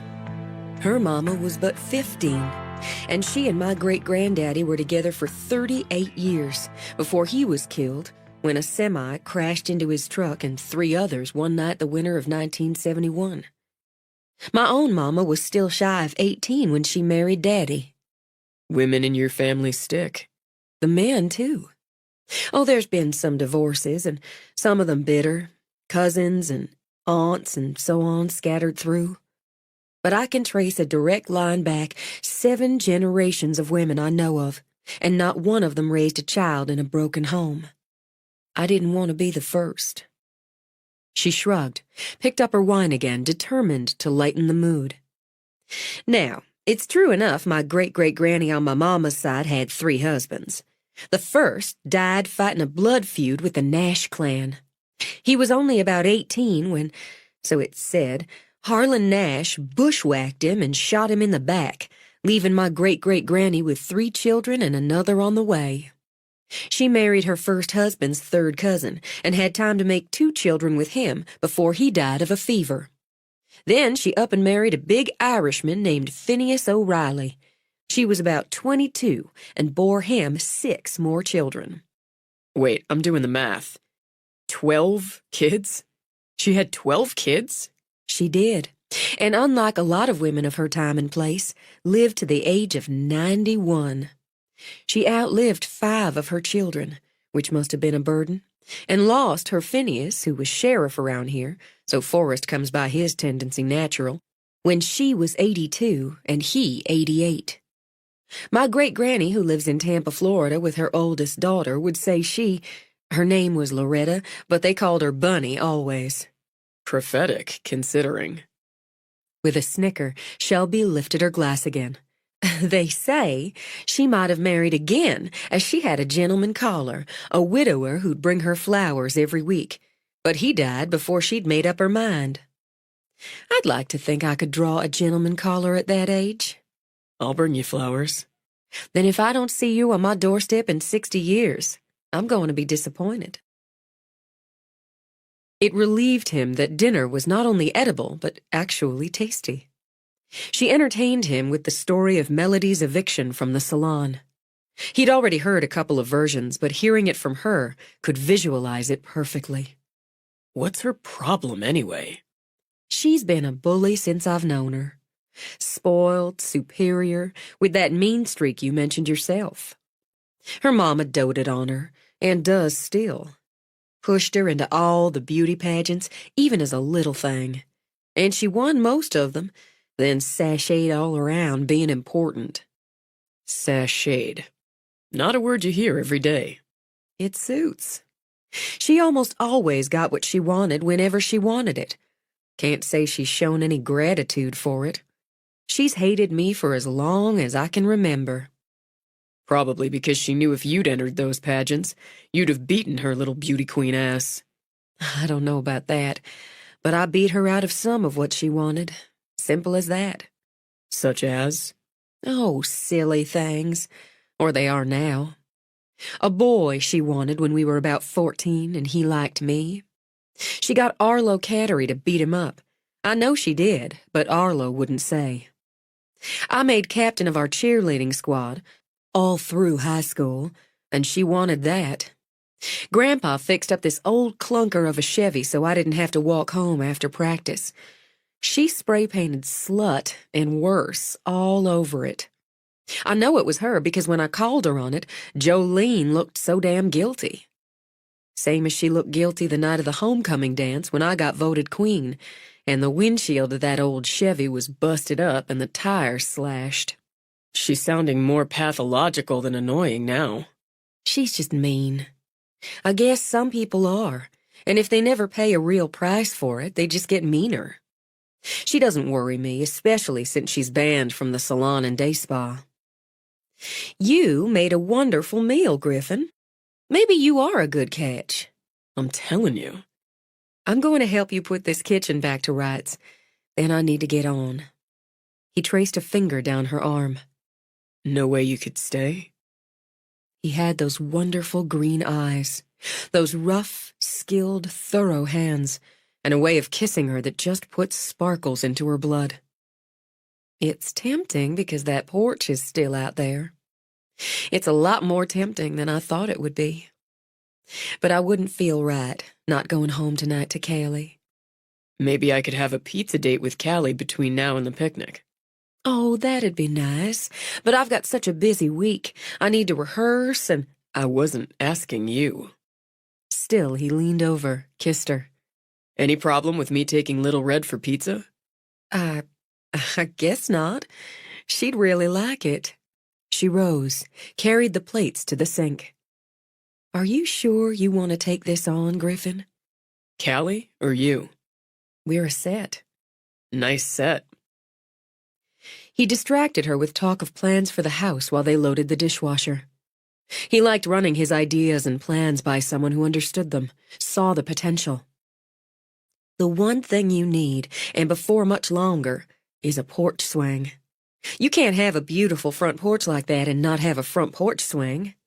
Front porch swing. Check. Back porch? An old bench, maybe a rocking chair. You could sit and rock and look out at the gardens you worked so hard planting. I'm planting gardens? With a wisteria arbor in my imagination. Those pretty weepers. She dried her hands after wiping up his cooktop. I had a wonderful time. I don't just mean, well, I wouldn't want to leave out the tour of the second floor. He slid his arms around her waist. I've still got a lot to show you. She let herself melt in, just sink into the kiss, and pulled back with real regret. I'll really have to go.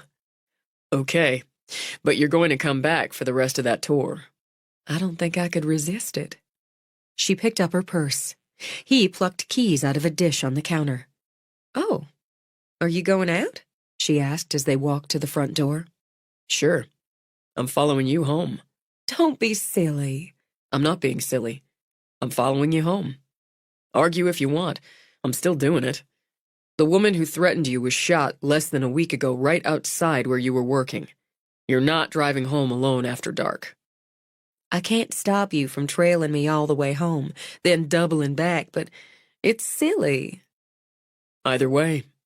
He tugged her back for a kiss, then walked to his truck while she walked to her van. Silly, she thought again, but sweet, too. He was just racking up all sorts of points. Lord, she hadn't thought of the point system in years. She and Emma Kate had devised it in high school. Amusing herself, she began counting up Griff's. Good-looking, scale of 1 to 10. She'd definitely give him a 10, she decided, and didn't think she was pushing the mark. Conversation skills? Another 10 there. He knew how to talk, how to listen. Humor?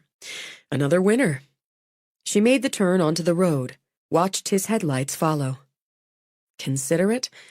Maybe even a little too much, such as wasting his time following her home on roads she'd traveled all her life. Good kisser? Right off the scale. She rolled her window down, let the air cool the heat just thinking of it brought on. She could honestly say she'd never been kissed better. What were the rest of the requirements for the perfect boyfriend? She must have them written down somewhere. They'd made them up before either one of them had had sex, so that hadn't been on the list. The adult shall be list would include it, and he'd top that scale too. She took the back roads, automatically skirting the town, taking the winding path, with Griff's headlights not far behind. And all right, they made her smile. It wasn't such a bad thing to let someone look after her, just a little. As long as she remembered she needed to be in charge of her own life, and Callie's. She pulled into the drive, noted her parents' bedroom lights were still on. When she got out, she thought she'd wave Griff off, but he was already getting out of his truck. You don't have to walk me to the door. Sure I do. That's how it's done. And if I don't walk you to the door, how am I going to kiss you goodnight? I like the second part. The first time I was kissed at this front door, I was 15, and Silas Nash, a descendant of the infamous Nash clan, gave me one that had me floating through the door and dreaming of him half the night.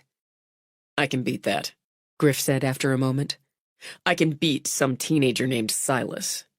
He's getting his law degree from the University of Tennessee College of Law. I can definitely beat a lawyer, Griff claimed, and to Shelby's mind, proved it. I guess I'm going to float upstairs and dream about you. All night. He gathered her hair into his fist, kissed her again until the world spun around her. I'm not settling for half. Good night, Griffin. Night. He waited until the door shut, walked back to the truck. He'd do some dreaming of his own tonight, he thought. The woman had him wrapped. Everything about her struck home for him. He glanced up, imagined her going in to check on Callie. And thinking of him. She'd better be thinking of him when she undressed for bed. He'd sure as hell be thinking of her. He pulled out and, as she had, took the back roads. No hurry. A lot to think about. Plans to make. He had a pizza date with a pretty little girl to think about, and a picnic with her and her mother to look forward to. Maybe he'd pick up a bottle of champagne, give the picnic a classy, unexpected edge. He glanced in the rear view at the headlights behind him, and since he'd been dawdling, picked up the speed a little. Apparently not enough, he thought, as the headlights beamed closer. He waited for the truck, he could see it was a truck now, to pass, since it was in such a damn hurry. Instead, it rammed him from behind, hard enough to slap him against the steering wheel and back. Instinctively, he hit the gas. He thought of the phone he'd put, as always, in the cup holder, but didn't want to risk taking a hand off the wheel. And the truck rammed him again, faster, harder, sending him into a skid that had his tires smoking over the rough shoulder. Griff fought his truck back, but the next hit, right at the curve, sent him careening off the road, skidding over the shoulder and into the oak tree green with spring. He heard the crunch, had a moment to think, shit, before the airbag deployed. Still, the impact slammed his head against the side window. He saw stars, and the red eyes of the truck's taillights as it stopped, idled, then punched it to round the curve. Not hurt, he mumbled, but the stars, and they had jagged, pointy edges, circled his vision. Not too bad. Nothing broken. Except his truck. He groped for the phone, watched his vision waver like he'd stuck his head underwater. Don't pass out, he ordered himself. In the dash light, he managed to find the name he wanted and pressed dial. Where's my sister? Forrest asked. Home.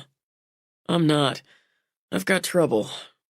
In case I pass out, I'm on Black Bear Road about 2 miles from my place. You know that turn where the big oak stands? Yeah. My truck's in that tree.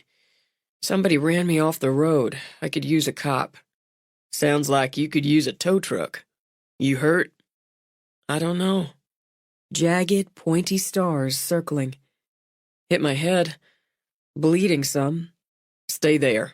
I'm on my way. Truck's in the tree. Where am I going? But Forrest had already hung up. He sat for a moment, trying to get a fix in his mind on the truck that had run him off the road. Chevy. Yeah, a Chevy, he thought. Half-ton pickup. Older model, maybe 4 or 5 years. Something fixed on the front grille like a plow? It hurt his head to think, so he stopped, fumbled off his seatbelt, and discovered when he fought open the door and shifted, everything hurt a little. The best he could do right now was sit on the side of the seat, breathe in the cool night air. He swiped at the wet on his face, saw blood smeared on his hand. Fuck. He'd have a bandana in the glove box, but he wasn't going to try to get to it, not right at the moment. Nothing broken, he reminded himself. He'd broken his arm once when he was 8, and the tree branch he'd been swinging on snapped. And his wrist at 17, jumping out of Annie's window. So he knew what a broken bone felt like. Just banged up, shook up, and rattled around some. But his truck, and goddamn he loved his truck, was a different matter. He made himself stand to make sure he could. A little bit dizzy, but not bad. Bracing himself, he walked around to check out the damage. Shit. Fuck. Fucking shit. Furious it was as bad as he feared, he shoved a hand through his hair and saw stars again as he smacked against the wound. The grill was toast, and the way the hood had accordioned, he thought the same there. And Christ knew what that meant for essentials under the damn hood. He was no mechanic, but he was pretty sure he had a bent axle to top it off. He'd hit hard enough to spiderweb the windshield. His feet crunched on broken glass as he circled around to get both the bandana and a flashlight out of the cab. Flares, he thought. He should have pulled out the emergency flares straight off. Before he could get anything, headlights cut through the dark. Forrest pulled a police cruiser behind the wrecked truck. He got out, sized up Griff with one long look, then looked over to study the truck. Your head's bleeding, son. I know it. Son of a bitch! He kicked the rear tire, which he regretted as the quick violence pinged something in the back of his neck. He did not have whiplash. He would not have whiplash. You been drinking, Griff? I had 2 glasses of wine all night, and the second one a good hour before this. I got run off the damn road, Forrest. Fucker came up behind me, rammed me, kept doing it until he caught me on this curve and sent me into the tree. What fucker? I don't know what the hell fucker. He pressed the heel of his hand, ouch, to the throbbing wound because he was tired of blood running into his eye. Half-ton Chevy, 4, maybe 5 years old. Some sort of plow or farm tool, something hooked to the grill. Red, I think it was red. The truck. Plow was yellow mostly. I think. Okay. Why don't we sit you down a minute? I've got a first aid kit in the cruiser. Be best to stop that bleeding. I'll just lean here. And he leaned back against the tipped back of his truck. Ah, something else. He dug for it as Forrest went back to the cruiser. He slowed down after I crashed, just for a couple seconds, like he wanted to make sure I hit good and proper. Saw his taillights and... bumper sticker. Some kind of bumper sticker on the... What hand is this? He lifted his left, studied it for a moment before he could remember right from left. Left. The left side of the tailgate. Griff closed his eyes, found that eased a degree or two of the throbbing. He wasn't drunk. It was purposeful. I'm not sure when he pulled up behind me, but it wasn't long after I left Shelby at your parents' front door.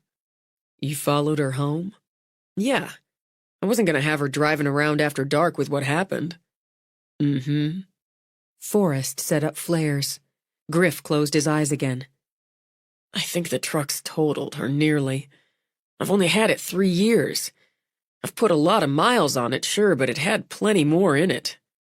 We'll have my granddaddy take a look once it's towed in. You're lucid, Forrest added as he walked over with the first aid kit. You haven't puked yet. I'm not going to puke. If that changes, aim away from me. How's the vision? It wavered some at first. Steady now. Ow, fuck. Don't be a pussy, Forrest said mildly, and continued to clean the laceration with an alcohol swab. You'd be a pussy, too, if I was being sadistic Nurse Sally. I can't see how bad it is until it's cleaned up some. Nurse Emma Kate's on her way. What? No. Why? Because if she says you're going to the ER in Gatlinburg, that's where you're going. And since I have to deal with this mess you're in, she and Matt can haul you there. You called them. I did. I'll call for the tow after I have a look at what's what myself. Anything else you can tell me about the truck? Other than whoever was driving it is a lunatic? You didn't see the lunatic at all? An impression. I'd say a guy, but I was pretty busy trying not to end up like I ended up, or worse. Griff said nothing for a moment, studied his friend as Forrest fixed a couple butterfly bandages along the gash. You know who it is from what I gave you already. I've got an impression. That's for me to deal with, Griff. The hell it is, it's my truck, my head, my job. I expect that's Matt and Emma Kate coming now. You piss anybody off lately? You're the closest I've come to pissing anyone off lately, since I'm sleeping with your sister. Forrest stopped what he was doing, eyes sharply narrowed. Is that so? I figure it's a good time to let you know since you're being all official, and I'm already bleeding. I'm crazy about her. Flat out. It's a fast leap from nice to meet you to crazy about. She's a lightning bolt. Griff stabbed a thumb at his own heart. Bam. Before Forrest could speak again, Emma Kate was running from the car, a medical bag in her hand. What happened? Let me look at you. She pulled out a penlight, shined it. Follow the light with your eyes. I'm okay. Shut up. Tell me your full name and today's date. Franklin Delano Roosevelt, December 7, 1941. A day that'll live in infamy. Smartass. How many fingers? 11 minus 9. I'm okay, Emma Kate. I'll tell you if you're okay after I go over you in an exam room at the clinic. I don't need... Shut up, she said again, then hugged him. Nothing against your triage, Forrest, but I'm going to take those bandages off at the clinic. Get a look at that cut myself. It might need stitches. Nuh-uh, Griff said. Matt stood, hands on hips, studying the truck. Fucker trashed your ride, man. Forrest just said somebody ran you off the road. Who was it? Ask Forrest. I think he knows from what I saw of the other truck. I'll be looking into it. For now, take him on into the clinic, look him over. I'll have it towed to my granddaddy's shop. You can come get what you need from it in the morning. My tools are still going to be there in the morning. I need to call this in, but I've got your statement clear enough, and I'll call you if I need anything else. Nothing for you to do here, Griff, but be pissed off. He argued, but, outnumbered, ended up dragged to Matt's truck. He knows who did it, and won't say. Bitterness coated Griff's throat. Because he knows you might be an easy guy most of the time. In this case, you'd go straight for the ass-kicking. Matt shook his head. Wouldn't blame you.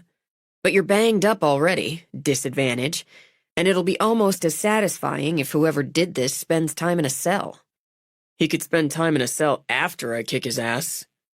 It was deliberate? Emma Kate asked. You're sure? Oh, hell yeah. What were you doing on that road? Coming back from seeing Shelby got home. Griff suddenly sat straight up. Heading back from Shelby's house, and the other truck pulled up behind me, not long after I started back home. Because he was either sitting on her house or mine. Either sitting on hers or followed us from mine, waited his chance. You thinking they came after you because they couldn't get to her? Matt said. I'm thinking whoever did this isn't just a lunatic. I'm thinking worse. A lot worse. 18. Shelby started out the morning singing in the shower. She felt the spring to her step and didn't care who saw it or guessed the reason why. She got dressed, helped Callie dress. You get to go to Granny's today. To Granny's house? That's right. It's her day off, and she asked especially if you'd come over and stay with her. Won't that be fun?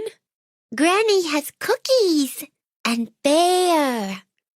Bear was the big yellow dog who'd race and play with a little girl all day and sleep in the sun when nobody was around to play with. I know. And Grandpa's going to be there for a while, too. Your Gamma's going to take you over on her way to work. I've got some paperwork of my own to get to this morning. Then I'll come get you when I'm finished work today. With Callie babbling about everything she had to take to Granny's, everything she had to do at Granny's, they walked into the kitchen. Shelby's parents broke off their conversation immediately, and the quick look they exchanged set off Shelby's radar. Is something wrong? What could be wrong? Ada Mae said brightly. Callie Rose, it's such a pretty morning.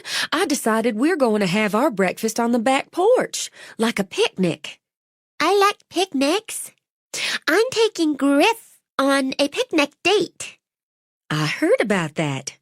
This can be like practice. I've got these pretty strawberries all cut up and some cheesy eggs already scrambled. Let's take this on outside. Mama wants a picnic too. She'll be right along. Shelby stood where she was, while Ada Mae scooted Callie out onto the porch. Something's wrong. Oh, God, Daddy, did someone else get shot?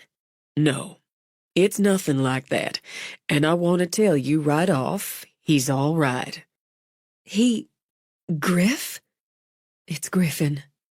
As her heart took a hard bump, she grabbed her father's hands. He'd stay steady, she knew, no matter what. If it was Clay or Forrest, Mom'd be a mess. What happened to Griff? He got a little banged up, is all. It's nothing serious, Shelby. You know I'd tell you if it were. Somebody ran his truck off the road and into the big oak on Black Bear Road last night. Banged up how? Who did it? Why? Sit down. Take a breath.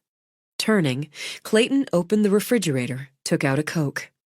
He's got some abrasions from the seatbelt, the airbag, and got a pretty good knock on the head. Emma Kate took him into the clinic last night, gave him a going over, and I'm going to do the same myself later this morning. But if Emma Kate said he didn't need a doctor or the hospital, we can trust that. All right, I will. But I want to see for myself, too. You can do that, he continued in his calm way, after you take that breath. It must have happened when he was driving home from here. He wouldn't have been on the road if he hadn't insisted on following me back here, making sure I got home all right. I want to go over and see for myself if you could keep Callie. Don't worry about Callie. He's not out at the house. He stayed the night at Emma Kate's as she wouldn't have him stay on his own. Good. She did manage that breath now. That's good. But I expect he's on his way to the police station by now. Forrest and Nobby, you remember my second cousin Nobby, they went down the holler last night and brought Arlo Cattery in. Arlo? He ran Griff off the road? She pressed her fingers to her eyes.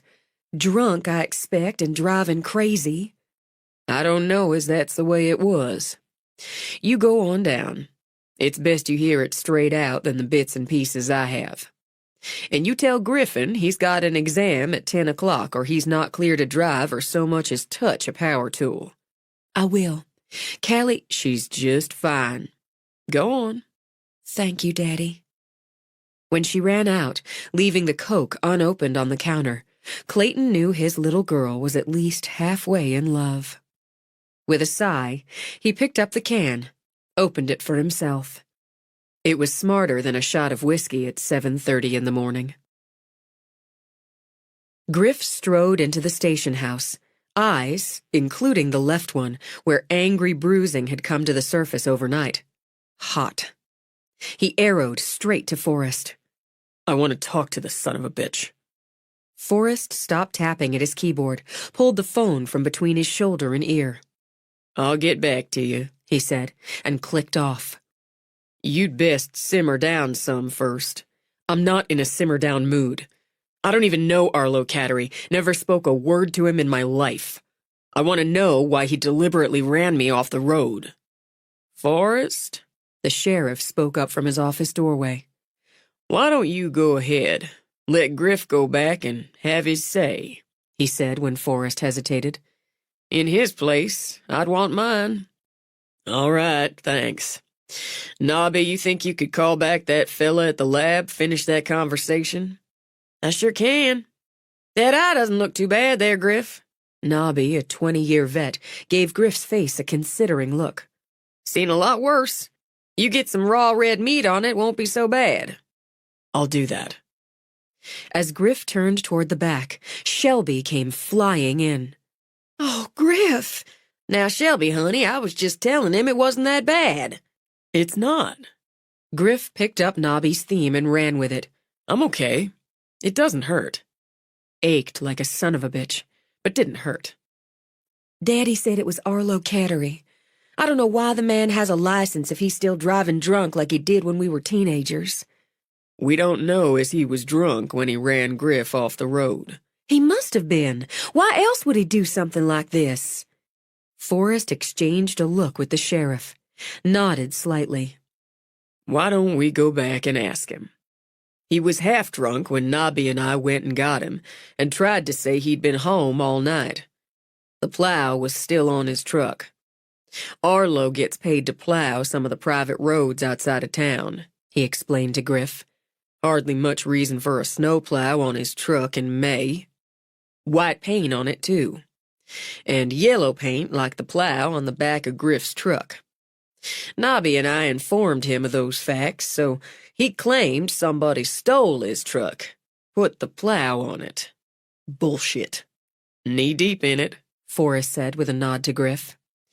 Not too much use arguing with a man half drunk and chasing his tequila with a joint, so we just hauled him in. And we left him last night to sleep on the fact we'd be charging him with attempted murder this morning. Oh, my God.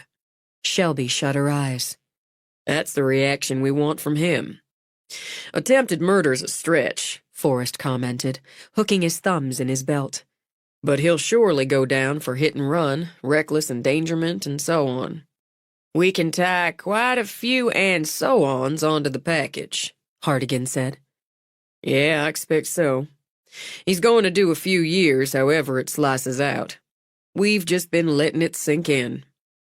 The sheriff here, if I'm reading him correctly, thinks what's sunk in may come rising up if he's faced with the pair of you. That's a fine read, Deputy. All right, then. Let's see what we see. Y'all don't mention lawyer, all right? He hasn't gotten there yet in his pea brain. Forrest led the way back through a steel door to the 3 cells. In the center one, Arlo Cattery sprawled on a bunk. She'd gotten a look at him that night at Bootlegger's, him and his pale-eyed stare. What she saw now didn't look much different than the last time she'd seen him in full light years before. Straw-colored hair shorn short, face grisly with the pale blonde scruff. Those small snake eyes, closed now. Long neck with a tattoo of barbed wire circling it. On the short side and stocky, with scarred knuckles from countless fights, most of which he'd instigated. Forrest let out a shrill whistle that made her jump, and had Arlo's eyes popping open. Wake up, darling. You've got company. Eyes so pale blue they seemed almost colorless, skimmed over Griff, landed on her, slanted away again. Didn't ask for no company. You best let me out of here, Pomeroy, or your ass is in the fire. Looks to me like it's your ass smoking, Arlo. All Griff wants to know, and it's a reasonable request, is why you rammed his truck and forced him into that old oak tree. Wasn't me. Told you that already.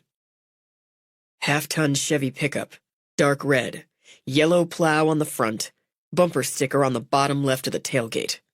Griff stared at him while he spoke, saw Arlo's jaw twitch. Plenty fit that bill around here.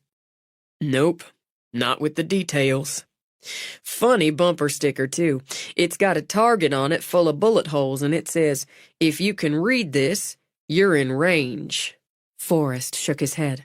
That's sure a knee slapper, Arlo. Add that paint transfer, and it's all wrapped up. Nobby's out there right now talking to those forensic people over in the lab. Might take a little time, but they can match that yellow paint to your plow, that white paint to Griff's truck. That lab stuff is bullshit. More bullshit like all the rest of this. Juries set store by it, especially in capital cases, like attempted murder. I didn't kill nobody. Arlo surged up now. He's standing right there, isn't he? That's where the attempted comes in, Arlo. Tried and failed. I wasn't trying to kill nobody. Huh. Forrest nodded as if considering that, then shook his head. Nope. Don't see a jury buying that one. See, we do what we call accident reconstructions. And it's going to show that you deliberately and repeatedly rammed Griff's truck. Took some skill, so you won't be able to try for diminished capacity, saying you were drunk. That wouldn't buy you much time off anyway. I figure you're going down for about 20 here. No fucking way. Every fucking way, Griff disagreed.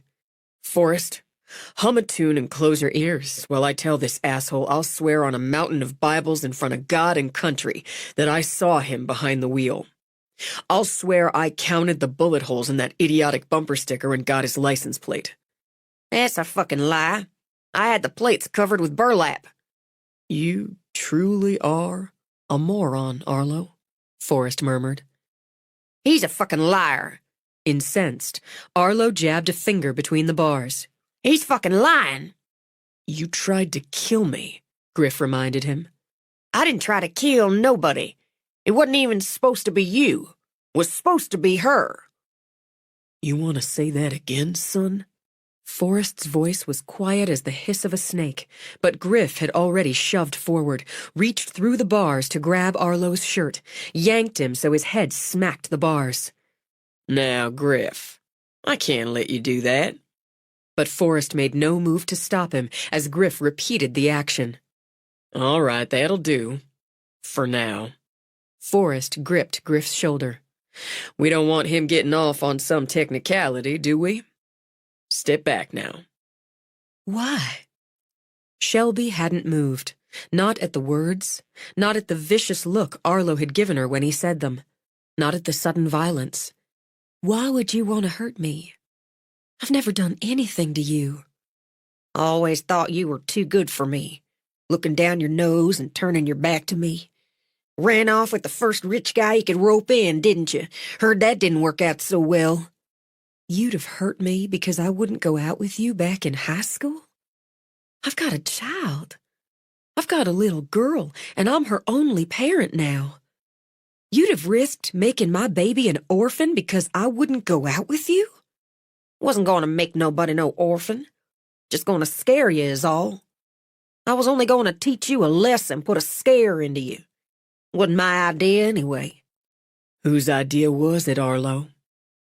For the first time, a hint of canniness came into Arlo's eyes. He shifted them from Forrest, back to Shelby, back to Forrest. I got things I could say, but I want that immunization thing. I don't do no 20 years for what wasn't my idea. You give me a name, I'll consider that. You don't, I'm going to push for 25.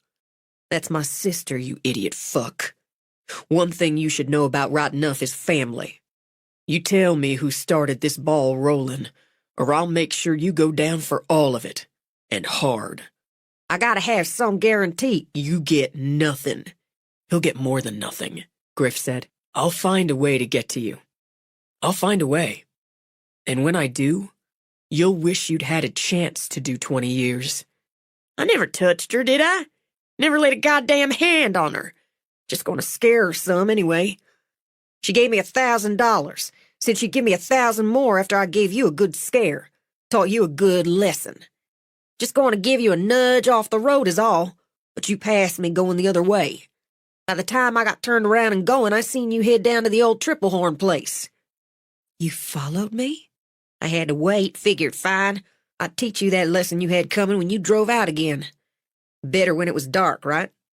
But then he drives out behind you and I couldn't get to you.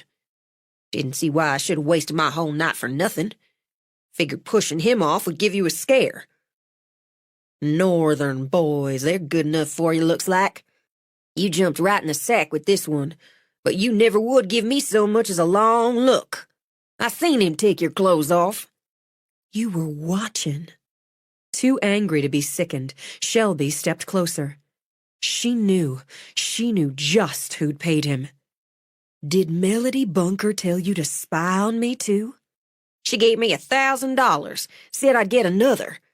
Didn't tell me how to go about it, just to get it done. Miss High and Might is real peeved at you, real peeved.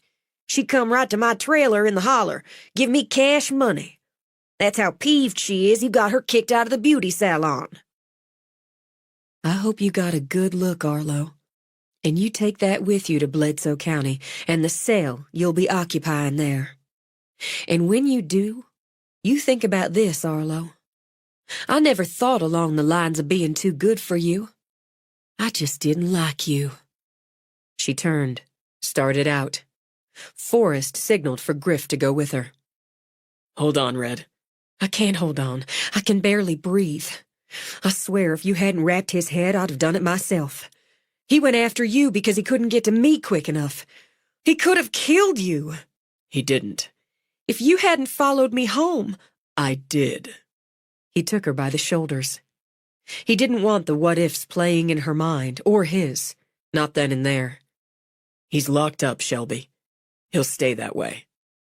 All this because Melody got her pride handed to her, and got it handed to her because she earned it. She knows full well what he might have done. She gave him money and an excuse to do it.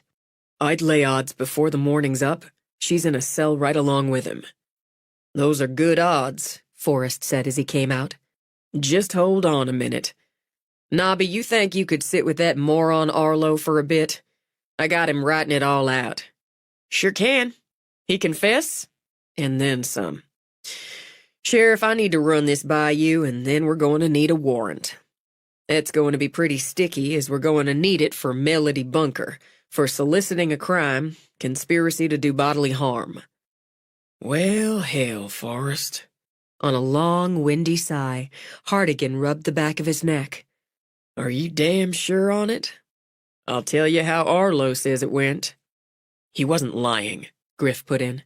He didn't pull her name out of his ass. She gave him money for it, and he probably didn't have a chance to spend it yet.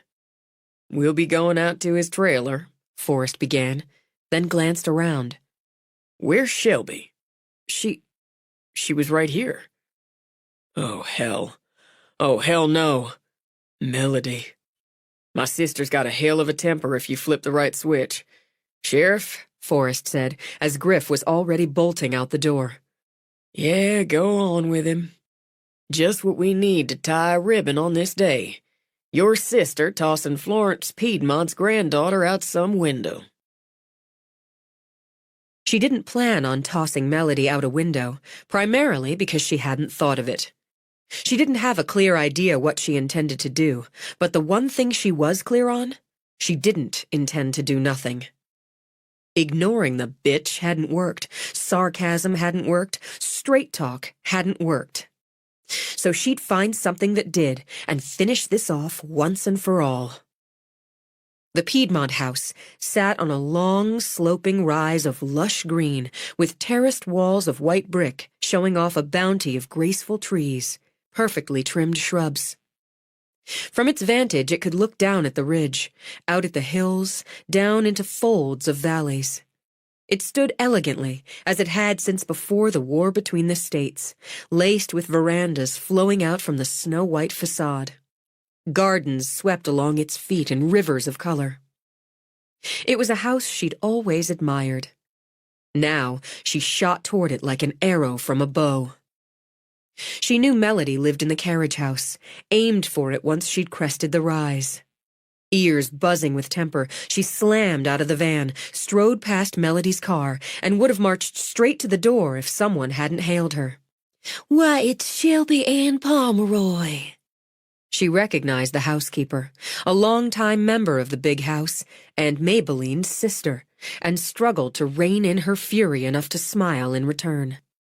It's wonderful to see you, Miss Patty. How is everything for you? It's just fine. The woman, tall, thin, her salt and pepper hair in a tidy and tight cap of curls, walked over. She carried a basket half full of early roses. Such a pretty spring we're having this year, even if the heat's already starting to rise. I'm so glad you're back home to enjoy it. I am sorry about your husband. Thank you. Miss Patty, I really need to speak to Melody. Why, she's having breakfast on the back veranda with Mrs. Piedmont and Miss Jolene. I expect this has something to do with the trouble at Miss Vi's. I got an earful on it from Maybelline, and Lauralee, too. Yes, it's something like that. Then you go right around. I hope you girls can settle this. Settling it's why I'm here. Thank you. She let the fury come back, bubble up as she took the walkway, crossed the velvety green lawn, as she heard female voices and smelled those early roses. And there was Melody, sitting at a table draped with white, decked with pretty china and juices sparkling in glass pitchers. I am not going to apologize, Grandmama, so there's no point hounding me on it. I didn't say a thing that wasn't true, and I won't lower myself to crawl into those people just so Jolene can have her trashy hairdresser back. Crystal isn't trashy, Melody, and we shouldn't have... You just stop it, Jolene, and stop that whining, too. I'm sick to death of it. If anything, that little slut and her interfering grandmother should... She spotted Shelby, pushed to her feet as Shelby came up the slope like a highballing train. Melody's eyes widened as she saw Forrest and Griff running full out behind her. You get out of here. You're not welcome here. I say who's welcome here, Florence said in a snap. If she is, I'm not. Melody started to turn away, but Shelby grabbed her arm, spun her around. You paid him. You paid Arlo Cattery to try to hurt me. Get your hand off me. I don't know what you're talking about. You're a liar on top of it. Before she knew it was her clear intention, Shelby bunched a hand into a fist and used it. She heard shouting through the buzzing in her ears, saw through the red mist that blurred her vision Melody's eyes go glassy. The next thing she knew, someone clamped her arms down from the back, lifted her off her feet. She kicked out because she wasn't done. She wasn't nearly done, but the arms only tightened. Stop it. Come on, Red. Pull it in now. You gave her a good shot. It's not enough. It's not enough for what she did. Melody sat on her ass where she'd gone down on the graceful veranda. She hit me. Y'all saw how she attacked me. Sobbing, she held a hand to her jaw. I want to press charges. Fine, Forrest told her. I think the ones against you are going to be a lot weightier. I didn't do anything. I don't know what she's talking about. Grandmama, it hurts.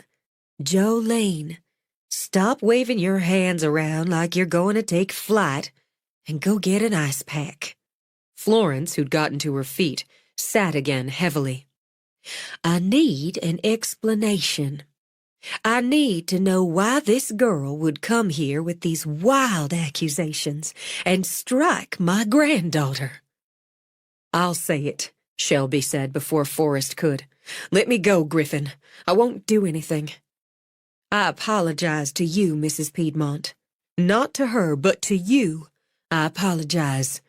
This is your home, and I should never have come here this way. I was too mad to think straight. Grandmama, make her go away.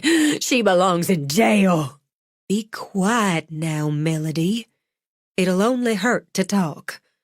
Why did you come here like this? Because she went a lot further than saying ugly things, or slashing tires, or making up lies. This time, she paid Arlo Cattery $1,000 and promised 1,000 more if he put a scare into me. If he taught me a lesson. I never did any such thing. Why, I wouldn't lower myself to speak to Arlo Cattery or any of his kin. He's a liar, and so are you. I said be quiet, Melody Louisa. Why would you say Melody did this?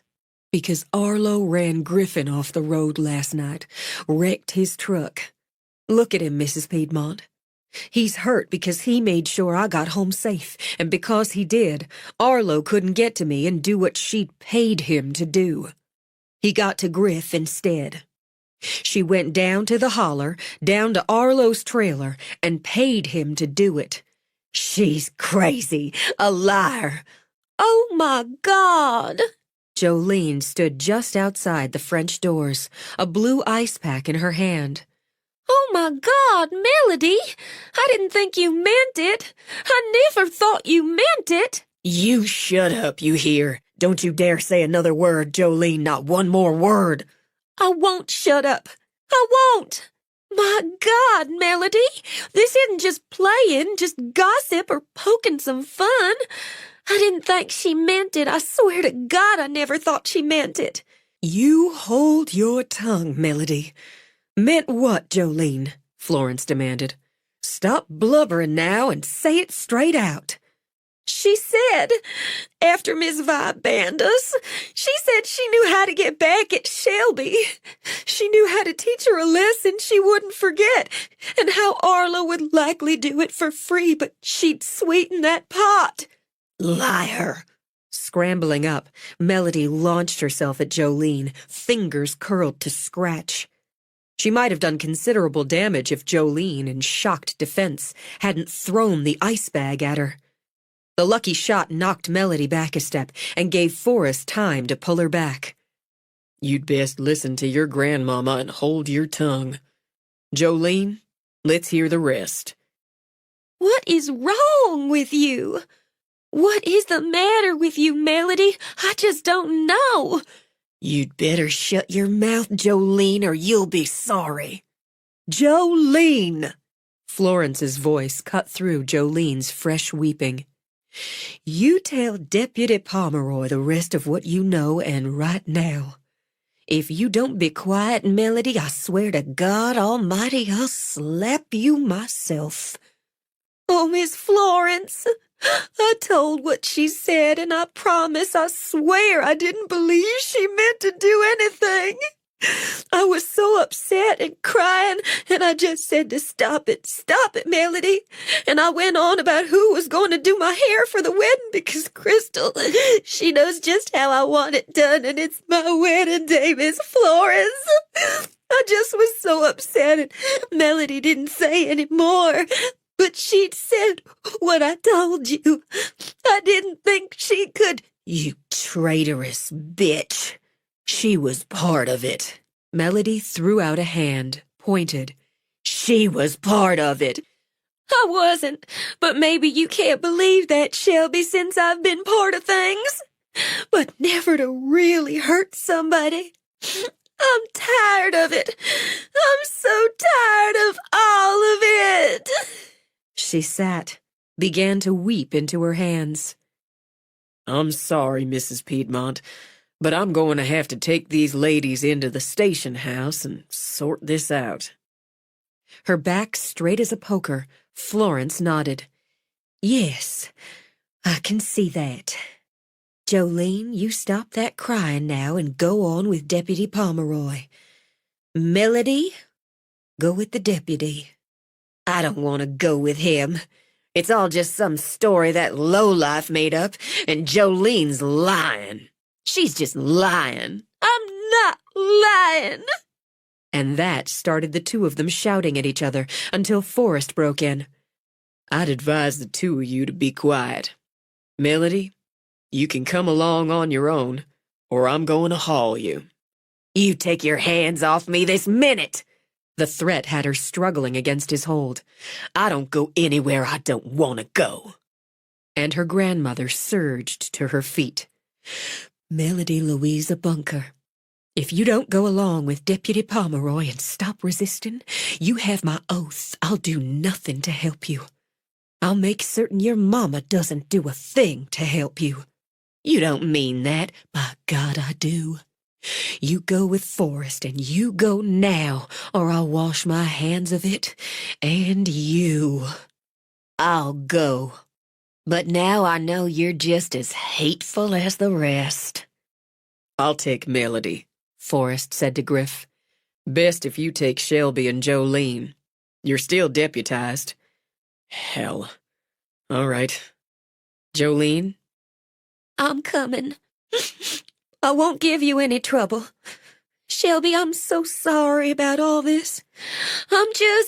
It's probably best, too, if everybody stays quiet on the ride in, Griff suggested, and got an easy smile from Forrest. Like I said, you ever want a career change? Melody, you walk to my cruiser under your own power, or I'll cuff you. Oh, I'm coming. You'll be out of a job before this day's over. I'm going to make sure of it. Before he led Melody away, Forrest glanced at Florence. I'm sorry about this, Mrs. Piedmont. I'm sorry for this trouble for you and your family. I know it. When she looked at Griff, there might have been a gleam of tears in her eyes, but her back remained poker straight. I'm more sorry about this than I can say. 19. Jolene wasn't quiet on the ride in, but cried in wild, gulping sobs all the way. With ears ringing, Griff decided all he really wanted in the world at that moment was to get back to work and sanity. The only route he saw there was herding Shelby and Jolene into the station house. Sheriff Hartigan looked at Griff, at the two women, Shelby, eyes hot, Jolene, eyes spewing tears. Stepping forward, he dug a large white handkerchief out of his pocket, pushed it into Jolene's hands. He said in a tone that miraculously blended cheer and sympathy, Well, now, what's all this? Forrest is right behind us, Griff began. I'm probably under arrest. After slapping her hands on her hips, Shelby looked directly, defiantly into Hartigan's eyes. I punched Melody Bunker in the face. Was Hartigan's response before he focused on Jolene. I didn't know she meant to do it. Hysteria bubbled up through the hitching sobs. I swear, I didn't. I thought she was just being mad and saying things. I didn't think She meant to really get Arlo to scare Shelby or hurt her. I swear, I'm that upset about all of it. I can see that. Why don't you come on in and tell me about it? You got her? He said to Griff, arched his eyebrows at Shelby. I guess. Deputized? Shelby gave him one hard look as Hartigan led Jolene into his office. That's just Forrest being Forrest. But he was relieved when Forrest himself walked in with a cold-eyed Melody. Jolene? Sheriff's talking to her. Good enough. You got her? At the repeated question, Griff winced. Yeah. Forrest escorted Melody into the back break room, walked out again. Nobby, I need you to sit on her for a couple minutes while I sort some of this out. No problem there. When Forrest turned to his sister, she held out her hands, wrists together. Stop that shit. Maybe you want your deputy to do it. When she turned with the same gesture to Griff, he just took her face in his hands. Cut it out. Now. She bristled a moment, but he didn't let go, kept his eyes level on hers until she hissed out a breath. I'm not mad at either of you. Too much. And I'm sick about what happened to you, Griff. I'm just all around mad. Am I under arrest? It's not going to come to that, Forrest said. Even if she pushes it, she's in a hell of a lot more trouble. She earned the punch. She surely did. Hell of a right cross you got there, Red. Thank you. Clay taught me, but it's the first time I actually put it into practice. What do I do now? You leave this to me and the sheriff, like you should have before you stormed the damn castle. Not that I'm ever going to blame you for the punch. And go on to work or home or whatever business you got going. I can just go? That's right. And if she pushes the assault charge, we'll deal with it. But I believe she's going to be persuaded to let that alone. All right. She could hardly stay mad at her brother if he wasn't going to arrest her. I'm sorry for my part in this morning. No, you're not. No, I'm not. Not yet, but I might work around to it. She walked out, paused when Griff walked out with her. None of this was my fault, and I'm pretty sick at taking responsibility for what I didn't do, but— There's no but, he interrupted. She shook her head. But there's no question I brought you trouble. I wouldn't blame you for stepping back. I'll be sorry and disappointed if you do, but I wouldn't blame you. His answer was to take her face in his hands again, and this time to take her mouth as well. Long, serious, and slow. That should settle that. I'm going to go see your dad now so I can get cleared and get the hell back to work.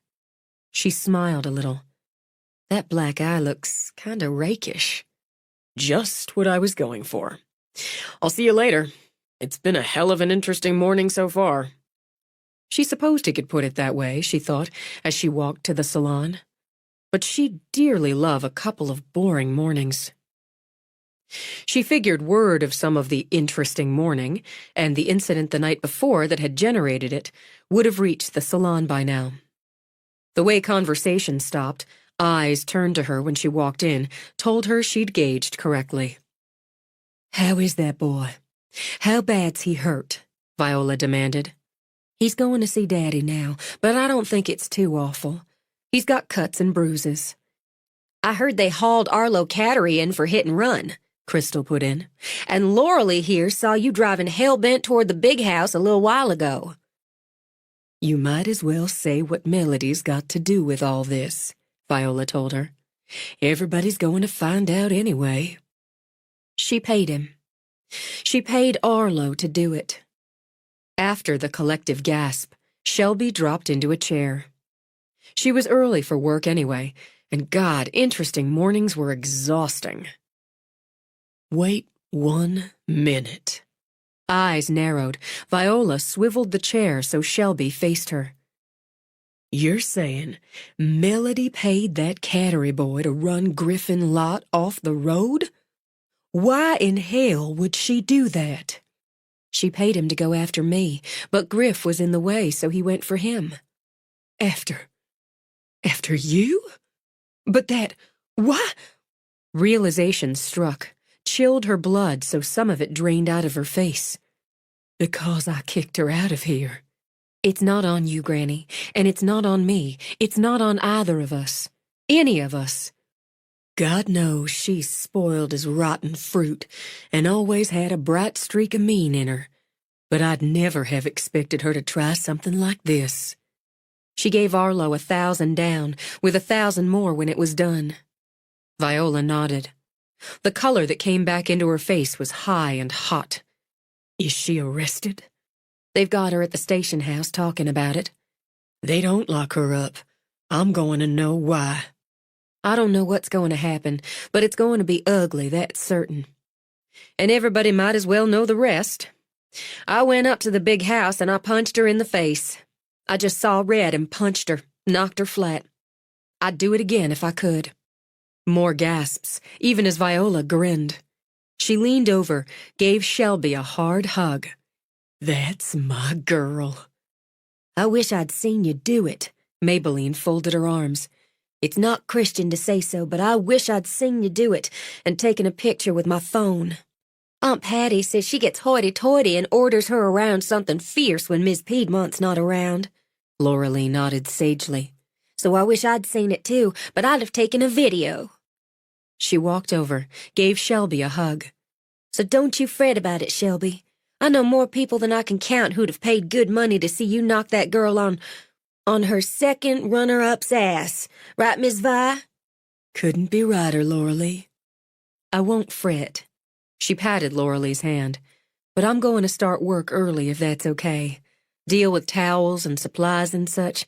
Clear my head some. You go on. Crystal waited until Shelby went in the back. What do you suppose Mrs. Piedmont's going to do about all this? I guess we'll wait and see.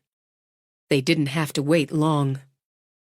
In the mid-afternoon lull, when stay-at-home mothers picked up their kids from school or greeted them at the door, before those who worked outside the home could run in for an after-work cut and color or massage, Florence Piedmont stepped into Vi's. Once again, the salon hushed like a church. Florence, all dignity in a navy blue dress and sensible shoes, nodded at Shelby, who manned the front counter, then Viola. Viola, do you have a few minutes to speak with me? Privately, you and Shelby. Of course we do. Shelby, do we have anyone in the relaxation room? We shouldn't have. We have 3 coming in for treatments in about an hour and 2 in treatments right now. That's fine, then. We'll go on back here, Florence, where it's nice and quiet. Crystal, when my 3:30 comes in, you set her up with a magazine. I appreciate the time, Viola. You'd make it for me. Viola led the way back through the locker area. We've known each other a lot of years. We have. A lot of years. How is your mama, Vi? Feisty as ever. And how's yours? Slowing down some, but she dearly loves living in Florida. My brother Samuel looks in on her every day. He always had a sweetheart. You have a seat now. Thank you, Vi. I could use one. I'll tell the truth and say I'm tired to the bone. We have some nice peach tea, Mrs. Piedmont. Hot or cold, Shelby added. Could I get you some? I would love some hot peach tea, thank you, if it's no trouble.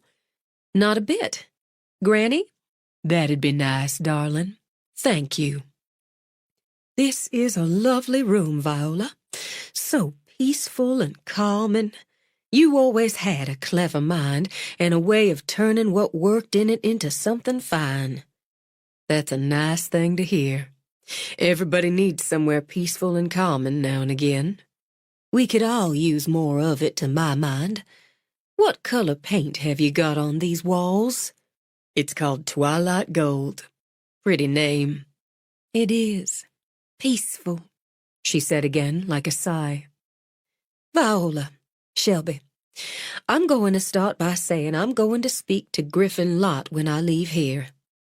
But I wanted to speak to the 2 of you first. I should have asked if Ada Mae could take a minute. She's doing a facial.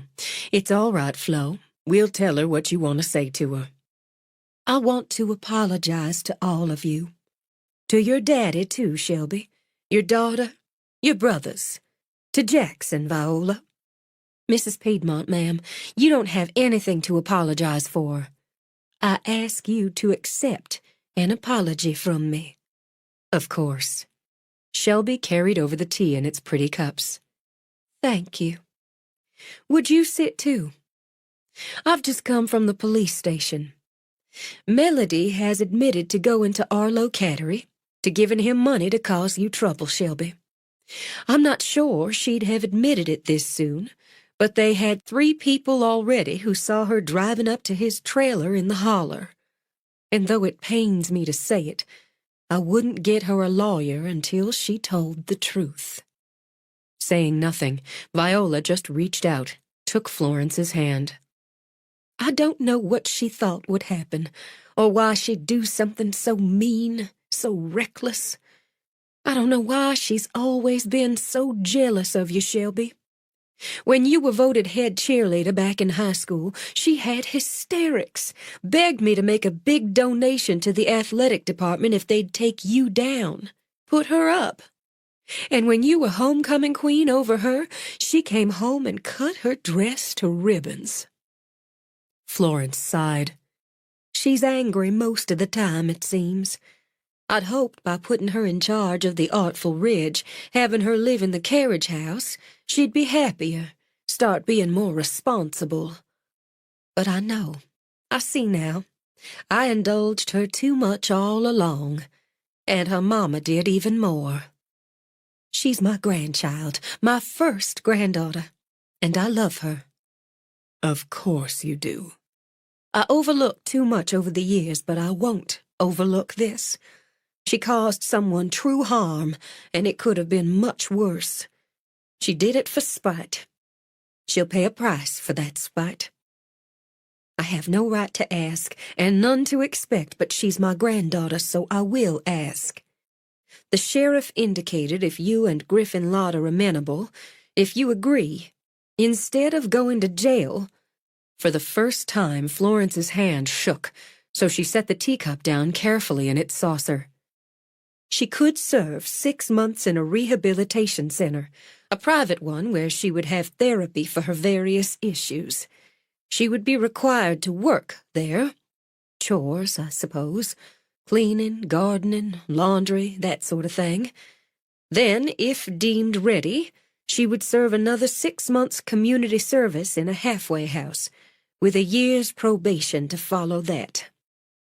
I won't pretend it's prison, Florence continued, but she would be restricted, get therapy I feel she desperately needs, and be required to follow set rules. She would lose her freedom, and that's a kind of prison. And if she refuses to abide by the terms, the rules, then she would face prison. Her mother will try to fight me on this, but her father, I've already spoken to my son-in-law. We spoke at some length, and he will back me on this. Steadier, Florence picked up her tea again. It's your granddaughter and mine, Vi. Who would have thought we'd come here? Once again, Viola took her hand. Life's full of hard bumps and slick twists. We do the best we can to drive it, start to finish. Some days best isn't near to good enough. You'll want time to think about this, Shelby. It's not that. It's Griff she hurt, or hurt through what Arlo did. It's you she meant to. All I want, I swear to you, Mrs. Piedmont, is for her to leave me and mine alone. I have a child to think of.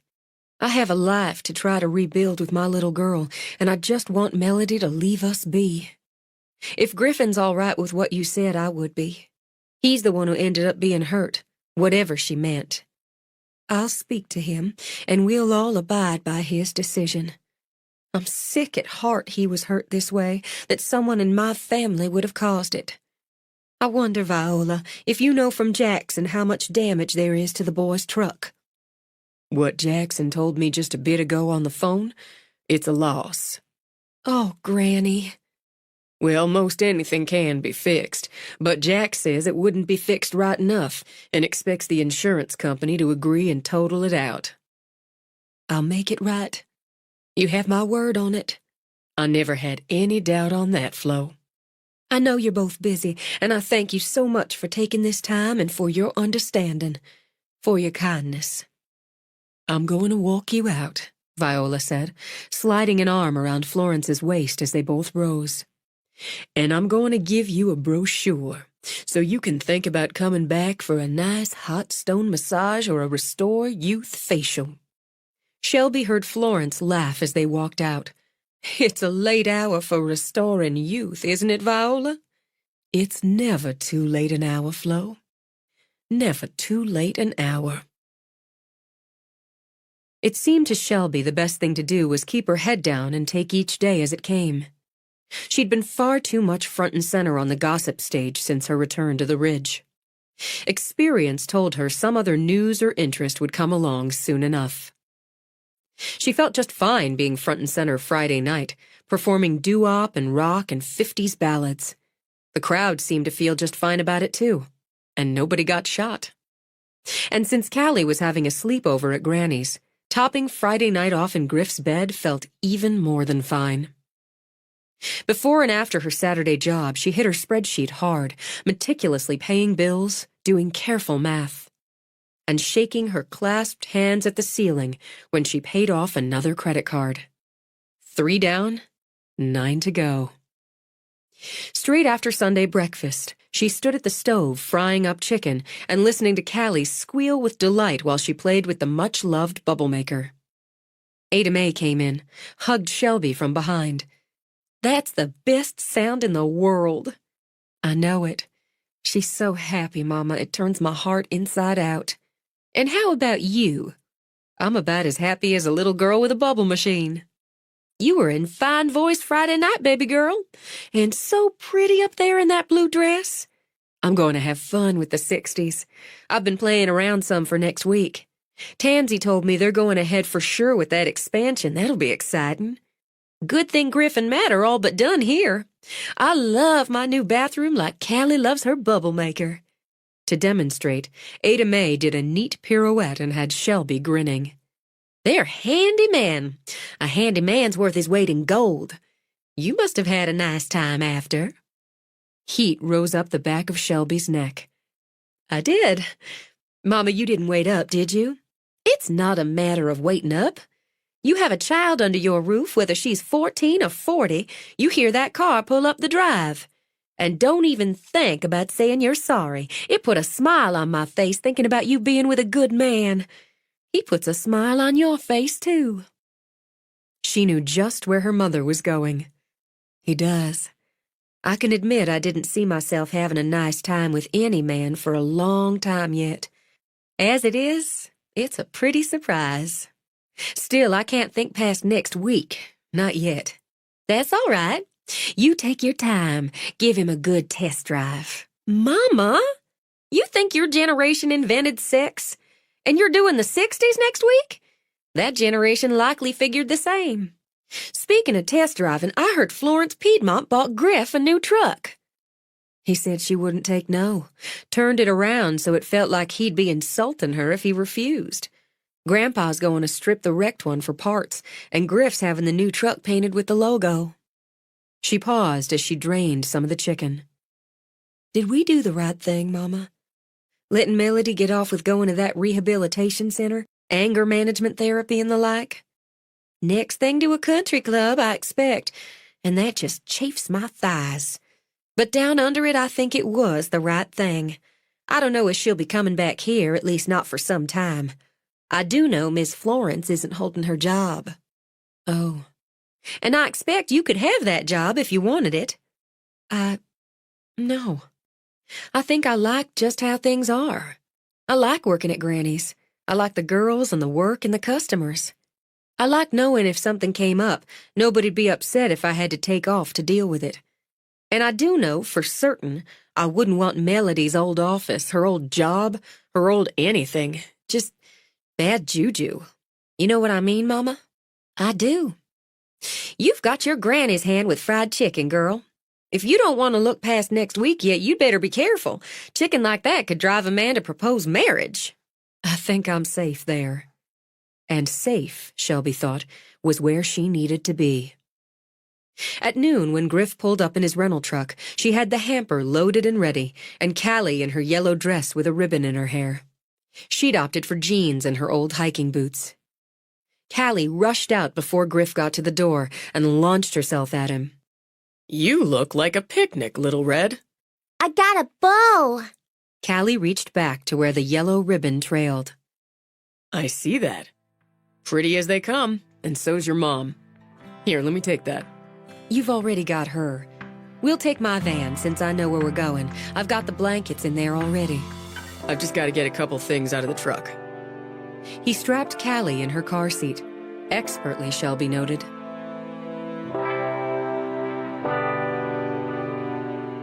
This is the end of disc number 8. Please insert disc number 9.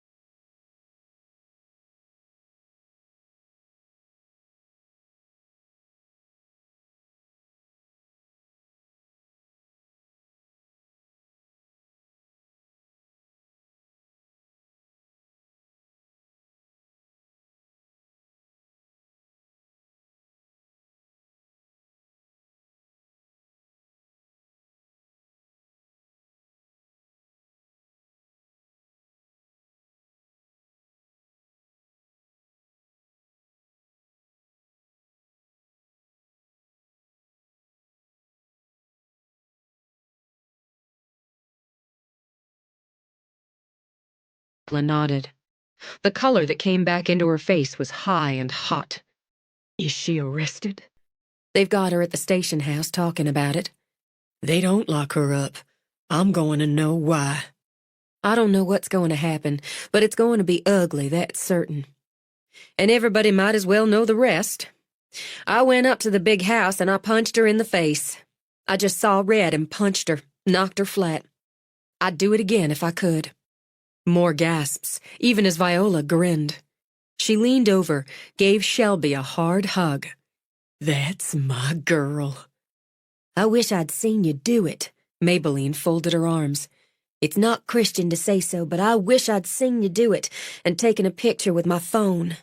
Aunt Patty says she gets hoity-toity and orders her around something fierce when Miss Piedmont's not around. Laura Lee nodded sagely. So I wish I'd seen it too, but I'd have taken a video. She walked over, gave Shelby a hug. So don't you fret about it, Shelby. I know more people than I can count who'd have paid good money to see you knock that girl on on her second runner-up's ass. Right, Miss Vi? Couldn't be righter, Lauralee. I won't fret. She patted Lauralee's hand. But I'm going to start work early if that's okay. Deal with towels and supplies and such. Clear my head some. You go on. Crystal waited until Shelby went in the back. What do you suppose Mrs. Piedmont's going to do about all this? I guess we'll wait and see. They didn't have to wait long. In the mid-afternoon lull, when stay-at-home mothers picked up their kids from school or greeted them at the door, before those who worked outside the home could run in for an after-work cut and color or massage, Florence Piedmont stepped into Vi's. Once again, the salon hushed like a church. Florence, all dignity in a navy blue dress and sensible shoes, nodded at Shelby, who manned the front counter, then Viola. Viola, do you have a few minutes to speak with me? Privately, you and Shelby. Of course we do. Shelby, Do we have anyone in the relaxation room? We shouldn't have. We have 3 coming in for treatments in about an hour and 2 in treatments right now. that's fine then. We'll go on back here, Florence, where it's nice and quiet. Crystal, when my 3:30 comes in, you set her up with a magazine. I appreciate the time, Viola. You'd make it for me. Viola led the way back through the locker area. We've known each other a lot of years.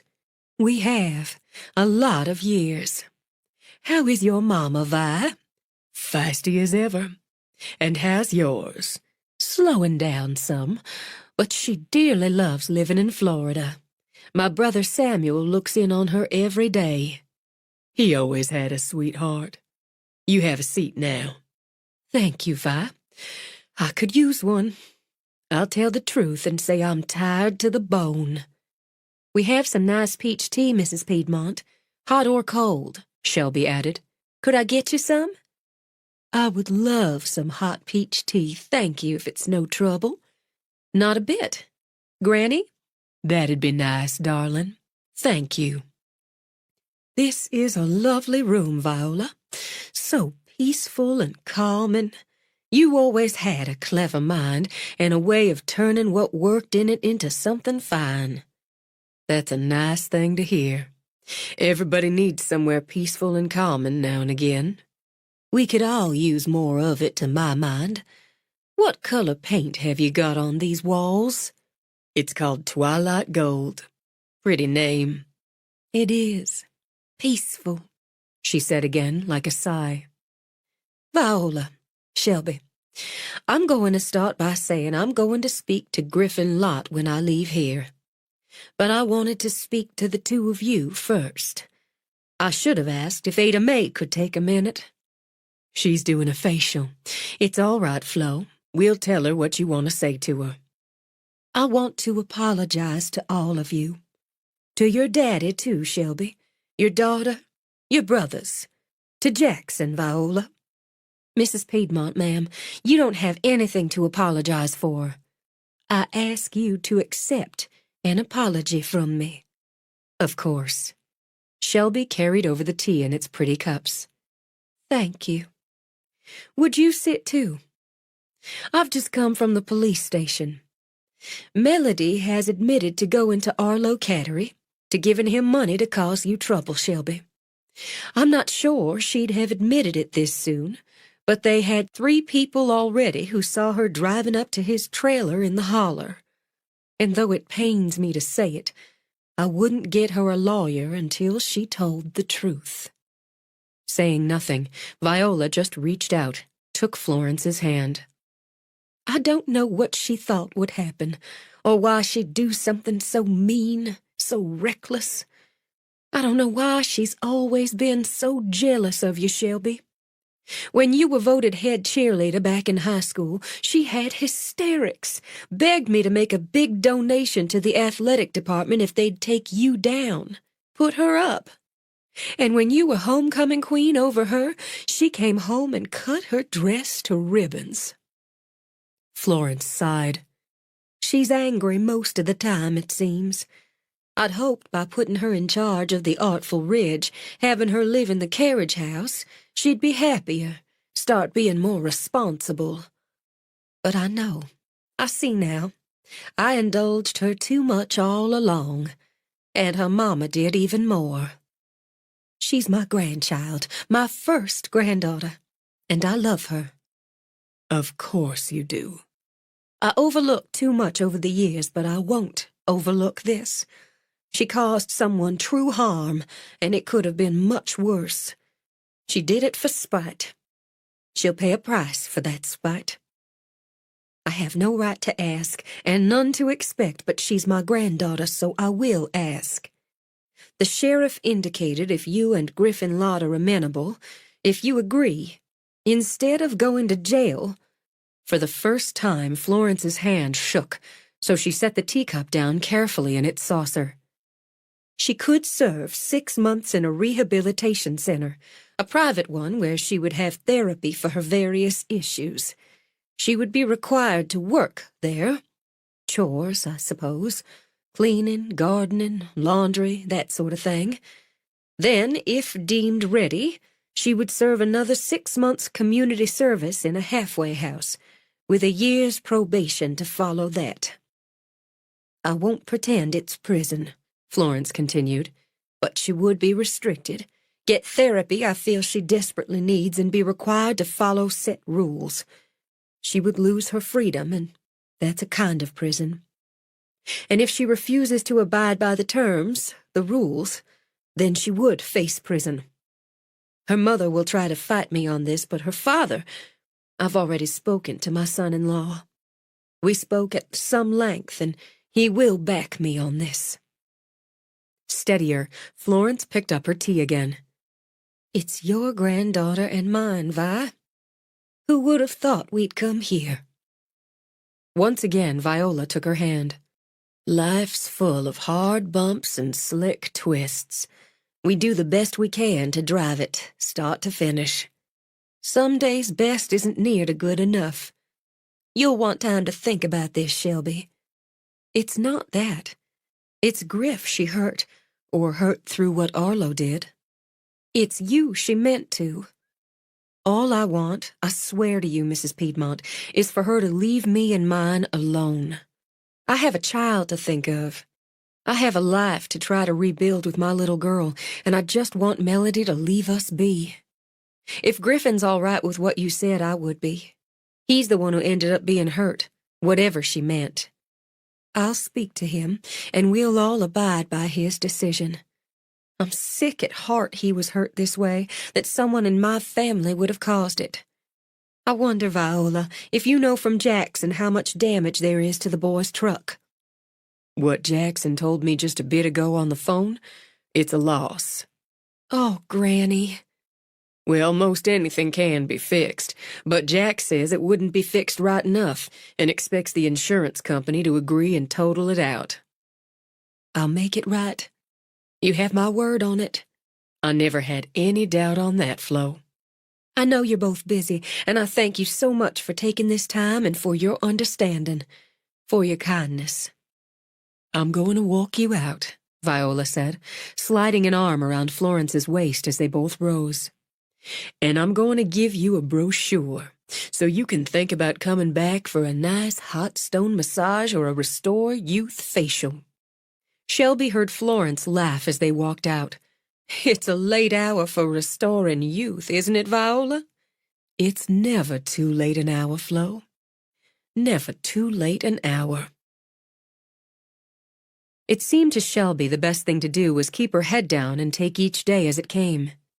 She'd been far too much front and center on the gossip stage since her return to the Ridge. Experience told her some other news or interest would come along soon enough. She felt just fine being front and center Friday night, performing doo-wop and rock and 50s ballads. The crowd seemed to feel just fine about it, too, and nobody got shot.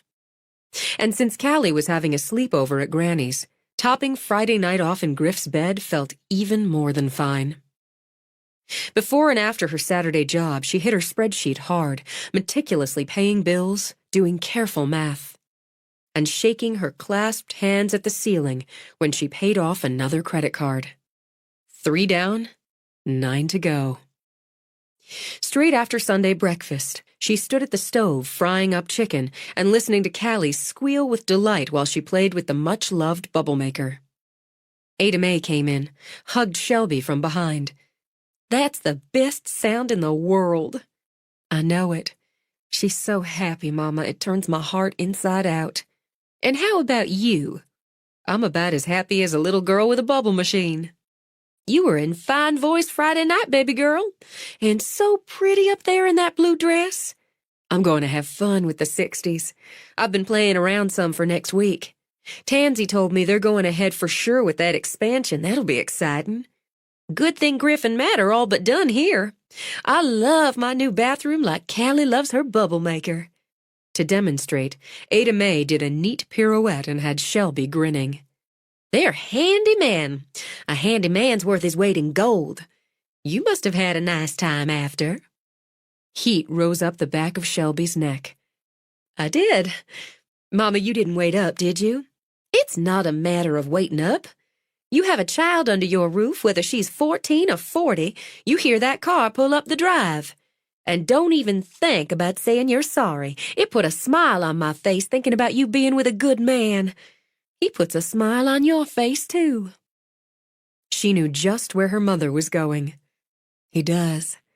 I can admit I didn't see myself having a nice time with any man for a long time yet. As it is, it's a pretty surprise.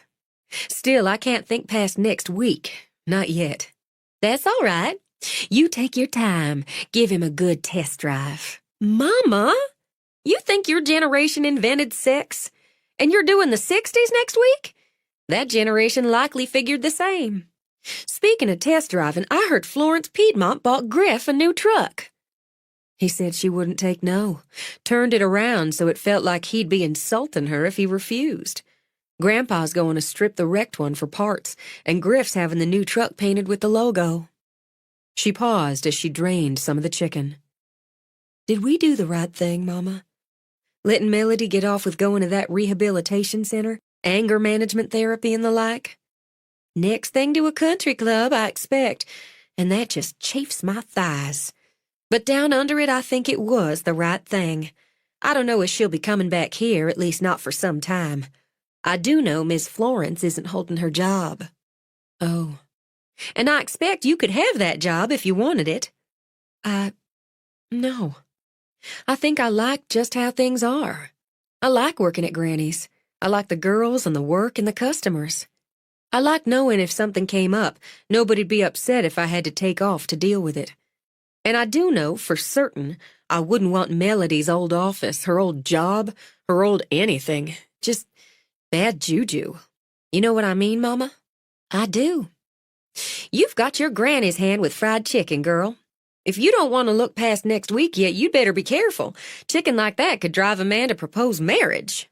"I think I'm safe there." And safe, Shelby thought, was where she needed to be. At noon, when Griff pulled up in his rental truck, she had the hamper loaded and ready, and Callie in her yellow dress with a ribbon in her hair. She'd opted for jeans and her old hiking boots. Callie rushed out before Griff got to the door and launched herself at him. You look like a picnic, Little Red. I got a bow. Callie reached back to where the yellow ribbon trailed. I see that. Pretty as they come, and so's your mom. Here, let me take that. You've already got her. We'll take my van since I know where we're going. I've got the blankets in there already. I've just got to get a couple things out of the truck. He strapped Callie in her car seat. Expertly, Shelby noted.